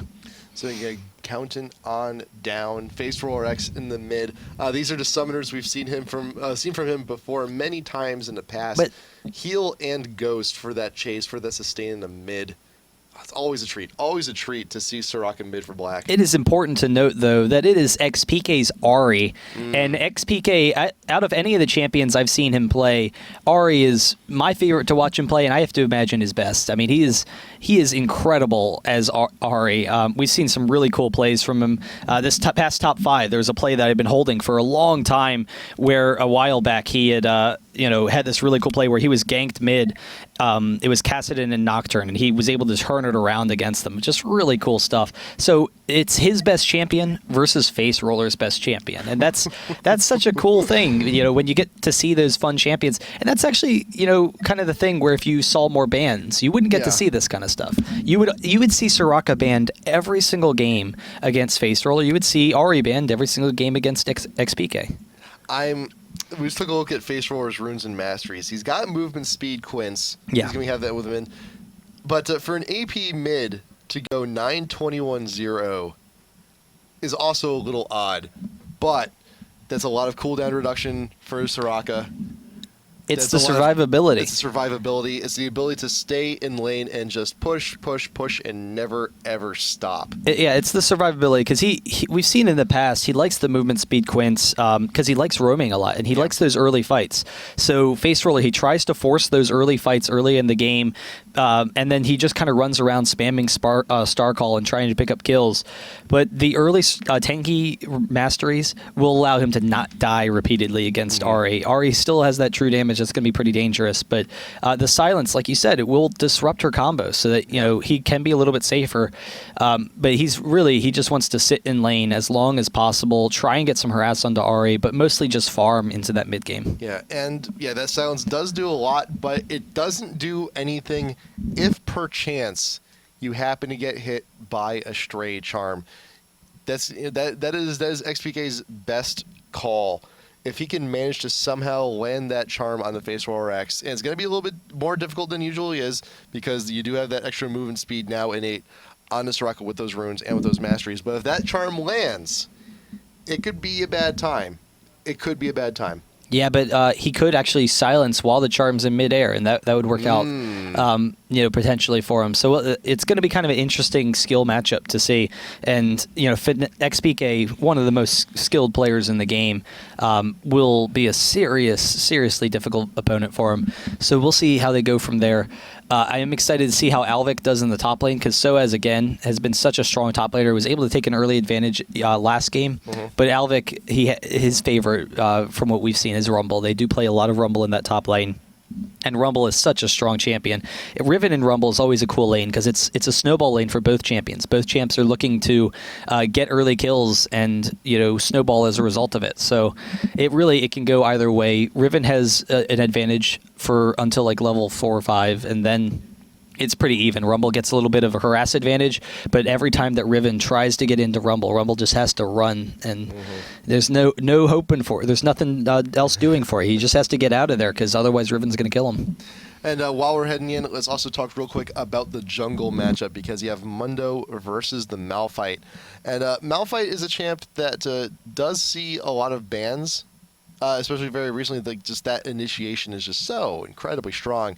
And Mundo has fallen off a little bit, but we have seen him in comps before, especially paired up with a Soraka, because that heal on a Mundo, on a very front line champ, with that extra armor, with the added health, can also be huge going on into later team fights. Yeah, no, he's going to be unkillable almost, and Rumble's early game damage is very strong, along with his clearing speed. People don't realize sometimes how much early damage Rumble has. Just all of his abilities have such a high base damage.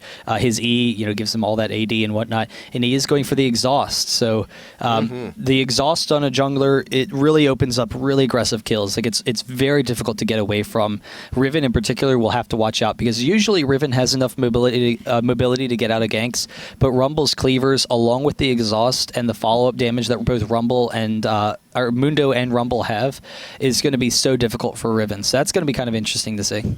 Also, not to mention the same thing with bot lane. With that, Graves going to have a harder time dashing out, trying to get out, even with that new speed boost. Yeah, that's it is a really easy time to chase people down, and Graves, because of his short range, could be kind of vulnerable. Yep. But that is always the risk, though, of going a jungler with exhaust. Your escape options are extremely limited whenever you go for those kills. That is a commitment you are making. It's like, if I do not get this kill, I'm in a very bad spot. But we'll see how it progresses from there. Game number 2, Black versus FNATIC. If Black wins this one, they will win the set. Move on to round of 4 to play the winner of SK and MEGASHOCK. Yeah, and already off the bat, they're basically going for the same setup, except that SuperAZE, he is rushing into the top to make sure that Black isn't able to prepare. He is chasing down Alvik a little bit, but Alvik is going to be able to get out of there, but they do know where FNATIC is as a result. So SuperAZE, he wanted to make sure Black didn't have a chance to do what they had done, FNATIC had done the previous game. Yeah. So he rushes up into there, he catches out Alvik, and everyone kind of resets. So there's a ping going on over by the Wraith's entrance. FNATIC looks like they're going to transition. They've already put the fear into Black. Already saw Rumble. Alvik has already been a little bit frightened by the prospect of Riven coming on into a tri-brush, followed up by the rest of the team. But you also got diqozoY and N-Rated. I don't think they saw the Yeti. I think N-Rated did see him, though. But FatMamma and diqozoY will actually back on tri-brush. This is very hairy.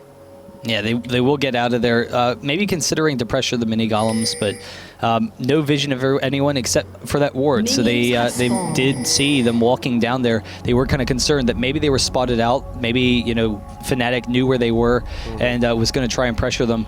So that we'll see where they go with it. They are actually going to try and steal. Can Ezreal get with the missing shot? He's going to try and steal one of these Wraiths here from Cyanide. But Cyanide wisely lures the camp away, but the blue Wraith actually does reset.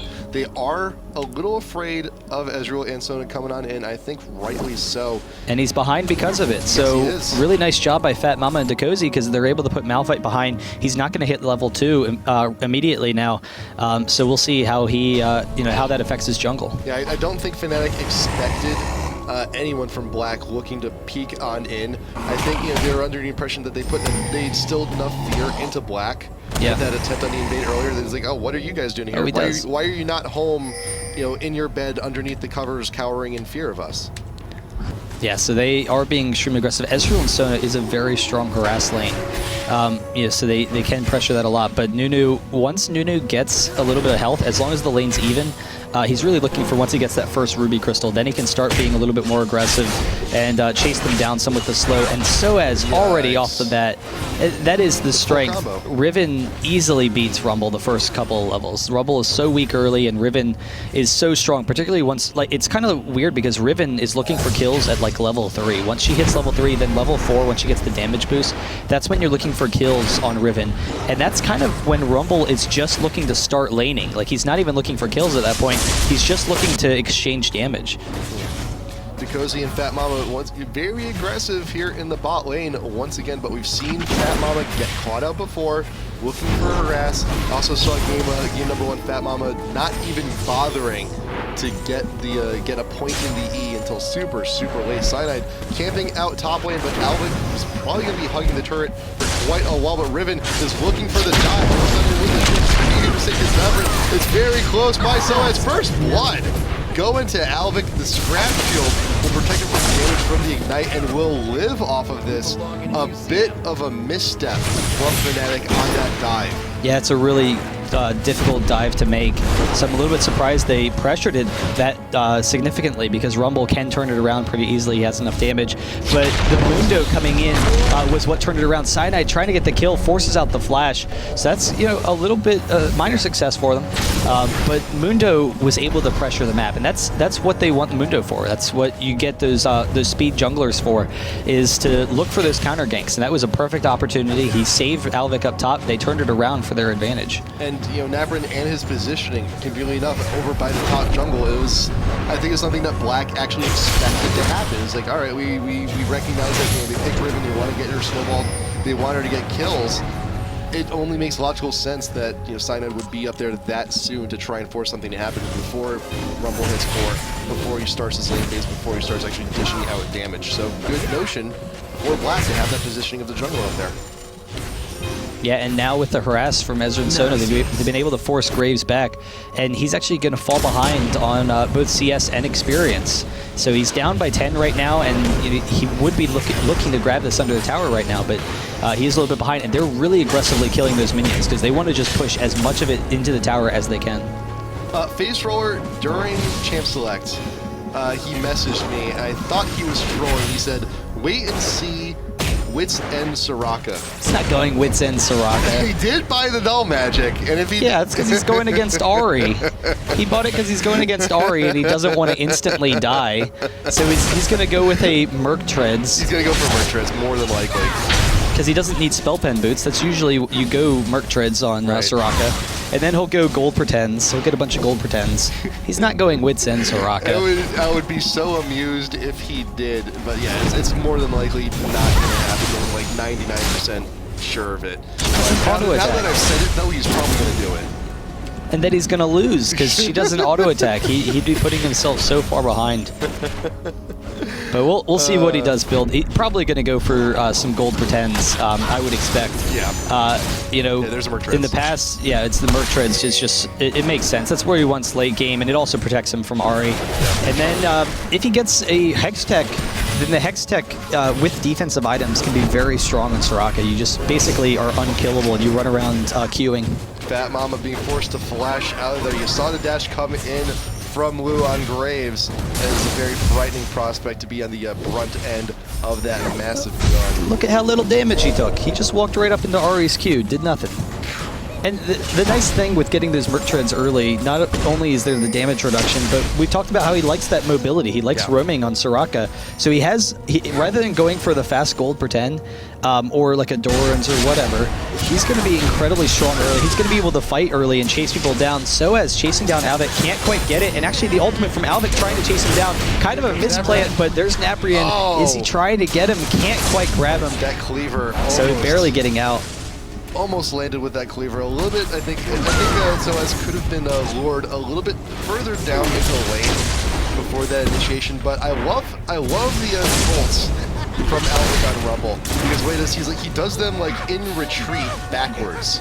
Like he keeps himself in the ultimate just in case he's still being pursued, and he still manages to catch people on the tail end of it, still get caught, still get in the slow, still get in the dot. Yeah, so just barely not able to grab that. SuperAZE is safe, but I'm curious at what point if we're going to expect to see Facerollerx start to roam a little bit with that early movement speed. And I don't know how they can pressure these lanes, because they are 500 gold up right now. They're doing pretty well in the bottom lane and top lane, and actually the Ignite, FatMamma is really close to going down, but with the exhaust, Warhunter is very close. There's the snowball, but the heal, and he actually backs out of there, so he doesn't recognize it. But you know, he doesn't want to pursue too far, and FatMamma is safe. Good call from Facerollerx all the way back in the mid, getting off that wedge, getting off the heal, saving FatMamma down there in bot. But still, we've mentioned this before, FatMamma does need to be careful. Once again, going to the wall, no points in the E just yet. And again, that's, you know, it's a small situation, but it's another unusual decision. XPK is moving down. They do spot with the ward. They back up, so he recognizes they're backing off. He leaves. But Soraka, AP Soraka mid, you usually don't get your ultimate quickly. You usually go for something else. napraen is walking into SuperAZE, but the exhaust barely cannot save him enough. And so SuperAZE gets the quick kill. So much damage on Riven. Once he gets the Brutalizer as well, he's going to be so difficult to deal with. But usually as Soraka, you don't get heals and your ultimate in particular early on, but he got it there, and I'm curious if he fast leveled it or if he just got it for that situation, because it allowed him to save bottom lane. Yeah, the top lane. We also had the top lane gank earlier, which I think the witch could have helped out there also. But I think that's a little bit more on napraen's side, because he entered the fight a little bit too low, and when he entered the fight, especially against someone like Riven who has the ult and that damage capabilities, because there's a short period of time as Mundo when you pop the ult and then you regain back the health you spent on the ult while the ult is still going on. So napraen actually, he really entered that fight lower than he should have been.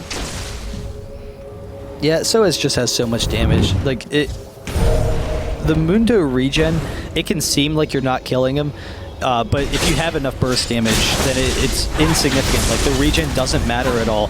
And now Alvik is in it. Oh, I think he's going to go down. There's no way he's going to survive. Not too far behind, dash on in real quick. Peek at the tower, does get the kill. Unfortunate. And what was prospected to be a very good lane for Alvik is now very quickly snowballed back into SuperAZE's favor. But seeing everyone's having a little bit of a party top lane, Black will take the opportunity, grab the dragon, and get out of it. Yeah, absolutely the perfect decision in that situation. So it does bring them back to even. So really nice job there. But SuperAZE, that's a really dangerous spot for them, because SuperAZE is such a strong player, and Riven snowballs so quickly. And now with the ward out in the middle of the lane, he has an eye out on Rumble. So he's going to be able to farm, but he's going to do two things. One, he's going to see Rumble pass so he can get Rumble behind the turret. But then two, Mundo's probable ganking paths is oftentimes down lane. SuperAZE is out of position, though. He does see napraen. He might go in for it. No, he's actually not going to. He's waiting for him to pass, so he actually, for a potential escape out of it. SuperAZE, though, pops the ult, looking for damage on napraen. His ult is down. You do have SuperAZE, though, with the wave, finishing up the second part of the ult. Gonna be forcing Mundo already back to base. Oh, but Soraka's coming up, and they're trying to force this fight. There's the ultimate for Rumble to slow down SuperAZE. I think he has enough mobility to get out of there, but no, Alvik flashing over the wall. SuperAZE will go down. Nice job from Black to turn that around. Malphite is able to help pick up the kill onto Sono, though, and Ezreal is going down as well. Malphite flashing to the other side. The Ignite is very close. It actually does pick him up. So a 2-for-1 exchange there, and then XPK grabbing Facerollerx in the mid lane, and that's kind of the vulnerability that we talked about. Ahri versus Soraka. Ahri can just chase you down and pick up those kills. Yeah, very mobile. That ult can be a huge pain to deal with. And that's the worry too, is that if XPK wants quick damage on the Soraka, can ult on in away from silence range and still get off, hopefully another skill or two before Facerollerx can ever get that silence off. So in a situation like that, when you're already low health on Soraka, you still have an opportunity for XPK to come in and clean up the kill. Yeah. So, I don't know, we'll see how FNATIC can start to pressure it, how they can, get off these advantages going forward, and if Black can hold off, because once they kind of get their team fights going, It is kind of an unusual comp, and I've said this like the first time that we saw this. Both Rumble and Soraka, they're upfront champions. Rumble in particular, he's very squishy, but he needs to play close to the front line, and that means that he's going to be very vulnerable to FNATIC's team. FNATIC is going to be able to dive onto Rumble, kill him in these fights, and it's going to be tough for him to deal his damage. However, they have the Mundo up front to tank for them, and so that's something we've seen in the past. Sometimes they don't have. In this situation, they do. They have the Mundo to tank. They have mobility with Sona, so the mobility allows them to kite very easily. It allows them to keep Rumble out of the fight. And just the Soraka really works well for him. I'm really shocked that diqozoY actually flashed, or arcane shifted underneath the turret, though. I am as well. I think that might have been a misclick. Oh. FatMamma not getting the ultimate. That was weird. On the Enraid. Nice flash out of there. But, yeah, it was a little weird. I think it may have just been a simple misclick. But, you know, either way, Wu in the bush, looking for a free shot or two on the FatMamma, but will retreat into the following bush. Just to get cleared, just to reduce the vision. And you do have Rumble. He may very well be soon in a 2v1 situation here at top lane. Cyanide is bringing the lane. Is exhausted. The ult going down, but the damage is reduced from the exhaust. And diqozoY looking for the kill, shifts on in, wants to gain the ground, but will not get it. Yeah, so the exhaust does just completely shut that down, and they're able to back out of there. XPK is pushing this mid turret, and so far XPK has just a slight advantage over Soraka, but he can continue to pressure that mid lane and then maybe get some roaming off for him. Exhaust going down to XPK mid, napraen popping off the ultimate, but meanwhile, Alvik in top lane, the Malphite ult, just like earlier on in the game, but this time a little bit more successful because napraen was too preoccupied in the mid lane dealing with the R. It's a good kill there top. Just not enough mobility on Rumble, and Malphite and Riven can both easily tank, and we've already seen that Riven has enough damage, so they're easily able to continue to snowball that lane. That is kind of the benefit of the Hextech or the hunting guys on Rumble, though. He doesn't have to worry so much about the fact that he's so far behind because he's just going to be dealing a lot of damage in team fights regardless of his farm. So I don't know. We'll see how that kind of factors in, and that's actually why hunting guys has been just so popular on Rumble for a while now because the magic pen is just so strong. People don't usually have time to itemize into MR, and it doesn't really. You're not as farm reliant as you used to be on Rumble. So it looks like there will be a tower for tower trade, top for bottom for both teams. So there's one tower apiece for both FNATIC and for Black. And also keep in mind later going on to the game because Soraka and Rumble, again, the synergy very well. They're both very front line, but spamming Star Call in the middle of all these fights, Facerollerx is just going to be shredding MR all over the place. It's only going to take a few hits. In addition to the spell pen that Rumble already has, to start doing true damage to all FNATIC. It's just a matter of how long will Alvik live in these fights.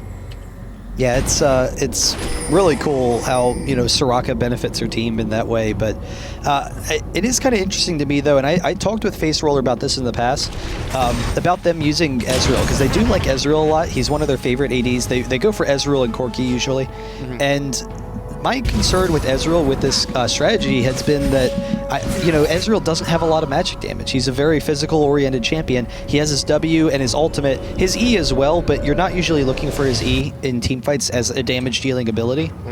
But Facerollerx, he actually told me that he thinks that Ezreal has just as much magic damage as Corki, and that the W and ult are just enough to take advantage of the Soraka Qs.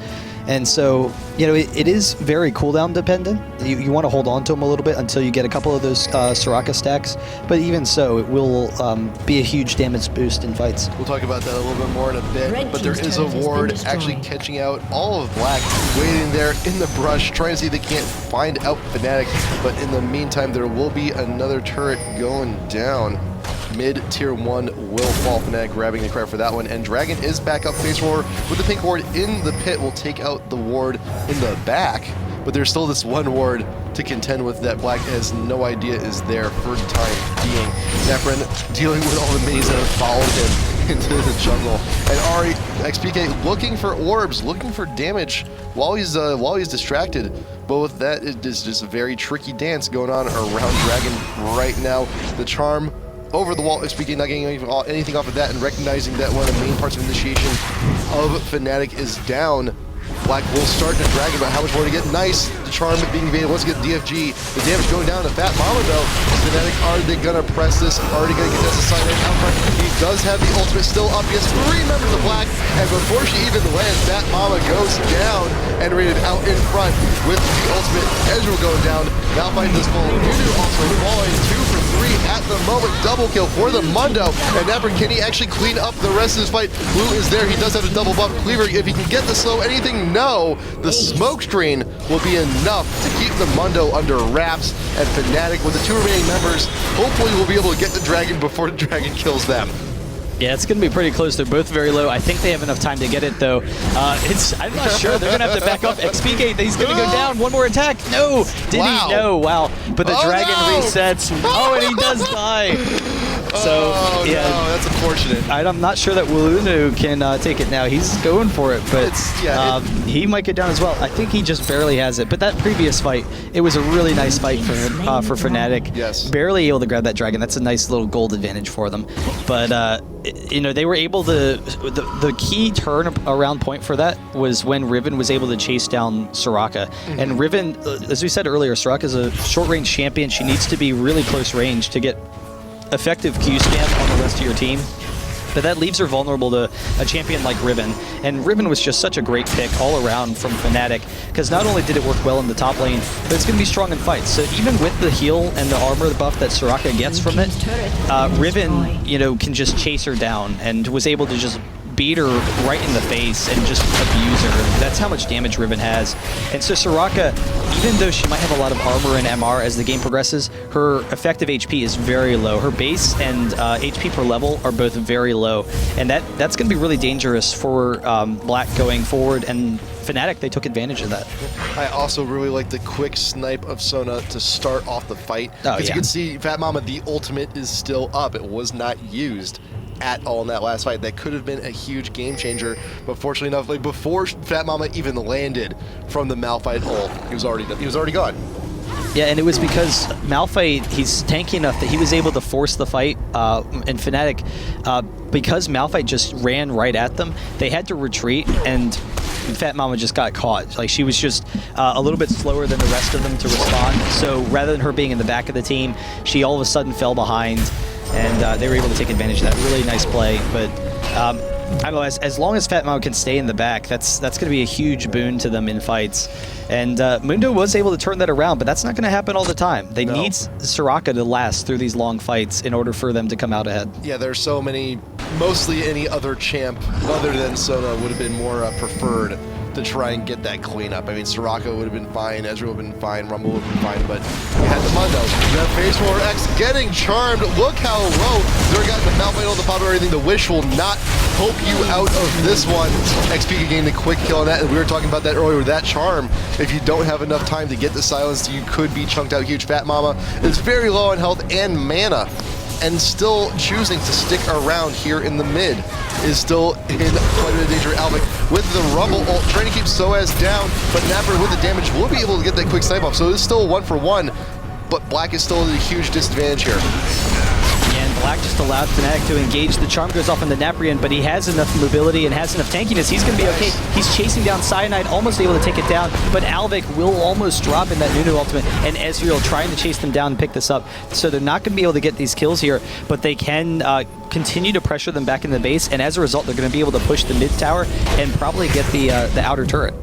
You know, I was questioning FatMamma staying in that fight, but you saw right on the edge of everything, getting off those power cores, and you saw the slow coming in on the retreating members of FNATIC, just barely out of range. It was a scary prospect, but it worked. Yeah, I mean, it's difficult to penetrate Sona when their cooldowns are down also. So both Malphite and Ahri's cooldowns were down, and Riven was dead. So Sona knew that she's completely safe. Like, there's no way for them to kill her if those ults are down. So that's kind of going to be key for Black, is to try and bait out those ultimates from FNATIC. If they can bait out the Ahri ultimate and Malphite ultimate, then they can easily win those fights. But when they are up, then they can easily chase down Faceroller or anyone, like you saw previously. And Faceroller trying to defend a turret when he doesn't have any clearing capabilities. So Soraka can clear waves, but she needs to be standing in them. So that's you're not going to be able to clear waves standing in them when the enemy team's pushing. Exactly. So FNATIC took advantage of it. They just chased her down for the kill. And even then, Soraka, it's not only that being in the middle of the waves, but you also have a level of momentum in lane also. It's just the long, drawn-out push coming from Starcall. Just all the minions will eventually just sway into your favor, and you also have that kind of support. But when you're in crunch time, when you're looking to defend, yeah, Starcall just does not have the market. Yeah, so we'll see how they can hold off, because their team fighting potential is very strong. If they can keep their if they can keep Soraka alive through the long extent of the fight, then she just really starts to take over those fights. And you've seen it was difficult for Ahri to burst down Soraka, even with all the damage Ahri had. The heals were almost too much. So it'll be interesting to see how he continues to progress from there. He is going for that Abyssal Scepter.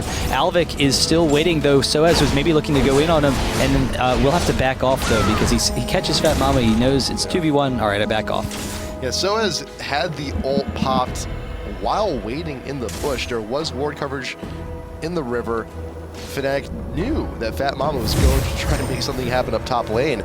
So SuperAZE just waited it out. He just waited for the situation to be done, looked for his opportunity. Got a little bit of damage with the ult, and it's not short enough of a cooldown anyway. So it is level 2. It's less than a minute. It's no big deal for Riven right now. Yeah, so they will back off, but it is a 5k gold advantage for FNATIC right now, and even with that, Black has stayed pretty even in this game.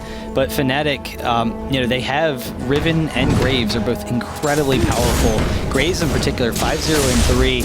It is a 12-7 advantage for them currently, 35.9 to 30.8. But Graves getting the Bloodthirst early as opposed to the Infinity Edge. He loses a little bit of that damage output, but he gains an early advantage.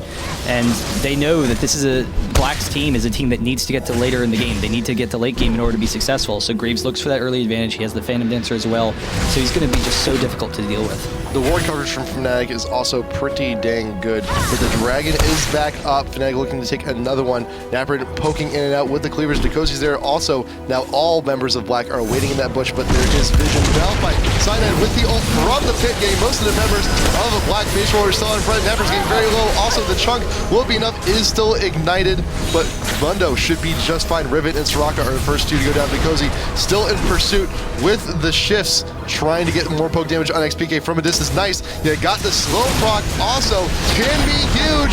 Shutdown coming in from Alvik, the smokescreen, keeping everyone split for the time being, but FatMamma leading the charge with diqozoY behind.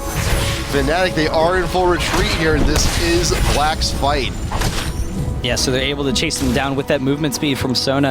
And Faceroller did go down very quickly, because Cyanide, you usually wouldn't think it was the best ultimate because he was so separated from his team, but he knew he just wanted to get Soraka, and he held Soraka in place, allowing Ahri to come in for the quick kill.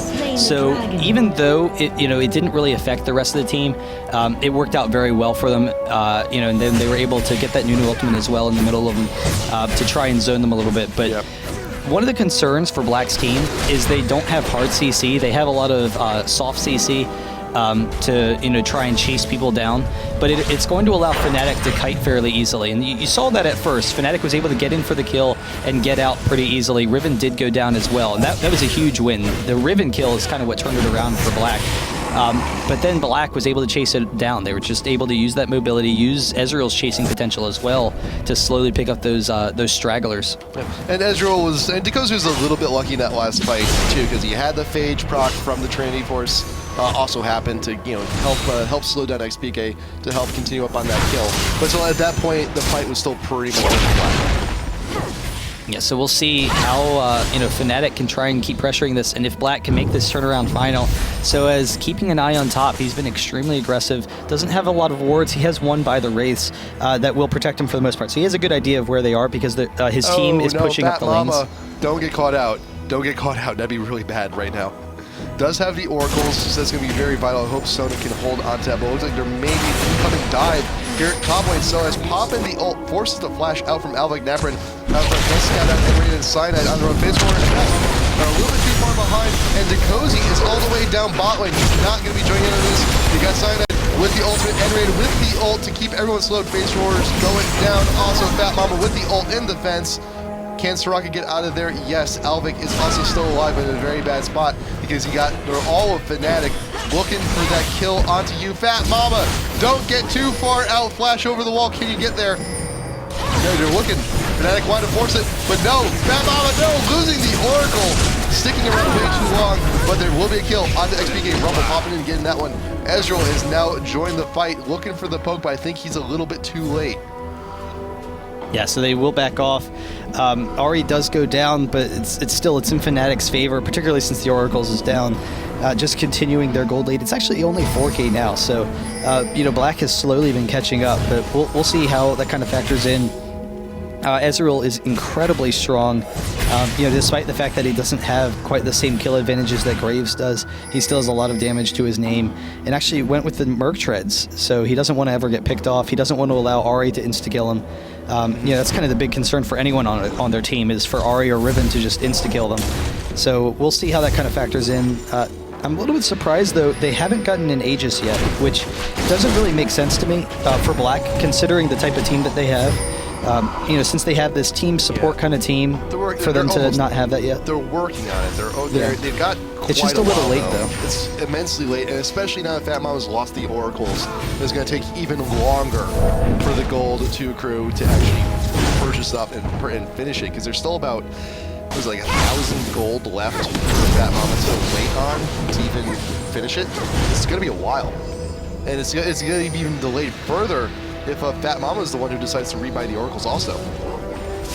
Yeah, but so far FNATIC has done a really nice job of trying to pressure them. So despite Black holding off, if they can keep Riven alive for a little bit longer than just that assassination kill, that's kind of all Riven's been doing so far. If he gets a GA, that would be huge for him. And then if they can just burst down maybe 2 members of Black, that could be a huge fight for them. And then Graves is definitely strong enough to clean up the rest. FNATIC sneaking on in through the jungle. diqozoY caught out a little bit too far. Looking far in top lane. Does flash out. Stun coming from Riven as a 5-man push. Oh, Ahri has him. Ahri with the dashes in onto diqozoY. Gonna be no issue there. Nice quick kill for FNATIC there top lane. I love that line that SuperAZE took. It was a really nice line. He recognized that Ezreal was going to go for that Arcane Shift and went back. Mundo coming up, does get the cleave, but can they go in on him? The Rumble ultimate as well. Malphite ulting right into the middle of the team. Ahri's ult is down though, so they are vulnerable as a result of that, but they don't have the damage from Ezreal, and Facerollerx goes down. They clearly don't have enough damage now. napraen in the middle of the team, and FNATIC is able to swarm on them. And I'm a little bit surprised that they went in for that, because yes, they had the advantage of no Riven ult or no Ahri ultimate. But with no AD, how do you expect to win a fight? And now FNATIC, they are going for this Baron. They are all very low, but Alvik, he does not have his ultimate, so he doesn't have that same AoE potential, and it's going to be tough for him to get in there. There's the level of potential for a steal from Black at this point. I'm not even quite sure why they're still sticking around. The prospect of a kill in this situation is just slim to none. So yeah, a little bit questionable decision there from Black, but FNATIC, they will take their advantage. They got the kills they wanted, swooped on in, took the Baron, and now they are so far in the driving seat. They've shoved Black to the back seat, possibly in the kids' safety seat in the back lane here with this huge 7.5K lead. All this damage coming in. I'm not sure what Black can do to try and swing this one around. Yeah, so we'll see, how they can hold it off, but the big concern for them is that Facerollerx goes down in every single fight very quickly. Yeah. FNATIC has done an incredible job of focusing him down, even without the Ahri ultimate. I didn't think they were going to be able to kill him that quickly, but it doesn't matter. They have enough burst damage, they have enough, ranged initiation onto him with Malphite that they can chase him down pretty easily. SuperAZE has that GA now, and that's a huge turning point for FNATIC. It's going to make it very difficult for Black to win any of these fights, because now not only can SuperAZE run forward and suicide bomb someone, but he's going to come back.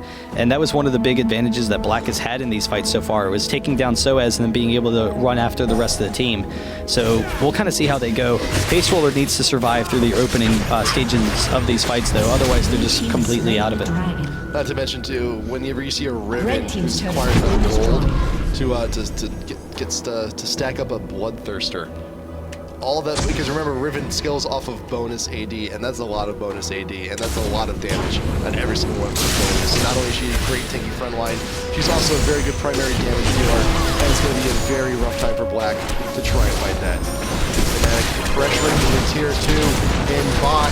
I'm not sure if Black is going to engage on this. FatMamma, the ult is up on Sona. The Cyanide's ult's up. Currently all the ults are up. Rumble ult in desperation, but the tower does go down. A bit of a waste at that point.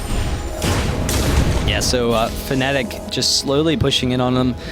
They want to make sure they only have probably one more tower or fight in them. So with that Baron buff, they might be able to get 2 towers if they push quickly down the mid lane. If once they recall though, that Baron's done. So if Black can force them to recall one time, then that will be just enough to hold off that Baron. In the meantime, XPK is forcing it. Actually, Alvik gets caught. They can maybe force this. Alvik forced to flash because he was in a really dangerous situation. I'm a little bit surprised that Cyanide didn't use the ultimate, but he's saving it for Soraka. He doesn't want to use it on anyone else but Soraka. Choice being popped up. The ult not getting they only got diqozoY on that one, but still it's a good situation. You got the dashes coming from Ari, also Faceroller, and Alvik getting caught in the neuter ult. The slow's happening. Napraen getting caught out. Also cannot even get out from behind his tower. Faceroller, the only one alive, but FNATIC still free and easy. It's a 5v1. Yeah, that's GG. The pressure is going to be too much, and FNATIC will push the win here. Yeah, really nice play from FNATIC, and they knew what they were doing coming into this, going against this team, because the matchup that Black has made for themselves, it's a team that wins slow, long fights. Soraka wins slow, long fights. Rumble, he does very well in slow, long fights. Ezreal as well. And FNATIC never allowed that to happen. They have this team that is just designed to insta-kill you. That was their goal. They just want to insta-kill Black. And as a result, Black, they weren't quite tanky enough. They weren't able to get into those longer fight situations that they wanted, and FNATIC was able to easily take it. So game number 2 goes to FNATIC. It's 1-1 in this series now. Game 3 going to be happening very, very soon, and that was a very, very impressive display from FNATIC. And a lot of teams, they do worry when the other team gets one of their trademark champs. In this case, it is Black on Soraka, but didn't quite work out this time. It was, and where did top lane fell apart pretty quick. Yeah. I think everything just kind of fell off from there, really. Yeah, I mean, FNATIC, they were really aggressive about pressuring the map. They were able to pressure Black all around the map. They had, a really quick bursty team.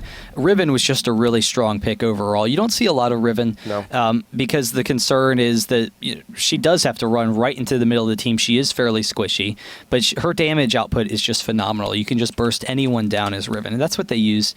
XPK on Ari worked out very well as well. Was able to pressure Faceroller a lot, and we'll see how they can turn it around. I would probably ban out the Ari pick. Malphite, they could maybe ban out Malphite. Malphite was really disruptive, but Malphite wasn't banned game 1, and they were okay with that. So we'll see where they kind of go with it. I personally would like to see the Malphite ban, because it was those early fights with the initiation by the dragon and behind tower diving onto the Rumble. The ults, that CC was more than enough. Especially that dragon fight. Yeah, you were able to just knock out Sona completely out. This is just completely off topic and random, but I actually want to point this out real quick, because I just noticed it. Looking at Team Black, Bacon Lovers are crazy cool. They've been an up and coming team for a while now. They've had some huge performances and looked really strong in the past. So keep that in mind. This is a really good team. Yeah. Looking at their summoner accounts, they have only one player who was. Is he even platinum? Yes, they had only one player who was platinum last season. No, diqozoY and napraen, they're both. Oh, napraen is too? FatMamma was gold. Alvik was gold. No, but that's what I'm saying. Yeah. They were only gold. So these are players, they're all, 2,200, really strong top players. Yeah. But last season, season 1, they were gold. They were, only gold players. Faceroller wasn't even in it. Right. So, they were able to, very easily come back. That's a cool thing. So if you, there's definitely a lot of room for improvement. I happen to notice it, for a team at the end of season 2 to be, as strong as Black is, and in season 1 to only be gold players. That's pretty neat. Anyone can do it, man. Anyone can do it. Anyone can enter. Anyone can join a team, get that team going, and make a splash in a competitive scene. We're going to go into a quick commercial, but coming up next, Black and FNATIC, game 3. It's going to be the decider. It's going to be a good one. See you in a sec.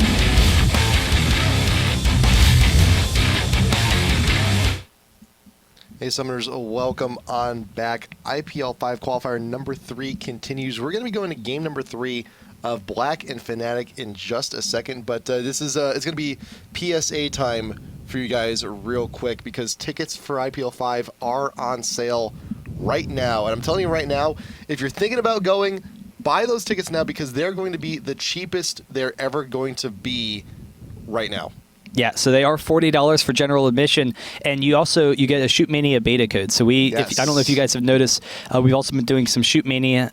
So it's a cool shooter. I love it. It's a really cool game if you want to try it out. But then we also have a number of other stuff, and IPL4 was just like the coolest experience ever. If you were able to come, then I hope we were able to meet you. But it was a great time. But come to IPL5. It's Las Vegas Cosmopolitan. It's a very cool hotel. I'm really excited about the things that we're doing to make it the best experience that it can be. Yep. So if you buy a ticket, you get into the Shoot Mania beta. If you buy a VIP ticket, you get Shoot Mania. Period. Full game.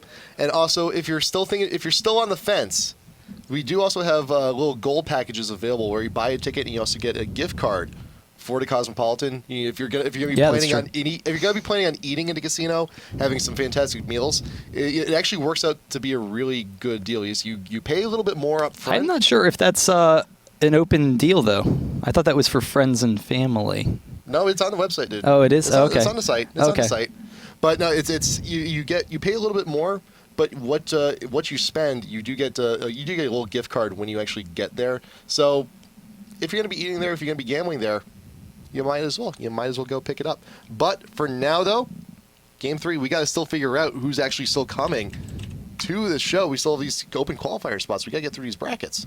Yeah, no, definitely. We'll be able to check out. We already have Moscow 5 and CLG EU from the EU, and come on, clearly they are the two most dominant teams in the EU and arguably some of the best teams.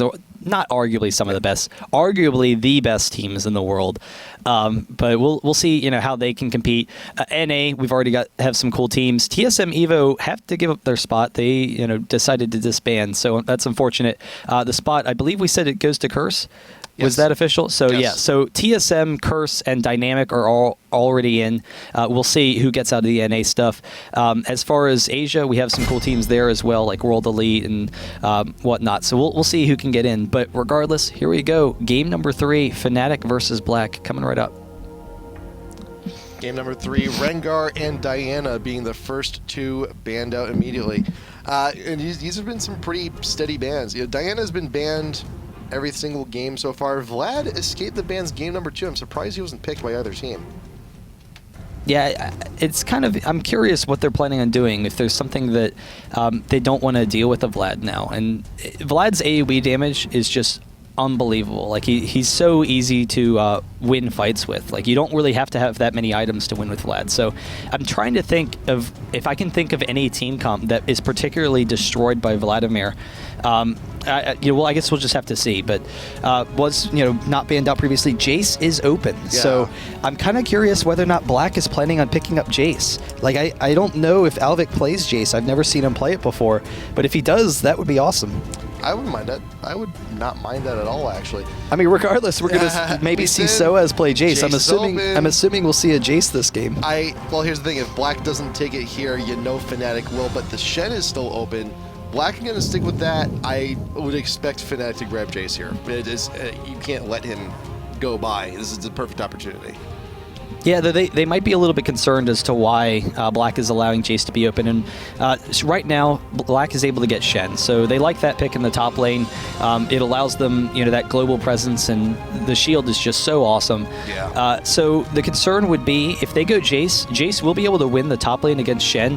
However, if Shen can win the rest of the match and have this like really tanky bruiser kind of team, then that could just bully out Jace of the fights. And Jace does best against, squishy teams that he can poke down long range or give fast initiation. So they're going to hold off for it on it for a second. They want to make sure that they're not in a dangerous situation. They pick up the Ezreal, which they like. They know that Black's going to look for it. They grab the Malphite as well. And now Black is actually going for that Jace. So Black had the option. If FNATIC had maybe taken the Jace, Black could have maybe gotten that Ezreal, maybe grabbed something they like. But Ezreal has been really, really hot real estate during this set, though. He's been now picked all 3 games of the series. Very popular AD, but also to note, Ezreal's been on the losing team so far this entire series.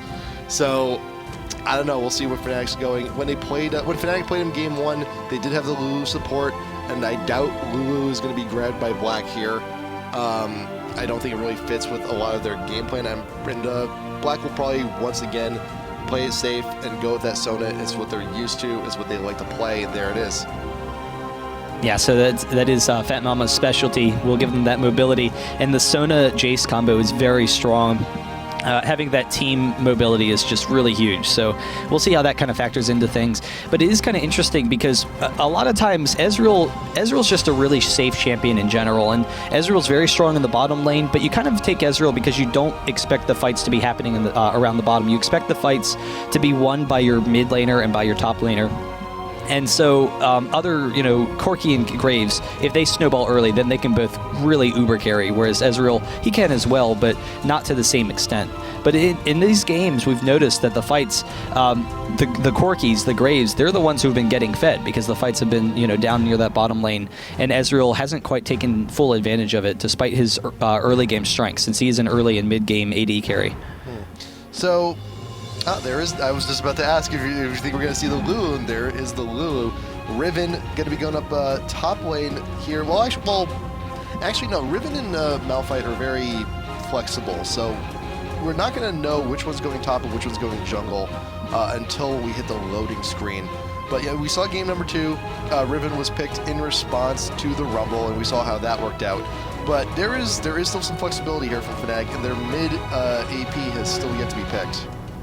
Yeah, they do have a lot of options here. Morgana would work very well, and we saw how Faceroller was able to use Morgana pretty effectively in the first game. And it would be kind of slapping FNATIC in the face because they're just throwing their same comp back at them, because that's what FNATIC like to run. They would run the Jace with Morgana and Sona, and they look for picking people off, but also that mobility. So FNATIC, you have to imagine that they know exactly how to deal with it. They go with the Lux. Oh, please say lock in. Oh, I hope lock so. in. Nah, don't toy with my heart. We've seen Azubu Frost play Lux in the mid lane, and it's been really cool. I'm not sure that they have the team for Lux.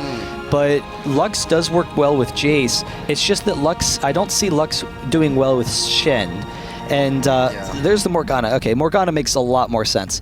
So Lux, just going into it real quick, Azubu Frost, they had played Lux some. They beat Azubu Blaze with Lux.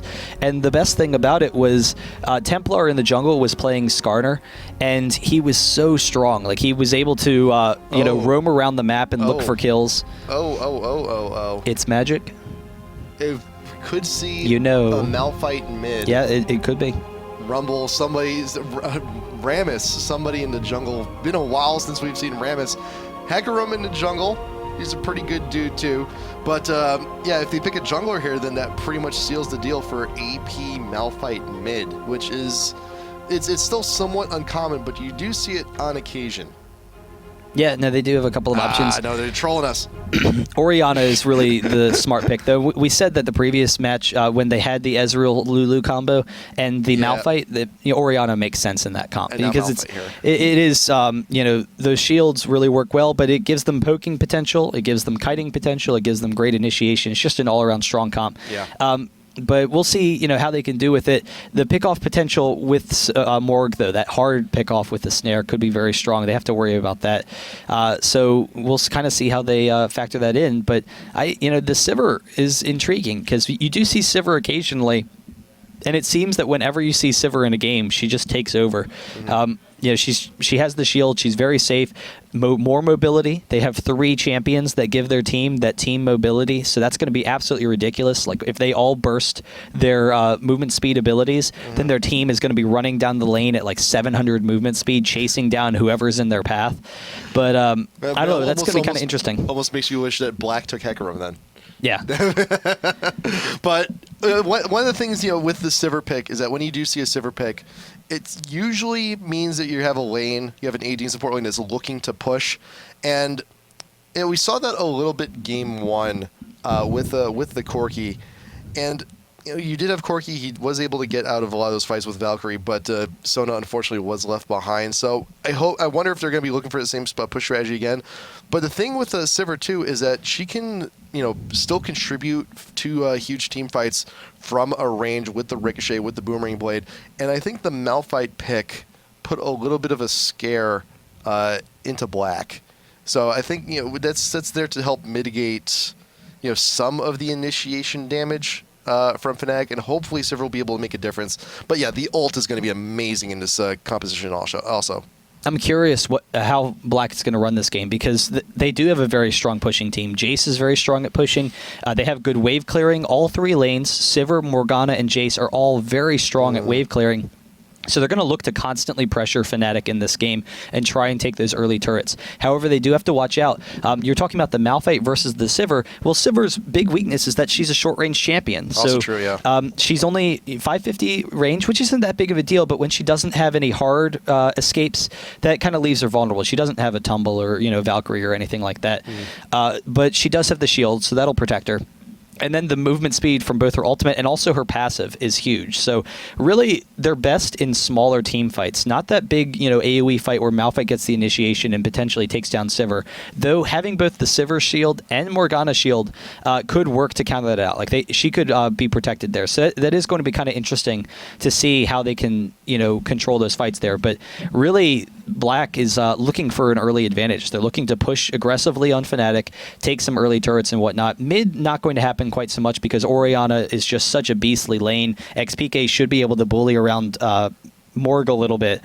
But the other lanes, that could definitely be a concern for them. Yeah, and if things start going into the mid game, into the late game, it's going to be a rough time for Black to get the initiations they want, because FNATIC is running double cleanse.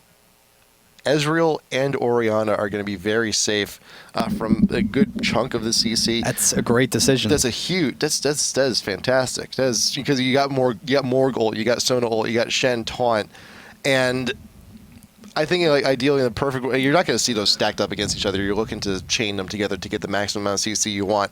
And Ezreal, he is a great escape. He can shift out of those fights, but the cleanse on Orianna in a pinch, cleanse. Ult can completely disrupt the fight and turn everything to FNATIC's favor. Well, the big concern is really for the cleanse is earlier on in the game. They don't want to allow Morgana to bully them around, and if that's kind of one of the strengths of Black's team is individual pickoffs. They want to just grab one person at a time, kind of like in game one, that Morgana Shen combo. It is Shen in the jungle this time, so that's kind of a little bit more difficult, but they can just try and chain CC, grab one person with the snare, grab one person with the ultimate, so that cleanse kind of counters that out a little bit. So it's a smart decision. I'm kind of curious how Riven's going to do in the top lane, because Riven versus Jace, I haven't seen that matchup before, but Jace definitely has a huge advantage there. But we saw how strong Riven was in the previous game. We saw how well SuperAZE did as Riven, and Riven's been one of the champions he's played for a long time. Even back when he was with Against All Authority, before he was with FNATIC, he played those kind of bruiser assassin kind of champions. And I don't know, it'd be kind of interesting to see, because Riven has the kill potential against Jace, but I feel like Jace is just going to slowly harass her down, and then if Riven ever tries to get in range, Jace just switches to melee, knocks her away, batters up, get out of here, and it's going to be difficult for SuperAZE to try and snowball on that. Yeah, but Riven does have the one thing going for it. That is the shield. Top lane can be protected a little bit from all the harass coming on in, but you don't usually see many Rivens looking to max out shield first either. So it's going to be difficult for Riven to actually get in. If Riven maxes shield first, that's already a win for Jace. Right. Riven needs the damage from her Q. There's just no way that she would go otherwise. But it does open up the possibility that Jace could just spam his Qs onto her and just slowly wear her down. Or even if he just pushes her underneath the turret, then he can constantly push Riven into the turret, and then Riven will be struggling to farm against the turret. Though Riven has enough damage, she should be able to farm, but it'll force SuperAZE to make a decision between farming and taking harass from Jace, or going after Jace and missing him out on farm, and that decision could put SuperAZE behind. FNATIC not going for aggression here. Possibly not. I don't know. Not quite sure. Well, did you have everyone mobilizing? You do have Lulu. Probably going to get a ward just defensively. Nope. Okay, so yeah, so this deja vu then.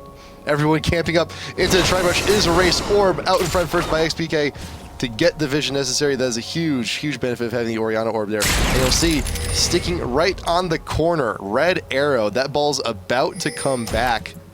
Just wanted to get the maximum time allotted. Nice ward also on the Tri-Ramp from FNATIC. They're going for it. They want to make this invade happen. And the Orianna Orb is an excellent tool to lead the way on everything. FNATIC wants this red buff. They want this red buff bad. Yeah, FNATIC is very strong, both teams are very strong at level 1, but it's really interesting to see how aggressive both teams are, recognizing what's happened in the previous games to get immediately out of base. And sometimes you see there's stragglers, or someone doesn't get out of the base quite as quickly as they need to, and it leaves them vulnerable. You used to see that a lot with Clairvoyance, but they are making their way up. Shen is here. You go for the flash taunt. Nice. He does pick up N-rated. There's the snare as well. N-rated does go down. First blood for Sivir. I really thought FNATIC was going to be going aggressive for that red. I really thought they were. They had the ward coverage, they had everything else, especially in defense. But now that they know that Black is stealing their blue, Cyanide and XPK are going to do the same. So there's going to be a mutual blue steal from both teams. But yeah, that is the first blood onto diqozoY, especially for someone like Sivir who has a lot of damage potential with that boomerang blade. diqozoY could go back, grab that early Dorns, but I think they may actually stay. Yeah, they will stay, and it's because they wanted to help Shen with the blue, and so fortunately he doesn't have that early Dorans, because that would just be devastating for that bottom lane, because Sivir's scaling on her boomerang is so strong that it's a lot of burst damage once you get any AD. So that's going to be kind of interesting to see, and that's why Sivir works very well with Sona, is because she takes really strong advantage of that Q because of her high base ratios. Yeah. The only thing with Sivir, though, is that those skills do not come cheap. So in order to get the mana necessary to continue that harass, diqozoY's going to need to get some choice spell shields off in order to recover that mana. Since this is a Sona, not a Soraka we're talking about here. There is no infuse here. Yeah, we'll see how they're going to try and control this lane, but I suspect that they're going to try and push them into the tower very quickly to give diqozoY an opportunity to go back into lane. So, we'll see how that factors in. In the meantime, so far, he's been using the brush in the top lane. That's a really nice decision. I mean, Riven tends to use the brush, and Jace can get vision of the brush with his Q, so SuperAZE has to watch out for that. But it's still, it gives him a little bit of protection, so he doesn't have to worry about that constant auto-attack harass from Jace. And SuperAZE is doing an okay job keeping position on the lane, and it's going to be perfect for Cyanide to come back through.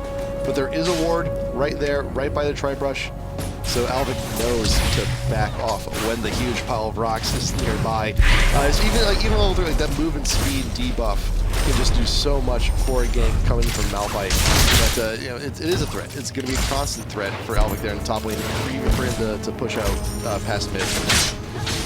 Yeah, and Sona and Sivir, they have pressure down bottom. Alvik already getting some nice harass onto Sona, or onto Riven, but I'm a little bit surprised that they didn't take that last opportunity to go back to base, because they had a cannon minion pressing up to the tower, and that's usually a good opportunity to go back. But the lane has naturalized, it is back to the even, and I don't know, they are strong enough. They don't necessarily need to go back and get those early item advantages. It's just that it would be nice to be able to bully around Ezreal a little bit with the early Dorans. Cyanide waiting there, top lane, FatMamma taking a whole bunch of harass, but meanwhile you do have Cyanide did decide to go in, looking for a slow, but Alvik will actually be safe at his own cost. But in the meantime, though, knowing that Malphite is top lane, napraen going to take the opportunity to grab the blue Wraith, do a little bit of counter jungling, and then get on out. Yeah, and so far, Sivir already has a 10 CS advantage without really a lane advantage. Shen coming in, misses the taunt though. XPK, what a beautiful dodge, just barely getting out of there, is very low. diqozoY as well, almost going down. The Mystic Shot can't quite get him, but FatMamma isn't going to be so lucky, so he does go down.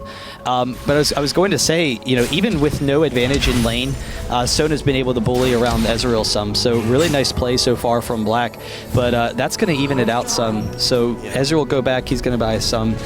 Sivir as well, and we'll see what they come back with. 2 Dorans for Sivir, probably the same for Ezreal. Yeah, so that kill just pretty much negated the majority of that first blood bonus. But Ezreal going to be coming in with the doors, and Vamp Scepter wants to sustain a little bit more lane. Maybe going for Bloodthirster, or even just having the lane sustain. Or just lane sustain. He could do. I mean, he could go for a Bloodthirster. but it's versus Sona. So Sona already gives Sivir a regen advantage, whereas Lulu doesn't. So Lulu has the pushing power, has the dueling power, but the Vamp Scepter will allow him to stay a little bit in lane. I was wondering, I was watching Alvik actually for a second, and he missed a CS there, but he was kind of just standing around not attacking anything. So he actually said that he's having an issue right now where he can't attack.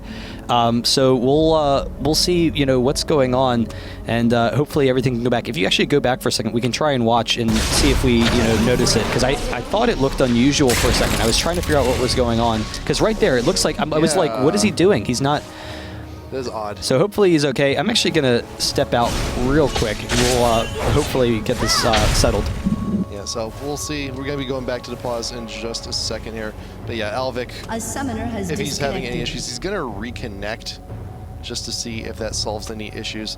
But we're still early on in. We're on to the 6th minute. It is 1-1. The gold is pretty close by. You do have FatMamma looking to build those wards, looking to work towards that Stone. N-rated has not backed yet, but is pretty low, should do so pretty soon. Cyanide got that Stone working for his GP10s. napraen only got the Ruby Crystal, does not have that Heart of Gold quite yet. And you also look at the farm in mid, quite even. The farm in top, quite even. Things are pretty even across the board here just to start on out. And a reminder, this is game 3, so the winner here will be moving on to the round of 4. So just waiting to see if there's anything going on, if there's any other possible issues that we can resolve. But we should be back in just a moment. Also talking a little bit here, because we've seen Shen quite often here from Black. And they've had, they had great use of the Shen ult game number 1 with the Rengar stealthing on in for all those jumps. But there's not enough of a strategy here for game number 3 to utilize the Shen ult in that fashion. But we'll see where it goes. Game on pause. Alvik is back in. Can he auto attack now? No, he can't. So basically what they want to do is just try it out a couple of times. Pause, unpause, try and restart the computer. This game might have to be restarted, so hopefully not. Hopefully he can, figure something out, if using abilities or something can break it. He's just right now trying to fix it, because you can see he's still... No, there he goes. He can auto attack. We got it. Or that might have been... I mean, he had his W attack. Hopefully that works. So yeah, they paused because it wasn't working, but then it just did. So he's like, okay, let's go for it again. What do we do now? Does he have it?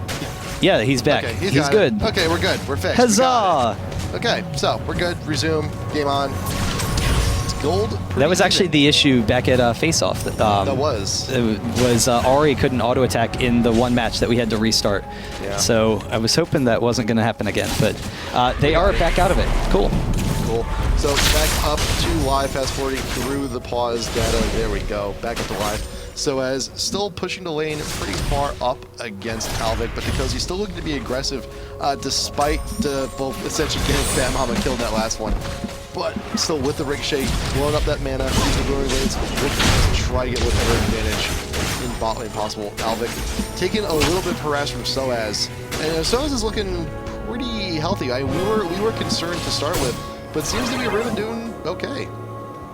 Yeah, and, he has been able to control the lane pretty decently, and he has kept up with farm with Jace, actually. Shen getting the taunt on XPK, not going to do a lot, but he forces him back out of lane. Yep, XPK out of mana has no real other option but to go back, buy something nice in the process. Blue buff is also up here for FNATIC, so it's going to be a nice objective to grab. But it looks like Faceroller and napraen are going to be going in for the steal. Cyanide with a nicely placed ward knows that they are being invaded, and is there going to be a reallocation of resources here from FNATIC to try and get back this blue buff? We do have Lulu and Ezreal are nearby. napraen will actually be grabbing it in the hurry just so they can take it, so that FNATIC doesn't. Yeah, so they back off, but nice job from Black. XPK has a slight advantage and does have that Chalice now, so that's usually core on Orianna. You can build her a couple of different ways, but the spam ability that you want on Orianna, you spam your abilities so much that you need a really large mana pool or lots of mana regen. So Chalice definitely works out, and we'll see how Morg can try and pressure it. But I don't know, it is starting to get to the point in the time where Morg is going to be looking for those kills. Alvik and SuperAZE, they're still doing pretty okay. They're being very close to the farm. Looks like SuperAZE on Riven going to be looking for that brutalizer. So pop into the ult, wants to get aggressive, has the ult pop, throws away the wave, but Alvik just staying still just for a moment. I'm not sure if that was still like more trouble or lag or whatever, but just kind of stays, toughs it out, still stays in the lane. It was not forced out, but yeah, I think there is more issues arising. Yeah, so hopefully everything's okay and can get settled out. But who is it? Is it Jace? Maybe.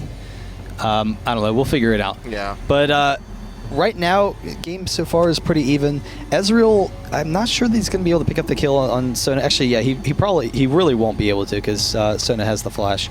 But it is going to be close. So at the very least, he's going to force FatMamma out of lane, which is going to put some pressure on diqozoY. So they can pressure him some, try and get a farm advantage. Since it's even right now, they can try and set Sivir behind a little bit. Yeah, well, even then, though, Ezreal does have the shift up, so it could pursue this. But yeah, if FatMamma manages to, get it, it's gonna be close. I hate when the game's paused looking at abilities. Yeah. Like XPK's ultimate right now, and it's like Right. all hail the Hypnotoad. A little bit. That's basically what's going on. But hopefully everything's underway. Yeah. It has been a really cool series so far, and now Faceroller playing Morgana again worked out very well for them in game one. Even when they were behind, they were able to run around to pick up a number of kills. So it'll be interesting to see whether or not FNATIC goes down to that again. They took the cleanse for Morgana because they recognized that they don't want to allow Black to snowball themselves back into the game like what happened in game one. Yeah. When they were behind by such a significant margin. But I don't know, we'll have to see. And even too, just for a little added bonus, those early ganks coming in from Shen, I mean, it helps immensely with those taunts also. It has been really nice, though, so as in the top lane, that he has been avoiding a lot of that Jace harass. He's been very safe in that lane, and he is getting into his core, into that brutalizer. So despite the fact that, Jace has these advantages in lane, SuperAZE has done a nice job. So it'll be interesting to see if he can try and start to snowball that lane. Or if Shen maybe would turn around. Like, I'm not sure if Riven could even go in for any kills without Cyanide there. Because if he does, maybe Shen just ults and Jace goes around for the kills. So, that might force SuperAZE into some passive play, which benefits Jace. I'm also noticing now with a lot of Orianna players now, I really like how Chalice Athenes has become such a core item on Orianna now also. So, that mana regen is huge, especially when you're going to be getting up close and personal. The magic resist is huge. The cooldown reduction is huge on a champion like her. It's just, I like how the recent changes have happened. Yeah, she's been very strong for a while. I had said a while back that she was kind of one of my favorite champions of the cycle. She's one of the strongest champions, and it was before SK was playing her. I'm trying to remember who was playing her back then, but I know that Orb, they played a lot of Orianna, and she's her kiting potential is really awesome. Like, when Orianna, everyone kind of thinks of her as shield ulting for the ultimate, so like she can shield ult onto Malphite, and Malphite jumps in, and then Orianna ults. But her biggest strength is when you have those long fights that break down Orianna, her kiting potential and mobility and whatnot. You kind of saw it earlier when they were ganking Orianna. She used her W to give her movement speed to juke forward before juking back. Like, that was a cool thing. The Morgana bind, or it was the Shen taunt coming in behind, and he juked forward to get out of it. Like, that's a very unusual thing, but that's kind of what Orianna has. She has that long kiting potential, and she has long range poke advantages. Her Q, it is fairly short range. Like, it's not as long as you would hope, but it is long enough to get the job done. So hopefully we will see the unpause soon. Alvik is having a little bit of difficulty auto attacking things as Jace. Had a little bit of a resolution earlier after a quick relog back into the client, but he's currently restarting his computer right now. Hopefully that will resolve things soon. Talk a little bit about Black. FatMamma this entire series on that Sona. Actually, I want to look at the past history for Black also to see what have they actually really deviated from that. You saw some All-Star play versus GameHoppers. had a little bit of Blitzcrank play also. So you know, the variety of support champs they do play is there. It's just for this series in particular, deciding to stick with the Sona the entire time. Sorry, I was looking at something else. What were you saying? Sona on FatMamma this entire series. Yeah, I mean, that's his most common champion. We said it coming into game 1, that FatMamma, he plays a lot of Sona. Yeah. It's his most common support. So, you know, that definitely, it works with their team. It gives them the mobility they want. It gives them a strong bottom lane. So it's just a strong champion overall. Mm-hmm. And then, you know, we've also talked a little bit about FNATIC, and this is the first game in the series that they are without the Nunu.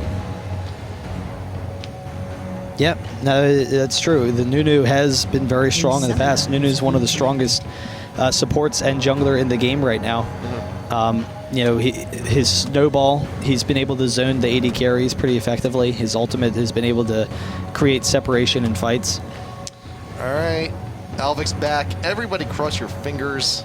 Let's hope things are okay, fine, and working. I'm not going back to chat after that. So we'll see. We'll see if Jace is able. We'll see if everything is fixed at this point once we get this unpause underway. You know, if you're just joining us now, we had Jace Alvik had a few issues, and this is Game 3 for IPL5 Qualifier number 3. Unpause. FatMamma is still being pursued there, but yet be a little bit of a split attention from Ezreal, so we'll get away. Is Alvik okay? Can he? No. Nope. I don't think so. Yeah, so we'll see what happens there, but Yeah. it doesn't seem like he can auto attack. Yeah, So- napraen did ult down bot lane to help protect FatMamma and diqozoY. It did have Lou actually getting very low, but you see, you know, actually Morgana's Facerollerx making his way on down. But we do have a little bit of an issue. This is, yeah, I don't know. We'll have to see what we do from here. All right, we'll be doing a quick commercial break. Yeah. We'll be right back shortly as we try and get this game underway. Yeah, we'll get- we'll probably have to remake though, which is unfortunate, but Yeah. we'll hopefully figure out what's going on. Yeah, we're gonna get a quick pause here. We're gonna continue on the pause. We're gonna go to a quick commercial break as to see if we can't resolve this issue. But we'll be back in just a moment here. But we gotta do it on an unpause. Alvik, is he gonna be okay? He's got the attacks in melee mode. Can he fire with the gun though? Meanwhile, you do have the kill from napraen going down bot lane onto N-rated. That Shen ult doing quite a bit of work there. Ezreal was not with, he had to retreat. He was way too low to do anything. And XPK there in the mid, noticing that everyone's down bot, is looking to pressure down that tower. So we've established that Alvik can actually auto attack while in melee mode, while in the hammer mode. So it's just a matter of once he gets to the gun, that's where we had the issue. So I think for the most part things have actually been resolved. I don't think there's a commercial break necessary now at this point. Hopefully it works though, because it worked a second ago and it seems to be working Yeah. intermittently. It's not like it was fixed. It worked temporarily. So hopefully that's okay. If that factors in later in the game, that's going to be really bad. Yeah. I don't know. So we'll see how they deal with it. Yep. So there is the hammer. The hammer does auto attack. It does actually work. It's just it's just the gun jams up. I guess he's. Well, I guess that's what happens when you make your own weapons. God, I Sometimes swear it's not this doesn't always- happen. This never happens to me before. No, it's hey, things do happen. I mean, it is a living, growing game. You know, things like this are bound to happen. You know, after you've had so many tournaments, so many matches. I was referring to Jace. Oh. I get it. I get it. But Sivir chasing down slow. N-rated here. I'm slow on that one. Had the shield as well, so is pretty safe there. I can't believe it took me like a minute to get that one. Cyanide sneaking down here. Bot lane does sneak into the brush, looking to get the jump onto diqozoY. With that level of surprise, it's going to be hard to get the spell shield off when you want it. FatMamma staying in the brush, but that is warded. Ult is up and available. napraen making his presence on the way. Going on in. for the ultimate. diqozoY getting chunked out huge with Soda ult in response. Will diqozoY be able to get away? I think so. Wu getting very low damage, looking to retreat, but the red buff will be passed on to the Lulu. You got shards going down, and here comes XPK. Oh, well, nice ultimate, picture perfect onto the silver. Oh, the double kill too. Faceroller though, can he make a difference? It does not appear to be. 4v1 down bot I'm lane. surprised that It's FatMamma bad could math, move. no matter how you calculate it. But you do have top lane Alvik getting a little bit of revenge, getting a little bit of catch up here. Noticing that Riven did actually wander down mid to help push that lane. So Jace is going to get a little bit of farm off this, but still has 3 dead champs in bot. Really cool play by XPK, getting the long range Q. Alvik is going to get some damage on this turret, but he has to deal with Riven now, and SuperAZE actually activating the blade. Can he pick it up? Nice. He's going in after Alvik, and Alvik taking some damage there, gets the knock away. So SuperAZE not going to be able to pick him up, but he does get him pretty low. We were talking a little bit earlier about SuperAZE and angles, and how he's approaching his fights, and the Q, angled the Q so that when the third hit hits, it actually bounces up Alvik closer to the turret. Yeah. Nice And math there. it is interesting that even though Jace gets the knockaway, Lulu and EZreal are going to chase down diqozoY here. If Lulu gets that red buff, they can maybe pick this up, and Lulu does get the attacks, but Shen turning it in as well. Lulu, just trying to pick him up fast enough. napraen is able to take down EZreal, and N-Rated trying to get out now. Should be okay, but if they can get another taunt from napraen, they won't be able to. But it is interesting. So we were talking about the Jace versus Riven matchup, and how Jace can get that knockaway on Riven when Riven goes in. However, Riven's getting the damage first, and has the disables to get off that damage. So as a result, Jace isn't able to get the full knockaway. N-Rated does almost go down, but napraen can't quite pick it up. The flash away, and Cyanide trying to chase him down. He's actually kind of pinched with Orianna here as well, but he is going to make his way down. He should be able to get out. The taunt, the dash should be back up pretty soon beside with the slows. This all work. Nice orb, nice timing into the back from Cyanide, and it's going to be no big deal. XPK can also look to follow up with the kill on the FatMamma. Also, the ult keeps her behind just long enough, and Cyanide something, anything, or game over. Yeah, very cool play. I love Orianna. Orianna's playstyle is so cool, and XPK playing her to perfection, keeping an eye on Ocelote. His Orianna play at Gamescom was just phenomenal. But it is interesting. I was going to say that Jace, even though he can knock away Riven, Riven's already getting the damage out. So Riven's able to exchange damage very effectively with Jace. And as a result, SuperAZE has been able to keep even in that lane and actually pull ahead of him. So that's, really interesting to me. And FNATIC as a whole is pulling ahead of Black right now. They're really just pressuring them a lot. 4-0 on XPK right now. He's just, unstoppable. He's just such a beast. And Orianna's range is just, and mobility is very strong. As a 3K lead here for FNATIC over Black in this game number 3. And it's rough when you have that kind of advantage like this early on. We're just about to hit 15 minutes here. And that is still enough of a lead for FNATIC to carve out something more here. You saw diqozoY getting very aggressive in the lane with FatMamma earlier, but now the shift of power has happened. FNATIC, they can push around bot lane with this Orianna roaming and with Cyanide, focusing a little bit more on bot.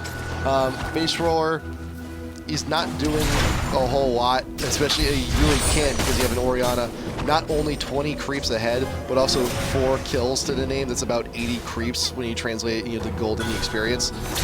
It's quite a bit. And top lane, we discussed it a little bit before, SuperAZE is getting off all the damage first in those exchanges, as you can see. It's a rough time for Black here in game number 3. Yeah, it's interesting to me that FNATIC, they're winning without even having those aggressive summoners. They don't have, they have the 2 cleanses instead of another exhaust or ignite. And SuperAZE coming in once again. Alvik gets the knockback. It is in the wrong direction. And now Malphite has him pinched. A really great turnaround. Alvik just barely able to get out of there. Really cool play. He's running away. He's just like, oh crap, that's Malphite. You have the ult from XPK in mid. The damage is way too much. Faceroller.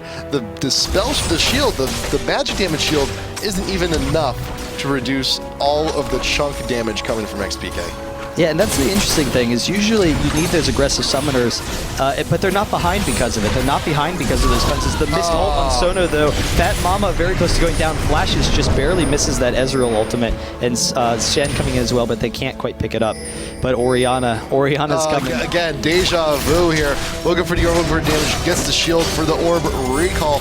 should be doing it, but Cyanide with the ult does not get the cozy, but does manage to get napraen, which will allow time for Ezreal for the auto attack damage to come in. XPK with the kill on the Sivir and barely living off of that one. Nice play from FNATIC once again here in bot. Yeah, and it's. I mean, they have enough sustained damage. They have the damage to win those longer exchanges. That it doesn't matter that they're missing those aggressive summoners. XPK just getting the coordination on those Orianna skills is just so cool. He's able to just queue in and out and easily take control. It'll be interesting to see if he can keep it going. Maybe pull off a hat trick or two. Yep. I'm also looking at napraen right now in his build. He actually went for the Ionic Spark, which is something you do see on a lot of top lane Shens for the pushing, but he's not really doing a whole lot of that there. He's more reactively acting to FNATIC when they go for those ganks, when they go for attacks, and I'm not sure how much use is going to be for the time being. Well, it's fine in the jungle as well, because Shen's biggest weakness in the jungle is his speed. He's not very fast, and that's always been his weakness. Yeah. He's such a slow jungler. And a lot of it has to do with the fact that he has good single target damage for killing buffs and stuff, but he has no AoE clearing. So the Ionian Spark gives him that AoE clearing, so he can keep up and continue to farm. It's kind of like, what else is he going to be buying? There's no core items for Shen that you're expecting, and you're like, oh, he needs to get this item. Well, I think, with all this magic damage coming in from someone like XPK, we just saw in Faceroller, like I would actually kind of like expect like a Wit's End even. Yeah, Wit's End is very good too. It is a very common build. Wit's End is very strong on Shen in the jungle. It's just that Ionian Spark does give him a little bit more AoE clearing. Still looking 18 minutes now passing. The lead for FNATIC keeps on expanding. 5K now up from the 3K from just a mere few moments ago. XPK in the mid with all the pressure down onto Morgana, takes out the mid tier 1 and rated, still trapped in the bush because he's looking for something. And you see napraen, he's been doing this quite a bit, staying behind by the tower, waiting for the opportunity to sign, come down in with the ult to match FatMamma. Talk from napraen, not going to be getting the Malphite, holding the Ezreal, but because he's still in the back, blue ult, keeping Cyanide big and happy. napraen, the damage might be a little too much to the shield. Rated takes out the Sivir. You got Cyanide taking out the Shen, and once again, bot lane is just an absolute massacre. Yeah, almost unkillable. They can't put any pressure on the Malphite. The attack speed slow from both Malphite and Ezreal is too much to deal with. And the movement speed leech to counteract the Sivir ult. Yeah. So it does. That actually is a really good point. So they were able to easily chase them down.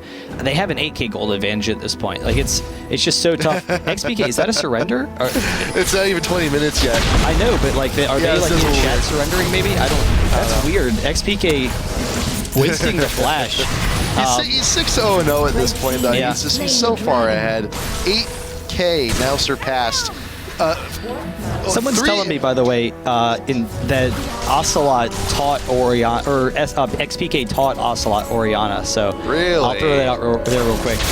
Because I have seen XPK's Orianna before. I was just when I would joke about how strong Ocelot is, it's because at Gamescom he was unbelievable with his Orianna play. Yeah. So definitely cool. I thought you were gonna say Orianna was awesome with her Ocelot play, which I don't know, could also be. Orianna's Ocelot play is Orianna's Ocelot play is pretty par good. none. So as peeking on into the jungle, Faceroller wants that blue, but so as there's too much pressure coming in from FNATIC at this point, it's a risk just to take your own buffs now, being this far behind, almost nearly 10K. Alvik looking for damage, so as with the stun out front, look at all the damage Riven does to Shen at this point, has no choice, has to taunt the dash away just to get safety, just to prevent the death. Facerollerx can also not get the initiation here because there's pretty much no mana on Morgana right now, and FNATIC recognizing the lead they have now are actually starting the 20-minute Baron. And with the shields, Malphite's actually taking a lot of damage, but with the shields they can help negate some of that Baron damage and hopefully not wear themselves down that much. They are getting kind of low though, but the Orianna ultimate turning it around. Malphite with the follow-up, they easily pick up a kill there, and now Sona in the dangerous spot as well. And N-Rated goes back and he makes sure that they keep the proc on the Baron. So not only do they pick up the 2 quick kills, but they have the Baron as well. Sivir will be able to take down that bot. Actually, Ezreal doesn't want to allow it to happen, but I think that Sivir's going to get it anyway. But even so with that Baron buff and the 10k gold advantage 21 minutes in, it's going to be difficult for them to respond. FNATIC XPK, he has napraen trap though. Can he pick up the kill? Woohoolahu is going for it. Woolano. I'll ask him how he says that name. I just think it's a funny name. But diqozoY doing this push here in bot is really just an absolute desperation move, hoping that, you know, on a wing and a prayer, that the rest of the team can just stall FNATIC long enough to possibly have diqozoY grab an inhibitor and then get out of there. But no, Cyanide will make his presence known in the bot. We'll get out of there. Facerollerx can't even get the second proc of the ultimate off. Like, he heard the breath and then he just saw Morgana fall immediately. Yeah, the damage is just absolutely insane for them on Riven, and that's the big benefit that they were able to take advantage of in both game number 2 and game number 1. The slow onto Alvik, he barely gets out of there with his help and Sona's, but they are going to lose the turret as a result, and I wouldn't be surprised to see a surrender coming in, but we'll see if they can hold off. They have really good wave clearing capabilities, so they should be able to stall decently. napraen going in after N-rated, he's really pursuing currently, and Malphite in the meantime is dueling with Sivir, so Sivir will likely go down, is very low. Once the shield is down, Cyanide easily has that, and we'll pick up diqozoY. There it is. That is the surrender vote. FNATIC gonna be taking the series 2-1 versus Black, moving on to the round of 4, and they'll be facing off against the winner of SK and MEGASHOCK. Man, if SK moves on, it's like, where have we seen something similar to this before? Oh, okay. Yeah. Yes. Yeah. Oftentimes before Yes. Gamescom, any number of times. Any number of times. Any number of times. But yeah, so that's going to be, you know, exciting to check out these two teams. No, they didn't play at Gamescom actually. Oh, we didn't? No, they didn't. Oh. Because FNATIC, who did FNATIC lose to? No, they did. They did. But No, they didn't. see, now I'm getting paranoid. It's like, now do I... No, am I- FNATIC played M5 and CLG EU. They didn't play Oh, at that's Gamescom. right. That's right. They didn't. Um, my memory is just so... Yeah, no, they screwed up. didn't play. But even so, Yeah. you know, two really strong teams. It should be exciting to see how FNATIC does. SK versus MEGASHOCK, you know, that's going to be an exciting match as well. Yeah. It's going to be good. It's going to be good. We got a lot of NA matches coming up tonight. Also, not quite sure who's going to be playing, but I think our community casters Yeah, we gonna are be taking care of that Tom one. in studio. Tom in studio. Hey. Yeah, but it's been a while since we've seen them on stream. Yeah, no, it has. They're awesome guys, though. Yeah. I really like them a lot. And I just realized what shirt you're wearing, because it's one of the few shirts that I see that shirt, and I really like it. Friendless, man. So good. But yeah, we'll be able to take a look at that. Congratulations to FNATIC, 2-1. They Yep. will be moving into the semifinals, or is that Round the of 4, semis. semis? Okay, so they will be moving to the semifinals for the IPL5 qualifier. It's definitely going to be exciting. Yep. And remember, we mentioned before, we're going to And mention it. no game glitches. Hopefully not. Mentioned it before, we're going to mention it again. IGN.com/IPL5. If you're thinking about coming to the show, you might want to buy your tickets now because ticket prices are as low as they're going to get. If you buy your general admission, we'll give you a beta key for Shoot Mania. If you buy a VIP ticket, we'll just straight up give you a full copy of Shoot Mania. There are a lot of other bonuses, a lot of other great package deals in that. Also, if you're thinking about it, if you're thinking about coming, go ahead, buy your tickets now. Yeah, so we'll take a look at that, guys. IGN.com/IPL. Like you said, click on the little icon. It's always always a cool thing there. But yeah, so that's it. I think we're good. We'll try and keep you updated, and have fun. Yeah, but, we'll keep you updated. Our Twitters are right down there. We got our Twitch, YouTube, Twitter, Facebook, all of that info that you need. Always be sure to keep up with everything we're doing here at the IGN Pro League. And hey, we're going to be back later on tonight with our NA qualifiers and our community casters. Until then, we will see you guys next time.